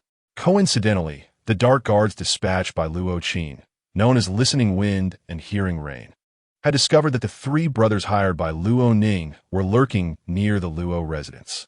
before they could contact Luo Ning. The two guards apprehended them and brought them to a hidden chamber to await Luo Qin's interrogation. Clad in armor and returning from the training grounds, Luo Qin rushed to the dark chamber upon receiving news from the guards. Entering the dimly lit room filled with implements of torture, he surveyed the three rough men, their faces marked by fear, with cloth strips binding their mouths. He cast a glance at Listening Wind, who promptly approached and removed the gag from one man's mouth. That man trembled as he pleaded, "My lord, spare me. I do not know how I have offended you. Please grant me mercy." Luo Qin sneered, "Oh, you claim ignorance of your crimes? Speak. Where have you taken Luo Su?" As his words fell, he slammed his palm onto the nearby table, causing it to splinter under the force, instilling terror in the three men, two of whom trembled uncontrollably, with one even wetting his pants in fright. "My lord, I truly do not know who Luo Su is. You must believe me. I was merely tasked a few days ago with abducting a young woman from a temple." The man with a scarred face, in a state of utter panic, recounted his recent misdeeds, silently praying that the woman he had captured was not the very Luo Su the official sought. The other two, holding their mouths, nodded vigorously in agreement, their wide eyes affirming the truth of his words. "Where is that woman now?" Luo Qin pressed urgently, realizing these three were indeed the ruffians responsible for Luo Su's abduction. Infuriated, if it were not for the need to inquire about Luo Su's whereabouts, he would have relished the idea of exacting 1,000 tortures upon these wretched souls. In Qi City, gazing upon the fierce visage of the imposing warrior before him, it became evident that this woman was indeed the one he had been seeking. Thus, the three of them found themselves at a critical juncture. The scarred man, struck by fear, fell silent, his face ashen and his body trembling uncontrollably. "Since he cannot speak, bring forth the torture instruments," commanded Luo Qin in a tone as frigid as ice, instilling a tremor of dread in the bound trio as if they had entered the halls of Yama, the king of the dead. The sight of the various instruments of torment filled them with a desperate longing for death, preferring that to the agony they anticipated. Suddenly, the scarred man recalled that the three of them were merely pawns under someone else's command. Perhaps if he revealed the identity of their master, he might secure his own life. "My lord, please wait," he implored hastily. "I am but a humble servant, carrying out orders to make a living. If you spare my life, I shall disclose the identity of the one who commands us. Please grant me mercy," he continued. "We were instructed by the maid Lu of the second young lady of the Luo residence to sell the young lady to the Yichun Lu brothel in Qi City." "What? Yichun Lu? You audacious wretches!" Luo Qin seethed, delivering a swift kick to the scarred man's chest, who immediately spat blood and lost consciousness. The other two, witnessing this scene, dared not make a sound, fearful that the wrath of this formidable warrior might turn towards them. "Take these three and confine them to a cell. Do not allow them to seek a premature end," Luo Qin coldly instructed. The pair exchanged glances, recognizing the gravity of their predicament upon realizing the warrior's claim of being a general. Connecting the dots with the name Luo Su from the Luo residence, they understood that they had crossed paths with an individual far beyond their reckoning. What they had initially perceived as a trivial matter had escalated into a perilous situation for their lives. With immense restraint, Luo Qin refrained from flaying them alive for their audacity in selling his beloved sister to a brothel. He was preparing to send word to Luo Lin via a homing pigeon when his personal attendant hurried into the room, bearing urgent news from Luo Lin. "Young master, the second young master has sent an urgent message, fearing that time is of the essence. I came here seeking you. Please punish me as necessary," the attendant said, kneeling and presenting the letter with both hands to Luo Qin. Luo Qin seized the letter from the attendant's hands and unfolded it to read. "Dear brother, I hope this letter finds you well. My sister has arrived on the island and encountered a benefactor along the way. Although she is currently unwell, the divine warrior of the island is tending to her, and there is no need for undue concern. I shall arrive on the island tomorrow to care for her. The incident involving Luo Su must surely be the work of nefarious individuals. I implore you to eradicate them completely. Luo Lin's letter was succinct, yet emphasized the urgency of avenging his sister. Unbeknownst to him, the incident involving Luo Su's past at the brothel would certainly cause an uproar if revealed. Upon finishing the letter, Luo Qin felt a weight lift from his heart. Though the injury to his sister raised troubling questions regarding its connection to spiritual forces or potential misfortunes during her journey. As the elder brother, he had always assumed the role of protector, with their father being an absent figure. His heart ached for his sister's plight. Turning his gaze towards the three captives, his eyes burned with hatred as he instructed Ting Feng and Ting Yu, "Leave them with a breath of life. Do not let them perish just yet. The instruments of torture shall be employed daily. Is that understood?" "Understood, my lord." Listening to the wind and rain, the two understood their master's sentiments. Ever since they had followed their master in the shadows, Luo Su had seemed like half of their master to them.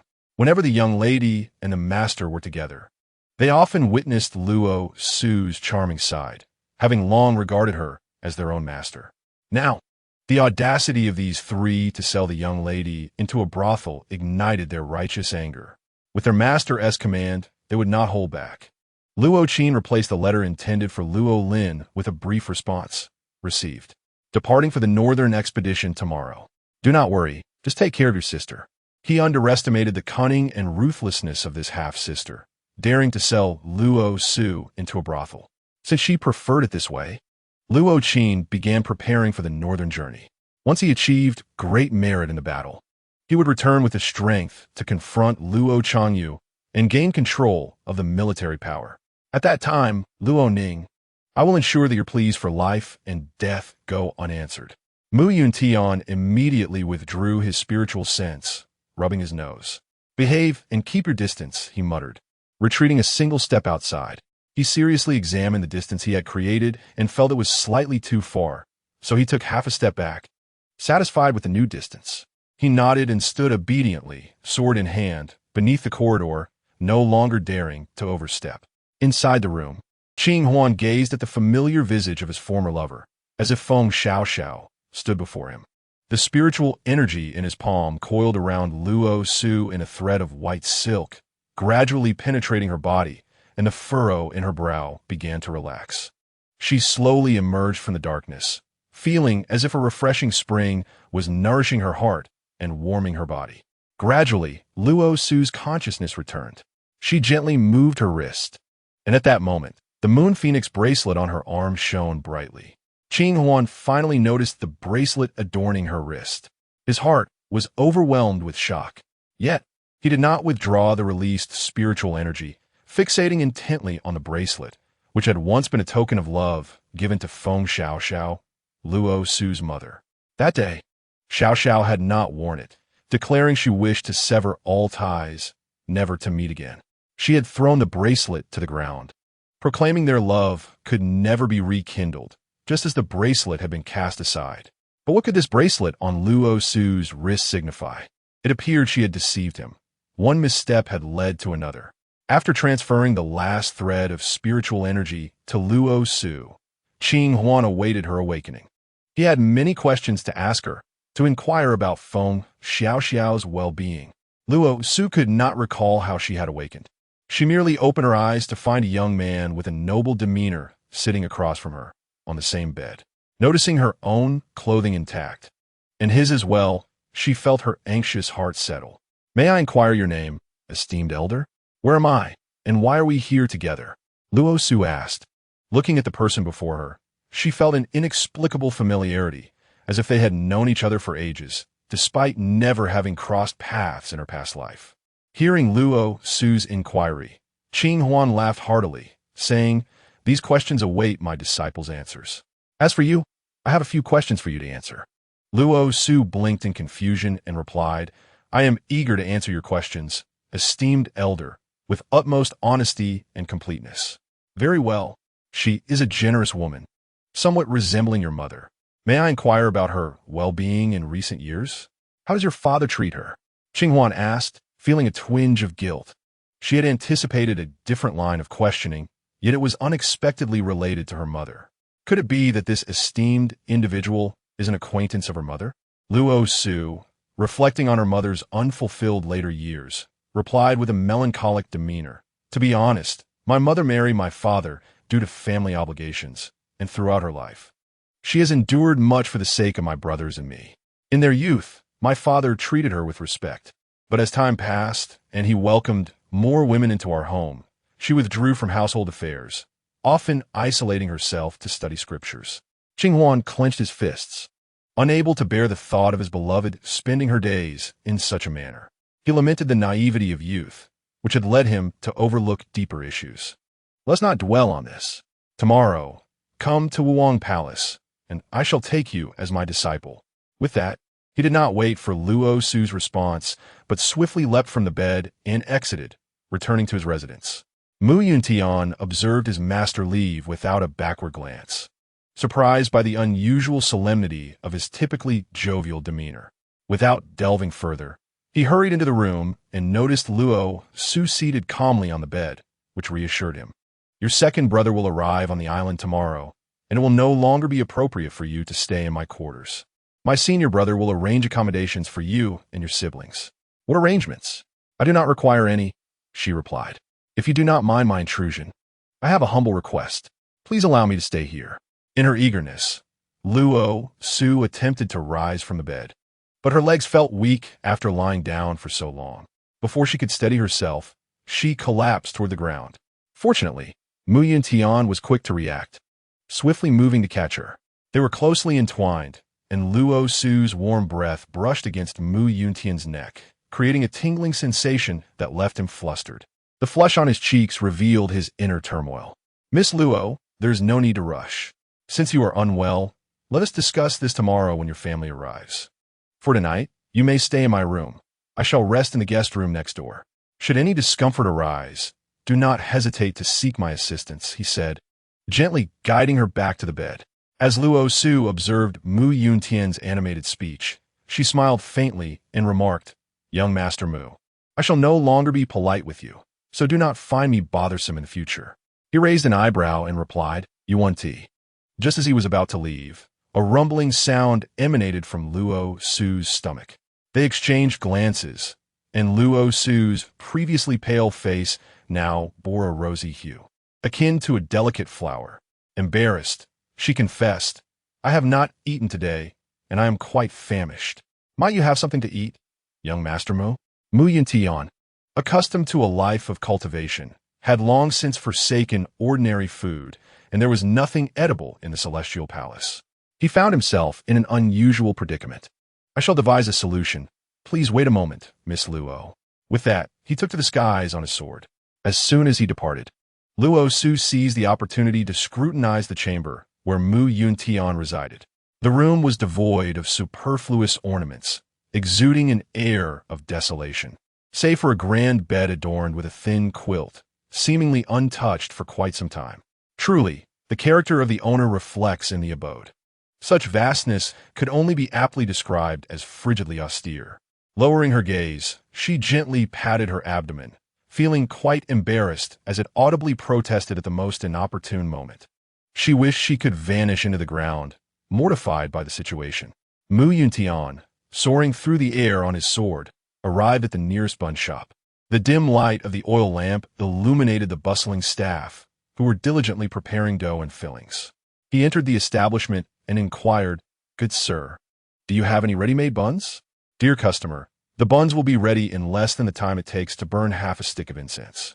If you could kindly wait, there is no faster fare in the vicinity than our buns, the attendant replied, never pausing in his labor. Observing the usually lively street now mostly shuttered, Yuntian settled onto a nearby stool, patiently awaiting his order. Noticing his repose, the attendant hastened to stoke the fire. In due course, a steaming basket of buns emerged. Dear customer, how many would you like? He queried, lifting the steaming basket towards Yuntian. Being utterly unfamiliar with the portion sizes, Yuntian considered Luo Su's frail appearance, and, glancing at the freshly steamed buns, declared, I'll take them all. How many, dear customer? The attendant asked, seemingly bewildered. Traditionally, the attendant would package the buns, but upon scrutinizing this well-dressed gentleman, he deemed him somewhat lacking in common sense, confirming the old adage that no one is perfect. Could he truly consume such a quantity? A single basket contained no fewer than 20 substantial buns, each larger than a man's fist. All of them. Yes. All of them.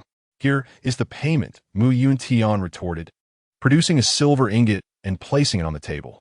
Upon seeing the silver, the attendant, unconcerned about the quantity consumed, promptly began packaging the buns, filling 2 large bags. Young sir, you must eat these buns quickly.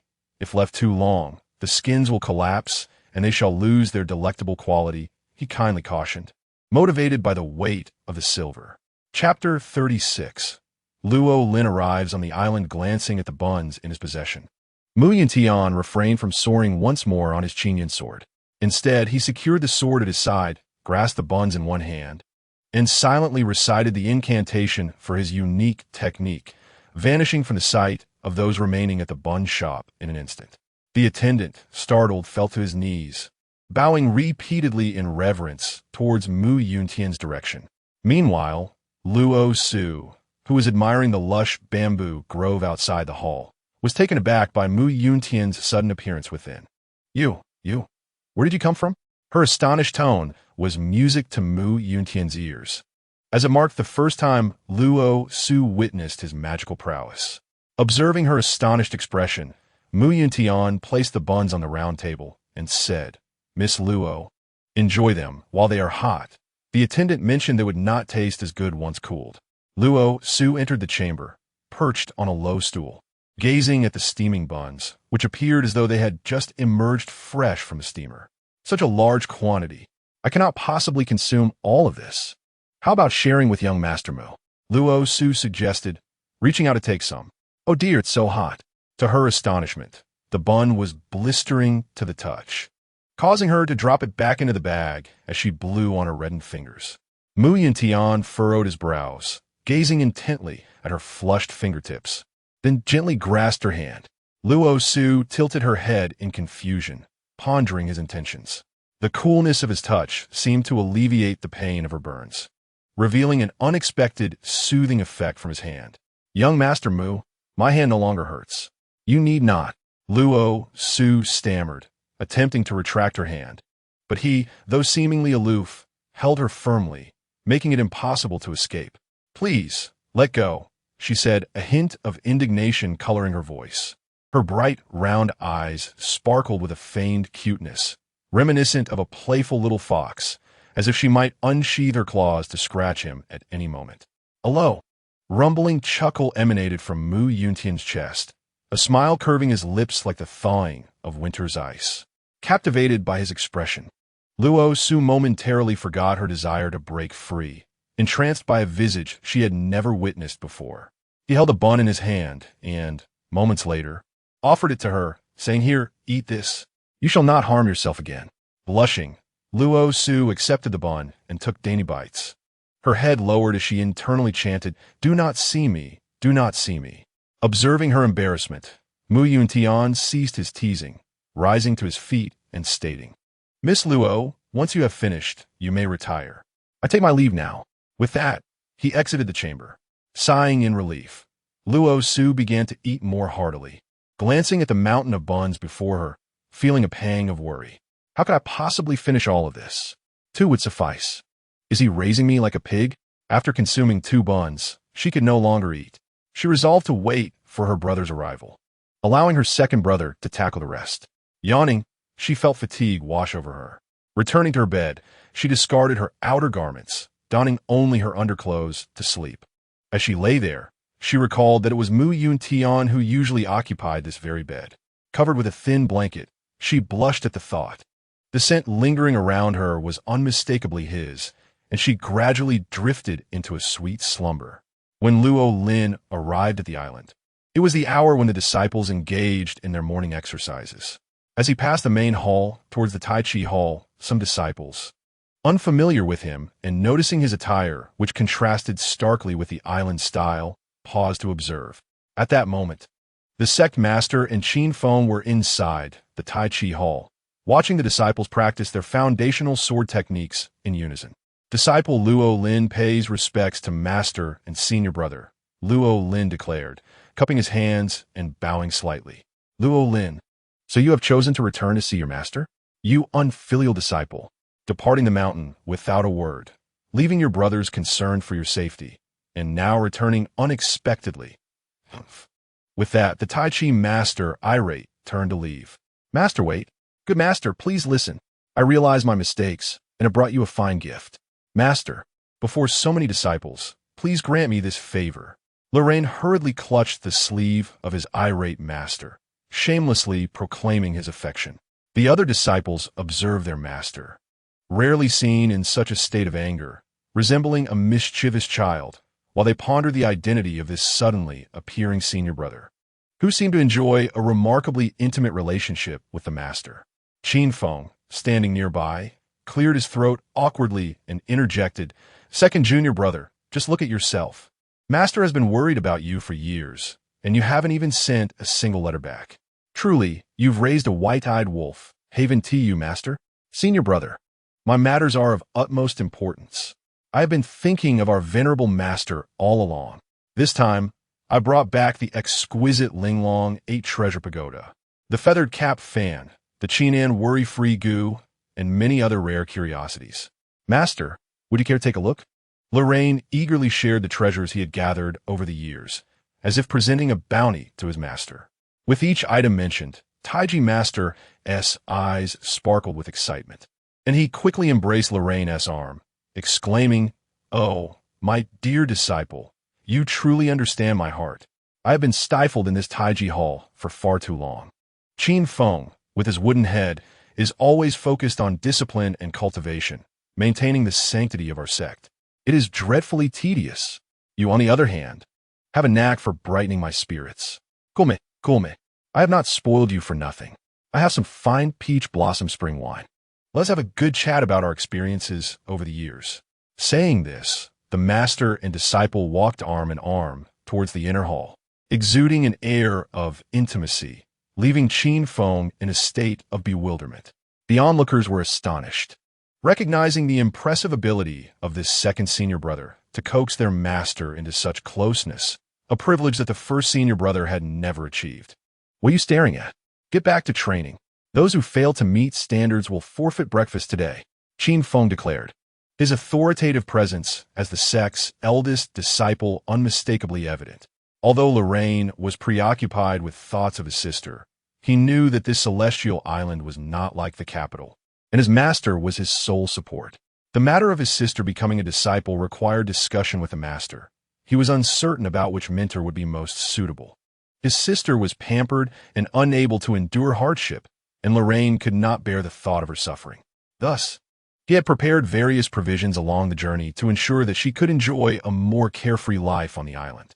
Once seated, Taiji Master set aside his earlier jovial demeanor, stroking his gray beard as he inquired, "Speak.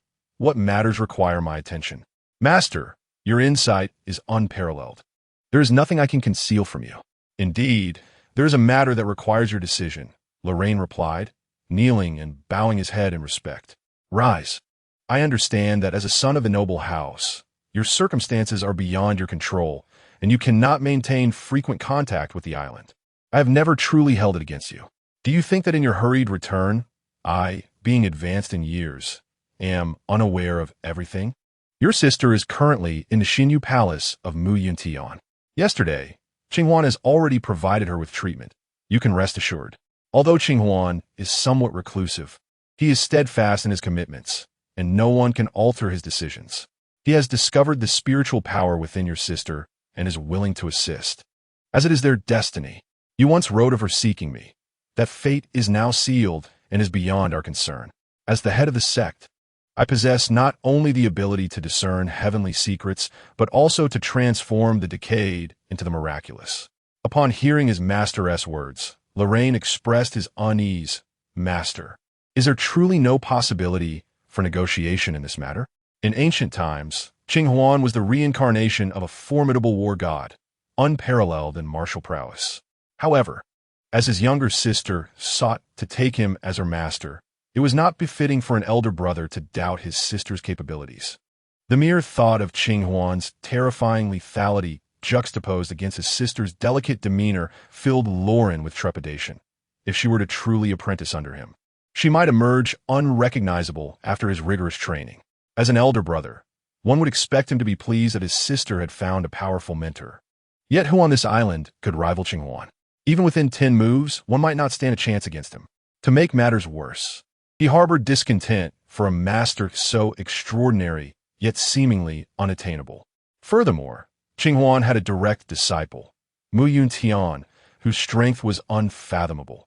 Among his peers on the island, none could match his prowess. It was not that the master doubted Lauren's abilities, but rather that he might not measure up to Yuntian's caliber. The enigmatic Tai Chi master, with a wise smile, remarked to Lauren that the fates of men and women were destined to intertwine. Contemplating his master's words, Lauren recognized the truth therein, yet the thought of his sister becoming another's disciple, accompanied by a formidable senior brother, evoked a sense of possessiveness akin to watching one's cherished cabbage being devoured by a swine. It was an inexplicable displeasure. Nevertheless, upon reflection, it seemed that no one was more suitable for his sister than Qinghuan. The master was often preoccupied, an elusive figure, while it was actually Qin Feng who provided her instruction. The thought of Qin Feng made Lauren reconsider. Suddenly, as he supervised the disciples practicing in the grand hall, Qin Feng sneezed, questioning who dared to speak ill of him. An unsettling feeling washed over him, as if he were the subject of derision.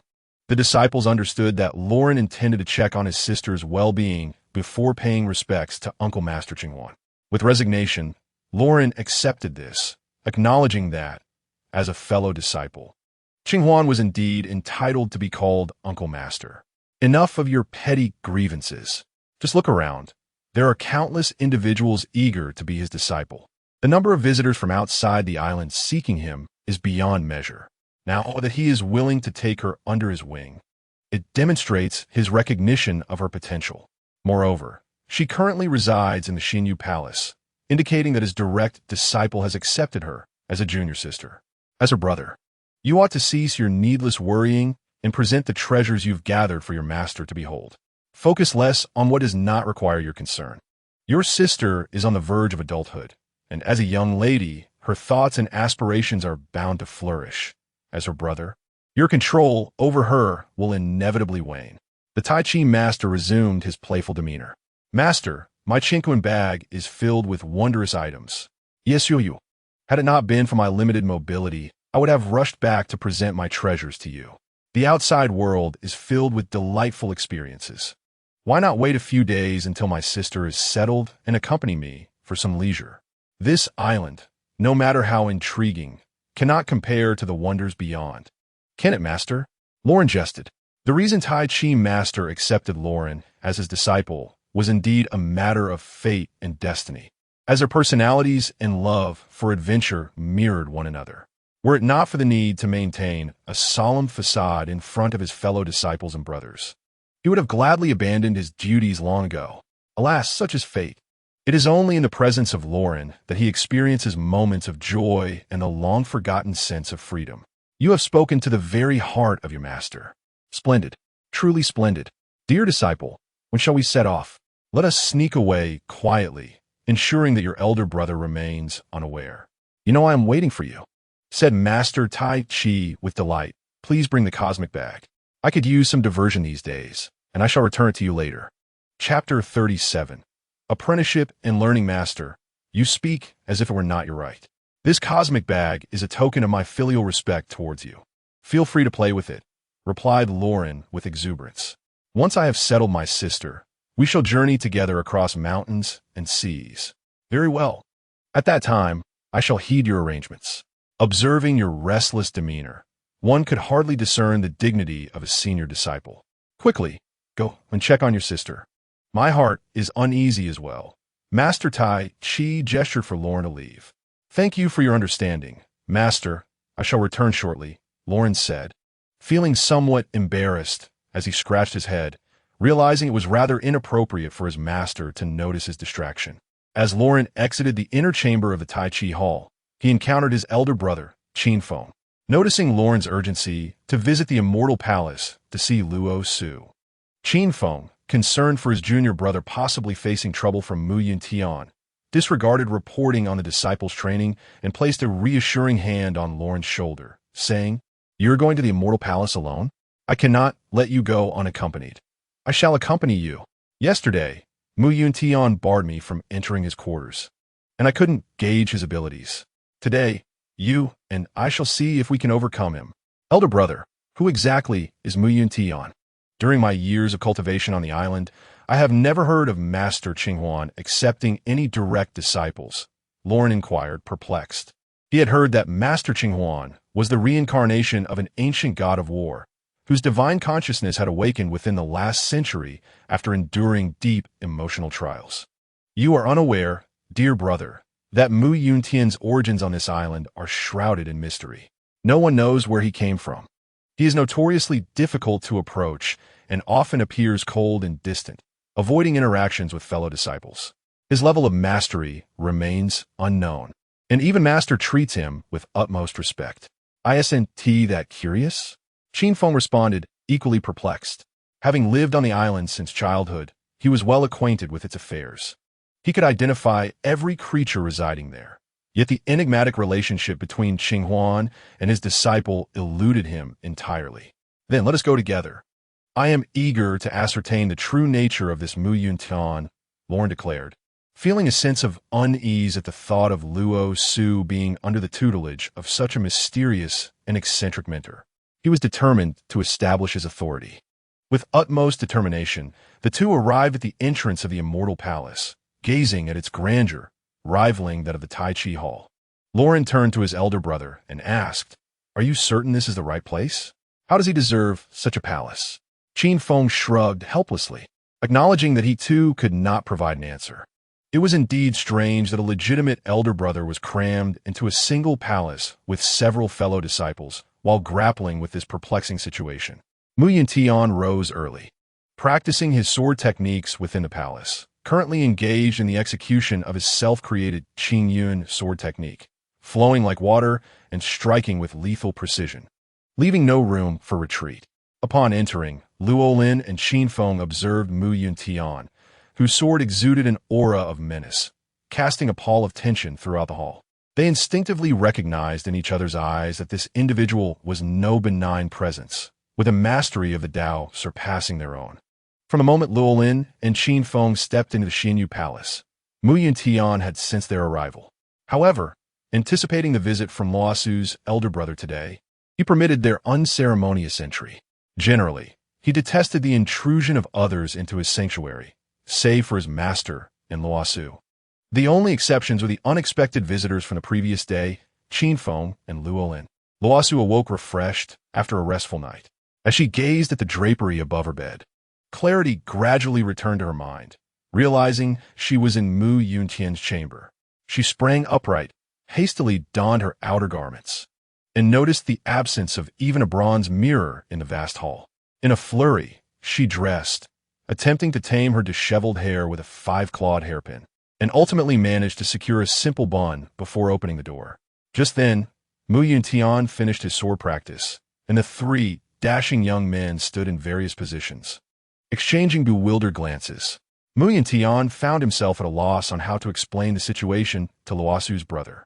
If Luolin were to discover that he had ventured into Luo Su's chamber, he could very well face dire consequences, although Luolin might not be his match in a duel. The thought alone made Yuntian's previously fearless gaze falter as he glanced at the distant clouds in the sky.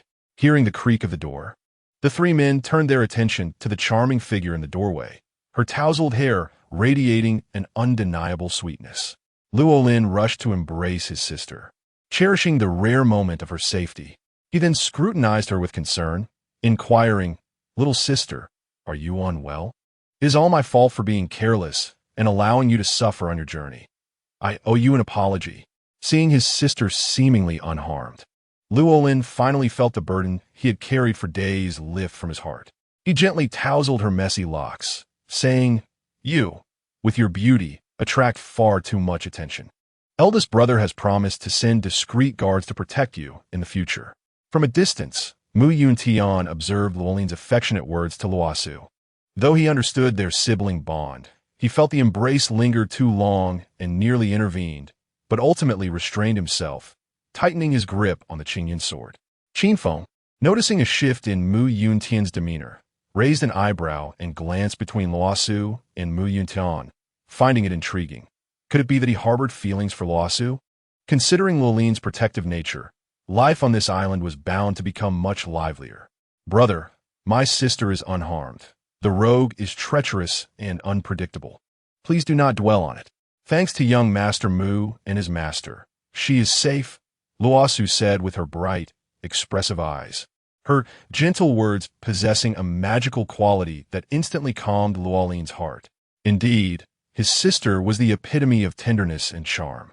Anyone daring to covet her would find themselves on the receiving end of his wrath. That is a relief. I have already sent a message to eldest brother to inform him of your safety, allowing him to rest easy, Luo Lin said to his sister, as if he were gazing upon a child who would never grow up. Second brother, this is young Master Mu. He rescued my younger sister from Chi Tian, who nearly violated me. At Chun Luo Su recalled that had it not been for Qing Yi and Mu Yin Tian that day, the consequences would have been unimaginable. What? Chun Lu? You were sold to Chun Lu. Why was I not informed of such a crucial matter? Damn it! How dare they touch my sister? Luo Lin exclaimed, his anger surging as he shouted. What did he do to you? Do not fear, for I shall seek vengeance on your behalf. Luo Lin was astonished to learn of his sister's harrowing experience, realizing she must have been greatly frightened at the time. No wonder her internal spiritual energy fluctuated, prompting Qin Huan to intervene. He shuddered at the thought. Had anything untoward befallen his sister in that brothel, it would have been unbearable for him. Turning to Mu Yin Tian, he bowed deeply and said, Young Master Mu, I shall forever remember your kindness in rescuing my sister. I am grateful beyond words. Should you ever require my assistance, do not hesitate to call upon me. Mu Yin Tian, taken aback by Luo Lin's gesture, stammered, Young Master Luo, you exaggerate. It was only right that I intervened when Miss Luo was in peril. I'm unworthy of such gratitude. Qin Feng observed the two exchanging overly polite titles and couldn't help but scoff. When did you two become so courteous? We are all fellow disciples. Luo Lin is the senior brother, while Mu Yin Tian is a junior. Although we do not share the same master, Qing Huan is our master's junior brother. What is with this pretense of formality? It is utterly ridiculous. Ah, well, if that is the case, junior brother, I shall not stand on ceremony, Luo Lin replied, unable to maintain the charade any longer. The title of young master felt utterly out of place on his tongue. It was also Mu Yin Tian's first experience with such formalities. He glanced at Luo Su, pondering how he would not have acted this way if she were not family, shaking his head with a wry smile. Junior brother, who is Chi Tian and where does he reside? Luo Lin inquired immediately upon learning of Luo Su's ordeal, his anger igniting at the thought of this scoundrel daring to covet his sister. There is no need for concern. That man is already dead, Mu Yin Tian replied nonchalantly, as if it were merely a trivial matter. This revelation astonished Luo Su. What? Chi Tian is dead. When did this happen? Was it because I administered too much of the drug that day? Did I inadvertently cause his death? She recalled the powder Qing he had given her, which was said to sever emotional ties but not harm life. Although the villain deserved his fate, she never intended to kill him. It was not your doing. His death was well-deserved, Mu Yin Tian gently explained to Luo Su. He would never admit that he had returned that night, sword in hand, to deliver justice, severing the hands that sought to harm Luo Su. Had he not been in haste to tend to her, he would have allowed him to suffer more. Dead? Huh. Serves him right for his wretched life. Luo Lin seethed, surprisingly echoing Mu Yin Tian's thoughts. Qin Feng, always perceptive, had surmised that this man had likely met his end at Mu Yin Tian's hands, choosing to remain silent about his deductions. Do not waste time on trivial matters. Where's Master Qinghuan now? Sister Luo Su wishes to pay her respects to her teacher, and as her elder brother, you ought to take this matter more seriously. Qin Feng urged. Ah, indeed, it seems I have overlooked this important affair, Luo Lin replied, smacking his forehead. Chapter 38. The apprenticeship master, being of a free spirit, has already decided to accept Luo Su as a disciple yesterday, and we shall visit Wuwang Palace today, Mu Yuntian remarked nonchalantly. My master is indifferent to the formalities and rituals. If one pleases him, he would eagerly accept them as his disciple. But if not, no amount of pomp would sway his decision. Isn't this somewhat improper? It may appear as though we lack sincerity. Luo Lin expressed his concerns, recalling the rumors surrounding the god of war, Qing Huan, who, despite his outwardly amiable demeanor, was known for his reclusive nature and unique individuality. There is no need for such apprehension. Brother Luo, my master is simply like that. You shall understand once you meet him. Yuntian offered a rare explanation to Luo Lin. Just then, a powerful male voice resonated from outside. I have been waiting for you at Wuwang Palace for quite some time, yet no one has arrived. What are you dawdling about? Have you forgotten this old man? Luo Su, quickly prepare tea for your master. Once I have finished, you shall officially become my disciple.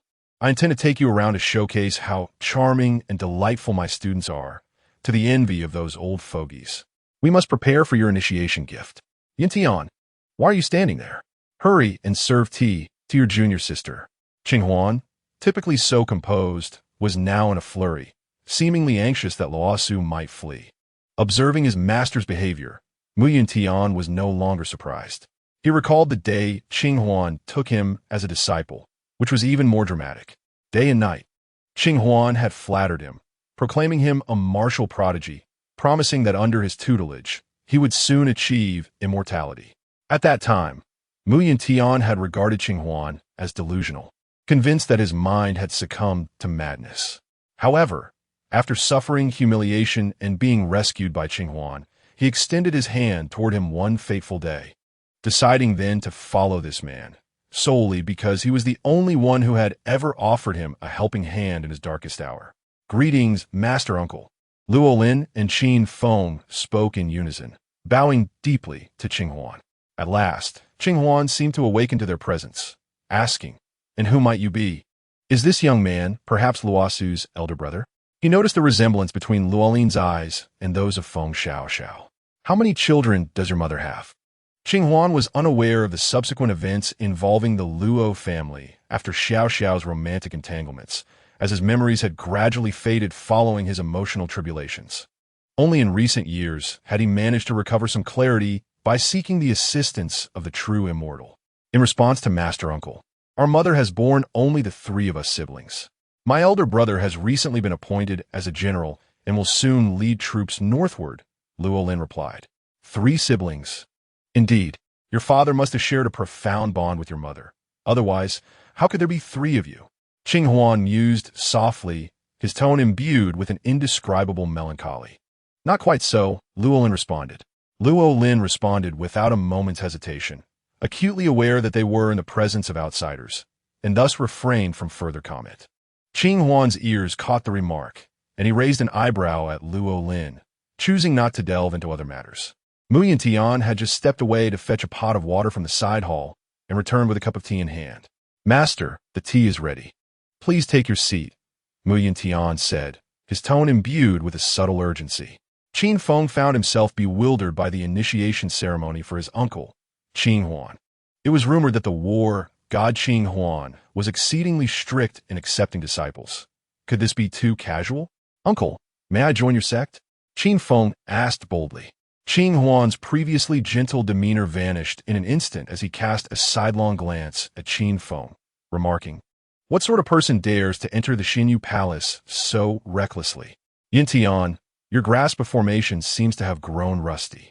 I shall teach you the cataclysmic 8 trigrams array on another day. Any who dare to intrude shall find themselves unable to return." With that, he adjusted his sleeves and strode into the main hall. Who claimed that Uncle Qing Huan was easy to approach. The veiled insinuations were clear enough for even a fool to comprehend. They were simply stating that he was unwelcome. Qin Feng, feeling a bit foolish for having asked, realized he had misjudged Qing Huan's affability.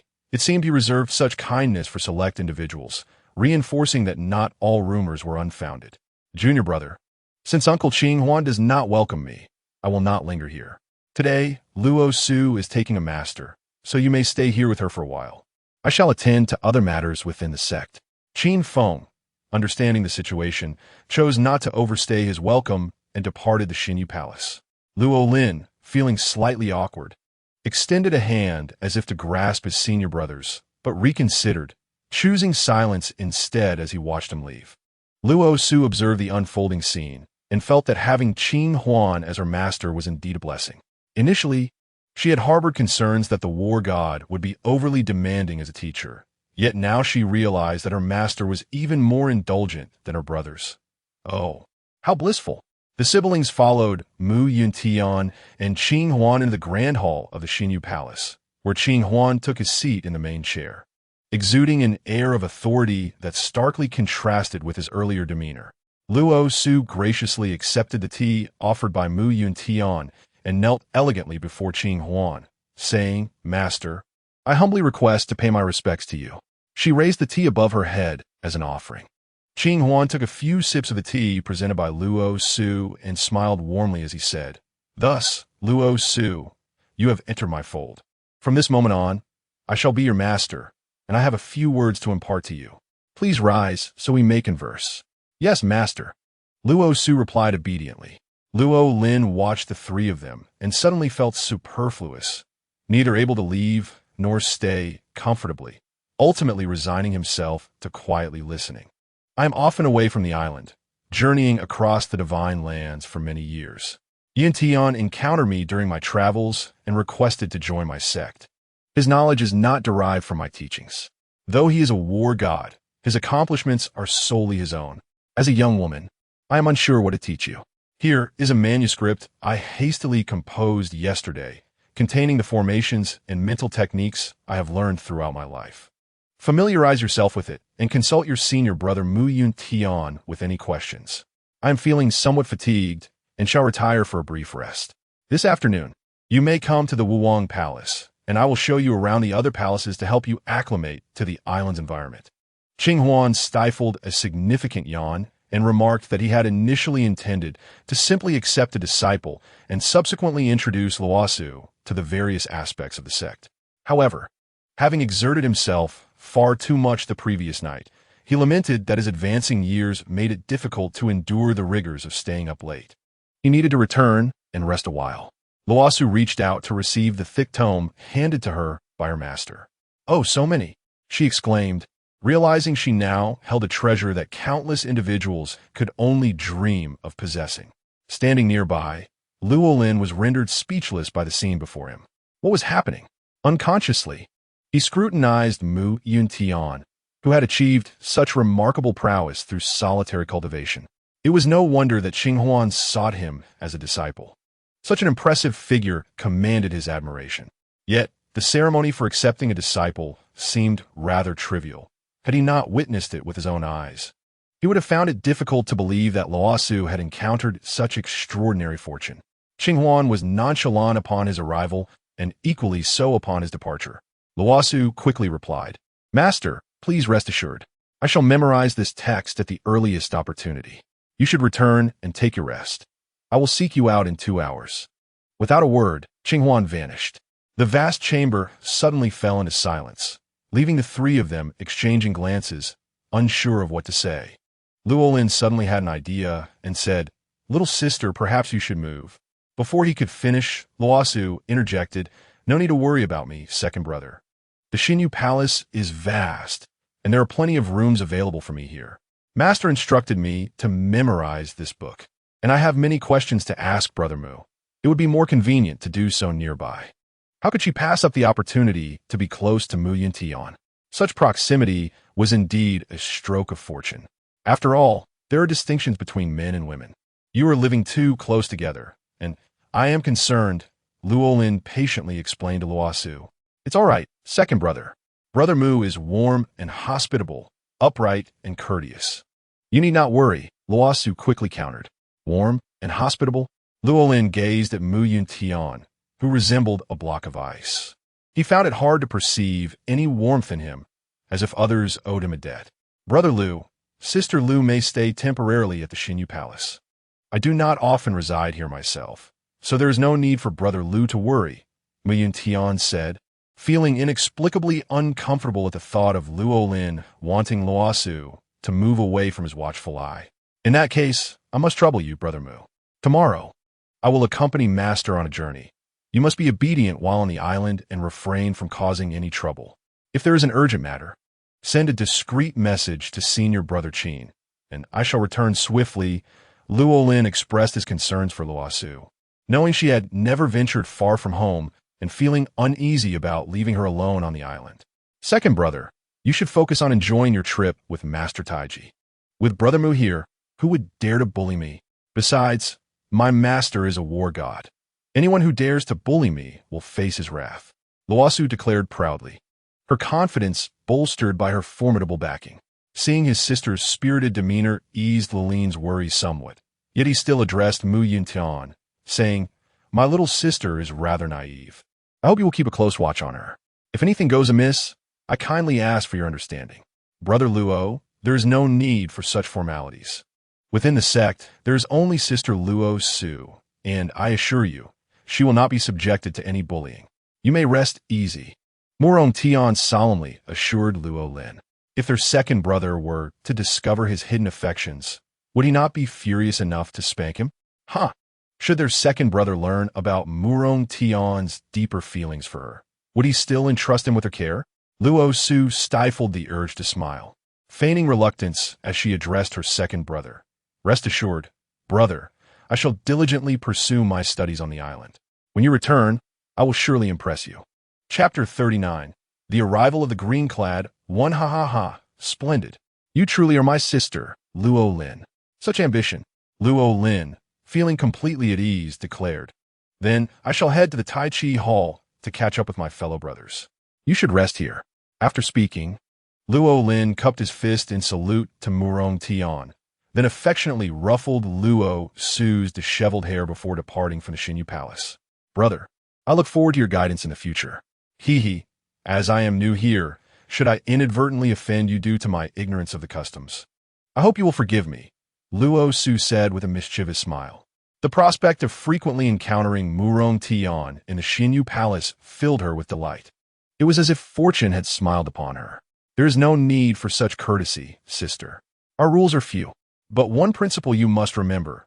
Only others may be bullied, and you must never allow anyone to bully you. Do you understand? This rule was not something Qing Huan had imparted to him.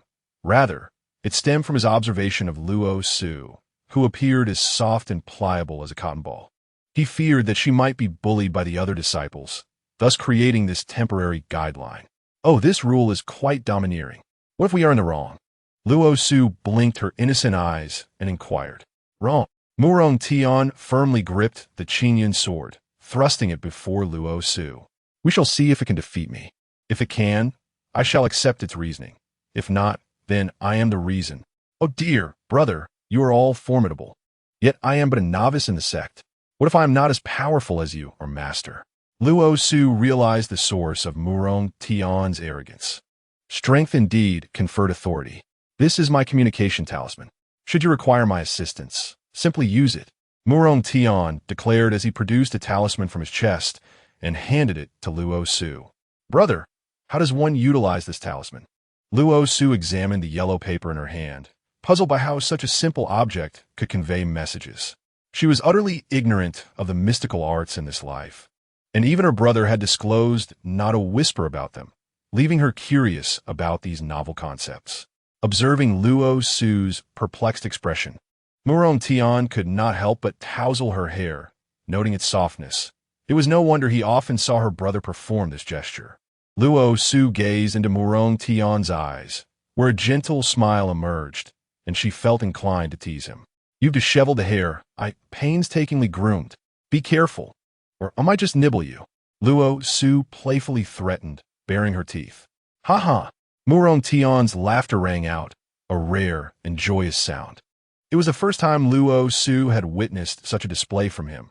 His radiant smile eclipsed even the brilliance of the sun, akin to eternal ice melting in an instant. With her fingers, Luo Su propped up the corners of his smile, wishing to preserve its charm. Your smile is truly captivating. It reflects your genuine self. From now on, I permit only you to shine that way for me, for it is too dazzling. I cannot allow anyone else to witness such a side of you. Luo Su thought of Nanling, her determination unwavering, and spoke with a hint of jealousy. She wished to keep Mu Yuntian's sunlight exclusively for herself. I can't believe you two heartless beings, engaging in such sweet nothings while I'm nearly jostled to pieces in this carriage. Qing Yi suddenly appeared at the entrance of Xinyu Palace, one hand pointing accusingly at them while the other rested on her hip, filled with indignation. That day, in a moment of panic, he had resorted to long-forgotten lightness techniques, only to find himself clumsy from disuse, and in a misstep, he fell from the second floor, injuring his back. He was genuinely concerned about Luo Su's well-being and had rushed without pausing along the way, only to walk in on this scene, igniting his frustration. Upon noticing Qing Yi at the door, Luo Su swiftly withdrew her hand from Mu Yuntian's face, concealing it behind her back, as if nothing had transpired. She approached him and asked, "Qing Yi, what brings you here?" You ungrateful little wretch. If it weren't for this noble one's enchanting potion, would you be so calm, waiting for Mu Yuntian to rescue you? Now you decide to show concern for me?" Qing Yi retorted, rubbing her sore back. "Quickly, help me inside to rest. I haven't had a moment's respite." Luo Su hurried to assist Qing Yi, but just then, a surge of force from Mu Yuntian pushed her away, sending a gust of wind that propelled Qing Yi into the room. "Mu Yuntian, you scoundrel, be cautious, or I shall slip something into your tea that will keep you trapped in the privy. Why can't Yin Qing assist me? Such pettiness. She is not even your betrothed." Qing Yi exclaimed, almost breathless with anger, her outburst echoing throughout the palace. "Ahem, Qing Yi, my original name is Luo Su, the legitimate daughter of a minister's family in the capital. I am now a disciple of the war god Qing Huan, and Mu Yuntian is my senior brother. Yin Qing is merely a name given by the brothel matron that day. Henceforth, you may call me Luo Su," she stated as she entered the hall. "What? Qing Huan has taken you as a disciple. Are we speaking of the same person? The war god Qing Huan? Why would he?" Qing Yi questioned in bewilderment, struggling to comprehend. He had examined Luo Su's pulse and found nothing exceptional aside from Mu Yuntian's spiritual energy. Her aptitude for cultivation seemed rather ordinary. What could the war god possibly see in her? It was indeed perplexing. If it is to visit Luo Su, she is unharmed, so you may take your leave. Mu Yuntian, feeling unaccountably sidelined by the two, issued a subtle dismissal to Qing Yi. "Hey, Mu Yuntian, today I finally understand why others despise you. You burn bridges and lack virtue. I am here for Luo Su, and she is yet to send me away. Who are you to dictate my departure? I shall remain here. I am Luo Su's personal physician. If anything were to happen to her, could you take responsibility? Come, Luo Su, allow this doctor to take your pulse." Qing Yi declared loudly to Luo Su, defiantly refusing to leave. Luo Su gazed helplessly at Qing Yi, who shook his head childishly, prompting her to sit beside him and extend her delicate wrist for him to take her pulse. Although Qing Yi's eyes initially fixated on Mu Yuntian standing outside the hall, he couldn't help but redirect his attention back to Luo Su as he placed his fingers on her pulse. Within Luo Su, 3 streams of spiritual energy had intertwined, devoid of distinct attributes, flowing as gently as an ocean. Even her own meridians had been nourished and filled by this energy, rendering her a rare dual meridian prodigy. The astonishment in Qing Yi's wide eyes led Luo Su and Mu Yuntian to mistakenly believe that there might still be an issue with the treatment administered by Qing on the previous day. Unable to contain himself, Mu Yuntian entered the hall and inquired, "Is there something amiss?" Qing Yi raised his gaze to Mu Yuntian, pondering whether the strength of his own spiritual energy had obscured Luo Su's innate potential. Now confronted with someone equally powerful, Qing Huan's energy had dissipated, revealing the true nature of Luo Su's essence. He had yet to fathom the situation when Mu Yuntian pressed him for answers, leaving him at a loss for words. While it was undoubtedly a good fortune, he wondered if Luo Su could shoulder the weight of such a formidable body. "Why do you not answer when I speak to you?" Mu Yuntian pressed again, noticing Qing Yi's silence. "You too, sit down and extend your hand." As a healer, Qing Yi felt compelled to refrain from making unfounded statements regarding uncertainties. Observing the gravity of Qing Yi's serious demeanor and Luo Su's anxious expression, he silently complied, extending his hand. This marked his first experience of allowing another to take his pulse. For many years, no one had probed his secrets in such a manner. As he felt Mu Yuntian's pulse, Qing Yi's expression shifted to one of trepidation, exclaiming in astonishment, "You possess the imperial pulse? Speak of what must be spoken, and keep silent on that which should not be disclosed, correct, young Master Qing Yi? Otherwise, I can ensure that you will not utter a single word in the future." Mu Yuntian's words sliced through Qing Yi like a blade of ice. Qing Yi promptly sealed his lips, refraining from a single sound. It was no wonder that Mu Yuntian's origins remained a mystery to those on the island. If word spread of his imperial lineage, the island would soon be engulfed in chaos. Suddenly, Qing Yi felt the weight of a monumental secret upon him, and the shock rendered his fingers trembling against Mu Yuntian's wrist. Luo Su turned her gaze to Mu Yuntian, her mind racing with the implications of Qing Yi's earlier statement regarding the imperial pulse. Qing Yi, for such a long time. Does this mean there is something amiss with my senior brother's health? She asked anxiously, noting that Qing Yi had spent even longer than she had in diagnosing him. Well, there is nothing seriously wrong, merely an excess of internal heat which necessitates the consumption of more cooling tea. I shall fetch some for you shortly. Qing Yi replied, wiping the sweat from his brow anxiously. He dared not reveal anything to Luo Su, especially under the penetrating gaze of Mu Yuntian, which made him feel a chill of sweat running down his back, regretting his previous words. Regaining his composure, he withdrew his hand from Mu Yuntian's wrist and turned to Luo Su, saying, "You are not in any significant danger. Your body is currently in a phase of recovery. Be sure to rest well and avoid hasty advancements in your cultivation, lest you fall into the abyss of obsession. Your internal spiritual energy is formidable, and you shall undoubtedly achieve great things in the future, so there is no need to rush." Qing Yi cast a fleeting glance at the nearby Mu Yuntian and continued, "If you have any questions, consult your senior brother. He is a master." Upon hearing this, Mu Yuntian's expression softened considerably. Qing Yi noted that his previously fierce demeanor had calmed significantly. It seemed he held a deep concern for Luo Su. Yet, given his enigmatic royal lineage, who exactly was he? As dusk approached, it was prudent not to linger any longer. "Should you require assistance, seek me at the Qing Yi Hall. For your sake, I feel as though my bones are about to shatter and my waist is on the verge of breaking. And yet, you still treat me this way. In my past life, I owe both of you so much. It seems utterly unjust." With a shake of her head, Qing Yi resigned herself to her fate, gingerly supporting her waist as she made her way toward the door. No wonder Luo Su bore the fragrance of Phoenix Yen, leading her to mistakenly believe she was of royal descent, serving her. Could it be that the true catalyst for her unique aroma was Mu Yuntian?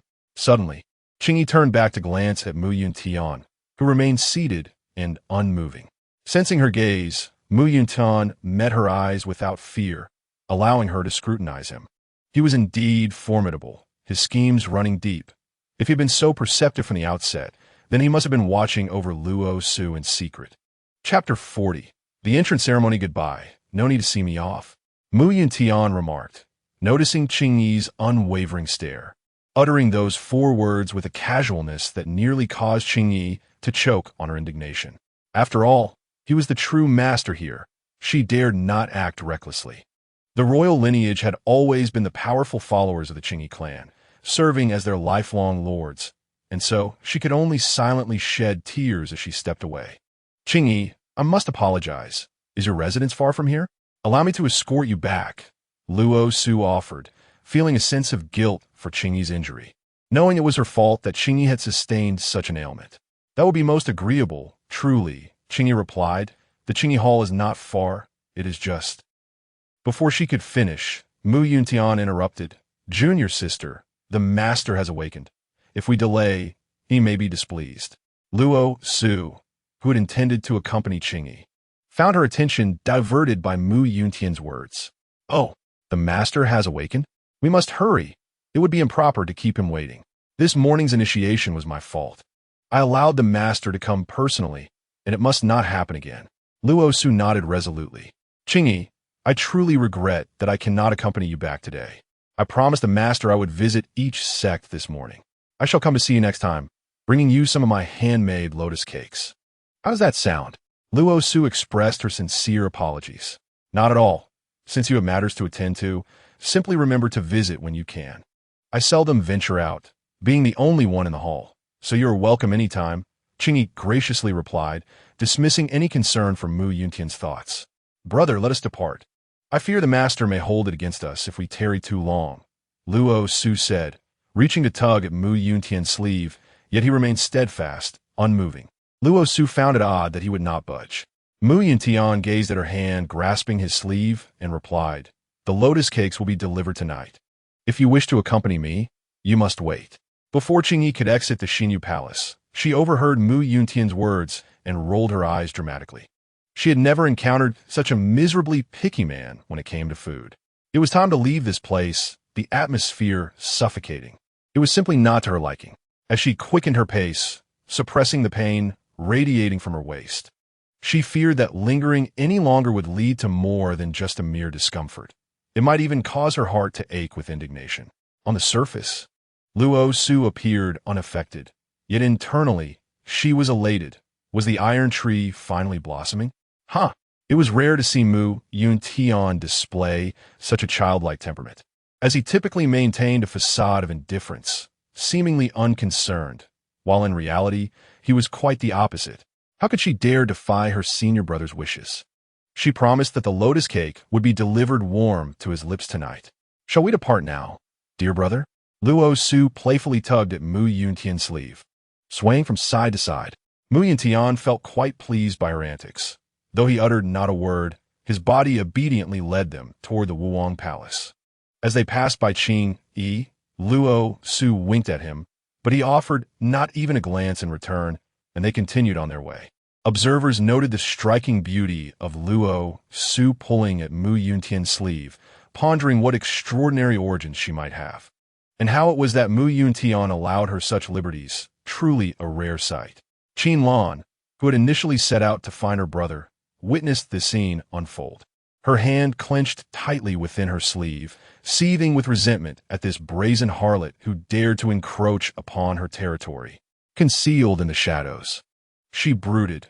Mu Yuntian was a paragon, a direct disciple of the war god, and the moment she laid eyes on him, she had fallen deeply in love. Despite their fortuitous encounters, it seemed he remained oblivious to her presence, failing even to remember her name. Fortunately, he appeared indifferent to all the women on the island, rendering him a captivating figure akin to a celestial being.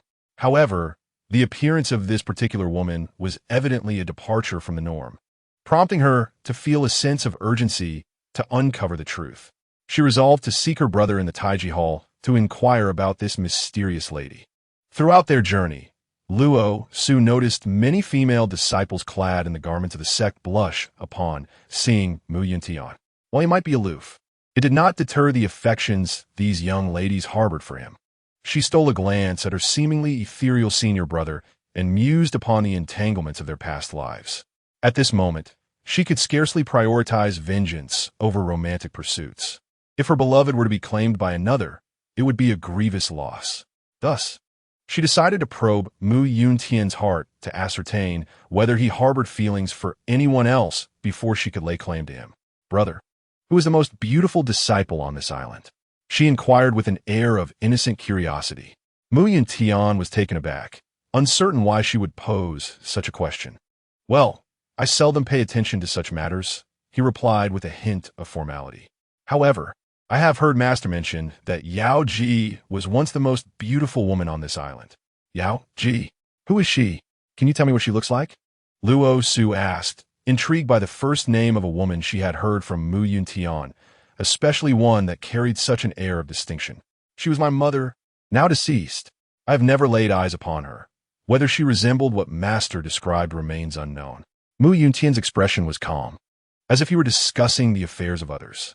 Luo Su furrowed her brow, a flicker of compassion glimmering in her eyes. It seemed he was always stepping forward at pivotal moments, yet she knew so little about him. His mother, or even his origins, remained a mystery. Senior brother, Luo Su assured. her tone earnest and resolute as she addressed Mu Yuntian. Though I have known you for a considerable time, rest assured that I shall care for you diligently in the future. Mu Yuntian lowered his gaze to meet Luo Su's earnest eyes and replied with a smile, Junior sister, the future is a long road. Do not hastily draw conclusions about it, lest you find yourself unable to fulfill your promises. Her vow felt like a soft, warm embrace, filling his heart with a sense of comfort. Yet he couldn't help but wonder if she could truly uphold her words in the long run. Do not worry, senior brother. I am a woman of my word. However, Luo Su added, it seems that your cooperation will be necessary for what lies ahead. Otherwise, the future may remain uncertain. As she pondered the intricate situation in the capital, she realized that returning would inevitably mean confronting the engagement with the second prince. Without Mu Yuntian's assistance, the dissolution of that engagement would be impossible. Upon hearing Luo Su's words, Mu Yuntian unexpectedly halted, scrutinizing her with concern. Is there some trouble plaguing you, junior sister? Do you require my assistance? His voice, laced with an unintentional menace, sent a shiver down Luo Su's spine. No, senior brother, not at the moment. I was merely speaking hypothetically, she stammered, forcing a laugh. You need not be so tense. As they reached the entrance of the Wuwang Palace, Luo Su gazed in disbelief at the overgrown weeds surrounding the door. Senior brother, have we arrived at the right place? Is our master truly residing here in such desolation? The plaque of Wuwang Palace lay shattered on the ground. Without responding to her, Mu Yuntian pushed open the creaking door, and Luo Su worriedly thought, I hope this door doesn't fall apart. Upon inspection, she noticed it was precariously hanging, with only half of it still attached. Senior brother, is our master impoverished? Why does he not seek help to repair this place? Following Mu Yuntian into Wuwang Palace, Luo Su became increasingly perplexed. The ceiling was choked with weeds towering over a person's height. How could their master live comfortably in such a dilapidated and desolate environment? Master prefers it this way. You will understand once you step inside, Mu Yuntian replied, unfazed by the surroundings. At that moment, Qing Huan was seated at the octagonal table within, sipping tea as he awaited their arrival. At last, you two have come for a visit. It seems I have found promising disciples indeed. Kulme, let us see what treasures those old fellows have to offer my new apprentice. Do not embarrass me, Luo Su. Take whatever is valuable. Master, why is this place so neglected? Allow me to tidy up for you tomorrow, Luo Su implored, unable to bear the sight of the untidy and desolate palace. Tidy up? What for? This is perfectly fine. A heart like ashes and a spirit like a wasteland. What good is it to polish the exterior when the inner self is bleak? You, little girl, do not understand. I shan't trouble you with such thoughts. Now let's be off. If we delay, those old men will retreat into seclusion. Qing Huan said with a sigh, a hint of melancholy evident, particularly as he gazed upon the daughter of Xiao Xiao, feeling an inexplicable sadness and longing for the past. Mu Yuntian understood Qing Huan's sentiment perfectly. Since they had come to regard each other as master and disciple, their connection had deepened, allowing them to sense each other's thoughts and intentions. Luo Su, however, remained bewildered. A heart like ashes? Master seems so cheerful. Surely he harbors no sorrow? Why does one so young appear so desolate? No, Luo Su resolved inwardly to take the time tomorrow to tidy up for her master, as it was the duty of a disciple. Master, where shall we go first? Which esteemed predecessors shall we pay our respects to? Luo Su inquired with curiosity. First, we shall visit the Taiji Hall to meet with the Taiji Master, who is also your second brother's mentor, the only truly esteemed master on our immortal island, possessing the most treasures. However, do not be deceived by his usual stern demeanor. Behind the scenes, he is quite the playful old man. It's no wonder he and your second brother get along so well, often finding time to shirk their responsibilities, Qing Huan remarked disdainfully. To think that a dignified master like him cannot even best me is rather disheartening. This island is becoming increasingly dull, with no worthy opponents in sight. Master, why do I sense that you seem to harbor little fondness for them? Luo Su asked. I did not expect you to be so observant. In my day, I endeavored to assist these useless fools. Had they not obstructed my path and meddled in affairs that did not concern them, I would not be in the position of a warrior, living a solitary life, which was never my heart's desire. They wish to uphold the way, yet insist on dragging me along. Lacking capability themselves, they expect me to clean up their mess. Just thinking about it infuriates me. When I take on disciples this time, if they dare to speak out of turn, I shall confront them. Qing Huan recalled that had it not been for these insufferable senior brothers, perhaps the present Luo Su would not call him master, but rather father. Such a delightful daughter she would have been. Chapter 41. The initiation ceremony. Since that is the case, master, please rest assured, I shall not disgrace my mission. Luo Su mischievously blinked her alluring eyes and declared playfully. She sensed that her master bore some long-standing grievances against these senior brothers, which had even delayed his lifelong pursuits. It appeared that the dilapidation of the Wuwang Palace was indeed as her master described, a heart laid barren, devoid of concern for restoration. Gazing upon the towering Taiji Hall amidst the clouds, its grandeur was incomparable to the Wuwang Palace, which was no wonder, as it was the residence of a sect leader.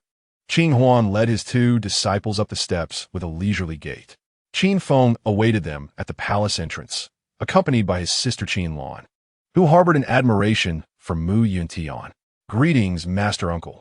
Disciple Qin Feng and my sister Qin Lan are here to warmly welcome you and the junior disciples.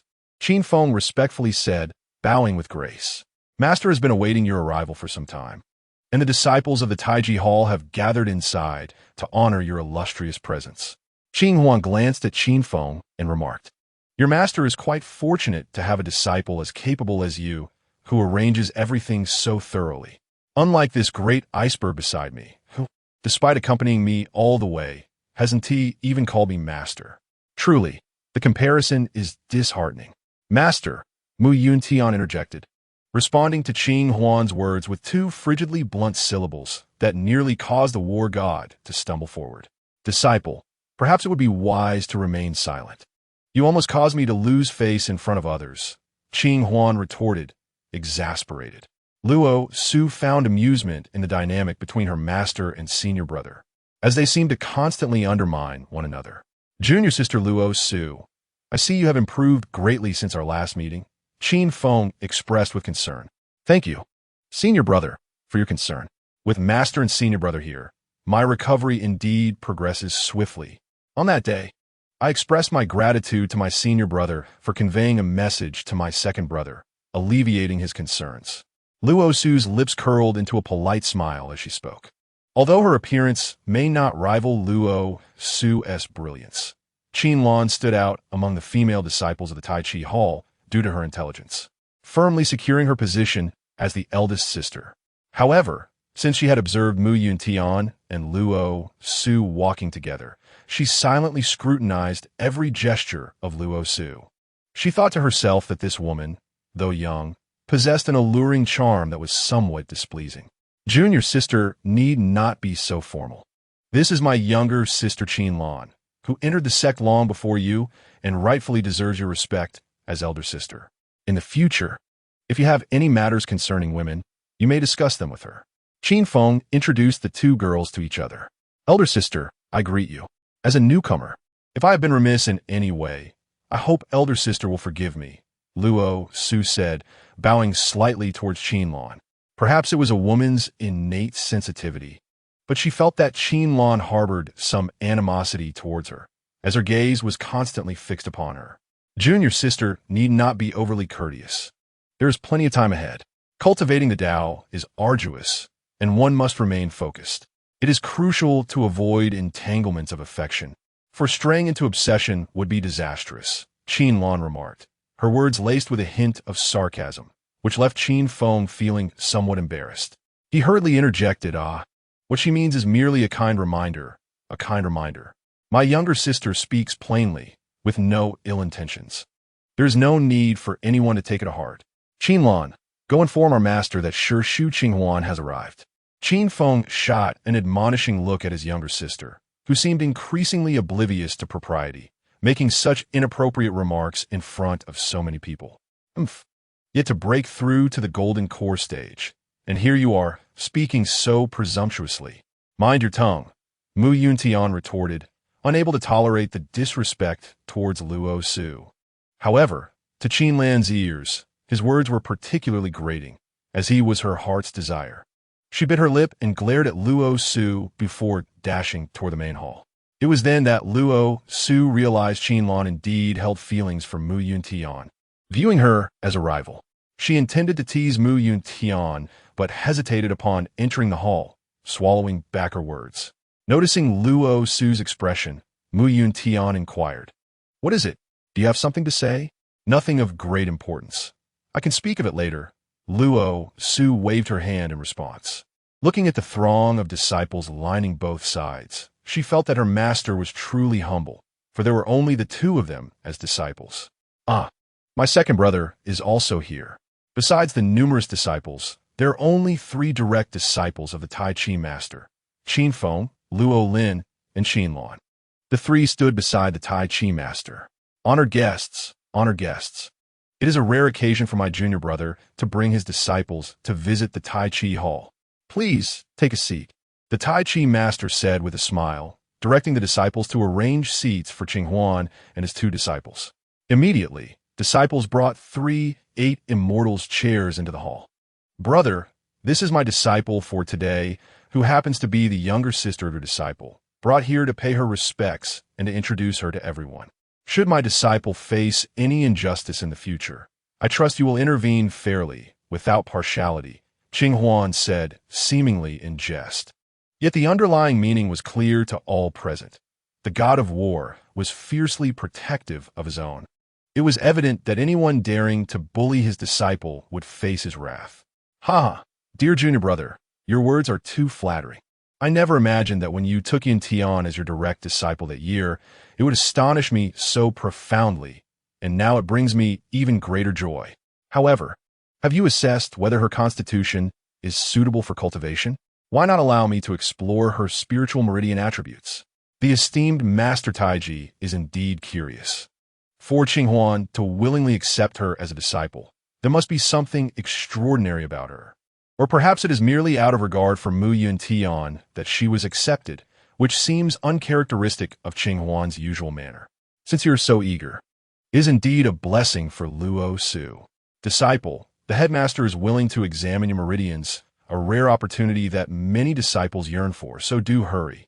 Qing Huan urged Luo Su, emphasizing the exceptional fortune of having Master Taiji offer his insights, a privilege sought after by many noble scions and cultivators alike. "Yes, master. I shall go at once," Luo Su replied, ascending the steps to the altar above. Upon noticing her elder brother making faces at her, she rolled her eyes, thinking how he could be so irreverent at such a solemn occasion. Uncertain of the process, she pondered how to present herself for the examination. Tentatively, she extended an arm towards Master Taiji, but upon seeing his lack of response, she withdrew it. Scratching her head, she stood still, attempting to appear composed. "Ha! You are quite adorable, little girl. No wonder Yuntian is fond of you." Master Taiji's offhand comment left Luo Su bewildered, and it incensed Qin Lan, who stood nearby, her eyes burning with fury as though they could pierce Luo Su with arrows. "Stand still, do not move. Simply calm your mind and spirit. Close your eyes and sense the spiritual energy gathering in your dantian," Master Taiji instructed. He began to draw circles with his palms, conjuring a sphere of golden spiritual energy that expanded until it reached the height of a person, gradually enveloping Luo Su. As the golden energy radiated brilliantly, it transformed into a crimson hue, leading the onlookers to believe that this new junior sister possessed a fire attribute. Yet, just as quickly the red shifted to blue, leaving many disciples astonished. How could a single individual embody 2 conflicting attributes? Can fire and water coexist within one being? Just when everyone thought the matter was settled, a fleeting earthy hue appeared, barely discernible. Luo Lin observed intently, questioning whether his sister possessed 3 attributes or if he was merely seeing things. Uncertain, he turned to his master for clarification. "Oh my, Qing Huan, your discernment is indeed remarkable, a rare talent in cultivation. In no time, she may surpass your own realm and inherit your legacy." If a female war god were to emerge from this world, it would be a splendid tale indeed. Luo Su, your innate attributes are fire and water, with a touch of wood due to karmic influences. Should you focus on fire and water spells and formations, the wood attribute will gradually fade. However, if you attempt to cultivate all three simultaneously, it may harm your health and deplete your vitality. It will be a challenge for you to balance them. Master Taiji said kindly, slowly retracting the energy that enveloped Luo Su. The disciples below gasped in astonishment. A female war god, the very one who appeared so delicate and fragile. How could this be? However, the master did say that she was a prodigy in the path of cultivation, endowed with three attributes, a rare phenomenon typically possessed only by ancient deities. And it truly exists. Initially, it was thought to be mere legend, leading to fervent discussions among the courtiers. Ahem, what female war god? Do not speak nonsense. What is so desirable about being a war god? Are you suggesting that I, a solitary individual, would relish such a role? Spare me the trivialities that might hinder my disciples' promising destiny. Present the meeting gift. We must still wander to other sections. Qinghuan interrupted the discussions, stating, what does it matter whether one is formidable or not? To save the world's populace, who wishes to be a savior, a title confines a person within rigid boundaries. True fulfillment lies in living happily alongside one's beloved. Upon witnessing the transformation of the golden mist, Yuntian realized that Luo Su possessed an extraordinary spiritual vein. Perhaps it was the master and his spiritual energy that merely awakened her inherent potential. However, considering the trials she would endure, ones that ordinary people could scarcely bear, Yuntian felt a pang of compassion. With such a unique spiritual vein, her experiences were destined to be extraordinary. As he had yet to reach the pinnacle of his own cultivation, he feared he might be unable to shield her. It seemed imperative to accelerate his training. Perhaps he should retreat for a few days to break through his current limitations. Luo Su, however, was unfazed by the notion of being a war god. She merely returned to settle a score in this life, and in the process, wished to soar alongside her beloved, harboring no aspirations for grand achievements, as such matters were irrelevant to her. The three of them, Qinghuan and his disciples, held starkly contrasting attitudes toward this issue. Luo Lin, the disciple of the master, presented the meeting gift that had long been prepared. The Taiji master instructed his disciple Luo Lin to reveal the ancient artifact he had meticulously prepared, the Qishao sword. As the sword emerged, it radiated brilliance, akin to crimson clouds illuminating the sky. Now that you have entered the fold of Qinghuan, you are also a disciple of our sect. Henceforth, uphold justice, vanquish malevolence, and protect the righteous. This Qishao sword is bestowed upon you. May you navigate this world with the grace of the wind. What say you, brother disciple? Does this meeting gift not bring you shame? The Taiji master spoke with a smile to Qinghuan. It will suffice, Qinghuan retorted stubbornly. Chapter 42. The entrance gift. Little did he know that his elder brother was concealing the ancient artifact, the Qishao sword, which he had once dreamed of possessing during his early days of cultivation. Yet with age, he no longer pursued such famed swords. Bestowing it upon Luo Su was indeed a commendable act. Today, he expressed gratitude to his elder brother for his generosity and prepared to take his leave with his disciples. Qinghuan, disinterested in pleasantries, simply offered a brief thank you to honor the master and turned to leave the Taiji hall with his two disciples. Outside the hall, on the bluestone path, Luo Su inquired, "Master, is this sword truly formidable?" She examined the sword, unsure of its true worth. Given the master's words, it should be quite powerful, right? Elder brother, do you know? Seeing that her master seemed disinclined to engage, she turned to Yuntian for answers. Before Yuntian could respond, Qinghuan halted, took the Qishao sword from Luo Su, scrutinized it for a moment, and then returned it to her, saying, "This sword is an ancient artifact. It is said that the one who possesses it can command the world. This sword is also known as the Sword of Imperial Path. Should you be fortunate enough to wield it in the future, I would take solace in that. However, as a woman, possessing such a masculine sword raises questions of fortune or misfortune. Everything is contingent upon your fate. That day, I bestowed upon you a comprehensive manual. encompassing a multitude of knowledge, not limited to the elemental formations and incantations of fire, water, and wood. It contains all that I have learned throughout my life. I urge you to study it diligently. Master, I comprehend, yet my aspirations are not so grand. I merely wish to protect my loved ones and to share a life with them.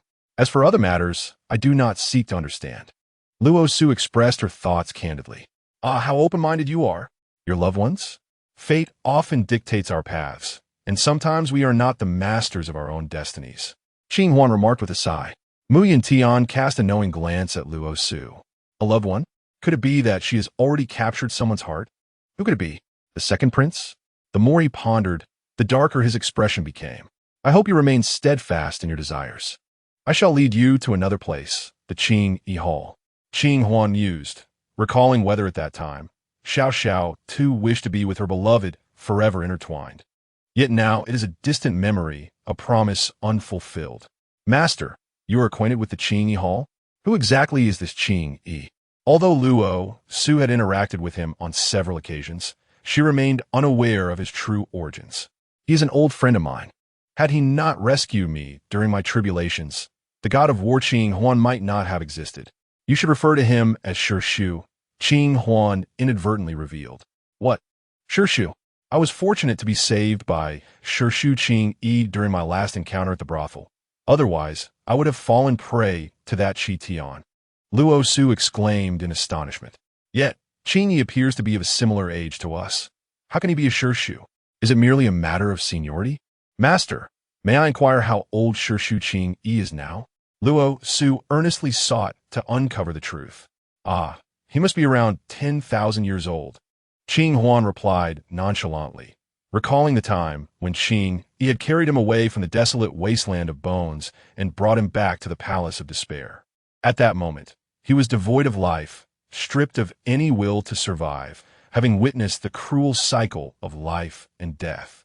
Ever since learning of Xiao Zhao's marriage to another, followed by her demise, he had been engulfed in despair, wishing only for an end. Little did he know, it was Qing Yi who had cared for him day and night in the palace of despair that allowed him to stand here today. He has but one true friend in this life, owing to his solitary nature, which kept him from mingling with others. Oh, why is this door closed? He usually leaves it open, complaining about the strong scent of herbs in here. Qing Huan pondered aloud, and then pushed open the large door to find Qing Yi lounging in the courtyard, basking in the sunlight with his eyes closed, resting peacefully. I thought you were unwell. It seems you were merely indulging in leisure. Come, meet my new and talented disciple, Luo Su, Qing Huan said warmly to Qing Yi. Qing Yi squinted at the trio, feeling exasperated. A tangled fate, from Qing Huan to Yuntian and now Luo Su. He lamented the inescapable entanglement with them throughout his life, which greatly troubled him. Leave? Qing Yi snapped impatiently, not wishing to see the three of them. Ah, who has angered you? Allow me to deal with them for you. I shall make them regret it, Qing Huan declared, rolling up her sleeves in preparation for a brawl. Qing Yi huffed, pointing a finger at Yuntian, and declared, It's him. Beat him. Your precious disciple has caused my back to ache until now. Qing Huan turned her head, casting a doubtful glance at Yuntian, silently communicating with her eyes. When the world happened with this living ancestor? Unfazed, Yuntian met her gaze without flinching, affirming his innocence. He stated, It was his lack of skill that led to his fall from the second floor. How is that my concern? Hey, my little temper won't let you off today, Qing Huan exclaimed, her voice tinged with determination. Qing Yi, whose side are you on? She demanded in exasperation. Of course, I am on your side. However, my disciple speaks the truth. Having been close friends for many years, I am well aware of your mediocre skills. I had long intended for you to learn a few moves from me, but you declined, finding it troublesome. Now, look at the predicament you've landed yourself in. Come, allow this old man to massage your back, Qing Huan insisted, moving to the couch to offer Qing Yi a massage. Yet, as a martial artist, her strength was naturally considerable, especially since she was a war deity.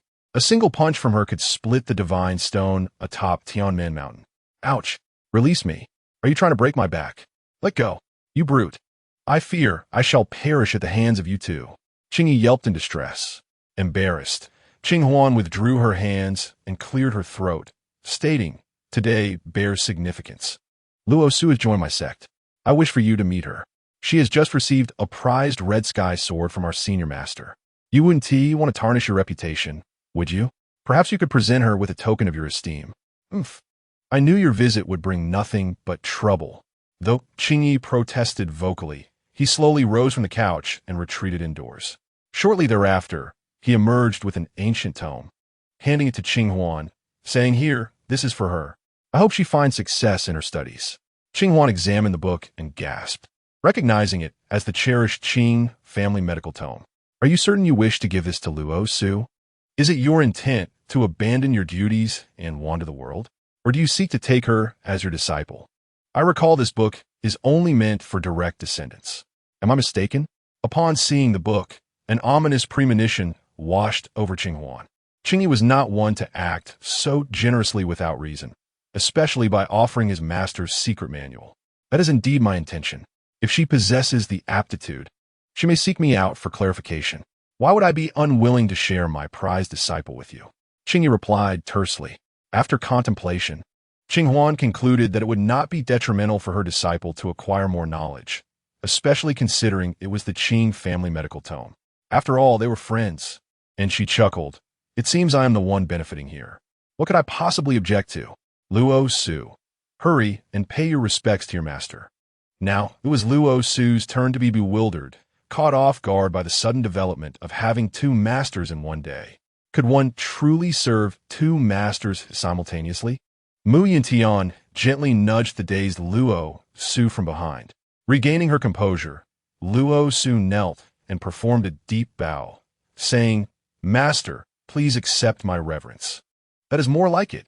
Ah, what a relief it is to my heart. Has the Grand Master of Taiji examined your spiritual meridians? What is the verdict?" Qingyi inquired, rubbing his chest. "My disciple is a rare talent, one not seen in a century." "Oh, and now she is also your disciple. Our disciples possess the elemental attributes of water, fire, and wood. Have you ever encountered such a spiritual meridian in this millennium?" Qinghuan declared with pride. "What 3 attributes? Are you certain there is wood?" Qingyi excitedly grasped Luo Su's arm and remarked, "Disciple, Master has mentioned that the wood attribute is not particularly pronounced. If one does not engage in regular cultivation, it may eventually fade away." Luo Su gazed at Qingyi, exclaiming, "Fade away? With my master here, how could it possibly vanish?" For those studying medicine, possessing a wood attribute within their spiritual veins is akin to adding wings to a tiger. Truly, it must be the will of heaven. Elated, Qingyi strolled about the courtyard, her waist no longer paining her, murmuring incessantly about the will of heaven, thoroughly delighted. However, a sudden loud growl from Luo Su's stomach caused all 3 to turn and look at her, and Luo Su's face instantly flushed with embarrassment. "Masters, I have not eaten a morsel since morning. I'm terribly hungry. Perhaps we should have dinner before continuing our conversation?" Luo Su suggested bashfully. "Oh dear, I completely forgot. You have yet to truly embark on the path, and your connection to the mundane world remains unbroken. You must maintain regular meals, or your body will not recover well. Both of you have been rather careless," Qingyi remarked to Qinghuan and Yuntian, recalling his time spent in Qiqing, where he had savored various delicacies. However, Qinghuan and Yuntian had reached a state where they could go without food for extended periods, often forgetting that Luo Su needed to eat. "Well then, Yuntian, please accompany Luo Su off the island to procure some supplies and food. It is not very convenient for a young lady to travel alone. Your presence will ensure her safety. You should depart immediately. I shall keep the book for you, and upon your return, come to Wuang Palace to retrieve it from me." Qinghuan instructed Yuntian and Luo Su, choosing to remain in Qingyi Hall to engage in casual conversation with Qingyi. "Hey, you shameless old man. Why should I go to Wuang Palace to retrieve the manual I passed to Luo Su? You bring it to me," Luo Su declared. "When you return, come to Qingyi Hall, and I shall personally impart it to you." The two engaged in a playful chase in the courtyard, reminiscent of youthful antics. As Yuntian shook his head, bemused that these two, despite their combined ages exceeding tens of thousands of years, exhibited such childishness. Luo Su stood nearby with a smile. The sunset's golden rays cascading upon her lustrous dark hair, imparting a delicate golden sheen. Her skin was as smooth as fine jade, her eyes reminiscent of autumn waters, with a delicate nose and luscious red lips, revealing pearly teeth. Yuntian found himself momentarily entranced, struck by her breathtaking beauty, as if a celestial being had descended to the mortal realm. When she turned and smiled at him, he was jolted back to reality, his cheeks flushed, uncertain whether it was the reflection of the sunset or her gaze that had captured his attention. "Senior brother, what is the matter? Why is your face so flushed? Are you unwell?" Luo Su inquired with concern, stretching on her toes to gently press the back of her hand against Yuntian's forehead, checking for fever. Feeling her cool hand resting against his forehead, Yuntian felt as if all sensations in his body had dulled, save for the area where her hand touched, which burned with intensity. "Senior brother? Senior brother? What is wrong?" Luo Su leaned closer, her breath brushing against his face. Her focused concern for his well-being caused her to overlook the diminishing distance between them. "Junior sister, is nothing, merely a bit warm," he replied.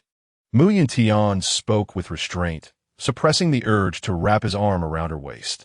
Recalling the indiscretions of their previous encounter, he instinctively glanced at her slender waist, which was perfectly accentuated by her attire. Above, the vast and profound azure sky was vividly illuminated, with clouds dyed a fiery red by the setting sun, drifting lazily in the expanse. The serene waters surrounding the fairy isle mirrored the beauty of the landscape, while gentle breezes created delicate ripples upon the surface. This enchanting scene felt like a dream.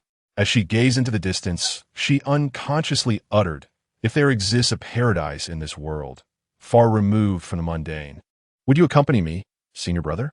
Turning to meet his gaze, Luo Su found nothing else but him. In that moment, the universe faded away, leaving only their connection.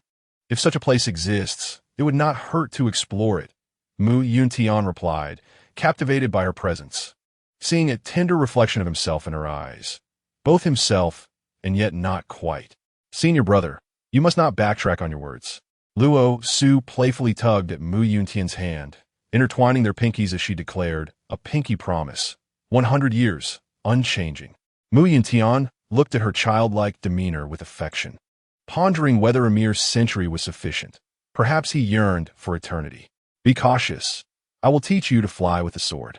Stand firm, and do not be afraid." Yuntian gently instructed as they walked side by side along the cobblestone path of the isle. "Hey, don't tell me you can't see the budding feelings between them," Qing Yi remarked seriously to Qing Huan, abandoning his previous jest. Their fated bond transcended mere spiritual power. Luo Su harbored more secrets than just that. "Do not pretend you haven't noticed. She is a reincarnated soul. The art of resurrection truly exists. Have you made any progress on the matters I entrusted to you these years?" Qing Huan's demeanor shifted from playful to earnest. "Unlike Luo Su, you have not left a trace of Feng Xiaoxiao's essence. How can I assist you?" Qing Yi, accustomed to Qing Huan's persistent inquiries over the years, was often asked whether there was hope for Feng Xiaoxiao's rebirth, whether she could be brought back through forbidden means. Though they kept this matter to themselves, it was an unspoken understanding between them. Is there truly no possibility at all? Qing Huan's eyes brimmed with sorrow, threatening to spill over. He could no longer endure a life without her. Had it not been for Qing Yi's claims of a method to resurrect Xiaoxiao, he would not have persevered thus far. There are not entirely insurmountable options. Qing Yi, reluctant to witness his dear friend's torment, had initially hesitated to reveal the method. Suddenly, Qing Huan lifted his head, hope rekindling in his eyes. He grasped Qing Yi's collar, exclaiming, "What? What method? I am willing to try anything. After all these years, do you not understand my anguish?" Years prior, as the celestial beings celebrated the return of the war god Qing Huan, he was enveloped in glory. How absurd! While others reveled, he alone remained sober, fully aware of his own wounds, yearning only for death. Yet she was gone, leaving him alone in this world. She left no essence behind, but you still possess yours. Are you willing to take the risk? If you return to the past, you will lose all memories. Perhaps you will encounter her again, perhaps in this new life. You will have no connection to her at all, Qing Yi coldly stated, solely concerned for his well-being. Upon hearing his words, Qing Huan refrained from responding hastily. This was an unforeseen circumstance for him. If there was no beginning, there could be no conclusion. What would become of them? He rose from his seat, leaving the book on the couch, and turned to depart, murmuring weakly, "I need to go back and think, allow me to reflect." The once great warrior now appeared lost. Qingyi gazed at her friend, her heart brimming with compassion. How the proud son of heaven was now ensnared by love, ultimately wounded by the very emotion that binds the heart. A sudden thought struck Qingyi. She recalled the moon phoenix bracelet she had seen on Luo Su's wrist that day. Had Feng Xiaoxiao been wearing it at the time of her demise, perhaps there might still be a chance for redemption. She resolved to inquire when Luo Su visited the next day. Under the fading light of the setting sun, Yuntian and Luo Su stood firmly atop the Qingyun sword. His arm encircled her waist, and the whispering winds brushed against their ears. Feeling a twinge of fear, Luo Su clutched Yuntian's arm tightly. He embraced her closely, reassuring her, "Do not be afraid." Fortunately, Yuntian, standing behind her, could not see her flushed face, which must have resembled a boiled shrimp. She could only manage a soft, "All right," calming herself to appreciate the island's breathtaking vistas along their journey. The closest location to Xian Island was Qiqing, and they were currently heading in that direction. "Senior brother, you mentioned that Qi Tian had died last time. Is it wise for us to visit Qiqing now?" Luo Su asked with concern. "Junior sister, there is no need for worry. Qiqing has a new city lord. The corrupt officials who once wielded power have all been eradicated by the new lord. Not a single one spared," Yuntian patiently explained. He had not only dealt with Qi Tian, but had also taken care of his entourage that day. Were it not for the fact that Yichuan Tower was filled with women, he would have gladly set it ablaze to conclude matters. Having heard his words, Luo Su felt reassured. There was no longer any fear of being discovered or pursued.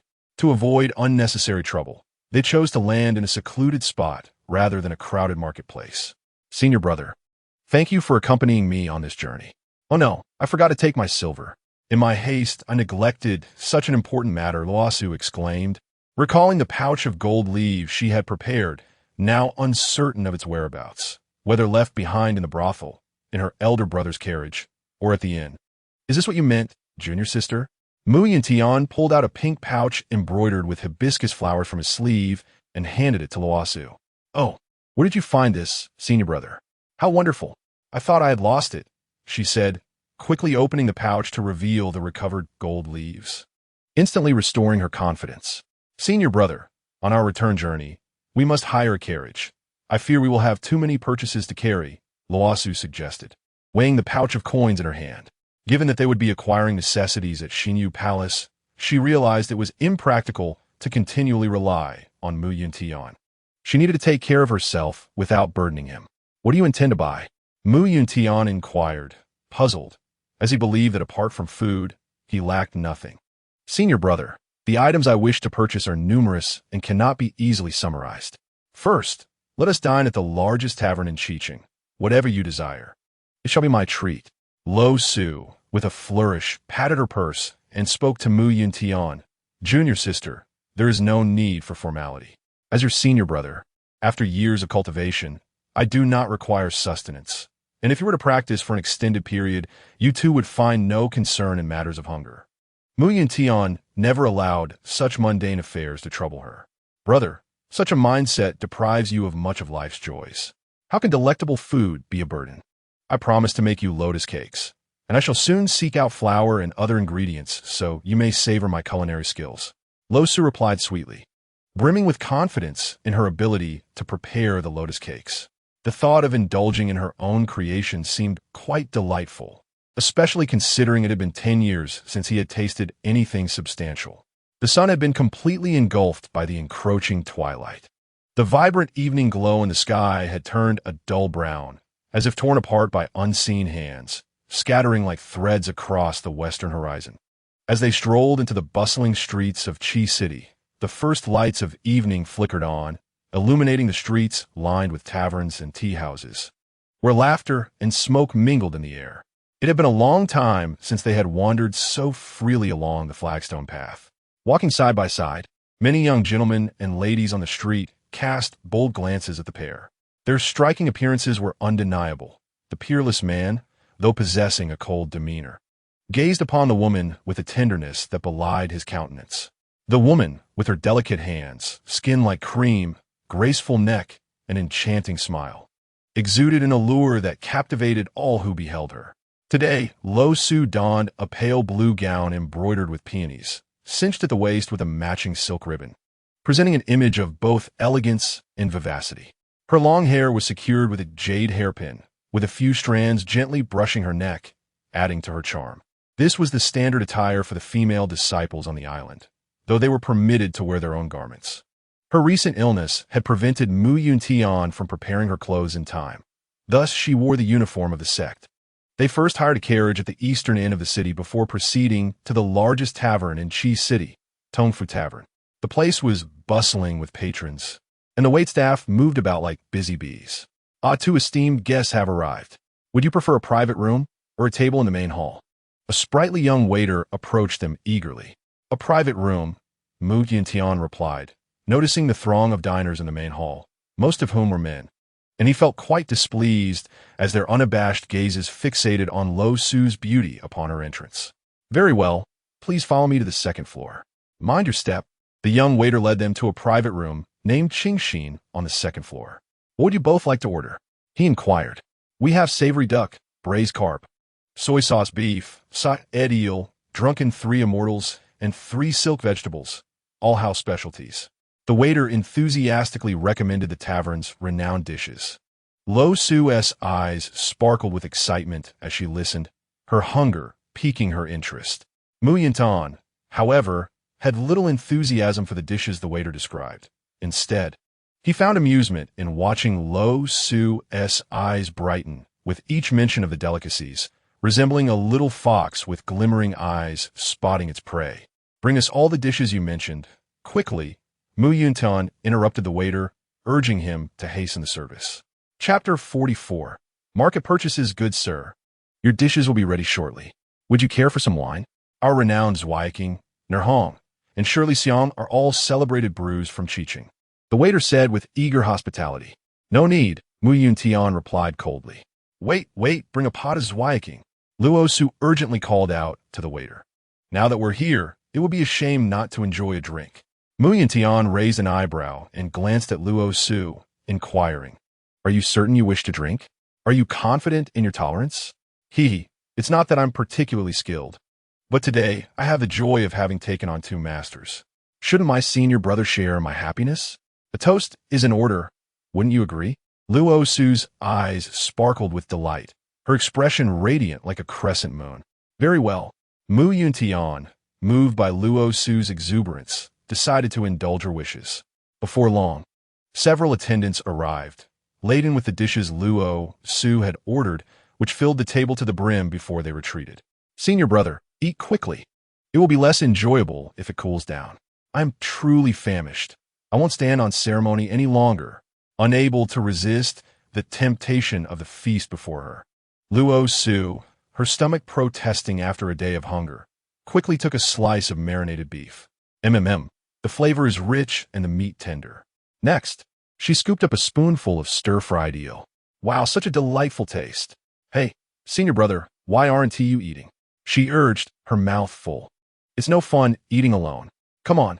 Though Luo Su devoured her meal with great speed, her manners remained graceful, a habit cultivated over years spent as a favored concubine in the palace.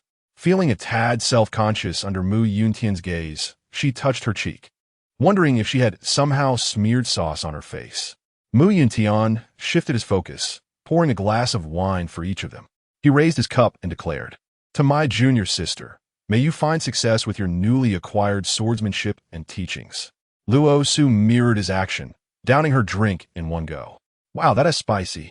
It felt as though her entire throat was ablaze. Hiss, how is this so different from the sweet fruit wines I had in the palace? Tears sprang to her eyes as she poured herself tea, desperately trying to quell the fiery sensation. Ha ha, Yuntian chuckled, a playful smile gracing his lips. I thought you were formidable, but it seems you were merely a paper tiger. Hey, Luo Su, fueled by determination, refused to let anyone underestimate her, especially Yuntian, who says I can't handle it. I'm just unaccustomed to it. Here, another glass. With that, she seized the wine jug from in front of him and poured herself another cup, mimicking his earlier action as she drained it. This time, it was not as unbearable. A warm sensation enveloped her, revealing the pleasure of drinking. Initially fiery, now she felt a slight dizziness. She shook her head, sensing a gentle haze settling over her. Noticing her indulgent drinking, Yuntian grew concerned. Seizing the opportunity while she was distracted, he quietly moved the wine jug away from her and placed it in front of himself. You should eat some more. We still need to shop for the items you desire. If you get drunk, we won't be able to make any purchases. Well, shall we take this jug of wine back for master taste? Luo Su suggested. All right, Yuntian replied nonchalantly, yet he continued to fill his own cup, indulging in the drink. Luo Su, no longer holding back, heartily savored the delectable dishes before them. Brother, I'm quite full. Let's purchase some other items, she exclaimed, rising to her feet and approaching Yuntian. As she reached for the jug before him and tilted it upside down, not a drop remained. Brother, are you all right? Luo Su inquired with concern, observing his usual stoic demeanor, which gave no indication of whether he was intoxicated or not. Yuntian slowly lifted his gaze and replied, No worries. Reassured by his words, she believed he was fine. Luo Su called the waiter to settle the bill. Upon exiting the tavern, they made their way to the nearest grain shop. Inside, they gazed upon mounds of golden rice, plump wheat ground into flour, crystal-clear rice, and an array of everyday essentials like salt, chili, and various vegetable seeds. The shopkeeper, a kindly old man, warmly welcomed Luo Su and Yuntian, recognizing them as affluent patrons. Miss, these are this year's freshly harvested grains. Absolutely delicious, he eagerly introduced. The wealthy families in the city often procure their supplies from me. They are long-time regulars. Since you appear new here, why not buy some to try? If you find them to your liking, do come back. Luo Su nodded, carefully selecting some rice, flour, and assorted seeds. After the old man weighed their selections and calculated the cost, she paid him and instructed him to have the goods sent to the East City station. Brother, if you find it dull, why not head to the tea house to enjoy some tea while you wait? I still wish to purchase some cosmetics and clothing for women, which may take a bit of your time, Luo Su said, feeling somewhat shy about asking him to accompany her for feminine purchases. It's of no concern. I shall wait for you outside, Yuntian replied coolly. Seeing he was unfazed, she felt less embarrassed and stepped into the adjacent cosmetics shop. Inside, an array of vibrant powders and fragrant products filled the shelves. She gently picked up a box of blush, testing it on the back of her hand. The color was vivid and long-lasting. Satisfied, she nodded, paid, and tucked it away, glancing at Yuntian waiting outside. She couldn't help but smile at the thought of such a formidable general now standing there for her. Next, Luo Su moved to the clothing shop, which boasted a rich collection of garments, from splendid banquet attire to casual wear. Her attention was drawn to a pale purple dress adorned with intricate lotus embroidery. She caressed the fabric, appreciating its texture and softness, then examined several suitable outfits for practice. After summoning the shopkeeper and completing her purchase, she requested the items be sent to the East Station. Contemplating if there was anything else she needed, she decided to return. Senior brother, why is there not a single shop on the island? It is such a hassle to travel so far just to procure the necessities, Luo Su inquired, somewhat perplexed. Junior sister, the immortal island is an ancient remnant upon the sea, a sanctuary for those devoted to the path of cultivation. Those who come here are singularly focused on their pursuits. The trivialities of the mundane world are but fleeting illusions, and in time, you too shall find solace from the concerns that currently trouble you, Yuntian replied as they walked back, narrating the origins of the immortal island. Then, senior brother, is it truly possible to attain immortality? What are celestial beings like? Where do they reside? Luo Su asked, her curiosity piqued by the thought of encountering a genuine immortal. Suddenly, memories of Nanchuan, Nanling, and the grotesque monsters from her past life flooded her mind. To ascend to the celestial realm and grasp the supreme Tao is the ultimate destination. However, it seems you may reach it more swiftly, Yuntian responded, his gaze upon her as her hair danced in the wind, occasionally intertwining with his own flowing locks. Observing their entangled strands, he mused that if their fates could be as intertwined as this hair, it would be no less than the supreme Tao. Senior brother, are you aware of the demon emperor in the demon realm? Luo Su continued, her steps unwavering as she turned to face him. Why do you bring him up all of a sudden? Have you encountered him? Yuntian queried, having heard from his master about the demon emperor Nanchuan, who was notorious in the demon realm for his cunning and ruthless nature. Yet, he had never crossed paths with him and remained oblivious to his appearance. Luo Su's mention, however, suggested she had either heard of or encountered him. Indeed, do you remember the day we first met in the capital? I followed you into a brothel, and for some reason, Nanchuan trailed me there. He intervened on my behalf, and later at the spring feast, he appeared before me in his demon form, demanding repayment for his life-saving assistance. Luo Su recounted the events of her encounter with Nanchuan to Yuntian. So the man who entangled with you was Nanchuan.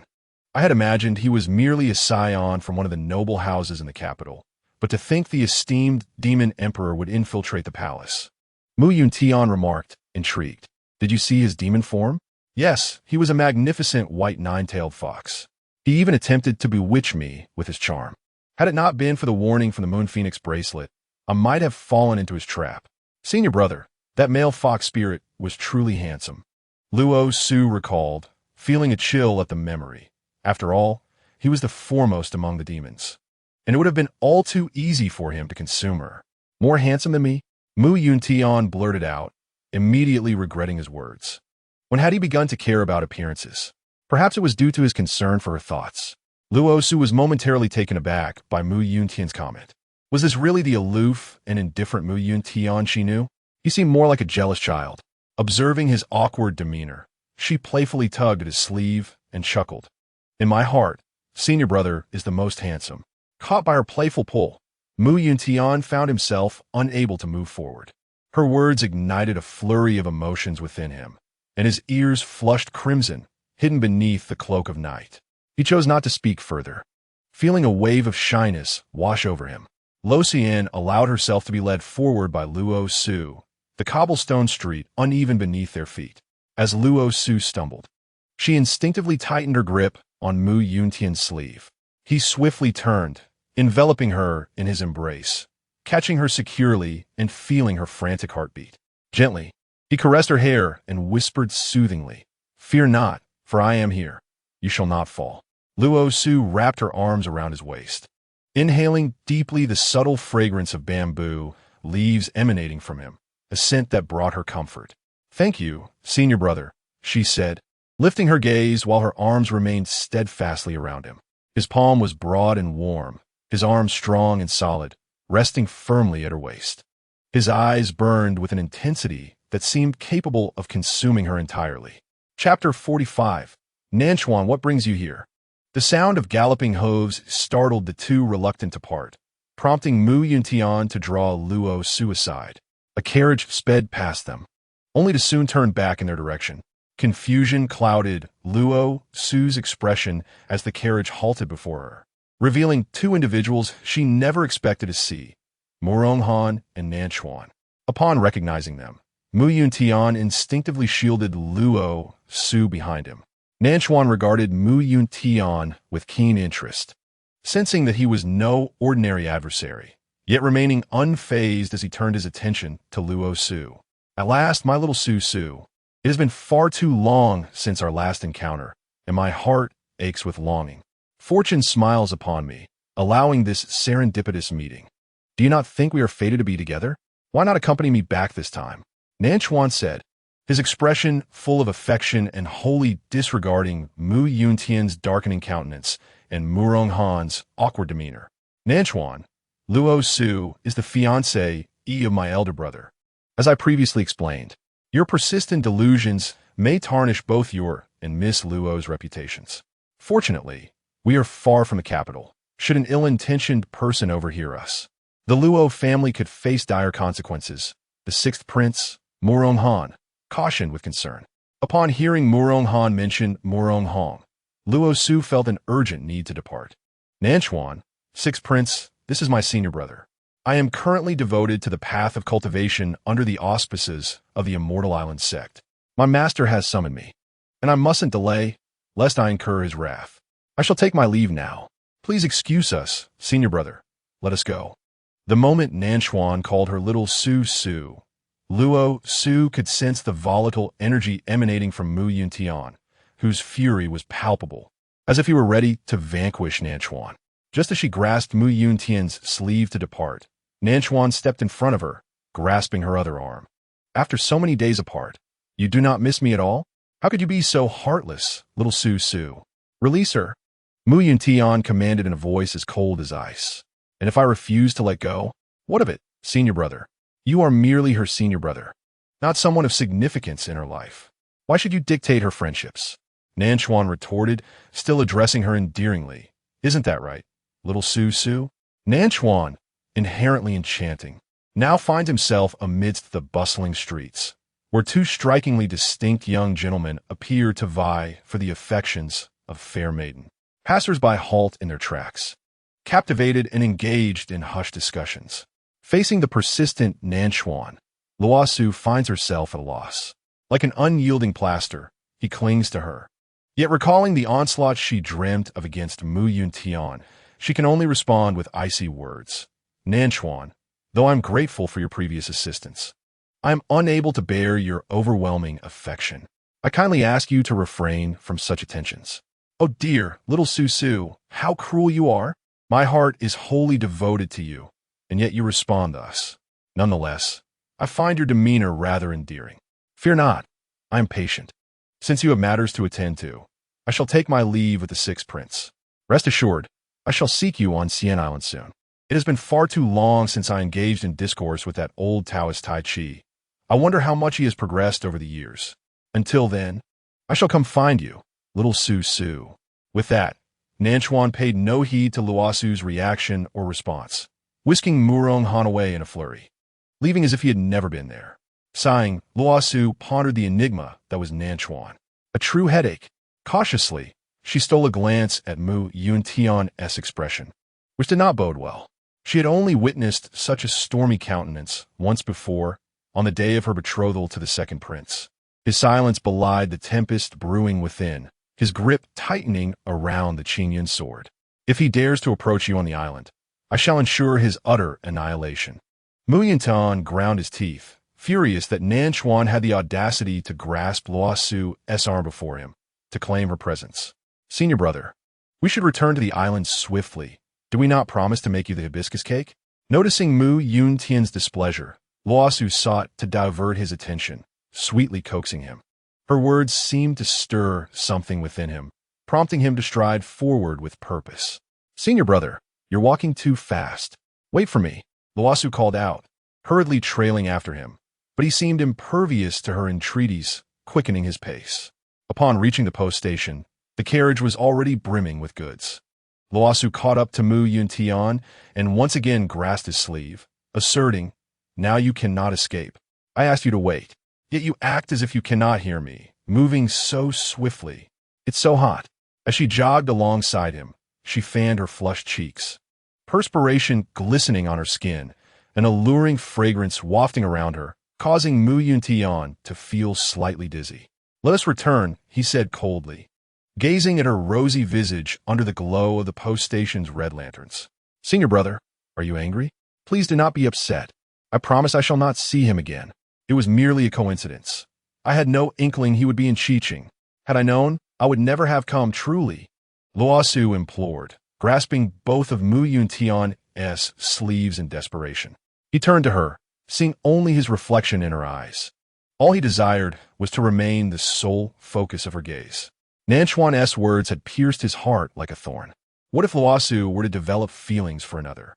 He was already deeply enamored with her.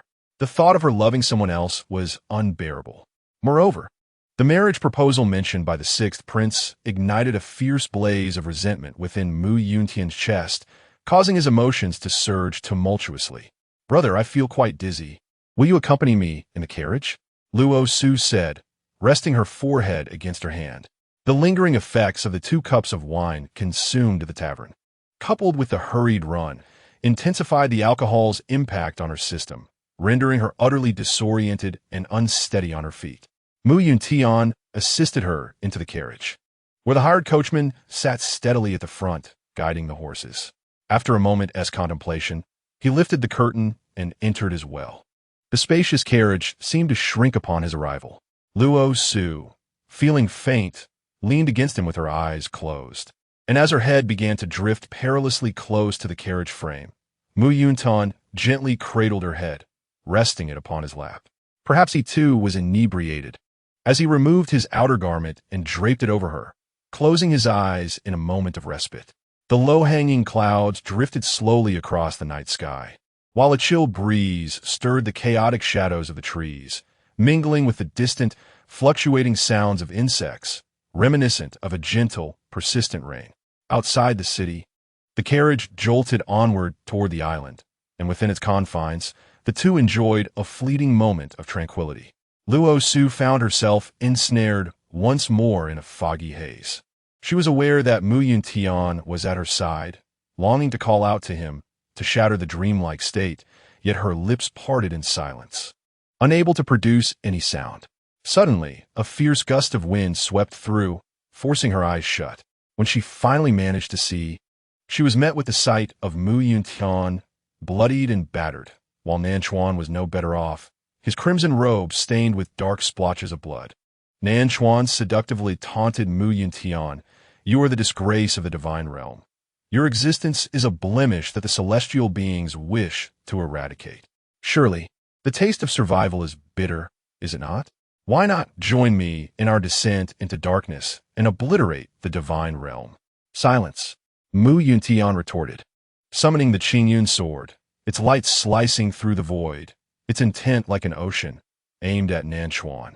Without even a single move, Nanchuan closed his eyes, calmly awaiting the onslaught of the vast sword sea. Yet in an instant, nothing struck him. Upon reopening his eyes, he found the sword's tip poised directly above his brow. Mere inches away, Yuntian acquiesced to his proposal, having lost his beloved and endured bullying in the celestial realm since childhood. He knew that within the divine realm lay the elixir needed to resurrect Luo Su. "Nanchuan, your life is a debt owed to Luo Su. It shall be repaid in due time. I spare you today. Upon my return from the divine realm, we shall clash again." With that, Yuntian soared into the air and departed. Luo Su longed to grasp his hand, to implore him not to go to such lengths for her. The more she witnessed, the more her heart felt the weight of indebtedness toward Yuntian. What had he done for her that she remained unaware of? "Do not leave, do not go. Yuntian, do not go," Luo Su murmured softly in her dreams. Yuntian, though not asleep, had merely been resting his eyes. The wine had little effect on him. Hearing Luo Su's words, he opened his eyes to observe her expression, which seemed to reflect both helplessness and anguish. Why did she always dream such dreams connected to him? Dreams that brought her so much pain? What had he done in those dreams? Gently, he shook her a few times, calling softly, "Junior sister, wake up, junior sister, awaken." Yuntian abruptly recalled what his master had said that day. Without finding the spirit herb, he could not completely cure Luo Su. Just 3 days and half a bowl of blood, and mutual cultivation? Yuntian's mind was in turmoil, and he suddenly slapped his own face, the crisp sound rousing Luo Su from her slumber. "Senior brother, what happened to your face?" Luo Su rubbed her eyes and sat up, gazing at Yuntian. Each time she dreamt, he was there, and her heart ached for him, battling alone after her departure, seeking revenge solely for her sake. Her delicate fingers brushed against his cheek, where a distinct handprint marked his fair skin. "Why did you hit yourself?" she inquired once more. "It's nothing," Yuntian replied dismissively. "Senior brother, are you aware that I have been betrothed to the second prince of the capital since childhood?" Luo Su asked bluntly. Yuntian paused, knowing the truth. "Yes," he answered candidly. "If I return to the capital and marry, what do you think, senior brother?" Luo Su fixed her gaze on him, unwavering. Does junior sister, as the rumors suggest, love the second prince Murong Hong to the point of madness? Mu Yuntian countered her question, eager to uncover her true feelings. Chapter 46. Truths revealed under the influence of alcohol. He seemed bolder than in his previous life, daring to voice thoughts he had never expressed before in her presence. Junior sister, you must understand that rumors are merely rumors. However, one cannot defy the emperor's command. As a woman, there are many circumstances beyond one's control in this world. Do you have any insights, senior brother? Luo Su sighed, stating that if she were destined to marry Murong Hong, even if it led to mutual destruction, he would not have a peaceful end. Junior sister, do you have someone you cherish? Mu Yuntian pressed on, yet did not respond to her inquiry. He yearned to know if she held feelings for him. Yes, he has occupied a special place in my heart for a long time, Luo Su confessed. Perhaps Mu Yuntian had been significant to her long ago. She just hadn't recognized the nature of her feelings then. Now that she had clarity, she wished to understand everything about him, to empathize with his emotions, and to share in the hardships he had endured. To think junior sister had someone in her heart long ago, Mu Yuntian murmured, as if the words drained him of energy. He leaned against the carriage wall, his eyelids heavy. And you, senior brother, do you have someone you cherish? Luo Su asked softly, her certainty from their previous life carrying into this one, wondering if he now held feelings for her. Mu Yuntian raised his gaze to Luo Su, his heart full. Someone he cherished? The moment he had seen her weeping in the tavern was etched into his very being. Now that she had someone, he could only harbor his feelings in silence. Voicing them would only burden her further. No, Mu Yuntian feigned indifference, sending a chill through Luo Su's heart. So, he truly did not have her in his thoughts. When had it come to this? He pondered their first meeting in the plum garden when he was a general in the capital. Was that when their fate began? Yet, everything had changed in this life. Their meeting time and place had shifted, and even their identities had transformed into that of fellow disciples. Did their fate not alter as well? Luo Su fell into deep contemplation, grappling with the unexpected nature of it all. What should she do now? Must she confess her feelings to him? What if he doesn't like me just by looking at me? Luo Su, once resolute after her rebirth, now found herself engulfed in hesitation. This was the paradox of being loved, fearless yet fraught with caution. The two remained silent, each burdened with unspoken thoughts, neither daring to shatter the fragile barrier between them. A night breeze swept in, parting the curtains of the carriage, but it could not disperse the lingering anxieties within. Suddenly, the coachman pulled the reins with urgency, his hands trembling as he brought the carriage to a halt. Young Master Mu ahead. You must come see this. The coachman stammered, unable to articulate his fear. Mu Yuntian lifted the curtain to gaze ahead. The carriage was ensconced in a secluded stretch of woods, where a chilling wind had arisen unbidden. Before them loomed a monstrous figure, its visage distorted as if sculpted through countless torments. Each inch of its skin was marred with grotesque wrinkles. Its eyes, deeply sunken, glowed with a cold, ember-like light. The bridge of its nose rose sharply, culminating in an unnaturally pointed tip, as if it could pierce through anything. Its lips were drawn back, revealing a jagged array of teeth, poised to rend flesh at any moment. The creature's skin was as coarse as stone, riddled with deep crevices, bearing the scars of countless storms. Its color, a shadowy, inscrutable green, seemed to blend the hues of earth and decayed leaves. Atop its head, a tangle of wild black hair stood erect like thorns, with a few strands dancing in the air, adding an eerie ambience. The creature was tall and robust, its muscles defined, exuding an aura of immense strength.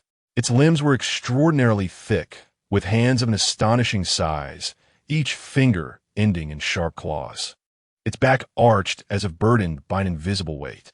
Senior brother, what is happening outside? Luo Su noticed Mu Yuntian's tense posture as he shielded her with his form. Curiosity compelled her to peer through a gap, and she gasped, covering her mouth in horror at the grotesque sight that met her eyes. The foul stench emanating from the beast was nauseating. Junior sister, remain in the carriage and do not come out. Be obedient, Mu Yuntian instructed, unperturbed by the towering creature before him. Dispatching it with a few swift sword strikes would be but an instant's work. Yet he wished to spare Luo Su from witnessing the gruesome aftermath, for she had only just begun her journey into this realm. The coachman, upon hearing Mu Yuntian's command, hastily leaped from the carriage, cowering behind it, his legs quaking with fear of being devoured. Mu Yuntian leaped into the air, his dark robe billowing elegantly, wielding the Qingyun sword with a grave expression, fully focused on the creature before him. He recited the incantation for a binding spell, summoning a vast net to ensnare the creature. The beast, caught within the spell, thrashed and roared, its eyes gleaming with malice, unleashing thunderous growls. It swung its massive claws, each strike accompanied by reverberating roars and violent tremors in the air. Those sharp claws seemed capable of rending reality itself, carving deep gashes into the ground, as if intent on shattering the world into fragments. Its ferocity was akin to a tempest, and with every swipe, the net's power waned. Suddenly, the monstrous creature broke free and launched a fierce assault towards Mu Yuntian. Though it appeared massive and cumbersome, it darted forward with the swiftness of lightning. Anticipating its moves, Mu Yuntian deftly evaded the creature's claw strike with a swift maneuver, simultaneously using his fingers as a staff to chant a fire incantation. Unleashing a dazzling beam aimed at the creature's head, the monster reacted swiftly, sidestepping the attack while swinging a claw in his direction. The air seemed to freeze, enveloping the surroundings in an eerie silence, broken only by the intense breaths of both combatants and the occasional clash of spells. Like the wind, Mu Yuntian evaded the creature's onslaught once more. He retreated continuously, deftly altering his hand gestures to cast spells, seeking an opening in the creature's defenses. However, the monster's resilience was formidable, evading each strike at critical moments. "Underestimating you, foul creature. I had hoped not to draw my Qingyun sword," Mu Yuntian declared, swiftly maneuvering behind the stone beast and thrusting his sword towards its vital point. Yet, the creature reacted with astonishing speed, twisting in midair to evade this fatal blow. It swung its colossal fist down upon Mu Yuntian. He nimbly dodged the attack, countering with a fierce sword strike that sliced through the air, aimed directly at the creature's eye. The beast roared in fury, blocking the sword with its rock-like arm, the sheer force of which caused Mu Yuntian to stagger backward. This was no ordinary stone monster. It had been intentionally summoned with formidable demonic power. Initially, Mu Yuntian had not underestimated it, but he thought a mere stone demon could not pose much of a threat. Yet, after exchanging blows for a considerable duration, it became evident that this was a deliberate challenge. Taking a deep breath, he channeled his inner energy, a faint glow enveloping him. He charged once more towards the stone creature, his sword gleaming like a meteor streaking across the night sky. This time, Mu Yuntian's attack was even more ferocious, his swordsmanship having reached an extraordinary level of mastery. Although the stone beast possessed immense strength, it appeared clumsy before Mu Yuntian's exquisite technique. He swiftly maneuvered, leaving the creature struggling to keep up. At last, he discovered a flaw in its defense and thrust his sword deep into its chest. The creature let out a piercing scream as its massive form collapsed to the ground. As the stone monster began to dissolve, Mu Yuntian picked up a blue spirit stone from the ground. It seemed to be a deliberate offering by some unseen hand. Was it meant for him? Or was it directed at Luo Su? Mu Yuntian found himself at a loss, approaching the carriage and lifting the curtain, intending to reassure Luo Su. However, he found the carriage empty. A flicker of anxiety and confusion crossed his eyes. In a state of panic, he leapt from the carriage and meticulously searched the vicinity, only to discover the coachman sitting on the ground, wide-eyed and in shock. "Where has the woman in the carriage gone? Speak," Mu Yuntian shouted at the coachman, who appeared frozen in fear, unable to respond. Seeing his lack of reaction, Mu Yuntian raised his hand and struck him sharply. The resounding slap and the ensuing sting jolted the coachman back to reality. "Help! The monster! The monster is going to eat us!" He stammered, terrified. "Where is the woman in the carriage?" Mu Yuntian shouted once more. A colossal serpent demon suddenly emerged from the shadows, swiftly seizing the young lady from within the carriage with its tail, executing the act with breathtaking speed. The coachman, visibly shaken, confessed that he had never encountered such a monstrous serpent spirit, its gaping maw resembling a bloodied chasm, leaving him terrified of being devoured alive. The serpent demon? In which direction did they depart? Yuntian inquired, gripping the coachman's collar. Over there, the coachman pointed toward a narrow path in the woods. Remain hidden in the carriage. I shall return, Yuntian declared before plunging into the forest in pursuit, while the coachman hastily scrambled back onto the carriage. Meanwhile, Luo Su was overwhelmed by the stench of serpent flesh, which made her stomach churn. Her lustrous, raven-black hair danced in the night breeze, and her eyes were filled with profound fear and helplessness. She struggled desperately against the powerful serpent demon, yet her resistance seemed utterly futile. The demon's body was cold and slick, tightly coiling around her delicate waist, imprisoning her in its unyielding embrace. Moonlight filtered through the treetops, casting a pale halo upon Luo Su's face, accentuating her current state of despair and vulnerability. Her hands clenched into fists, fingers digging painfully into her palms. Yet they could not alleviate the terror within. The surroundings blurred before her eyes, leaving only the demon's indifferent gaze and taut form to remind her of the life-threatening peril she faced. As the serpent demon ventured deeper into the wooded sanctuary, its pace gradually slowed. Luo Su remained oblivious to the outcome of the struggle between Yuntian and the stone demon. All she could comprehend was her own inability to save herself. Chapter 47. A bowl of blood. Yuntian feared that Luo Su might be devoured alive by the serpent demon. Her extraordinary physical prowess meant that if consumed by a malevolent creature, it could significantly enhance its own power. He closed his eyes, calming his mind, and released his spiritual energy from his dantian, allowing him to sense her precise location. However, each time he unleashed his energy, he felt himself grow weaker. Yet, whenever matters concerning Luo Su arose, he never hesitated. Her safety was paramount. Detecting a faint trace of her waning energy emanating from a cave in the southeastern corner of the forest, Yuntian abruptly opened his eyes and soared into the air on his sword, arriving at the mouth of the cave in an instant. A pungent scent of blood assailed his senses as he entered the dark abyss. Susu, where are you? He called out her name, anxious for her safety against the serpent demon's wrath. Senior brother, I am here. Be cautious behind you, Luo Su replied weakly upon hearing his voice, urgently warning him of the demon's impending attack from behind. In the depths of the shadowy cave, moonlight filtered through the gaps in the clouds, illuminating the moss-covered rocks and casting a tapestry of light and shadow. The fierce battle between the serpent demon and Yuntian soon spilled out of the cave. As he sought to lure the demon away to prevent any harm from befalling Luo Su, the serpent demon, agile and fierce, lunged at Yuntian with ferocity, its body twisting in midair like a silver flash of lightning, quick and lethal. Its tail lashed out like a whip forged from steel, each strike accompanied by a sharp, whistling gust, as if tearing through the very air.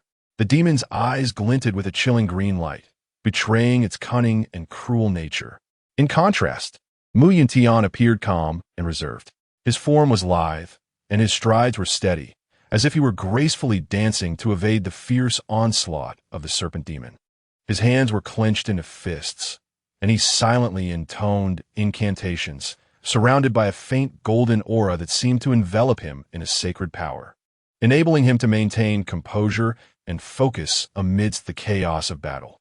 As the serpent demon swung its tail for another strike, Yuntian deftly sidestepped the lethal attack. Seizing the opportunity, he launched a counterattack, delivering a powerful palm strike that unleashed a torrent of golden energy. This blow, a manifestation of his profound inner strength, caught the serpent demon off guard, striking a crucial point and eliciting a piercing shriek from it. Nevertheless, the serpent demon did not relent in its assault on Yuntian. It opened its gaping maw and exhaled a dense cloud of venomous mist. The noxious vapor spread, replete with corrosive and toxic properties, intent on eroding Yuntian's defenses. Yet, he was prepared. He channeled his energy to expel the toxic haze, successfully averting the impending crisis. After a protracted struggle, both adversaries were utterly fatigued. Just as the serpent demon prepared to strike with its tail once more, Yuntian seized a fleeting opportunity and struck the demon's vital point with a decisive blow. The serpent demon let out a wretched cry before collapsing, rendered immobile. He exhaled in relief, withdrawing his power while casting a penetrating gaze upon the fallen demon, which dissipated into nothingness, leaving behind a solitary blue spirit stone. With urgency, Yuntian dashed into the cave, searching for Luo Su's form. She had already succumbed to unconsciousness, her breath faint and barely perceptible. He swept her into his arms and emerged into the moonlight, scrutinizing her for injuries. Fortunately, only her sleeve was torn at the arm, likely from the struggle with branches, yet a metallic scent of blood wafted into Yuntian's nostrils. Disregarding any notions of propriety, he reached toward the source of the scent, revealing that the skin beneath the torn sleeve was exposed, marred by crimson streaks, blood flowing steadily from the wound. Yuntian hastily tore a piece from his robe to bind her bleeding injury and hurried toward the location of the carriage with Luo Su in his embrace. His thoughts were solely consumed by the urgency to return to the island and seek the aid of Master Qingyi for Luo Su. Observing her increasingly pallid complexion, Yuntian felt a rising tide of anxiety, his mind a tumultuous void. Despite having endured far graver injuries in the past, he found himself at a loss for solutions in this moment of crisis. In an instant, they arrived at the carriage, and he urged the driver to hasten back to the island. With Luo Su cradled tightly in his arms, he sensed an unusual chill in her body temperature. Suddenly, he recalled his master's words. Every 3 days, Luo Su required half a bowl of his blood, although the 3-day interval had not yet arrived. Witnessing her lifeless visage compelled him to bite his finger, allowing his blood to flow into her mouth. He hoped for its efficacy, wishing desperately for Luo Su to endure until they reached the island.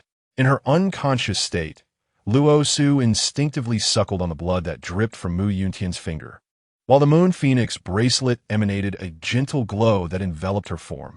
Yuntian gazed at the scene before him. It appeared that his blood could activate the power of the moon phoenix bracelet, harmonizing the icy and fiery energies within Luo Su to form a protective shield that was both cold and hot, safeguarding the bearer from harm. Reflecting on the bracelet's formidable protective qualities, Yuntian felt a wave of reassurance wash over him as he rested her head on his shoulder, though his own body was growing weaker from the recent battle and excessive blood loss. Observing Luo Su's complexion returning to a semblance of normalcy, he gently withdrew his fingers from her mouth. The two nestled together, enveloped in deep affection. Recalling her earlier mention of a beloved, he hesitated for a moment. Initially, he believed his only desire was for her happiness, yet after witnessing her frail state, pale and barely clinging to life, a profound realization struck him. He found himself unable to bear the thought of losing her. At that moment, he even entertained the notion of relinquishing everything to be with her. He wanted her to remain by his side eternally. No matter the circumstances, he could not let her go, not even through life and death. Even if she were to harbor hatred towards him, he would never release his hold on her. As the long night stretched on, the coachman, having witnessed the two monsters rampaging through the world, yearned to escape the forest and reach the island swiftly. He was aware that the island was inhabited by cultivators of immense skill. Once there, the monsters would dare not cause trouble. Thus, he arrived at the island in half the usual time. Upon reaching the island, his anxious heart found relief. Yuntian instructed him to deliver the items from the carriage to the Xinyu Palace, and after settling the payment, he swiftly carried the still unconscious Luo Su to the Qingyi Hall. At that moment, Qinghuan happened to arrive to discuss an unanswered matter from the previous day. Upon seeing Yuntian holding Luo Su, both Qingyi and Qinghuan felt a sense of foreboding. How could Luo Su be so severely injured? Qingyi stepped forward to examine her arm, where flesh and blood were in disarray. Had it not been for the protection of the Moon Phoenix bracelet, her very essence would have been at risk. What is this ghastly expression on your faces? Did you not merely go out for a meal? Why do you all look so wretched? Qinghuan scolded, his frustration mounting as he beheld his two disciples in such dire states, leaving him at a loss for words. Master, I was ambushed on my way back. These are spirit stones from the beast, Yuntian explained, producing 2 blue spirit stones and placing them in his master's hand. Qinghuan furrowed his brow as he inspected the stones, discovering they were of superior quality, pure and flawless, the likes of which one would only find in the celestial realm. Yet they were attached to a beast. Yuntian, they have already discovered your whereabouts. What will you do? Qinghuan inquired, concern evident in his gaze as he sought to understand Yuntian's decision, whether to stay or to leave. When Qinghuan first encountered Yuntian, he lay bloodied in a snowy expanse, eyes vacant as snowflakes fell upon his face, unblinking. In that moment, Qinghuan too had contemplated ending his own life, feeling an inexplicable kinship with another who seemed to await the same fate. Eventually, he brought Yuntian back to the Wuwang Palace, cleansing him of blood and tending to his wounds. From his pulse, he discerned that Yuntian was of celestial lineage, yet he bore the marks of wounds from celestial artifacts. Later, Qinghuan learned the secrets of Yao Ji from his senior brother Taiji and discovered the truth about Yuntian's origins. Henceforth, he took Yuntian as his disciple, leading the celestial clan to behave more cautiously. However, he wondered why they had begun to stir once more. What level of cultivation have you attained recently? Qinghuan suddenly contemplated a possibility. Yuntian's prowess might instill fear in the divine beings, prompting them to eliminate him preemptively to avert complications in their pursuit of higher authority. Yuntian observed his elder martial sister applying herbal juice to the wounds of Luo Su, her furrowed brow revealing the pain inflicted by the injuries, involuntarily eliciting a soft groan from her lips. Disciple, do not venture elsewhere. Should they dare to disturb us again, we shall vanquish demons and slay gods, he declared with a chilling countenance, his eyes reflecting a fierce resolve. What troubles you? Qinghuan queried, understanding her disciple's character. Had they not encroached upon them, Yuntian might have temporarily spared them. With the passage of time, he might have even forgotten. Yet, those in power are invariably selfish. My junior sister has lost too much blood en route. I made her drink half a bowl of my blood beforehand. I hold deep feelings for her, and I implore you to support us. Yuntian knelt before his master, his forehead striking the ground with force. You, support? I have yet to navigate my own emotional entanglements. How can I possibly facilitate another's? Qinghuan responded with a bittersweet smile. You, too, ceaselessly chattering about your affections. Carry Luo Su back to the Xinyu Palace. Her injuries are mostly superficial, with spiritual energy impaired due to excessive fright. You timely provided her with half a bowl of blood to sustain her life force. The Moon Phoenix bracelet shielded her just in time, so the situation is not dire. Qinghuan detailed Luo Su's condition to Yuntian, then turned to address Qinghuan, who had come seeking him. Your Moon Phoenix bracelet failed to protect Feng Xiaoxiao, but did safeguard her daughter, which can be interpreted as your shared destiny. I examined it earlier and found no trace of Xiaoxiao's essence. Perhaps she did not wear it in her final moments. Qinghuan, unfazed, remarked, I had no expectations of the Moon Phoenix bracelet. I came to inform you that regarding the matter you mentioned previously, I am willing to give it a try. Whenever you are prepared, just let me know. I am always ready. You too, infatuated as you are, truly embody the essence of a master and disciple. Now be gone. Take good care of Luo Su over these next few days. Do not rush her into cultivation. She is frail and requires time to recuperate. Yuntian, you must tend to her well. Should she arrive here in such a battered state again, my dear disciple will not be so lenient with you. Qingyi warned Yuntian with a stern gaze. Here, take this manual back for her. It may provide her with insight in the days to come. Chapter 48. Heartfelt submission. Thank you, Elder Martial Sister Qingyi. Yuntian will not betray your trust and shall ensure that my junior sister suffers no further harm. Yuntian vowed earnestly, before gently lifting Luo Su into his arms and departing from the Qingyi Hall, returning to the Xinyu Palace. On a night where the moonlight flowed like water and stars adorned the profound sky, resembling a tranquil and enigmatic painting, the various palaces on this serene island lay shrouded in darkness.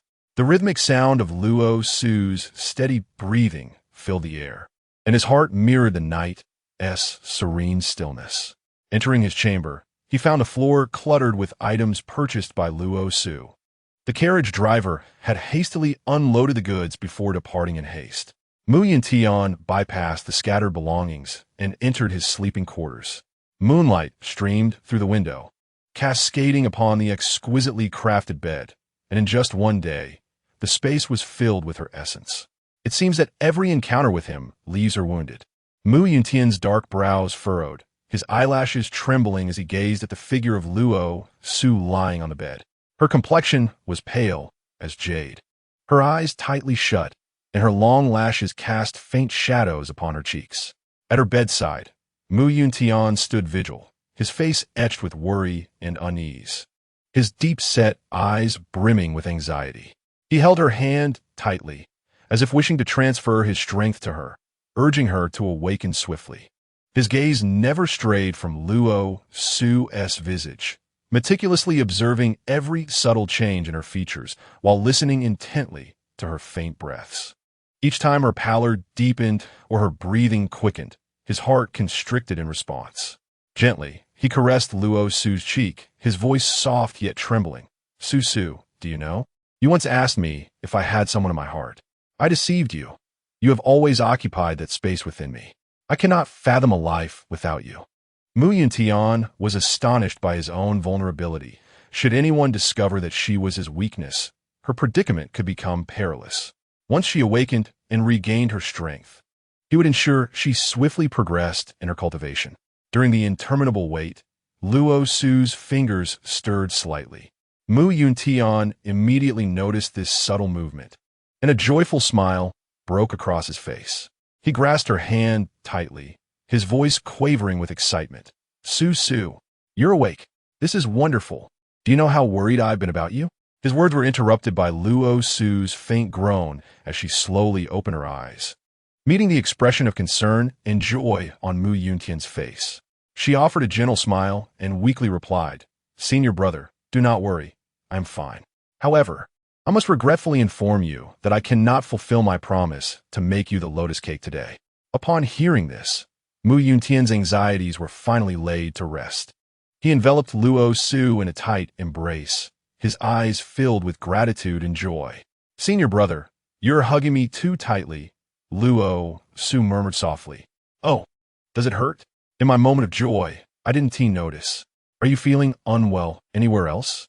Yuntian quickly loosened his grip and asked cautiously, Does it still hurt? Fixating on Yuntian's worried expression, Luo Su regained her composure and remarked, Senior brother, have you not rested? Your complexion looks dreadful. Oh, that's nothing. If you feel uncomfortable, be sure to tell me. Never disregard your health, understand? Yuntian reiterated anxiously, brushing aside the stray hairs that had fallen across her forehead. Senior brother, are you worried about me? Luo Su instinctively voiced this question, not anticipating any particular response from him. She continued, Senior brother, I harbor feelings for you. You are the one I cherish. Always have been. Do you believe me? Yuntian was taken aback by her sudden declaration, left momentarily speechless. His eyes widened in astonishment as he fixated on her lips moving. His heart pounded thunderously, and a blush crept across his face. What you just said? For a moment, he was at a loss for words. Su, what did you say? He swallowed hard, striving to calm the tumult within him. Luo Su smiled gently, her eyes sparkling with unwavering determination. Senior brother, I neither misspoke nor did you misunderstand. I have cherished you for a long time, perhaps even since a past life, one where you remained unaware of my affections. Yuntian took a deep breath, striving to quell the tumult within his heart. Gazing into Luo Su's clear eyes, a warm surge enveloped him. He realized that his own timidity paled in comparison to hers. Fearful of her response, he had never dared to voice his feelings. Su, I too hold you dear. He finally summoned the courage to reveal the long-hidden secret of his heart. However, regarding the person you mentioned long ago, before we had even met, I presumed you admired someone else. Furthermore, I am bound by circumstances that prevent me from disclosing everything to you. The more you know, the greater the peril. At present, I am unable to ensure your safety. Even a spirit-enhanced beast proves a formidable adversary, let alone the task of protecting you. Yuntian spoke with a hint of regret. He was a man of great stature, and since affirming his feelings, he had relentlessly sought to amplify his strength. Now, Luo Su's injuries had starkly illuminated the inadequacy of his power to combat rival forces. Senior brother, there is no need for such concern. If I were to say I admired you in a previous life, would you believe, Luo Su? She languidly remarked, leaning against him. The intense pain in her arm from waking had rendered her weak, and she yearned for a shoulder to lean on, a refuge that required no effort. A previous life? Such matters are but fleeting shadows. Whether they existed or not holds no significance. In this lifetime, I wish to hold your hand and grow old together. Yuntian, reclining by the bedside, enveloped Luo Su in his embrace and spoke softly, "Life is as swift as a fleeting horse. Were it not for our pursuit of immortality, we might have aged into obscurity. Now, with attachments formed, I desire to share all moments, good and ill, with you across all lifetimes." How wonderful it is to hear you say so, senior brother. I only wish there be no suspicion between us. Please do not conceal anything from me. Although I may be a burden now, unable to assist you or grasp profound arts, one day I shall fight alongside you, and in your fatigue, I will offer my shoulder for you to lean on. Luo Su nestled her head against his chest, listening to the steady rhythm of his heartbeat. Unable to resist the weariness brought by her frail body, she gradually closed her eyes and drifted into slumber. Su, you shall never be my burden. In all that I do, I wish for you to stand by my side, eternally supportive, and I shall forever safeguard you. Do you understand my intent? Yuntian expressed his innermost thoughts, hoping that should Luo Su one day learn of his transgressions against the natural order, she would stand with him through thick and thin. He waited in silence for her response, fearing she might disagree with his sentiments, only to be met with the sound of her steady breathing. Looking down, he discovered she had fallen asleep. A stray lock of his hair brushed against her nose, prompting her to instinctively lean closer. Nuzzling against his chest and wrapping her arms around his waist in a gesture of dependence.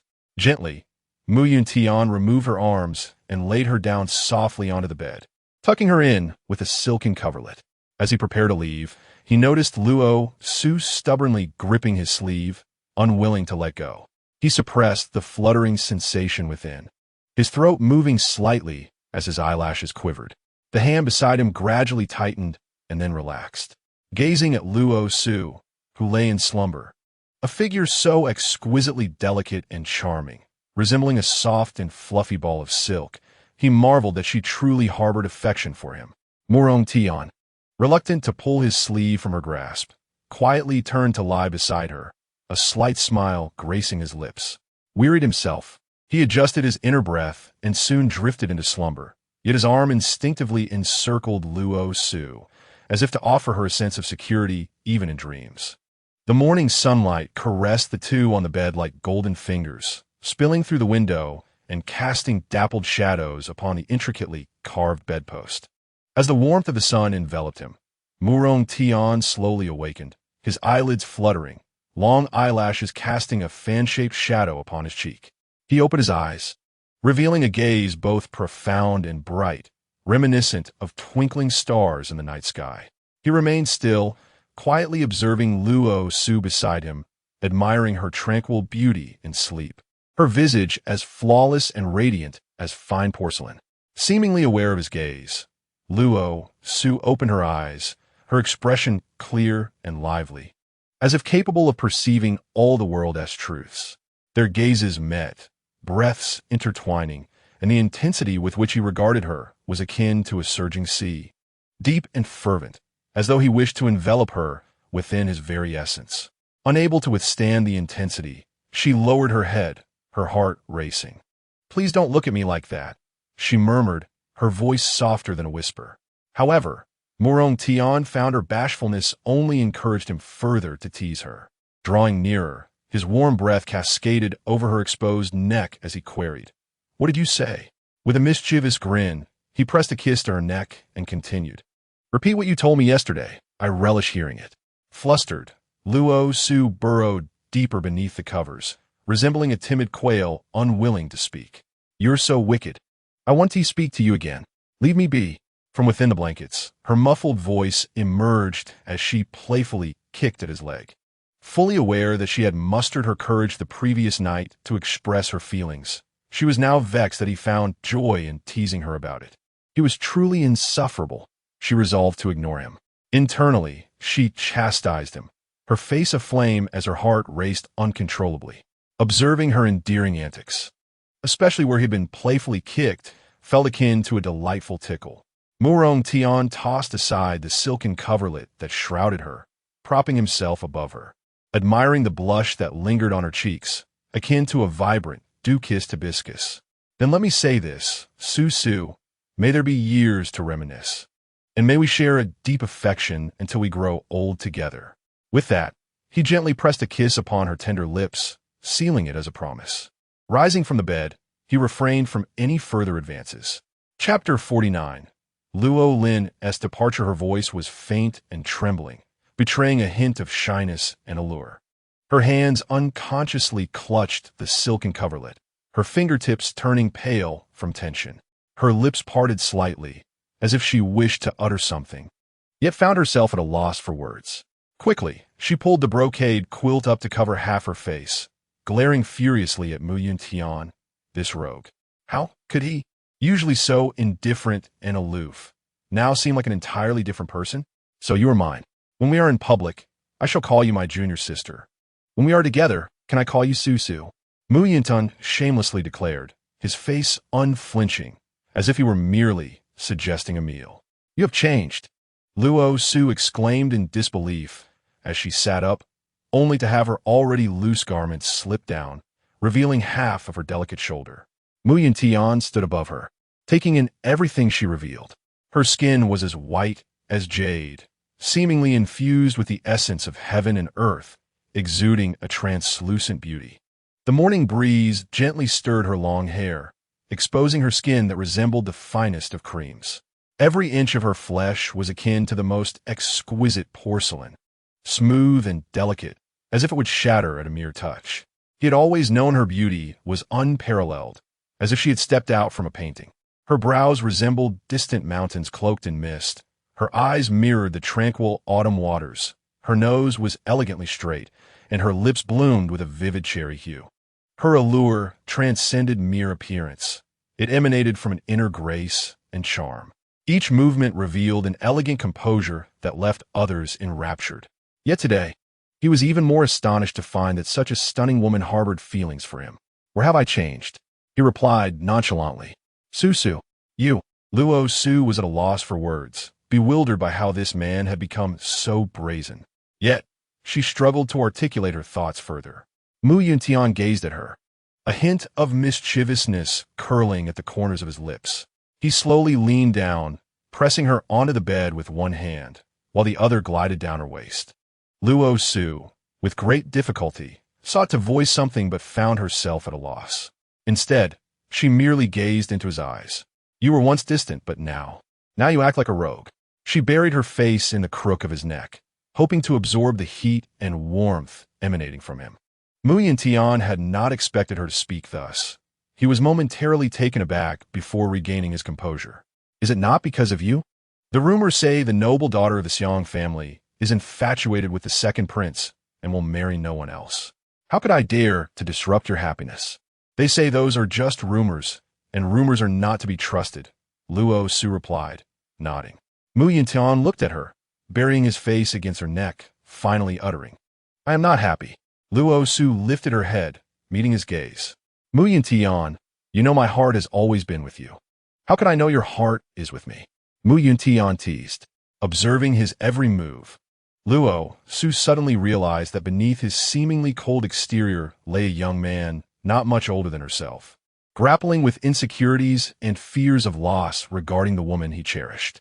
In an uncharacteristic display of boldness, Luo Su reached forward, cradling his face, and gently pressed her lips to his. "Do you believe me now?" She gazed deeply into his eyes. Yuntian had never felt such joy. He embraced Luo Su tightly, exclaiming, "Su, you truly are wonderful. As two individuals were deeply engrossed in their heartfelt exchanges, a sudden voice resonated from outside the gates of the Xinyu Palace. "Sister, are you awake?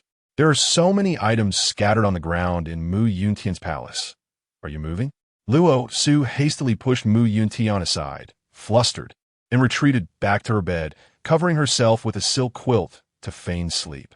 Mu Yuntian straightened his attire and stepped out of the chambers, greeting the visitor. "Senior brother, sister is still resting and may take a while." "Ah, junior brother Yuntian, your timing is impeccable. I have heard that among the disciples on this island, none can rival your prowess. How about we engage in a friendly spar today? I must bid farewell to my master for an extended journey, and I came to take leave of my sister, with no one to protect her during my absence. I wish to ascertain your capabilities to ensure her safety while I am away." Luo Lin sought to gauge Mu Yuntian's true strength by proposing a duel. "Then, please instruct me, senior brother," Mu Yuntian replied, recognizing this as a significant trust, and consented to the spar. Gripping the Qingyan sword, Mu Yuntian executed the 1,000-pound sword technique, his swordplay manifesting a myriad of transformations, each strike imbued with formidable lethality.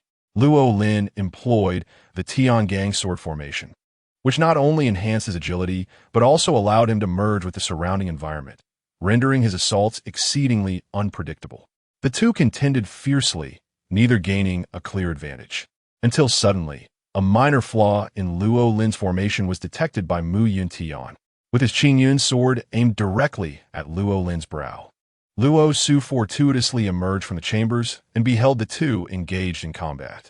Alarmed at the sight of Mu Yuntian's sword pointed at her elder brother, she interjected, "Brother, your timing is perfect.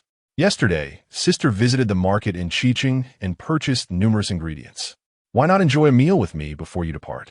Let me show you a culinary delight. My sister is the best," she continued. "Allow me to assist you in storing these items properly. Leaving them strewn about is not suitable." Upon hearing Luo Su's words, Luo Lin ceased his sparring with Mu Yuntian. Although their duel had been brief, he had discerned that this individual was at least his equal, if not superior. Thus, he felt reassured to accompany his master on their excursion. Mu Yuntian silently followed behind Luo Lin, helping to relocate the items into the vacant rooms of the Xinyu Palace. Luo Su had promised to prepare lotus cakes for Mu Yuntian the previous day, but had yet to fulfill her promise. However, apart from Qingyi and Qinghuan, only Mu Yuntian was aware of Luo Su's arm injury, which she needed to keep from Luo Lin. If he were to discover it, he would undoubtedly prevent her from seeing Mu Yuntian or taking care of her. Luo Su understood her brother's deep concern and affection for her. If her well-being appeared compromised, they would lose faith in anyone's ability to protect her. At last, all items were arranged meticulously. Luo Su commenced preparing breakfast for her elder brother and Mu Yuntian, also for herself. There were hardly a few souls on the island who truly required sustenance. Those practicing the arts of cultivation would scarcely feel hunger even if they abstained from food daily. "Sister, do not overexert yourself. Your complexion seems rather poor. Has something happened of which I am unaware? You must not conceal anything from me. Do you understand?" Luo Lin gazed with concern at Luo Su's pallid complexion, truly a ghastly yellow. What could have befallen his sister? He had not received news regarding their encounter with two monsters during their journey. He had come to the Xinyu Palace solely to bid farewell. "Second brother, do not worry. My sister is well aware. My senior brother treats me exceptionally well. His profound magical skills ensure that no one dares to bully me on the island. Moreover, my master, Qinghuan, is the god of war, and I have also been given a secret manual by the revered healer, Master Qing Yi, which I will diligently study to cultivate the wood element's spiritual power to be as formidable as that of the water and fire elements." Luo Su reassured him, a hint of apprehension lingering as she feared her brother might discover her injured arm, the gruesome sight of torn flesh alarming him. Thus, she endeavored to conceal her distress from Luo Lin. "Master Qing, he has taken you as a disciple? When did this happen? Why was I not informed? Such a grand occasion. Little sister, you are indeed fortunate," Luo Lin exclaimed, his excitement palpable. He held immense admiration for Master Qing Yi. Had it not been for his heroic rescue of Master Qing Huan in years past, the god of war would not exist today, nor would there be the present era of peace and harmony on the island. Indeed, it was merely my stroke of luck. That day, in the brothel of Qi City, I chanced upon my master. He detected the fragrance of phoenix incense on me and assisted my escape from that dreadful place. Later, when I was gravely injured, he rushed to my aid without hesitation. Now that I have become his disciple, it seems our destinies are intertwined. Luo Su elucidated to her brother. Who would have thought you would encounter him in such a place? Since Master Qing Yi's disappearance, no one knew of his whereabouts. It turns out he was hiding in a brothel. No wonder he eluded everyone, Luo Lin mused. Recalling the past when Master Qing Yi had vanished in a fit of anger after being falsely accused of stealing the white phosphor armor of Prince Bailong. Had his ire subsided? Fortunately, Master Qing Huan had supported him, proving his innocence and unearthing the true thief, thereby restoring Master Qing Yi's honor. Yet, he had seen through the fickle nature of brotherhood on the island and departed without a word. Brother, come and taste the noodles I made. I assure you they rival those of the finest restaurants, Luo Su declared, placing a bowl of egg and vegetable noodles before him, urging Luo Lin to sample her culinary creation. Luo Lin gazed down at the enticing noodles, their aroma tantalizing. He had not anticipated his sister's culinary skills. As a legitimate daughter of the Luo family, she was expected to remain untainted by household chores, yet the three of them, lacking their father's affection, had learned to fend for themselves from a young age. He picked up his chopsticks, took a generous mouthful, and savored the dish. Little sister. I'm not exaggerating because I am your second brother. Your noodles are truly delicious, far surpassing those from the grand restaurants, he praised, giving her a thumbs up. Meanwhile, Yuntian, standing nearby, observed Luo Lin devouring the noodles prepared by Luo Su. He instinctively approached the stove, filled a bowl to the brim with noodles, and sat across from Luo Lin, slurping them down. He was determined that Luo Su's noodles would not be consumed entirely by anyone else. Regardless of the fact that Luo Lin was her brother, Yuntian felt a twinge of jealousy. Senior brother, do you find my noodles delectable? With a face full of anticipation, Luo Su gazed at Yuntian, eagerly awaiting his response. Delicious, he remarked, although Yuntian seldom voiced compliments. He expressed his fondness through actions, rising to fill his bowl once more. Luo Lin, observing this, spoke with displeasure. This was prepared for me by my sister. How can you eat so much? Aren't you supposed to abstain from food?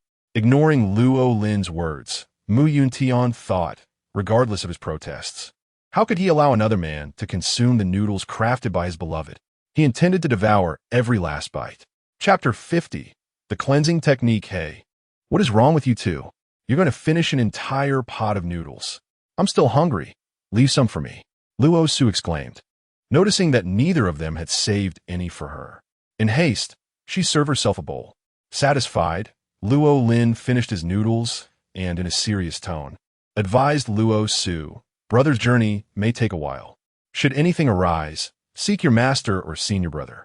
Do not act recklessly.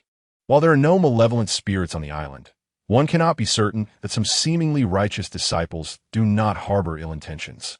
Furthermore, the back mountain is a forbidden area, sealed to contain the 8 ancient beasts. You must not let curiosity lead you into danger. Second brother, rest assured, I will not venture into the back mountain. I shall obediently remain at Xinyu Palace to cultivate. If anything comes up, I will consult senior brother and master. You two should exercise caution on your travels, avoiding peculiar places and strange artifacts, lest you fall into obsession, Luo Su said with concern. You chatter on so. My little sister, even before marriage, whoever becomes your husband will surely have a tough time, Luo Lin remarked, shaking his head and smacking his lips. Yuntian cast a peculiar glance at Luo Su, then at Luo Lin, pressing his lips into a thin line, pondering that she wasn't being overly verbose. Second brother, if you continue this way, I shall inform eldest brother, and he will surely spar with you to hone your skills, Luo Su countered. Her cheeks flushed with a charming blush as she spoke, despite the mention of marriage in front of Yuntian. You ungrateful girl, always using eldest brother to pressure me. Can't you see I'm merely accommodating him? If I unleashed my sword array, he would not stand chance. Luo Lin boasted. All right, I need to prepare some talismans and magical artifacts for our departure. I shan't linger here with you. Junior brother, while I am away, I entrust you to take care of Luo Su. Thank you. Senior brother, please do not mention it. You can rest assured regarding the matter of junior sister. Mu Yuntian replied earnestly. Even if Luo Lin did not charge him, he would diligently look after Luo Su. Now that their feelings were mutual, he no longer hesitated, wishing he could keep her close, like a precious charm at his side. Second brother, I have heard that the south is rife with miasma and poisonous insects.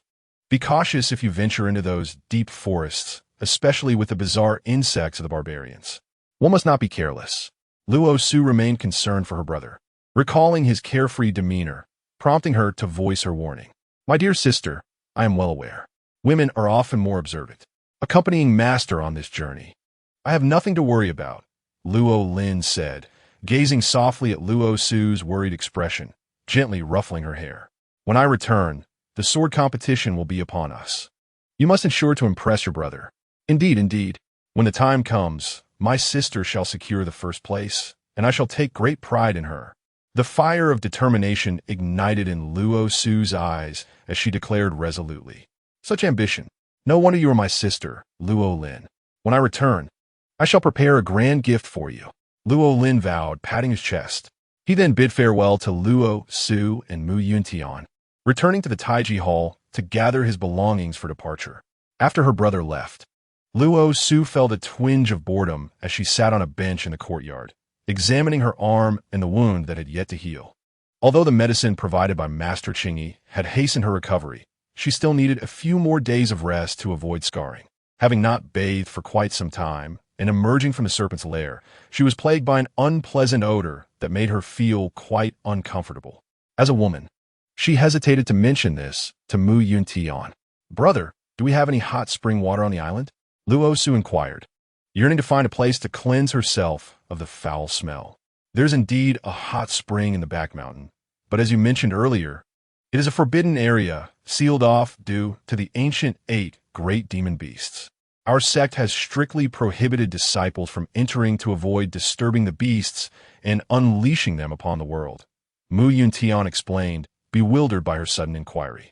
Why do you ask, junior sister? Brother, can you not smell the foul odor emanating from me? I feel as if I might faint from the stench. The serpent demon was all wet and slimy, and its mucus clung to me, even staining my dress. Luo Su lamented, growing increasingly aware of the overwhelming scent that made her feel nauseated. Mu Yuntian leaned closer, taking a sniff, and remarked calmly, there is indeed a hint of it. However, as cultivators, we possess cleansing talismans or purification techniques. Would you like me to teach you a simple method? Is it truly that miraculous? Does it mean I can be clean without water? Even the odor will vanish? Luo Su exclaimed, wide-eyed with wonder. Ah, you need not be so astonished. There are many intriguing things. As long as Su behaves, I shall teach you everything, Mu Yuntian said with a gentle smile, his eyes twinkling with affection. Hey, Su is always obedient. Is that not right, my dear brother? Luo Su teased, playfully shaking his arm, her tone sweet to the point of discomfort.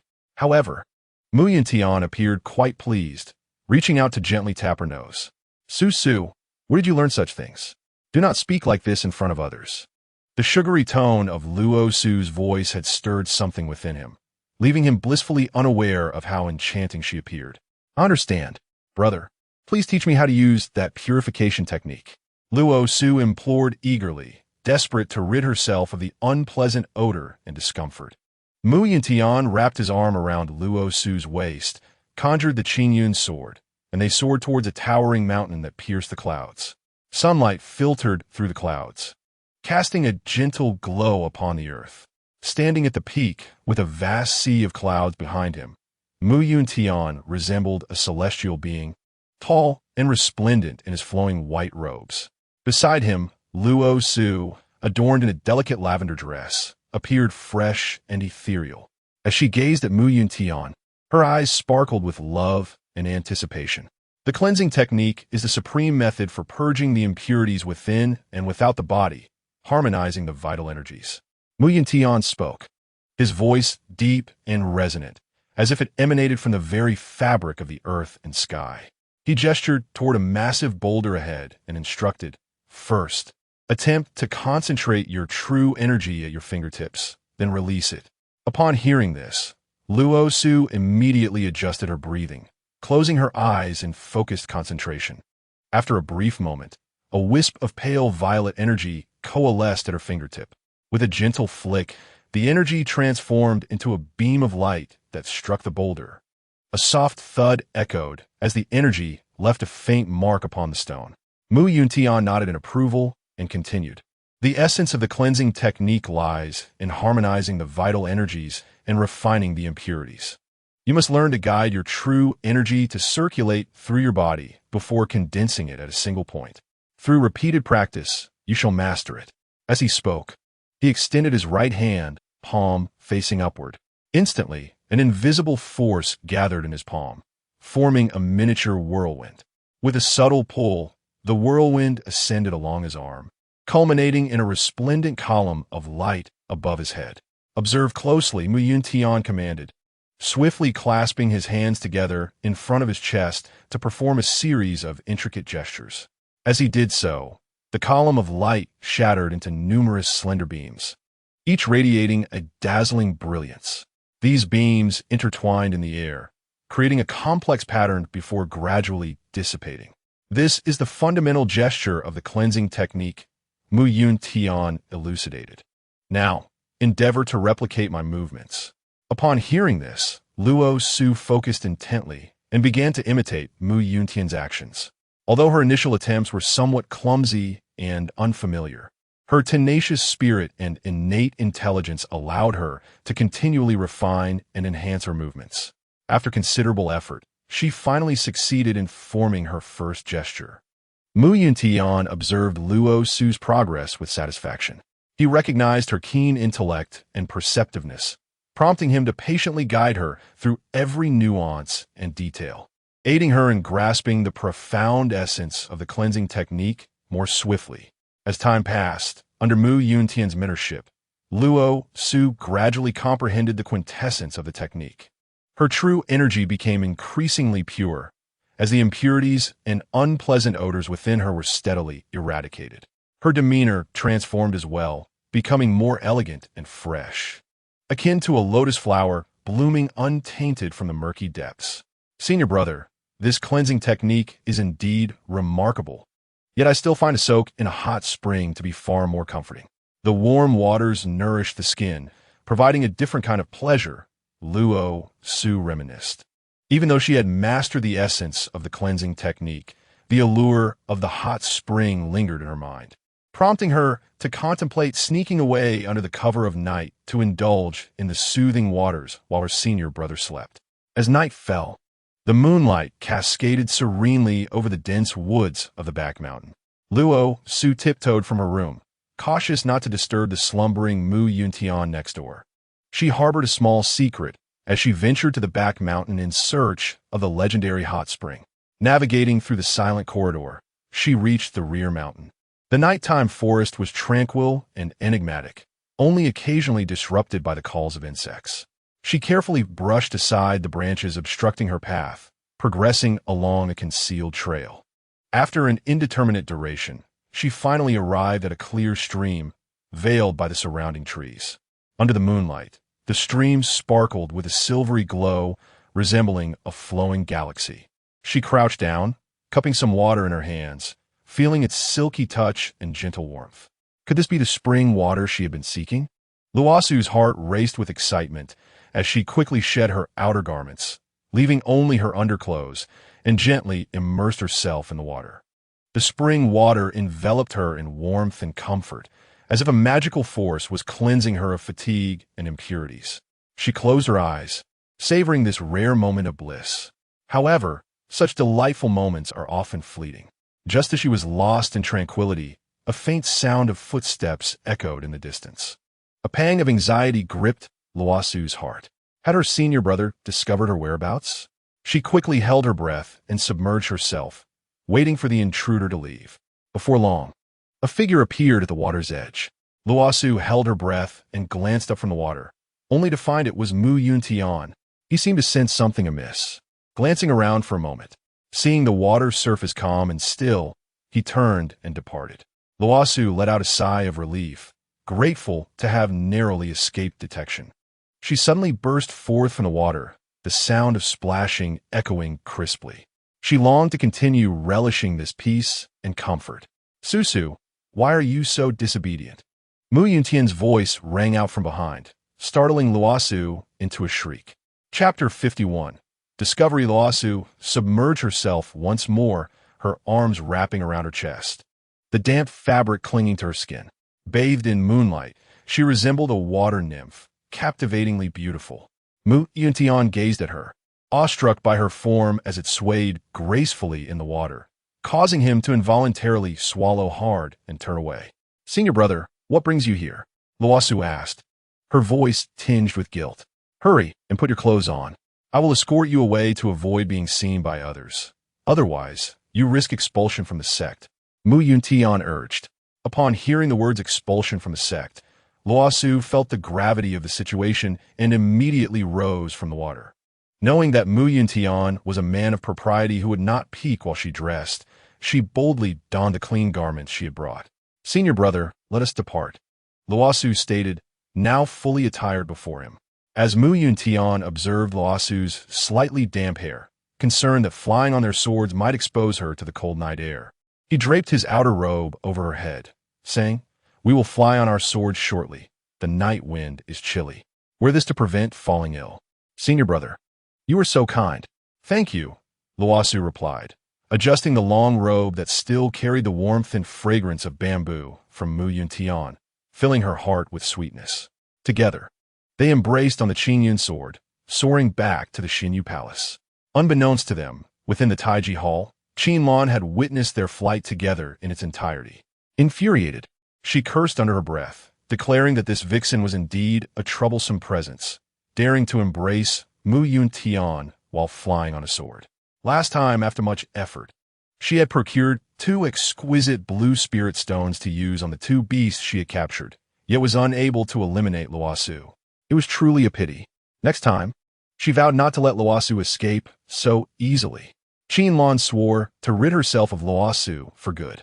Mu Yuntian had always believed that only the higher echelons of the celestial realm possessed spirit stones, when in fact, they were bestowed upon him by Qinlan from her father. Upon returning, Luo Su noticed that Mu Yuntian securely escorted her into her chamber before exiting the bedroom without uttering a word. Feeling uneasy, she followed him closely. Yet he remained absorbed in his own affairs, not saying a single word. "Brother, are you angry with Susu? Why have you been silent since returning?" Luo Su inquired. Trailing behind him, Mu Yuntian continued to offer no response, prompting Luo Su to anxiously position herself in front of him, blocking his path. She embraced him tightly, declaring, "You cannot go anywhere. Speak. Why won't you talk to me? Are you upset with me? Is it because I disobeyed you and ventured to the back mountain? I thought it was safe there." He reverted to his usual frigid demeanor, an aura of unspoken pressure emanating from him. "All right, I concede I was wrong. Is that not enough? Please do not remain so aloof. I promise to obey next time," Luo Su implored, batting her eyelashes and gazing up at Mu Yuntian. Yet he continued to ignore her. Mu Yuntian was indeed worried about Luo Su. That evening, he intended to check on her injuries, concerned that after teaching her the cleansing technique during the day, her use of spiritual energy and true qi might leave her feeling unwell. To his dismay, he witnessed her sneak away towards the back mountain. He decided to follow her, wanting to ascertain her intentions while ensuring her safety. The back mountain was rife with serpents and insects, danger she remained oblivious to as he stealthily dispatched several venomous snakes that approached her. His frustration stemmed from the fact that she was entirely unaware of the peril surrounding her, which made it impossible for him to feel at ease. "Do you have any idea what the back mountain harbors? The moment you set foot there, those snakes and insects fixated on you. I slayed 10 venomous snakes in your wake. Do you understand why I refrained from speaking with you?"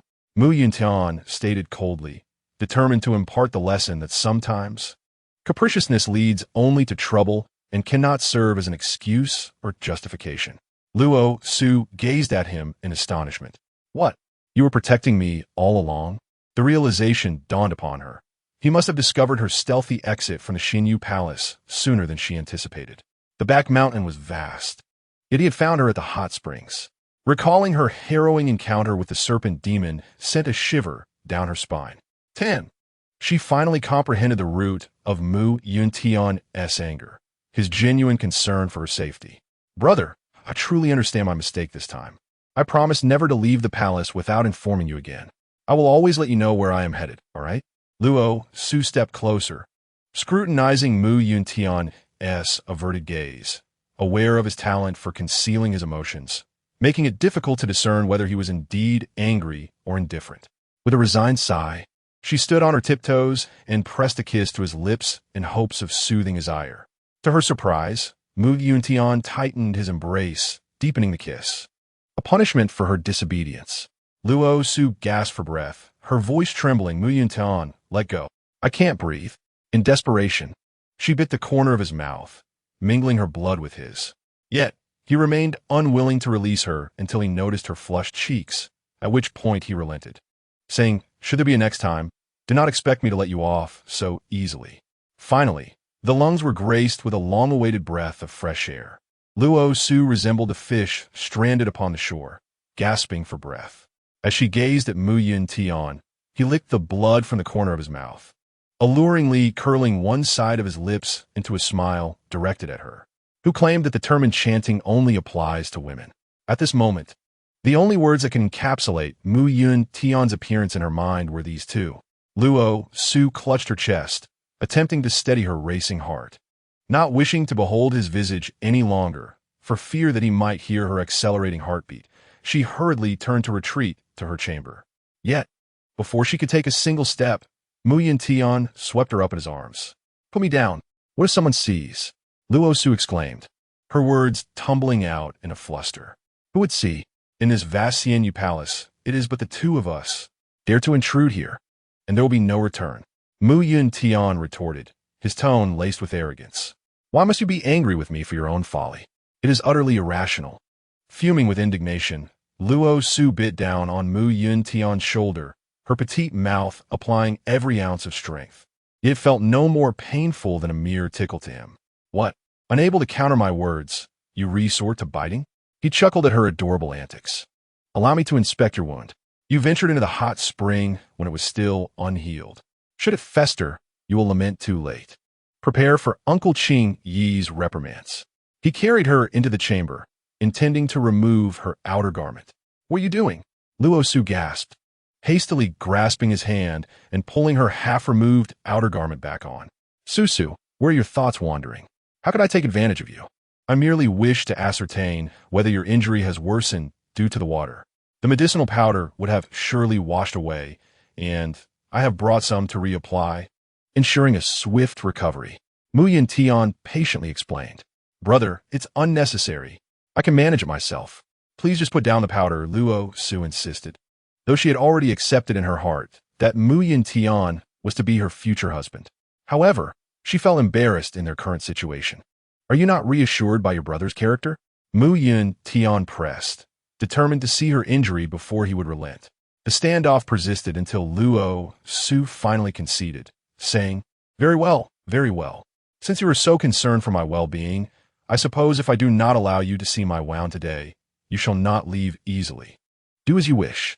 Exhausted from the prolonged struggle, and particularly after the soothing effects of the hot spring, she felt a wave of drowsiness wash over her. She shed her outer garment and lay upon the bed, closing her eyes as she awaited Mu Yuntian to examine her injury and apply the medicinal powder. Amused, Mu Yuntian observed the rapid transformation of Luo Su from being guarded to embracing her circumstances. Before he could fully process the change, she had already drifted into slumber. He proceeded with gentle movements, noting that while her wound had begun to heal, the new skin bore a slightly different hue than the surrounding area. Noticing some pallor at the wound site, he sprinkled medicinal powder upon it to prevent any infection. He brushed aside the strands of hair that fell across her face, tucked the brocade blanket around her, and quietly exited the room, closing the door behind him. In the depths of the night, Yuntian sat cross-legged before the door, enveloped in a faint silvery glow, a testament to the moonlight cascading upon him. His visage radiated tranquility, with eyes firmly closed, as if he were immersed in a realm of his own, isolated from the outside world. At this moment, he was engaged in an unprecedented cultivation endeavor, harnessing the power of the moonlight to push against the limits of the great ascension realm, seeking a higher breakthrough. He circulated the spiritual energy within him, gradually absorbing the essence of moonlight, as taught by his master Qinghuan. As time elapsed, the aura surrounding Yuntian grew increasingly formidable and majestic. The air around him seemed to be drawn into tiny whirlpools of energy, shimmering faintly under the moonlight, as if performing a mysterious symphony. Suddenly, an explosion of brilliant light erupted from his being, akin to a shooting star piercing the night sky. This radiance was so dazzling that it was nearly blinding. Following this, a deafening roar resonated, as if the very heavens and earth trembled in response. When calm returned, Yuntian's figure had vanished, replaced by an ethereal and elusive silhouette, transcending the mundane like an immortal from the lunar palace. His gaze was profound and luminous, as if capable of perceiving all that exists in the world. Clearly, he had successfully transcended the limits of the great ascension realm. The next step would be to endure the tribulation and ascend. He must conceal his cultivation level until he became formidable enough to avoid the tribulation's thunder, lest he be exploited by those with ulterior motives. This breakthrough had already stirred the disciples on the island. By dawn the following day, whispers circulated among the disciples, speculating about the source of the previous night's commotion. Did you hear that sound? Surely, it must be one of our fellow disciples breaking through to the great ascension realm. Chapter 52. Qi Refinement within the Tai Chi Hall. Qin Feng cleared his throat, addressing the gathered disciples. Do not engage in idle chatter. Focus on your cultivation, regardless of which fellow disciple has broken through. It is a glory for our sect. I hope each of you can soon overcome your bottlenecks and attain ascension. Yesterday, both the master and junior brother have traveled far and wide, and I shall temporarily oversee matters within the sect. I trust you will abide by our rules and regulations. In unison, the disciples responded, Yes, we shall earnestly remember to adhere to the sect's rules. Deep within the Xinyu Palace, Luo Su rose early, having resolved to cultivate a vegetable garden within the palace after considering it during her visit to the grain shop. This way, she would never have to go hungry again. After surveying her surroundings, she identified a secluded spot in the backyard, deciding it was the perfect place to establish her garden and personally plant vegetables. The seeds she had purchased days earlier at the grain store had remained idle in her room, but now, with a rare moment of free time, she was eager to plant them within the palace. Dressed in an elegant long gown with a delicate jade hairpin adorning her hair, she exuded an otherworldly grace. Luo Su meticulously selected various vegetable seeds, including vibrant green leafy greens, plump tomatoes, and slender cucumbers, each chosen with great care. She did not disturb Yuntian, knowing well that he practiced swordsmanship every morning, a steadfast habit cultivated over the years, unwavering even in the face of wind and rain. Without hesitation, she, although originally a delicate miss from a noble family, was not a weak woman devoid of strength. Wielding a shovel, she tirelessly turned the soil until it became soft and fertile. Subsequently, with meticulous care, she sowed seeds at measured intervals, gently covering them with a thin layer of earth. To ensure an optimal growing environment for the vegetables, Luo Su thoughtfully erected a circle of bamboo fencing around the garden, which not only prevented poultry from trampling on the crops, but also provided a measure of shade. She also diverted the crystal-clear mountain spring water through bamboo tubes into the garden for convenient irrigation. After a day of labor, she was covered in dirt, blissfully unaware that mud had smudged her face and that her hands bore small scratches from bamboo thorns. Reflecting on the future harvest, she sat quietly in a corner of the garden, savoring the fruits of her labor. Her heart brimmed with joy and a profound sense of fulfillment. This garden was not only a gift from nature, but also a testament to her dedication and efforts. With her own hands, she had cultivated a vibrant and lively sanctuary, bestowing upon Xinyu Palace a unique tranquility and beauty. After finishing his sword practice and failing to locate Luo Su, Mu Yuntian concentrated to sense her aura. Pondering what she was up to, striding gracefully to the backyard, he discovered her squatting in the garden she had cultivated. Her back turned to him as she dug up stones from the earth. Su, what are you doing? Mu Yuntian inquired, genuinely perplexed by her actions. Digging in the backyard seemed to him a frivolous use of time. Senior brother, look, I've cleared a patch for a vegetable garden. Soon, we can enjoy fresh produce. And you'll often get to taste my cooking, Luo Su replied, wiping the beads of sweat from her brow, only to find her face becoming increasingly soiled. The garden may not be ready, but I see you are becoming a dirty little kitten, he remarked, observing the mud smeared across her face. Come here. He beckoned her over, using a cleansing technique to gently wipe the dirt from her face and tidy her soiled attire. However, upon noticing the delicate, fair skin of her fingers marred by numerous tiny cuts, Mu Yuntian furrowed his brow and admonished, in the future, refrain from undertaking such strenuous tasks yourself and injuring your hands. Should you wish to do anything, simply inform your senior brother. I can handle him more swiftly, and as a practitioner, my methods often yield quicker results.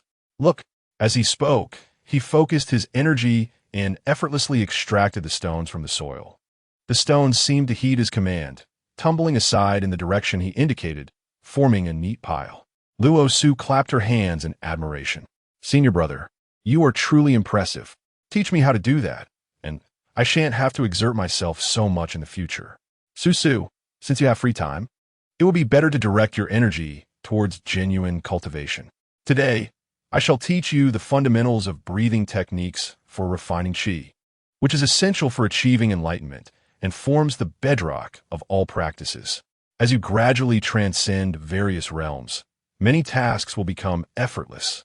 What you just witnessed was merely the most basic of tasks.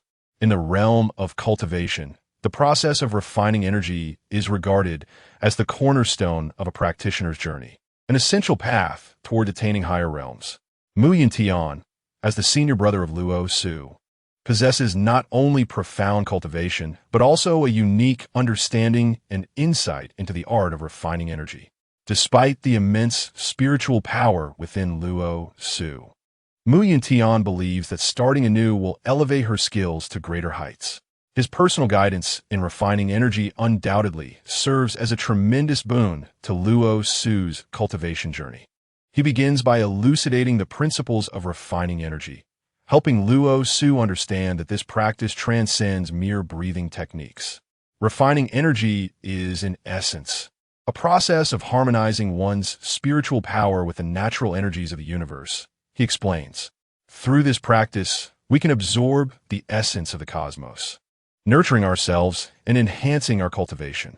As he speaks, he demonstrates the intricate process of refining energy, sharing the techniques imparted to him by Qing Huan.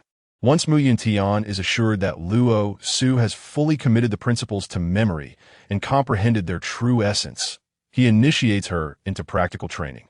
He guides her to a valley rich in spiritual energy, where the atmosphere is conducive for practitioners to sense and manipulate the energies of the earth and sky. They sit together, cultivating a serene and focused mindset.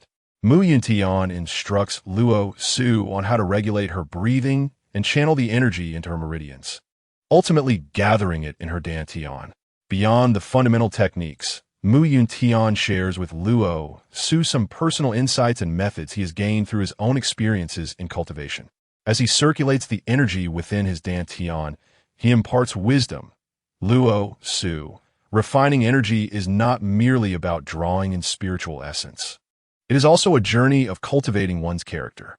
During practice, one must learn to maintain tranquility and focus, shielding oneself from the distractions of the outside world. Do not be hasty in your pursuits, lest you risk falling into dangerous pitfalls.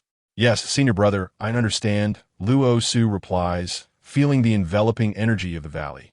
She perceives the spiritual essence within the valley as vast and profound, akin to an ocean, while she feels like a sponge, perpetually yearning to absorb more. Senior brother, when will I know that my refining is complete? She inquires. Your body will reveal the answer, Mu Yuntian responds. Each individual possesses unique spiritual energy. This is something that must be sensed personally. When you feel your dantian brimming with energy, you may cease your practice. Conversely, if you sense depletion, continue to breathe and absorb until your vitality is restored. With patient guidance, he meticulously explains each stage and step, ensuring that the novice, Luo Su, grasps the essence of refining energy. He observes and advises on every movement and breath she takes, offering timely answers and encouragement whenever she encounters difficulties or uncertainties. This nurturing environment fosters her continuous improvement. Under Mu Yuntian's attentive tutelage, Luo Su's proficiency in refining energy markedly increases. She not only masters the basic methods, but also gains profound insights that will leave a lasting impact on her future cultivation journey. Listening to Mu Yuntian's words, Luo Su was enlightened. Perhaps for the first time, she sensed the immense spiritual power within her. Thus, upon mastering the qi refining technique taught by Mu Yuntian, she immersed herself in a valley rich with spiritual energy, absorbing the essence of heaven and earth like a parched traveler. She began to comprehend her senior brother's assertion that one could forego grains. After refining her breath, she felt as if cleansed inside and out, completely devoid of hunger, yet brimming with vitality. Senior brother, I finally understand why you taught me qi refining while I was gardening. Does this mean my desire to cultivate a vegetable patch has dissipated? But didn't I toil in vain this morning? She lamented, a hint of regret etched on her face. Amused by her dismay, Mu Yuntian affectionately ruffled her hair and replied, what difficulty lies in this? When we return, I shall find a way to ensure your garden does not go to waste. Really? You are too kind to me, senior brother, Luo Su exclaimed with joy. May I inquire about your current realm? Her curiosity was piqued. She longed to stand beside him on the mountain peak and behold the grandeur of the world below. In the great ascension realm, last night while you slept, the crescent moon hung in the sky, and inspired by a feeling within me, I meditated outside. It has been a year since I faced this bottleneck without breakthrough. Yet yesterday, I found tranquility and unexpectedly ascended to the great ascension. I anticipate the next challenge will be the tribulation of heavenly lightning. At that time, I fear for your safety, and I shall seek a secluded place for meditation. You must take care of yourself, then, Mu Yuntian reflected, knowing that transcending to immortality would invite the wrath of heavenly tribulations, and those who coveted his position would seize the opportunity to eliminate him. His foremost concern was ensuring Luo Su's safety, for should any misfortune befall him, he could not allow her to be implicated. Heavenly lightning. Senior brother, what if the one undergoing the tribulation lacks sufficient cultivation? What then? Luo Su asked, her eyes fixed anxiously on Mu Yuntian's stern visage. If one lacks the requisite cultivation and the heavenly lightning strikes, the consequences could be dire. One might be left in tatters, clinging to life in this world, or worse, be reduced to ashes, leaving no trace of existence behind. He replied, his tone laced with an inexplicable mirth that suggested he had transcended the fear of life and death. Feeling an instinctive urge, Luo Su grasped his hand, terrified that he might vanish as he spoke. As Mu Yuntian felt her small hand in his, he raised an eyebrow, bemused by her lack of caution. His palm was broad and cool, devoid of warmth, just as his demeanor often was, imbued with a sense of detachment. In contrast, Luo Su radiated warmth like a little sun, her touch soft and delicate. He tightened his grip around her tiny hand, savoring her warmth, and asked, what is it? Senior brother, could you wait a moment? Once I am able to protect you and withstand that heavenly lightning, how will you ascend? Luo Su declared, her expression resolute and filled with unwavering confidence. Chapter 53. Caught in the act, Mu Yuntian chuckled at Luo Su's earnestness, saying, Su, you have just learned to refine your breath. Your qi cultivation is far from complete. How can you talk of protecting your senior brother? I understand your intentions, but one must not be hasty. Should you stray into the path of demonic cultivation, there would be no turning back. Do you understand? I am unconcerned for myself, only hoping for your safety. Luo Su understood that Mu Yuntian would undoubtedly find it hard to believe her words, as the disparity between their realms was vast and insurmountable. It seemed that diligent cultivation in the coming days was imperative. Senior brother, may I linger here a while longer before departing? Luo Su felt a constraining sensation in her dantian, as if the spiritual energy was trapped, unable to rise or fall. She sought to transform this energy into true qi for her own use. As the saying goes, a master leads one to the door, but the cultivation lies within the individual. Luo Su was indeed an exemplary disciple. Mu Yuntian had merely imparted to her the most fundamental breathing techniques. Yet she intuitively grasped how to transmute it into true qi. Su, I am here beside you. Call me should you need anything, Mu Yuntian said, subsequently closing his eyes. After attaining the great ascension, he devoted himself to the cultivation of the primordial spirit. The primordial spirit is the amalgamation of a cultivator's mind and soul, representing their true self. Cultivating the primordial spirit could elevate his mental prowess to unprecedented heights, potentially liberating him from worldly constraints. Therefore, he needed to harmonize the cultivation of the primordial spirit with the refining of the void, merging the two into one, a task of considerable difficulty, akin to feeling his way across a river by stepping on stones. Very well, senior brother, Luo Su replied softly as she gradually closed her eyes and continued to circulate the energy within her dantian. The more she breathed in and out, the more she sensed the depletion of spiritual energy within her meridians, which felt exceedingly parched. Her spiritual power urgently required this energy to flourish and sustain itself. The beasts residing in the valley had also sensed the abundant spiritual energy in this location, which drew them here to thrive. However, some powerful magical beasts had detected the presence of two cultivators nearby. Their formidable spiritual energy seemed to siphon the valley's essence clean, forcing the aggrieved beasts to silently retreat in search of other places rich in spiritual energy. As Luo Su directed the absorbed spiritual energy to her dantian, she transformed it into true qi, wrapping it delicately around her spiritual veins. A wave of invigorating clarity washed over her, heightening her senses. Although her eyes were closed, her ears could discern the sound of distant creatures crunching leaves, and she could catch the tantalizing aroma of roasted meat wafting through the air. Roasted meat? Luo Su's eyes flew open. The scent was simply delectable. Where could this enticing aroma be coming from? Having not tasted meat in a long while, Luo Su was instantly captivated. She brushed off the dust from her clothes, noticing that Mu Yuntian was seated in meditation. Not wanting to disturb her senior brother, she contemplated a brief glance before quietly making her way towards the enticing scent. As Luo Su stealthily ventured deeper into the valley, she beheld her master, clad in azure garments, intently flipping skewers of meat over a crackling fire.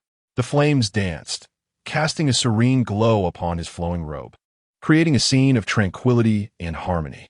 The twilight sun bathed him in a golden radiance, as if adorning him with a luminous cloak. "Master, what are you roasting?" Luo Su inquired softly, wishing to partake in this peaceful moment. Upon hearing her voice, the azure-clad figure looked up, his expression one of surprise. "Ah, it's Luo Su. Why are you here instead of recuperating at the Xinyu Palace? Where is Mu Yuntian?" "Senior brother is here with me to cultivate. I have just begun my journey into the qi refining stage. It was indeed your delectable roast that lured me here.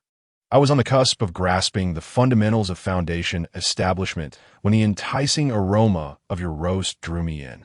You owe me for this, master," Luo Su playfully insisted. As Luo Su approached, she beheld the plump wild rabbit rolling over the fire, emanating an irresistible aroma.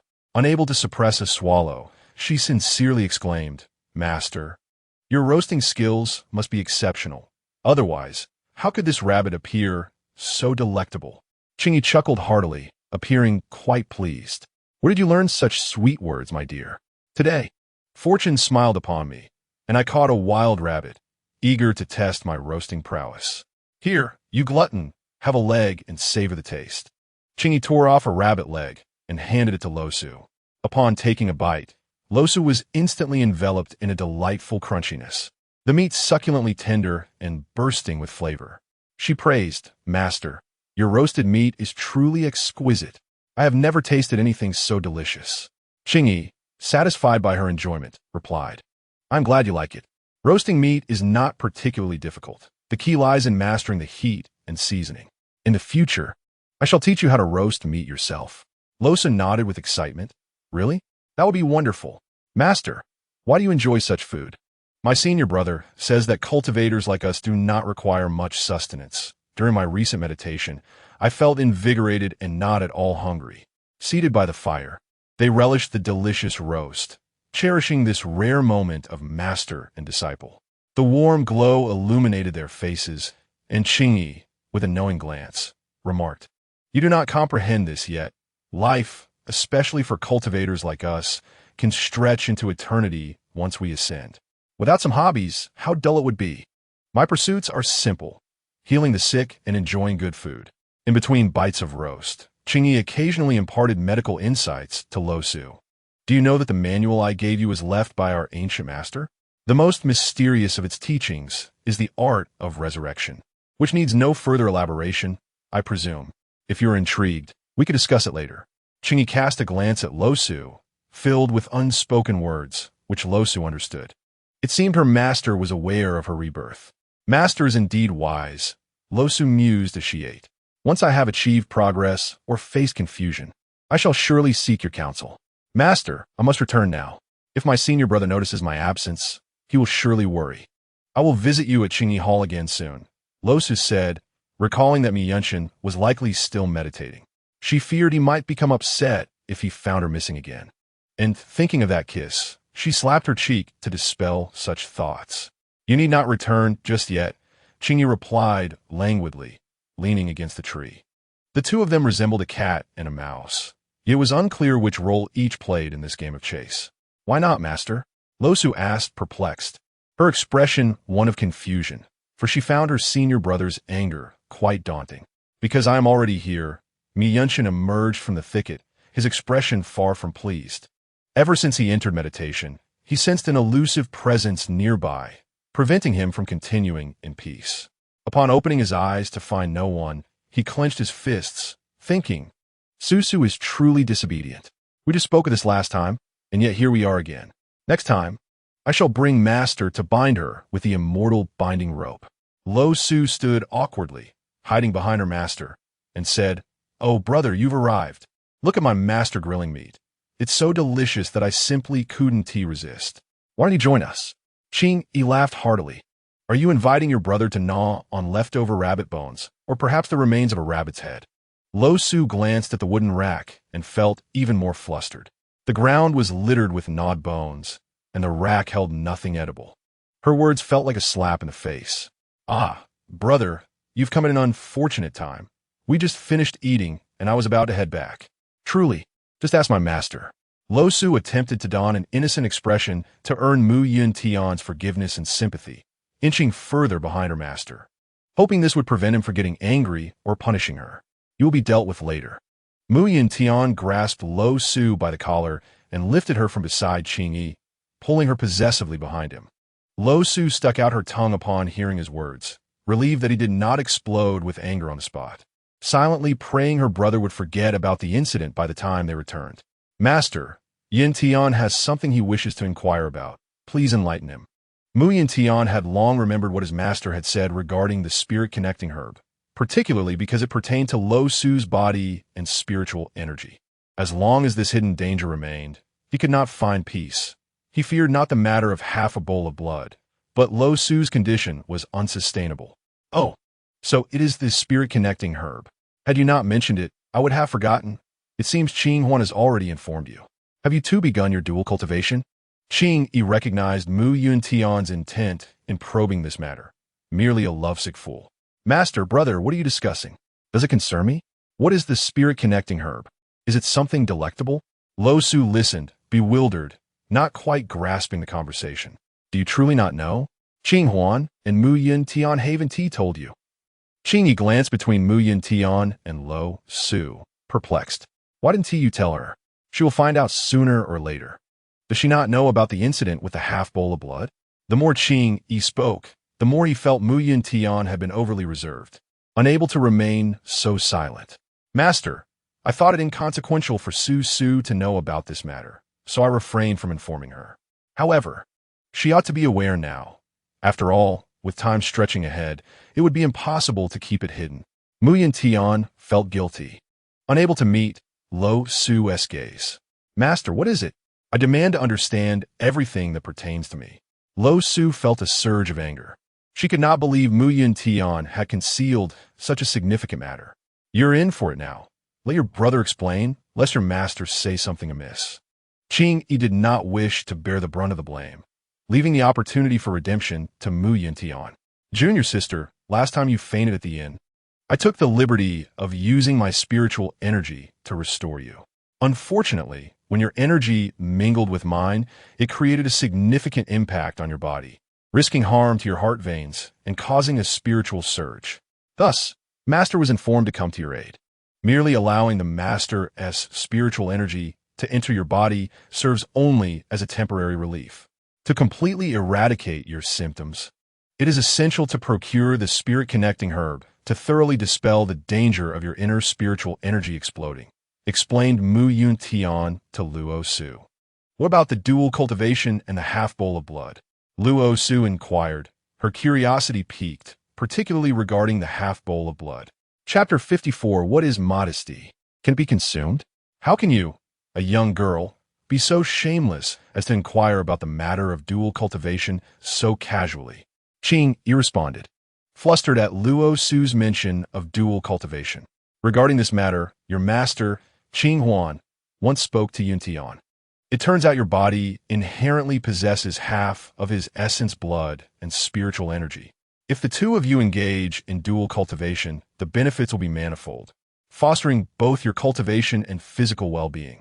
However, Yuntian values your reputation, especially since it is rumored that you are already betrothed.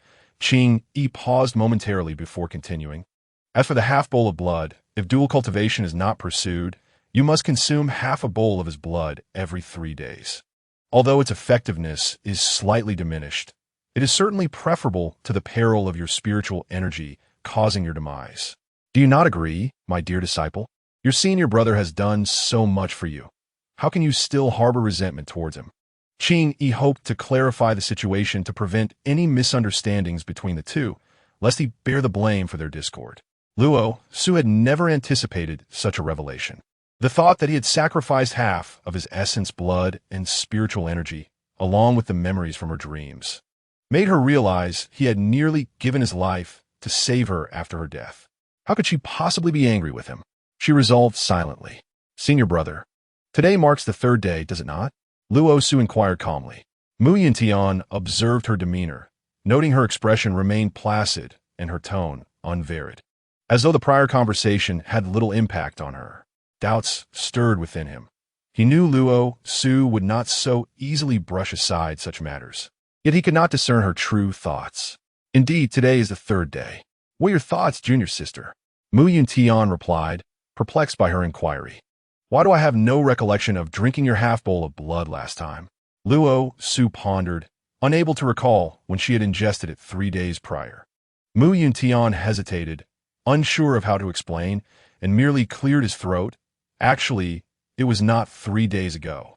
After you were taken by the serpent demon and fainted, I worried your body could not endure. Thus, I hastily pricked my finger for you to drink, and surprisingly, it proved somewhat effective. Qing Yi, witnessing the usually proud Mu Yuntian subtly gauging Luo Su's reactions, couldn't help but chuckle softly. Do not be vexed, my disciple. Your senior brother's concern has caused him to act erratically. He feared for your safety. You should have seen him when he carried you to me, trembling with worry. Do not think that I, as your master, am oblivious to such matters. At that moment, Qing Yi stood in solidarity with Mu Yuntian, having observed his anxiety and care. He hoped the two young souls would navigate their lives together, granting him peace of mind as their mentor. Luo Su, however, fell into deeper silence, her lips pursed tightly, angered by Mu Yuntian's disregard for his own safety and his full disclosure. She turned away, sulking in solitude. Mu Yuntian found himself unable to approach his master, the Qingyi, to discuss matters with Luo Su, and thus he resigned himself to waiting for a more private moment between the two of them to clarify things in her presence. The master had also requested that Yuntian be informed about how to enter the mysterious illusion of the spirit grass and the opportunities it held. Not wishing to delay any further, Mu Yuntian observed how Luo Su's cultivation grew stronger by the day. Yet with it, her physical condition became increasingly precarious. Regarding the illusion, your master and I have previously engaged in discussions on the subject. Qinghuan has also been in pursuit of it. However, this phenomenon is truly serendipitous, as it exists within the realm of dreams. It is not something one can simply seek out. Rather, it arrives unbidden. Furthermore, if you wish to accompany Luo Su, it seems that the only recourse is through mutual cultivation, Qingyi stated emphatically, devoid of any jest. Upon hearing this, Mu Yuntian instinctively glanced back at Luo Su, who sat with her back to them, uncertain of her thoughts on the matter. The challenge presented was evident. It was not merely a place they could explore at will. Luo Su had indeed heard. She understood fully and was resolute in her earlier decision, which she would not amend. Brother, let us return. The day is waning, and the dampness of the valley makes me unwell. Master, let us depart together, Luo Su said, rising and brushing off the leaves that clung to her. Qingyi, being astute and perceptive after millennia of existence, replied, You may go ahead. I must remain in the valley for a few more days, as there are several herbs yet to be found. When Luo Su has the time, she may visit the Qingyi Hall again, for I have matters to discuss with her. Master, then we shall take our leave, Mu Yuntian said, gently pulling Luo Su's arm as they exited the forest, making their way back to the place they had previously occupied. Luo Su, wishing to avoid conflict and not wanting to appear disrespectful before her master, allowed him to lead her. However, upon reaching the spot where they had meditated, she released his hand and stated, Brother, we are returning to the Xinyu Palace. Mu Yuntian felt a pang of disappointment at her withdrawal and replied, Very well, before enveloping her with his arm as they took flight on their swords. During the day, the spiritual energy absorbed from the mountain had rendered Luo Su devoid of hunger, despite having only consumed a rabbit's leg. Upon arriving at the Xinyu Palace, Mu Yuntian assumed that Luo Su would continue to ignore him, so he intended to prepare half a bowl of blood for her needs before presenting it later.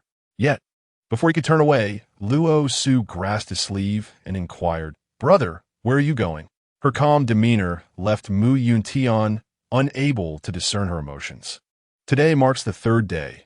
I prepared that half bowl of blood for you, he replied, avoiding her gaze.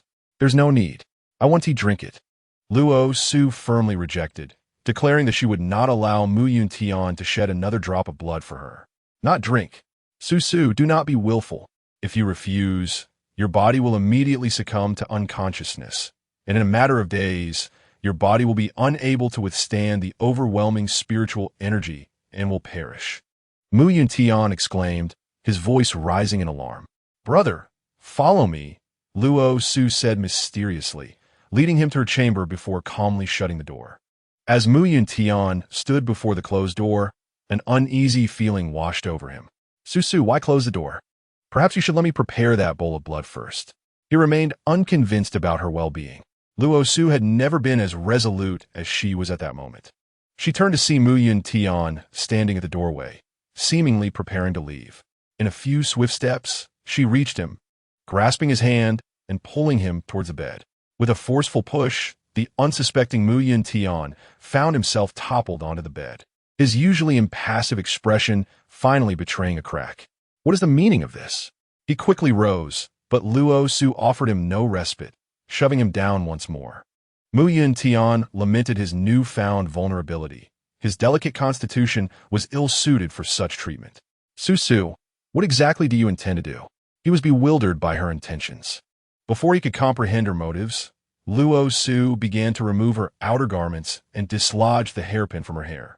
Her lustrous black locks cascaded down like a waterfall, and the skin revealed beneath her clothing, as pale as snow, captivated Mu Yuntian's gaze.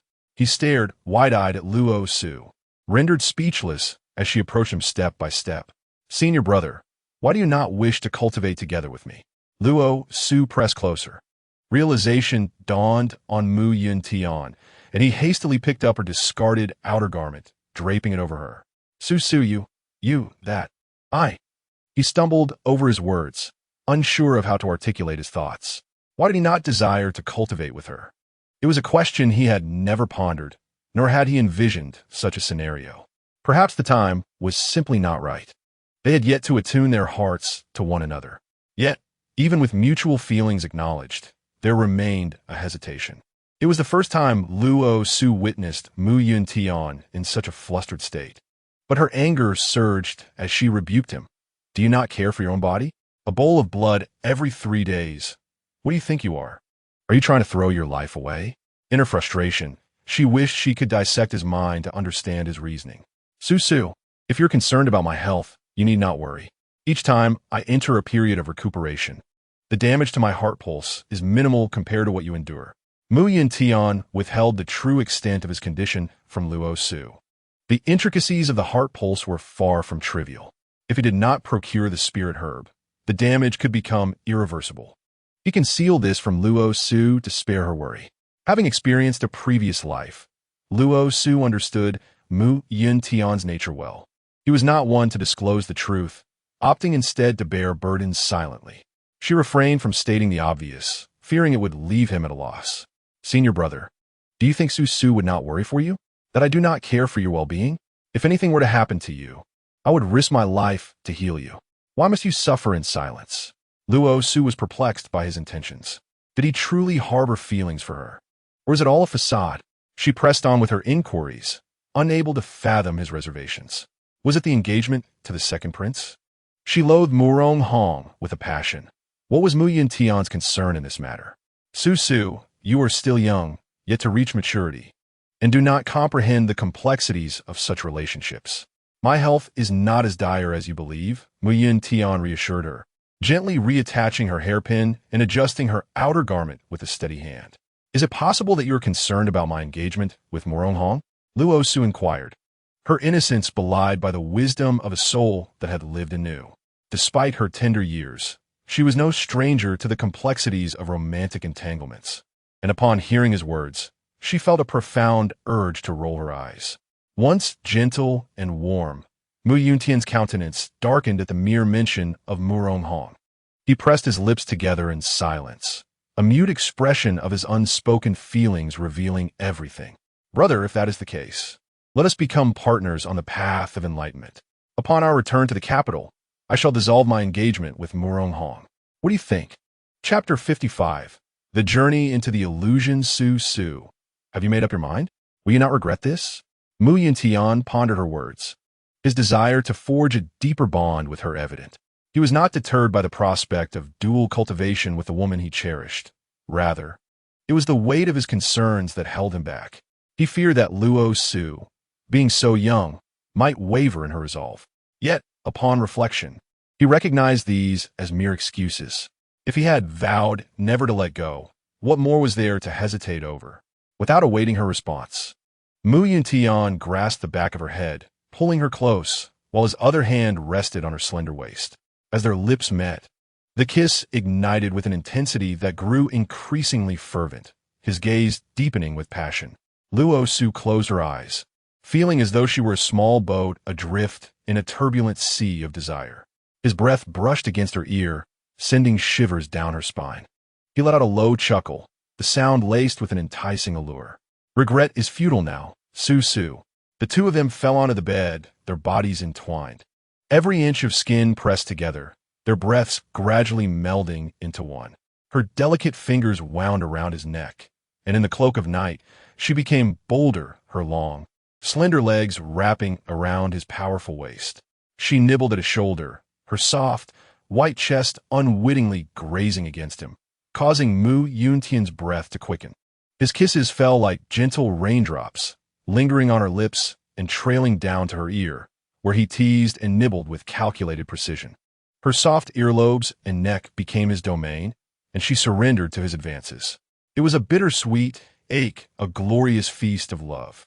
The night seemed to stretch infinitely, time suspended, as their bodies and souls became one. Destiny often favors such inseparable companions. When they awoke, they found themselves no longer in the Xinyu Palace. Dense mist obscured their vision, leaving them in a world shrouded in ambiguity. The sounds of wind whispering through the trees filled the air, and the warmth of their previous intimacy felt like a fleeting memory. Had they slipped into a dream, or had they been transported to another realm? Was this a continuation of events from a past life? Luo Su could not see where Mu Yuntian was. "Brother, Mu Yuntian," she called out in distress. Mu Yuntian, likewise ensnared in the fog, quickly regained his composure, contemplating their predicament. Just moments ago, they were entwined, and now they found themselves here. Was this the illusion spoken of by their master Qingyi?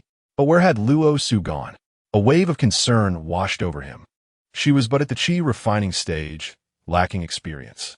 Should she encounter a beast or a formidable formation, escape would be impossible, endangering her life. "Su, where are you? Sister?" Mu Yuntian called out urgently, desperately seeking her whereabouts. As Mu Yuntian traversed through the mist, he suddenly sensed an immense aura locking onto him from behind. He swiftly drew the Qingyun's sword from his waist, casting a vigilant gaze around him. Almost immediately, a colossal qilin emerged from the fog, its magnificent scales sparkling brilliantly, and its eyes burning like fierce flames, exuding an overwhelming pressure. The qilin let out a thunderous roar, its massive limbs striking the ground, stirring up a whirlwind. It charged towards Mu Yuntian, spewing forth a torrent of flames, attempting to engulf him in one swift move. With a deft maneuver, Mu Yuntian evaded the fiery assault. He had once encountered descriptions of this ancient, auspicious beast in ancient texts. Yet he never imagined he would come face to face with it in a realm of illusions. The Qilin's power was extraordinary. He could not confront it head-on. Thus, he employed agile movements, circling around the Qilin in search of vulnerabilities. In a fit of rage, the beast swung its enormous claws, attempting to seize Mu Yuntian. However, the latter's agility allowed him to evade each strike at the most crucial moments. His swordsmanship was equally exquisite. He occasionally unleashed sharp gusts of sword energy, compelling the Qilin to divert its focus to defense. The fierce battle raged on for an extended period, during which Mu Yuntian gradually discerned the Qilin's attack patterns. He began to gather his strength, biding his time for the opportune moment. Finally, the Qilin launched another ferocious assault, and Mu Yuntian seized the chance to leap onto its back. In the Qilin's astonished gaze, Mu Yuntian aimed to pierce its neck with his sword. Suddenly, the Qilin emitted a sound of supplication, collapsing to the ground. Its massive form knelt, stirring up a cloud of dust. This display astonished Mu Yuntian. How could such a proud, ancient beast willingly submit? The Qilin, the king of divine beasts, had symbolized auspiciousness and power since time immemorial. Its grand presence adorned with resplendent scales and eyes glimmering with wisdom. Yet today, this legendary creature had succumbed to Mu Yuntian, its pride and might rendered fragile before him. At this moment, Mu Yuntian, sword in hand, sat atop the Qilin. His gaze was resolute and courageous, facing the formidable creature without the slightest hint of fear. The Qilin lowered its lofty head, revealing a flicker of reluctance and humiliation in its eyes, yet more so an expression of reverence and submission towards Mu Yuntian. It understood that it had been bested by a stronger adversary, one worthy of its allegiance, and this was the very reason it had awaited here. Mu Yuntian dismounted and stood before the Qilin, his gaze deep and serene. He did not revel in his victory, but approached the divine beast with equality and respect. He recognized that although the Qilin had been defeated, it remained a magnificent and noble, auspicious creature. "Will you submit to me?" Mu Yuntian inquired. The Qilin fell silent for a moment before nodding in agreement. It realized there was no retreat left. It could only choose to yield to Mu Yuntian. "Then let us forge a pact in blood," Mu Yuntian declared, as he sliced his fingertip with the Qingyun sword, blood immediately flowing forth. The Qilin too pierced its scales, crimson blood oozing from its body. Their blood intertwined in the air, forming a mysterious force. "I, Mu Yuntian, solemnly swear by blood to form a covenant with the Qilin beast. From this moment forth, the Qilin shall become my companion, and we shall safeguard one another. Mu Yuntian proclaimed with fervor. I, the Qilin beast, vow by blood to establish a pact with Mu Yuntian. Henceforth, I shall heed his call. Fighting alongside him in shared glory, the Qilin responded in kind. As the vows resonated in the air, an atmosphere of gravity enveloped them. A mysterious force cloaked Mu Yuntian and the Qilin, and astonishingly, after their bond was forged, Mu Yuntian found himself capable of understanding the Qilin's words. They could communicate through the essence of their minds. Master, I have awaited your arrival for millennia. The last soul who entered this illusion did so eons ago. Might I inquire as to your purpose for venturing into this realm? Are you in search of some artifact? The Qilin intoned with a deep voice. Are you familiar with the herb known as spirit-connecting grass? Mu Yuntian queried, astonished by the Qilin's knowledge of this realm. Your purpose here is to seek this spirit-connecting grass? Alas, I am aware of its existence, yet I fear it shall not be easily obtained. For within this illusion, there resides a guardian of the grass, a being who has existed here for an indeterminate span, seemingly the architect of this dreamlike domain. All magical beasts and artifacts, including myself, were summoned here during his idle moments. For millennia, I have known him to invite celestial beings, demons, and cultivators into this illusion merely to alleviate his boredom. You, dear master, are not his match, the Qilin lamented. Originally an ancient, auspicious beast of the heavenly realm, the Qilin had not wrought havoc upon the world, though it had a slightly temperamental disposition. One fateful day, it had inadvertently entered this illusion and remained trapped for 10,000 years, pondering when it might escape. An illusion crafted by a single individual? Mu Yuntian mused in astonishment. A realm of such vastness, having endured for millennia, raised questions about its master. Was he human or demon? Why had he chosen Mu Yuntian and Luo Su to enter? Did he already comprehend Mu Yuntian's quest for the spirit-connecting grass? Unsure of how to navigate this illusion, Mu Yuntian resolved to take one step at a time, prioritizing the search for Luo Su. I have a companion whose whereabouts are unknown. How might I locate her? He inquired of the Qilin. This illusion is replete with myriad transforming scenes. I currently occupy but one. Should you seek your companion, it may prove challenging. I, too, have not traversed beyond this illusion in all these years, the Qilin replied, a note of sorrow in its voice, reflecting on the grievances of its long confinement. Then perhaps you could share where you have ventured within this illusion. We can search for Luo Su while also seeking the spirit-connecting grass. Rest assured, we shall find a way out of this realm, Mu Yuntian declared, dismissing any notion of fear regarding the illusion. If he could procure the spirit-connecting grass, confronting the architect of the illusion would resolve all matters. Master, the total number of locations within this illusion remains a mystery to all. I have only lingered in a couple of places, unaware of the nature of others. I have spent time in forests and deserts.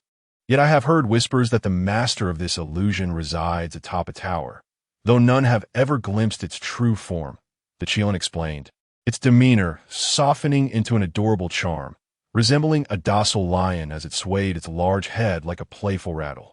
As you have stated, we find ourselves amidst a forest, yet I perceive nothing particularly remarkable about this place. Mu Yuntian surveyed his surroundings, dense trees obscuring the sun, with only faint rays of light filtering through. The trees, albeit tall, seemed strangely arranged, for their density should not have concealed the sky entirely. Just as he pondered this, thick vines as robust as his wrist emerged from the ground, lunging towards Mu Yuntian and the Qilin beast. The Qilin beast exhaled flames, incinerating the approaching vines, while Mu Yuntian wielded the Qingyun sword, its aura shattering the vines into fragments. However, despite their apparent vulnerability, the vines appeared almost sentient, relentlessly advancing towards them, depleting their stamina. Realizing this was an untenable situation, Mu Yuntian contemplated the inevitability of being ensnared by the vines. Observing his surroundings, he noted the absence of birdsong, indicating that this forest was no ordinary one, devoid of common wildlife. a claustrophobic enclosure, was an illusion. He leapt onto the back of the Chilean beast, instructing, "Hold on for a moment. I shall use the formation to discern whether this forest is an illusion or a reality." Chapter 56. The Secret Realm of the Forest. Standing at the heart of the secret realm, Yuntian scrutinized his surroundings with a grave expression. He understood that this place was rife with unknown dangers, each step potentially leading to irrevocable peril. Luo Su's whereabouts remained a mystery, awaiting his search. This forest might also be pivotal in accessing the next level. To unveil the truth, Yuntian commenced the arrangement of a formation. Retrieving from his sleeve a Chinquan bag, from which he produced a mystical artifact known as the Starry Technique. This legendary artifact was said to possess the extraordinary ability to connect heaven and earth, harnessing the power of the stars. Its form resembled a long staff, exceeding 4 feet in length, intricately engraved with celestial maps, each star seemingly twinkling in the night sky, emanating a profound luminescence. The surface of the Starry Technique was enveloped in a delicate layer of starlight, its power oscillating between serene tranquility and tempestuous fury, shifting in accordance with Yuntian's will. As he wielded the Starry Technique, a subtle whistling sound resonated through the air, reminiscent of countless stars harmonizing in resonance. The potency of the Starry Technique lay not merely in its inherent strength, but also in the synergy between it and Yuntian. The cultivation of the Starry Technique complemented the artifact's power, enabling him to unleash combat prowess beyond the ordinary. In battle, Yuntian frequently summoned the celestial force to attack adversaries or to defend himself, rendering him nearly invincible. The artifact in his hand spun gracefully, emitting a gentle radiance that harmonized with the runes upon the ground.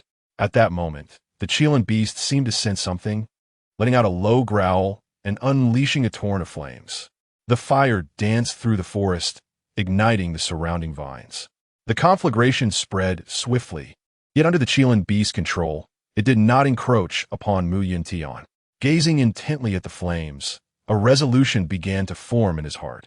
He believed that only through the purifying flames could the true visage of this forest be revealed.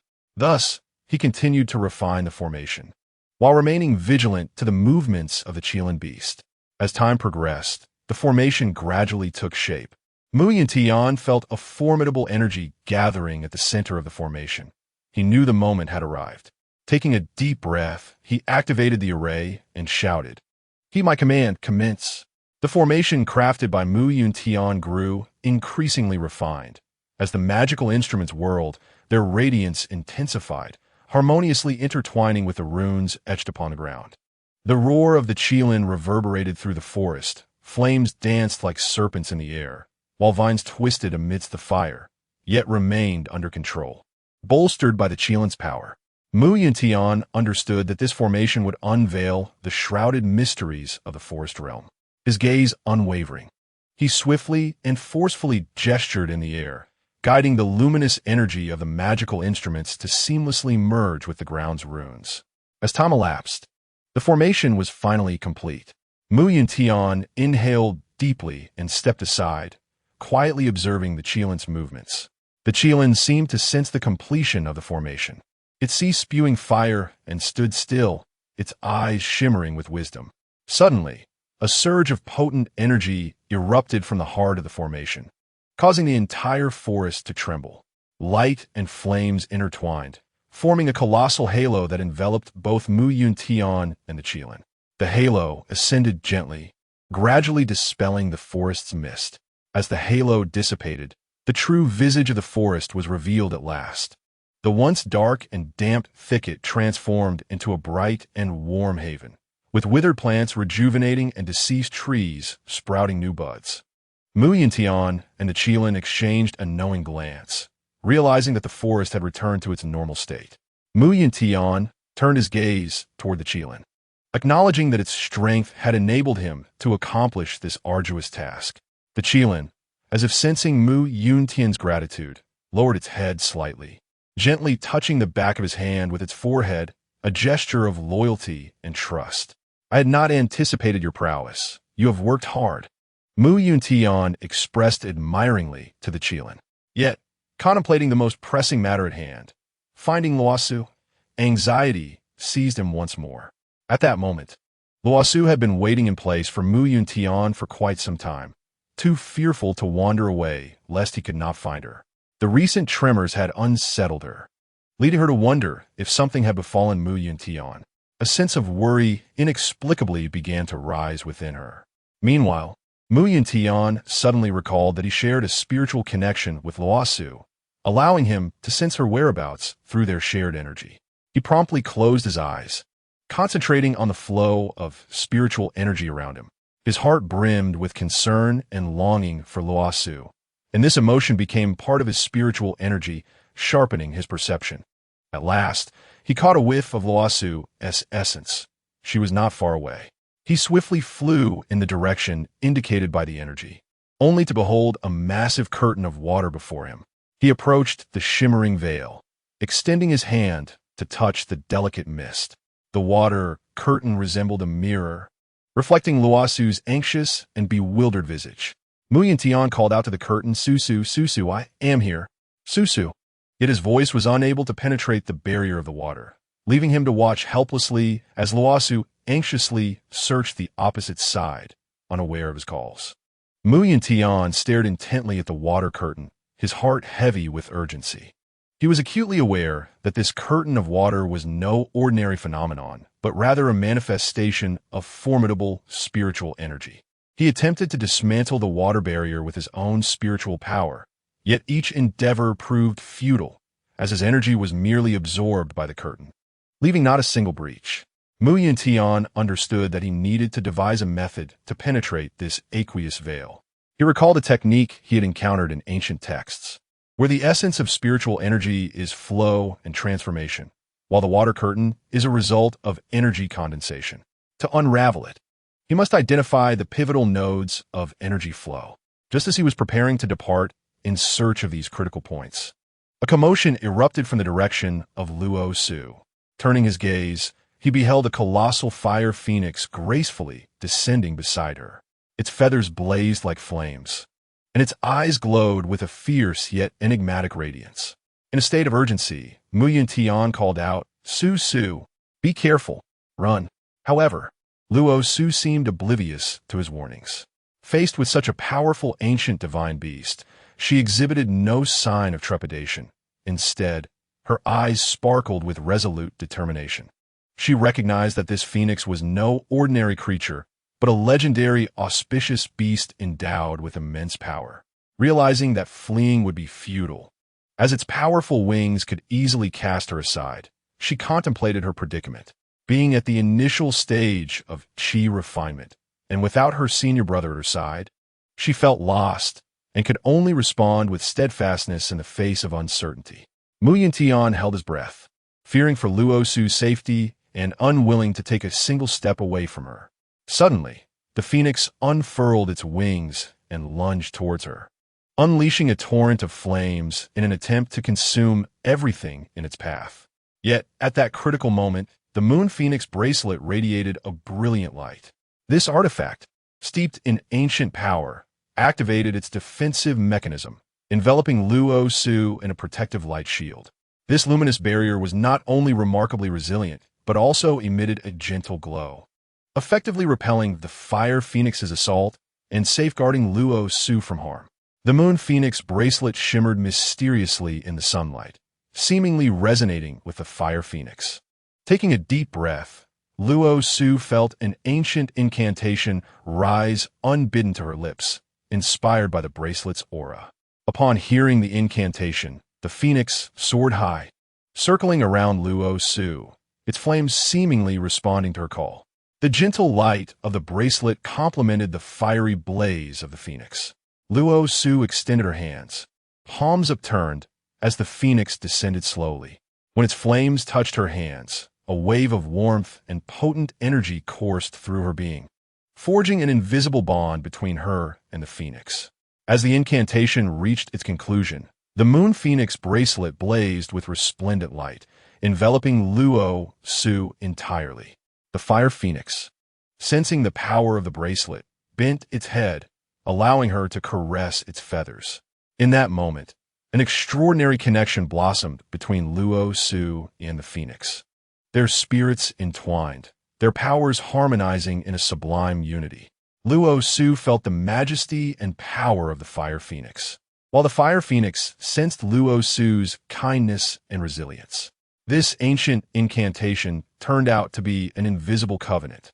Upon the successful establishment of this contract, the fire phoenix became Luo Su's guardian spirit, bestowing upon her immense power and offering protection in times of peril.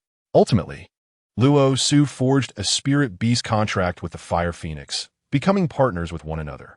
The fire phoenix willingly obeyed Luo Su's commands, vowing to shield her from all harm. Yuntian, witnessing this scene, finally felt his anxious heart settle. He recognized that Luo Su possessed not only wisdom and courage, but also a heart filled with kindness and determination. He believed that with the fire phoenix by her side, Luo Su would be safe for the time being. Now, it was his turn to seek the key to unraveling the water veil. He began to walk along the edge of the water veil, meticulously observing his surroundings. At the juncture of the water veil and the forest, he discovered a small vortex of spiritual energy. Yuntian realized that this vortex might be the water veil's weakness. He crouched down, placing his palm against the vortex, and started to channel his spiritual energy into it. As the energy flowed in, the vortex gradually expanded, and the movement of the energy became more vigorous. Yuntian felt an increasingly intimate connection with the water veil, as though he could sense Luo Su's presence behind it.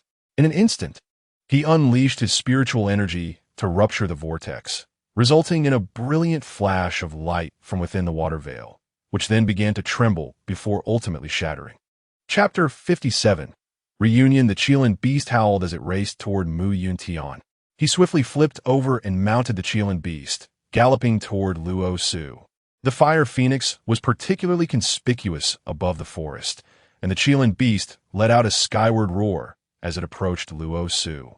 Unaware of the visitor's identity, the fire phoenix spat a fireball toward the Qilan beast. Being a fire element auspicious beast, the Qilan beast was unperturbed by the fireball, swallowing it whole and letting out a loud belch, infuriating the fire phoenix as it flapped its wings in agitation. Yuntian dismounted from the Qilan beast and embraced Luo Su, who stood on the ground. The fire phoenix circled overhead for a moment, seemingly observing Yuntian's every move. Finally, after confirming that the Qilan beast posed no threat to Luo Su, the fire phoenix retracted its flames and quietly settled nearby. The Qilan beast lay beside them, squinting its eyes in rest, awaiting its master's command. Susu, that was far too dangerous. Did you know I was just behind the water veil, but unfortunately, you couldn't hear me calling you? Yuntian said with concern, carefully inspecting Luo Su from head to toe, fearful that she might have sustained injuries. Senior brother, where's the water veil? Where are we? Could this be the illusion that Master spoke of? Is the spirit grass we seek within it? Luo Su asked incessantly. The fire phoenix, which had been preening its feathers, immediately turned its head toward Luo Su upon hearing the mention of spirit grass. Master, are you searching for spirit grass? I know where it is, the fire phoenix proclaimed. Luo Su was startled by the sudden speech of the fire phoenix, astonished that the auspicious beast could talk. To her surprise, she realized that the fire phoenix was a male, prompting her to think, aren't phoenixes typically female? The contrast was striking. You are male? Luo Su inquired. The fiery phoenix's feathers flared up, and the Qilan beast, squinting from the side, erupted into laughter upon hearing Luo Su's inquiry. It was utterly ridiculous that the leader of the ancient divine beast clan, the fire phoenix, was questioned.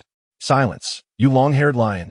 The fire phoenix, as the sovereign of the avian realm, held an unparalleled status among birds, and its master showed it no respect whatsoever. Oh, my apologies. As a newcomer, I'm still unfamiliar with the customs here. Please forgive any offense I may have caused. You mentioned knowing the location of the spirit-connecting herb? Luo Su asked humbly. It lies within the 7th trial of the illusion, the final challenge, the infinite tower. How could you not know this? Hey, lion over there. Haven't you informed your master about the infinite tower? How do you claim to be a spirit beast? The fire phoenix regarded the Qilan beast as if it were a fool. The Chilean beast scratched its ear and thumped the ground with its heavy paw, declaring, "Who is a lion here? You, feathered turkey. Besides, I should roast you and serve you as a dish to replenish my master's spiritual energy. You green-haired lion. Don't assume you alone can spit fireballs. We are all fire element divine beasts. If you're so capable, let us duel. Every day in the illusion. I see you waddling around like a bloated pig, yet you dare call yourself auspicious beast. When we return to the heavenly realm, I wonder who will recognize you for what you truly are." The fire phoenix retorted mockingly. Yuntian and Luo Su exchanged a glance, speechless as they observed the two auspicious beasts bicker back and forth. These divine beasts, existing since ancient times, were acting like 3-year-old children, their intelligence in question. "Please, do not quarrel. Luo Su and I are sworn siblings and companions. Since you have formed a spirit-beast contract with us, let us unite in purpose and not let trivial matters disturb our harmony." Yuntian interjected, rarely stepping in for such minor disputes. Were it not for Luo Su's well-being, his temperament would have led him to deliver a reprimanding hit to both beasts long ago. It was indeed quite noisy to be wasting time in squabbles. Upon hearing his master's voice, the Chilean beast ceased its petty arguments with the foolish bird. After all, there would be ample time in the future. It was determined to find an opportunity to pluck the foolish bird's feathers out of spite for the insult. "Su, this is my avatar. Should we become separated again, you may use it to contact me," Yuntian said as he snapped a branch from a nearby tree. He recited incantations, channeling his spiritual energy into the branch. Strangely, the branch seemed to come alive, transforming from a mere twig into a miniature version of himself, with limbs extending and a tuft of green leaves resembling wild, unruly hair. As the branch drew its life force from Yuntian's energy, its every movement mirrored his own. He carefully placed it on Luo Su's shoulder, where the little branch obediently rested its chin. Luo Su, charmed by the delightful twig, remarked, "I never expected such a cute little thing. May I name you, Greenie? Your hair is quite distinctive. Those green leaves, brother, at first glance, resemble a green hat. This is your avatar," Yuntian explained. And Luo Su accepted this without further thought. He gazed at the painfully vibrant leaves, and with a few swift motions, Yuntian playfully tugged at them, saying, "All right, come forth. I would not mind if you were to become firewood." The once struggling green, attempting to grow its hair, suddenly became docile. However, Luo Su always felt that green, much like Yuntian, sought opportunities to rebel. "Su, have you brought your sword? If only the Qishao sword were here, it might protect you adequately. Though your swordsmanship is lacking, it is fortunate that with the Qishao sword in hand, certain beasts would hesitate to approach."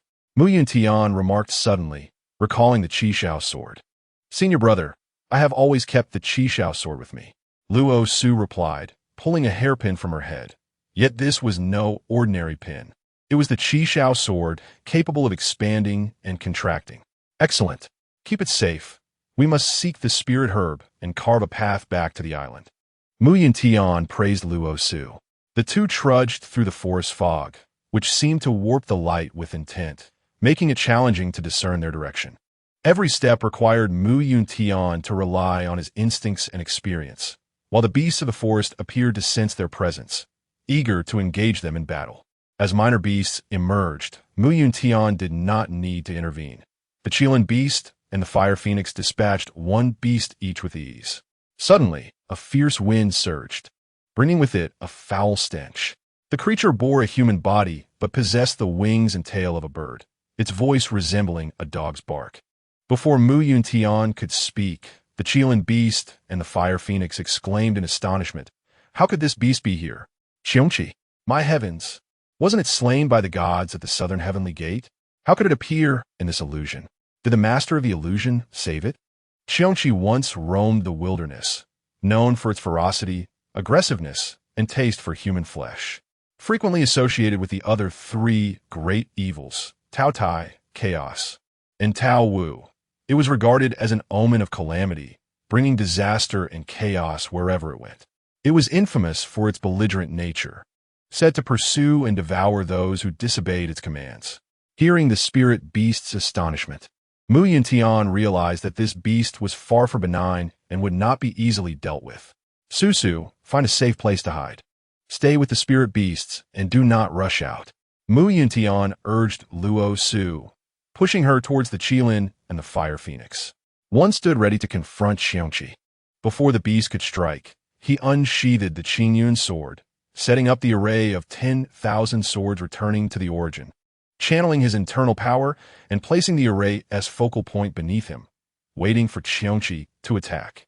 He intended to lure the beast into the focal point, activating the sword formation, and quietly arranged a defensive net of sword energy from the Qingyun sword to prevent the true fire from spreading uncontrollably towards Luo Su. In a flash, Xiongqi lunged at Mu Yuntian, its claws nearly grasping his azure robe, threatening to rend him apart and swallow him whole. He deftly stepped back, evading the strike, lightly touching the ground before leaping atop Xiongqi's head and diving downward, pinning the beast within the designated focal point of his formation. The array of 10,000 swords returning to the origin ignited like fire, the blazing samadhi, true fire engulfing Xiongqi, which howled in agony. Within the array of swords, Mu Yuntian simultaneously executed the 1,000-sword killing technique, unleashing a relentless downpour of blades and a concentrated surge of sword energy upon the monstrous Xiongqi. However, he underestimated the creature's speed and strength. Xiongqi, endowed with innate divine power, swiftly extricated itself from the center of the formation. Its thick scales repelled the barrage of sword rain, while the true flames merely scorched its wings, rendering it flightless. Despite Mu Yuntian's remarkable speed, he found himself unable to keep pace with the creature, which had now vanished from sight. Mu Yuntian had to constantly adjust his position, maintaining a high degree of agility to evade Xiongqi's ferocious assaults while seeking an opportunity to counterattack. Yet, such opportunities were scarce. This beast was impervious to true flames, possessed immense strength, and displayed remarkable agility. What, then, could instill fear in such a creature? At that moment, Mu Yuntian was at a loss for how to confront it, resorting to a protracted struggle. However, the creature's colossal size drained his spiritual energy excessively, diminishing the power of his sword formation and gradually nullifying his defensive net. With Xiongqi now grounded, he needed to discern its weakness. At that instant, the Fire Phoenix recalled a tale from its time in the Celestial Court, where a warrior had boasted of a peculiar truth. Although Xiongqi had no inherent weaknesses, it harbored a profound fear of bamboo swords, whose gleaming blades could cleave through its scales. The Fire Phoenix exclaimed, "A bamboo sword can be used against it." Upon hearing the Fire Phoenix's words, Mu Yuntian surveyed his surroundings and spotted a dense grove of bamboo to the west. He lured Xiongqi into the bamboo thicket and promptly severed a thick stalk. Grasping it firmly, channeling his spiritual energy into the bamboo, he instantly manifested a long sword resembling a blade of azure light. Despite having expended much of his spiritual energy, Mu Yuntian faced Xiongqi's onslaught without trepidation. Wielding the bamboo sword, he unleashed a cascade of sword light, deftly intertwining sword energies as he engaged in an intense battle with Xiongqi once more. Each swing was precise, and every evasion was perilous. Noticing the change in weaponry, Xiongqi felt a twinge of fear, its attacks becoming hesitant and cautious. It appeared that the beast indeed feared the bamboo sword, prompting Mu Yuntian to concentrate more intently on vanquishing it. However, as Mu Yuntian immersed himself in the fierce confrontation, Luo Su, worried for his safety, attempted to follow him into the bamboo grove. Unbeknownst to her, she inadvertently stepped into a dream trap. The Fire Phoenix and the Qilin beast, unable to accompany her in time, vanished into the forest's secret realm. Realizing the gravity of the situation, the Fire Phoenix and the Qilin beast hurried to locate Mu Yuntian, who was currently locked in a fierce struggle with Xiongqi. The dream trap, a peculiar mechanism within the forest's secret realm, ensnared the mind, plunging the unwary into endless dreams.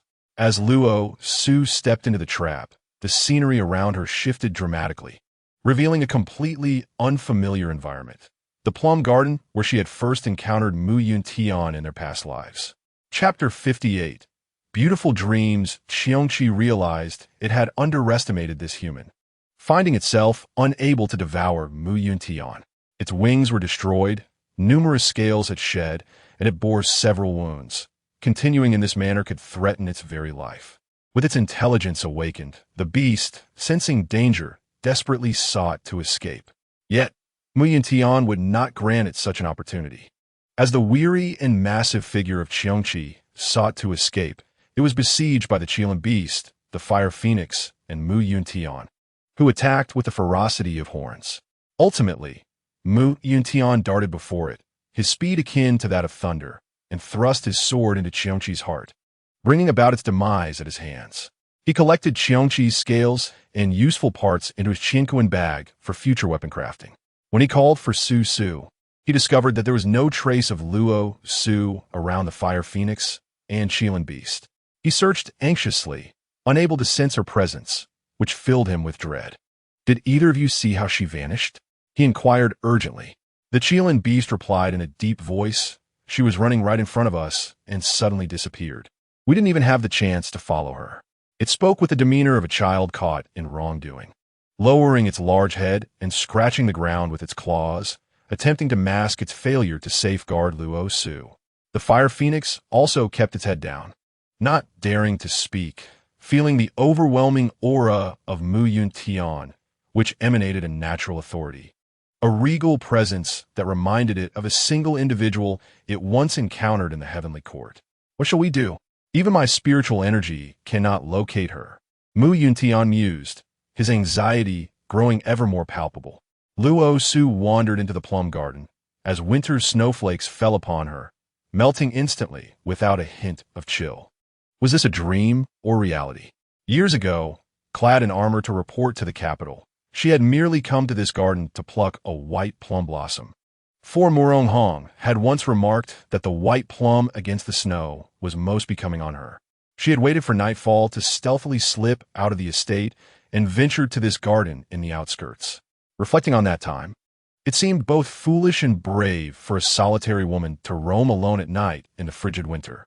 Had she not encountered Yuntian, she might have fallen prey to unsavory characters.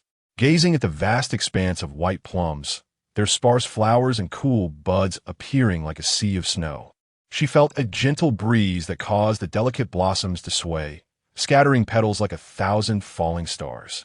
There stood Yuntian, his ethereal presence seamlessly blending into the scenery, as if he had belonged there for an eternity.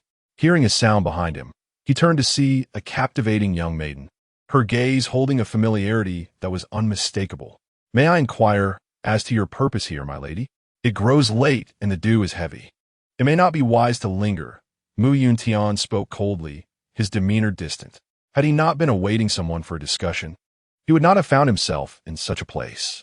Yet, the person he awaited seemed to have been delayed, and despite an hour of waiting, they had not arrived. Luo Su pondered what words or actions had once captivated his heart, struggling to recall how her affections had shifted from Hong to him, leaving him unable to forget her. In the stillness of the winter night, the plum garden appeared as a white ocean, the blossoms fragrant and full of life. Yuntian stood amidst the flowering expanse, his typically indifferent nature seemingly unperturbed by the world around him. Yet within this pristine sea of blossoms, a silhouette caught his eye. Luo Su, clad in a simple white dress, radiated an ethereal beauty under the moonlight. She delicately caressed the petals, her face adorned with a tender smile. Yuntian was enchanted by her gentle smile, as if a warm sun had seeped into his heart. To be treated with such tenderness seemed a form of happiness. He did not know how long he had been gazing until she turned to look at him, prompting him to speak. "Might I inquire where the lady resides? Allow me to escort you home. The night is fraught with danger. I am Yuntian, the imperial general tasked with safeguarding the realm. If you trust me, I would be honored to see you safely home." His gaze remained fixed on Luo Su's eyes. Eager to discern her reaction, Luo Su chuckled lightly, nearly losing herself in this dreamlike scenario. How could the once wooden Yuntian, who had coldly turned away from her in the past, now be so forward in conversation. Had she not pursued him to introduce herself, he would have ignored her entirely. The contrast between the Mu Yuntian and her memories and the one now engaging her in playful banter was striking. Why do you laugh, my lady? Have I erred in my words? I hope you will forgive my ignorance, the dreamlike Mu Yuntian said with utmost courtesy. I know not who you are, nor your intentions. This scene is strikingly reminiscent of the past, almost making me believe in reincarnation. Yet, you fail to grasp the essence of Mu Yuntian. Come forth. The charade is tedious. Luo Su said, her earlier trepidation dissipating, especially with a fragment of Mu Yuntian's spirit at her side. Had it not been for Lu's gentle nudge on her cheek, she might have been truly deceived. Luo Su affectionately ruffled Lu's unruly green hair, whispering, with such vibrant hair away from Mu Yuntian. Do you wish for him to pluck it and toss it into the flames as kindling? Lu twirled its long green locks, flailing its arms in response. From its demeanor, Luo Su discerned a hint of disdain, realizing that even this fragment of Mu Yuntian possessed an air of arrogance. Truly like master, like servant. Huh, who would have thought it would end in failure? Such a miscalculation. You possess some skill, though your physical form is rather lacking. Abundant spiritual energy wasted on ignorance. Why not become my disciple and remain in this dreamscape with me? The false Mu Yuntian transformed, revealing a man in his 30s, with a hint of stubble that lent him an air of composure and elegance. His loosely tied silver belt accentuated his unrefined charm. Are you the master of this illusion? Luo Su inquired, surprised to find the illusion's master so youthful. She had expected an elderly figure. Not quite. I am merely the steward of this dream. The true master of the illusion is not I, he replied with a rueful smile. I am but a pawn, wandering alone in this endless dream. The dreams of you mortals are my creations, each representing your deepest desires. Yet, I am not their sovereign. I merely find solace in my suffering. Luo Su regarded his expression of resignation with sympathy. Then why do you not resist? Who are you truly? Are you human, celestial, or perhaps a demon? She was perplexed by his existence and felt compelled to ask, who am I? It has been long since anyone posed that question. I have nearly forgotten who I truly am. Once a celestial being, now fallen into the realm of demons. Do you ponder whether I am a dream of a celestial or a dream of a demon? Simply call me Dreamly. Upon uttering these words, Dreamly waved her arm, and the dreamscape transformed. No longer a scene of pristine white snow, but a sweltering desert, a reflection of her demise. Hence, is your existence merely to incessantly alter this dreamscape to inflict pain upon me, or to confine me within a beautiful reverie, never to escape? Luo Su inquired with confusion. The essence of my existence. Perhaps it is to ensnare you, allowing your beloved to fret outside, while the master of illusions finds amusement in toying with a mouse. Dreamly replied coolly, her indifference evident as she refrained from manipulating the dream further. After all, it was a rare occasion to have a living soul enter, providing her a respite from monotony. Upon hearing the mention of Mu Yuntian, Luo Su's composure faltered. What did you say? She stepped forward, attempting to grasp Dreamly, but she was as elusive as a wisp of smoke, slipping through her fingers. What is the meaning of this? Do not waste your effort. Ha ha ha ha. You cannot escape. I might as well tell you. The master of illusions is a mysterious entity, concealed deep within this dream. His power surpasses my own, and his will governs mine, orchestrating all of this. Do not attempt to resist or break free from his shackles. His strength is overwhelming, and none can evade it, including you. Your arrival here is entirely at his behest. To be precise, from the moment you sought the spirit grass, the master of illusions had his sights on you. Did you believe you arrived here of your own accord? Foolishness. It is all a trap meticulously crafted by him, Dreamly cackled. Within this illusion, I have witnessed countless joys and sorrows, innumerable tales of love and hatred. Each dream harbors a story, a fragment of existence for you ignorant fools. Yet, all of this is merely the masterpiece of the master of illusions, who shaped it with his will, while I remain a puppet under his control. I yearn for freedom, to break these chains. I long to behold the authentic world, to experience genuine life. However, All of this is but a snare set by the master of illusions, binding me within this endless dream. Listening to Dream Li's revelations, Luo Su realized that it was indeed the machinations of the master of illusions. But what was his pursuit? What connection did it bear to Yuntian or to her? I shall not have my freedom. Thus, those who intrude upon my dreams shall share my descent, until they perish within this beautiful illusion. Ha ha, dreamily proclaimed, her madness and obsession laid bare. Luo Su sank into profound contemplation. As the dream shifted, Nanling, wielding the dagger that had sliced across her cheek, frantically raked it against her skin. When Yuntian arrived, she was in a daze, and this memory was one she could not recall. Only the tears that dripped onto her brow reminded her of her plight. These dreams were mere distractions, intended to unsettle her mind and muddle her judgment. She must devise a means to escape on her own. She could not rely on Yuntian to rescue her. Calming her thoughts, Luo Su sat in meditation. Since this was a dream, everything was illusory. Even Dreamly acknowledged that this place was merely to confine her, incapable of causing her harm. If she could focus her mind and devise a solution, perhaps she could find a way out. Chapter 59. Self-rescue. She cradled the verdant creature, which had quietly adorned her shoulder, in her palms. At this moment, she was acutely aware that Yuntian might not perceive her presence. Yet she still hoped that through the faint connection with the creature, he could sense her existence and the bond that united them. Luo Su gradually infused her spiritual energy into the verdant being, the warmth and strength of her essence seeping into every corner of the creature. As her energy flowed, the verdant being began to emit a soft glow, as if responding to Luo Su's call. Yuntian, I am here. There is no need for you to worry. Luo Su whispered gently, her voice tender yet resolute, akin to a spring breeze caressing the earth, bringing boundless comfort and strength. She brushed aside the wild hair of the creature and pressed a kiss upon its cheek. The little branch-like hand of the creature covered its face, turning to gaze at Luo Su with a dazed expression. She understood that even though Yuntian could not respond, he would undoubtedly perceive the warmth and strength emanating from her. This emotional connection transcended all words, forming the most resilient bond between them. Luo Su continued to maintain this state, her spiritual energy flowing ceaselessly into the verdant being. In the forest's secret realm, Yuntian, who had been searching like a headless fly, suddenly halted as a wave of warmth enveloped him. It felt as if he had been kissed. A gentle brush against his cheek, almost imperceptible. He reached out with his unarmed hand to touch that spot. Was this a message from Luo Su? Why did his spiritual energy feel as though it were being infused?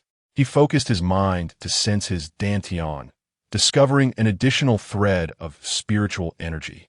Indeed, it was his own energy, yet felt different from his original essence, mixed with the breath of his master. It seemed that Luo Su was conveying a message through his avatar.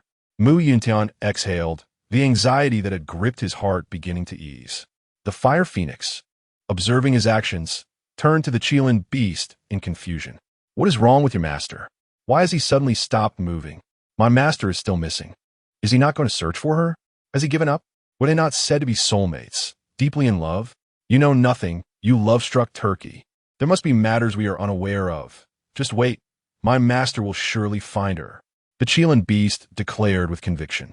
Though it did not fully comprehend the intricacies of soulmates in the mortal realm, it was resolute in its belief that Yuntian would not abandon Luo Su. Hey, who are you calling a turkey? I'll send your green fur bald. Do you believe me? The fire phoenix retorted defiantly. What are you looking at? This is azure, the most authentic color of the ancient, auspicious beasts. You with your cross-eyed gaze. The Qilin beast, incensed, felt an urge to pull the fire phoenix down from the sky and pluck its feathers. Are you two not too idle? Do you have time for bickering? Luo Su is currently missing. She just transmitted a message through her avatar, which means she is relatively safe, though her location remains unknown. For now, we can only wait for Luo Su to break free from her confines and reunite with us. Fire Phoenix, since you have formed a pact with Luo Su, can you sense her whereabouts? Yuntian addressed the two mythical beasts, stating that although he could no longer sense Luo Su's whereabouts as he once did, his avatar could maintain a faint connection with her. Can you perceive her safety? Who exactly are you? How is it that your avatar is so formidable? Logically, upon entering this illusion, one's spiritual energy should be suppressed. I have long wished to inquire about your true identity that allows you such freedom in the manipulation of spiritual energy within this realm. The Chilean beast questioned, perplexed. It had witnessed outsiders entering the illusion before. However, those mere mortals, even the cultivators among them, were starkly different from Yuntian.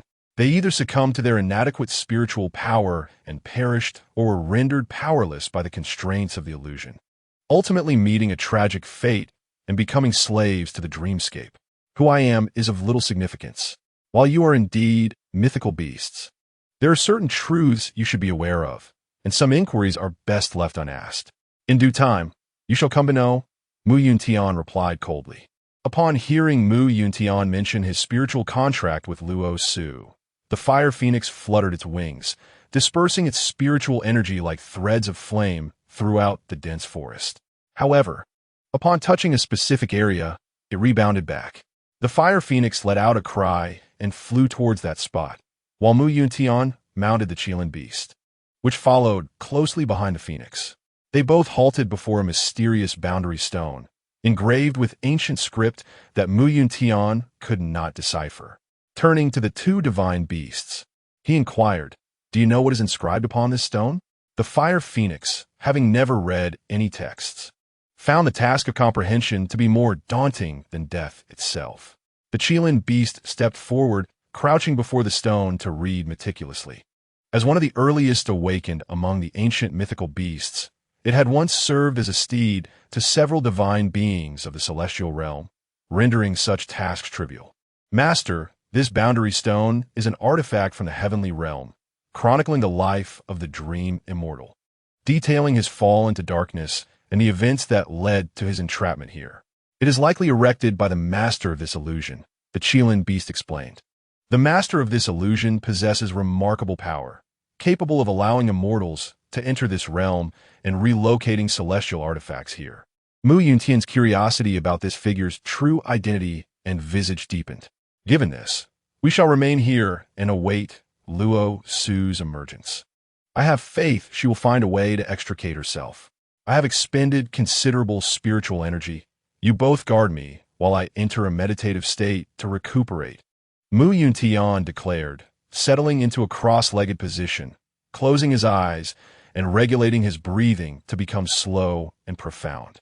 As his cultivation deepened, he sensed his body becoming lighter, and his injuries gradually healing. Hey, is your master so inept that he may not return? Must we linger here indefinitely?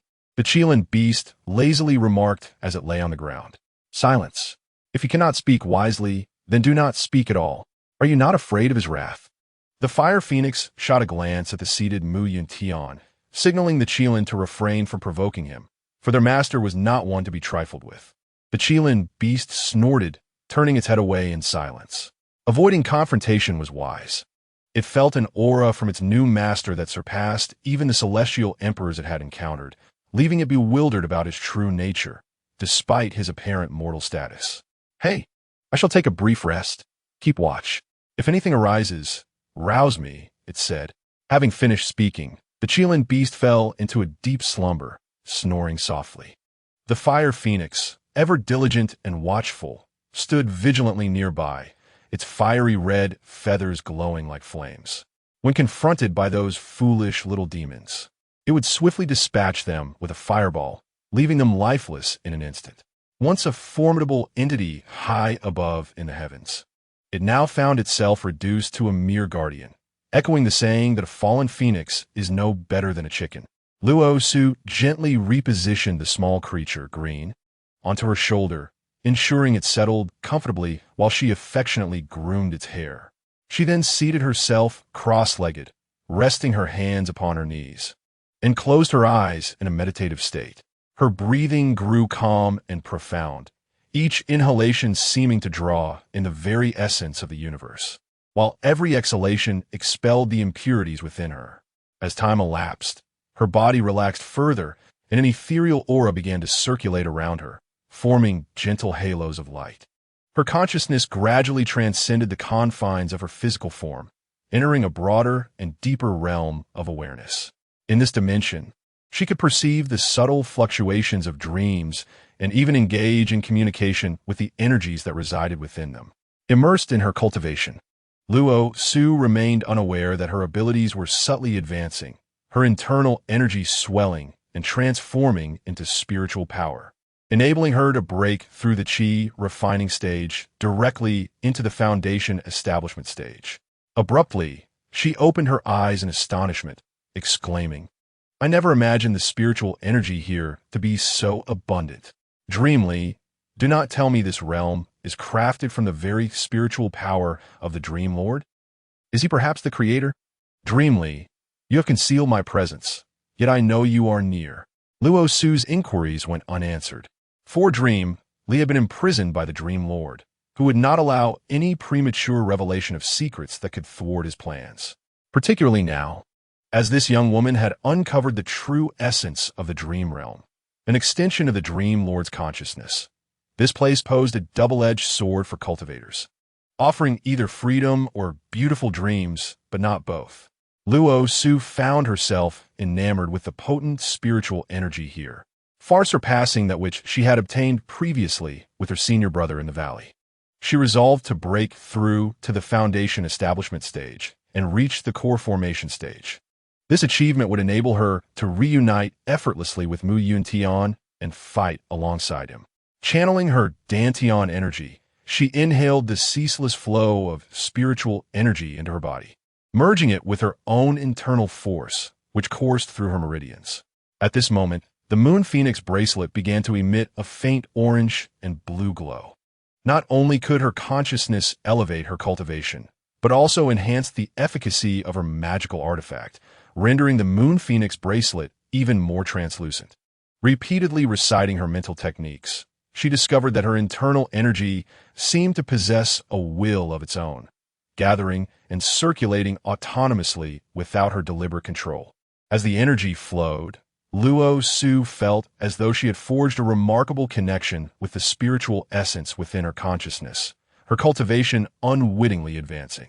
With her hands slowly raised, she began to guide the energy within her, and as she did so, a gentle vortex of spiritual energy formed around her. The vortex continued to whirl, drawing in the surrounding spiritual energy and channeling it into Luo Su's body. With the constant infusion of this energy, Luo Su felt her meridians suffused with a warm current. Suddenly, the Moon Phoenix bracelet emitted a dazzling radiance, and a powerful force surged forth from it. Merging with Luo Su's spiritual energy, she felt as though she were becoming one with the universe, her spiritual power surging through her meridians like a tumultuous river or ocean. During this process, Luo Su's consciousness gradually immersed itself in a realm of cultivation. She sensed the flow of spiritual energy between heaven and earth, as if she could hear the very breath of nature. Her spirit harmonized with the cosmos, becoming a part of the divine awareness. Her spiritual power grew denser, and her mind became increasingly tranquil. She understood that this was due to her profound connection with the universe, allowing her to harness its power for her own cultivation. With her eyes closed, Luo Su surrendered herself entirely to the enchanting experience of her practice. Her awareness expanded, enabling her to perceive even the minutest changes around her. Her cultivation continued to ascend, and the efficacy of her magical artifacts intensified. The brilliance of the Moon Phoenix bracelet grew ever brighter, as if it aimed to illuminate the entire world. Time seemed to lose its meaning, and eventually, Luo Su slowly opened her eyes. She felt as though she had been reborn, her entire being transformed. Her gaze was deep and luminous, as if she could see through all worldly matters. She knew she had taken a significant step on her path to immortality. She had entered the nascent soul stage. In Chapter 60, Luo Su was filled with excitement like never before. She was now considered a formidable practitioner. However, she had not yet learned the sword formations nor mastered the art of talismans. Leaving her overflowing spiritual energy with no outlet. Rising from her seated position, she brushed off the dust from her attire, invigorated and brimming with boundless energy. Drawing the Qishao sword from her hair, she transformed it into a manageable size. "Let me carve a path through this dream," she proclaimed. In an instant, Luo Su wielded the Qishao sword, her figure darting through the dreamscape like a gust of wind. The sword light flickered, each strike infused with the immense spiritual power of a nascent soul cultivator. The sword energy slicing through the air as though it sought to cleave the dream in two. Her movements were both swift and agile. Each leap and turn appeared effortless and fluid, showcasing her rapidly evolving mastery of swordplay. Though she had not trained in sword formations under a master, Luo Su, relying on her own understanding of sword intent and the application of spiritual energy, devised a unique sword technique suited to her style. Each maneuver embodied her distinctive flair, and every swing of her sword filled her with a sense of liberation. Her form weaving through the dream as if she were a fleeting shadow, traversing every corner of this ethereal realm. Gripping the Qishao sword tightly, its blade emanated a faint glow. She closed her eyes, inhaling deeply, attuning herself to the delicate boundary between dream and reality. Then, with her eyes open again, a glimmer of determination and resolve shone within. In a swift motion, she struck forth with the Qishao sword, its fierce energy aimed at the seemingly insubstantial fabric of the dream. As the sword light sliced through, the space seemed to tremble, and the dream's scenery appeared to tear apart like a ruptured canvas, revealing a distinct fissure. The swordsmanship of Luo Su transcends mere physical assault. It embodies a profound spiritual impact. Her will, akin to a razor-sharp blade, slices through the shackles of dreams, guiding her towards the mystical realms of the waking world. As the sword's edge delves deeper, the dreamscape begins to unravel, transforming into scattered stardust that dissipates into the night sky. Luo Su's figure gradually sharpens, standing at the confluence of dream and reality. The Qishao sword in her grasp seemingly animated, its blade shimmering with a gentle luminescence, as if it resonates with her very thoughts. With a delicate touch of her sword's tip, a surge of sword energy radiates outward, causing the surrounding air to tremble, as if time itself has come to a standstill under her command. Her silhouette flickers in the luminous sword light, resembling an ethereal being descending from the heavens.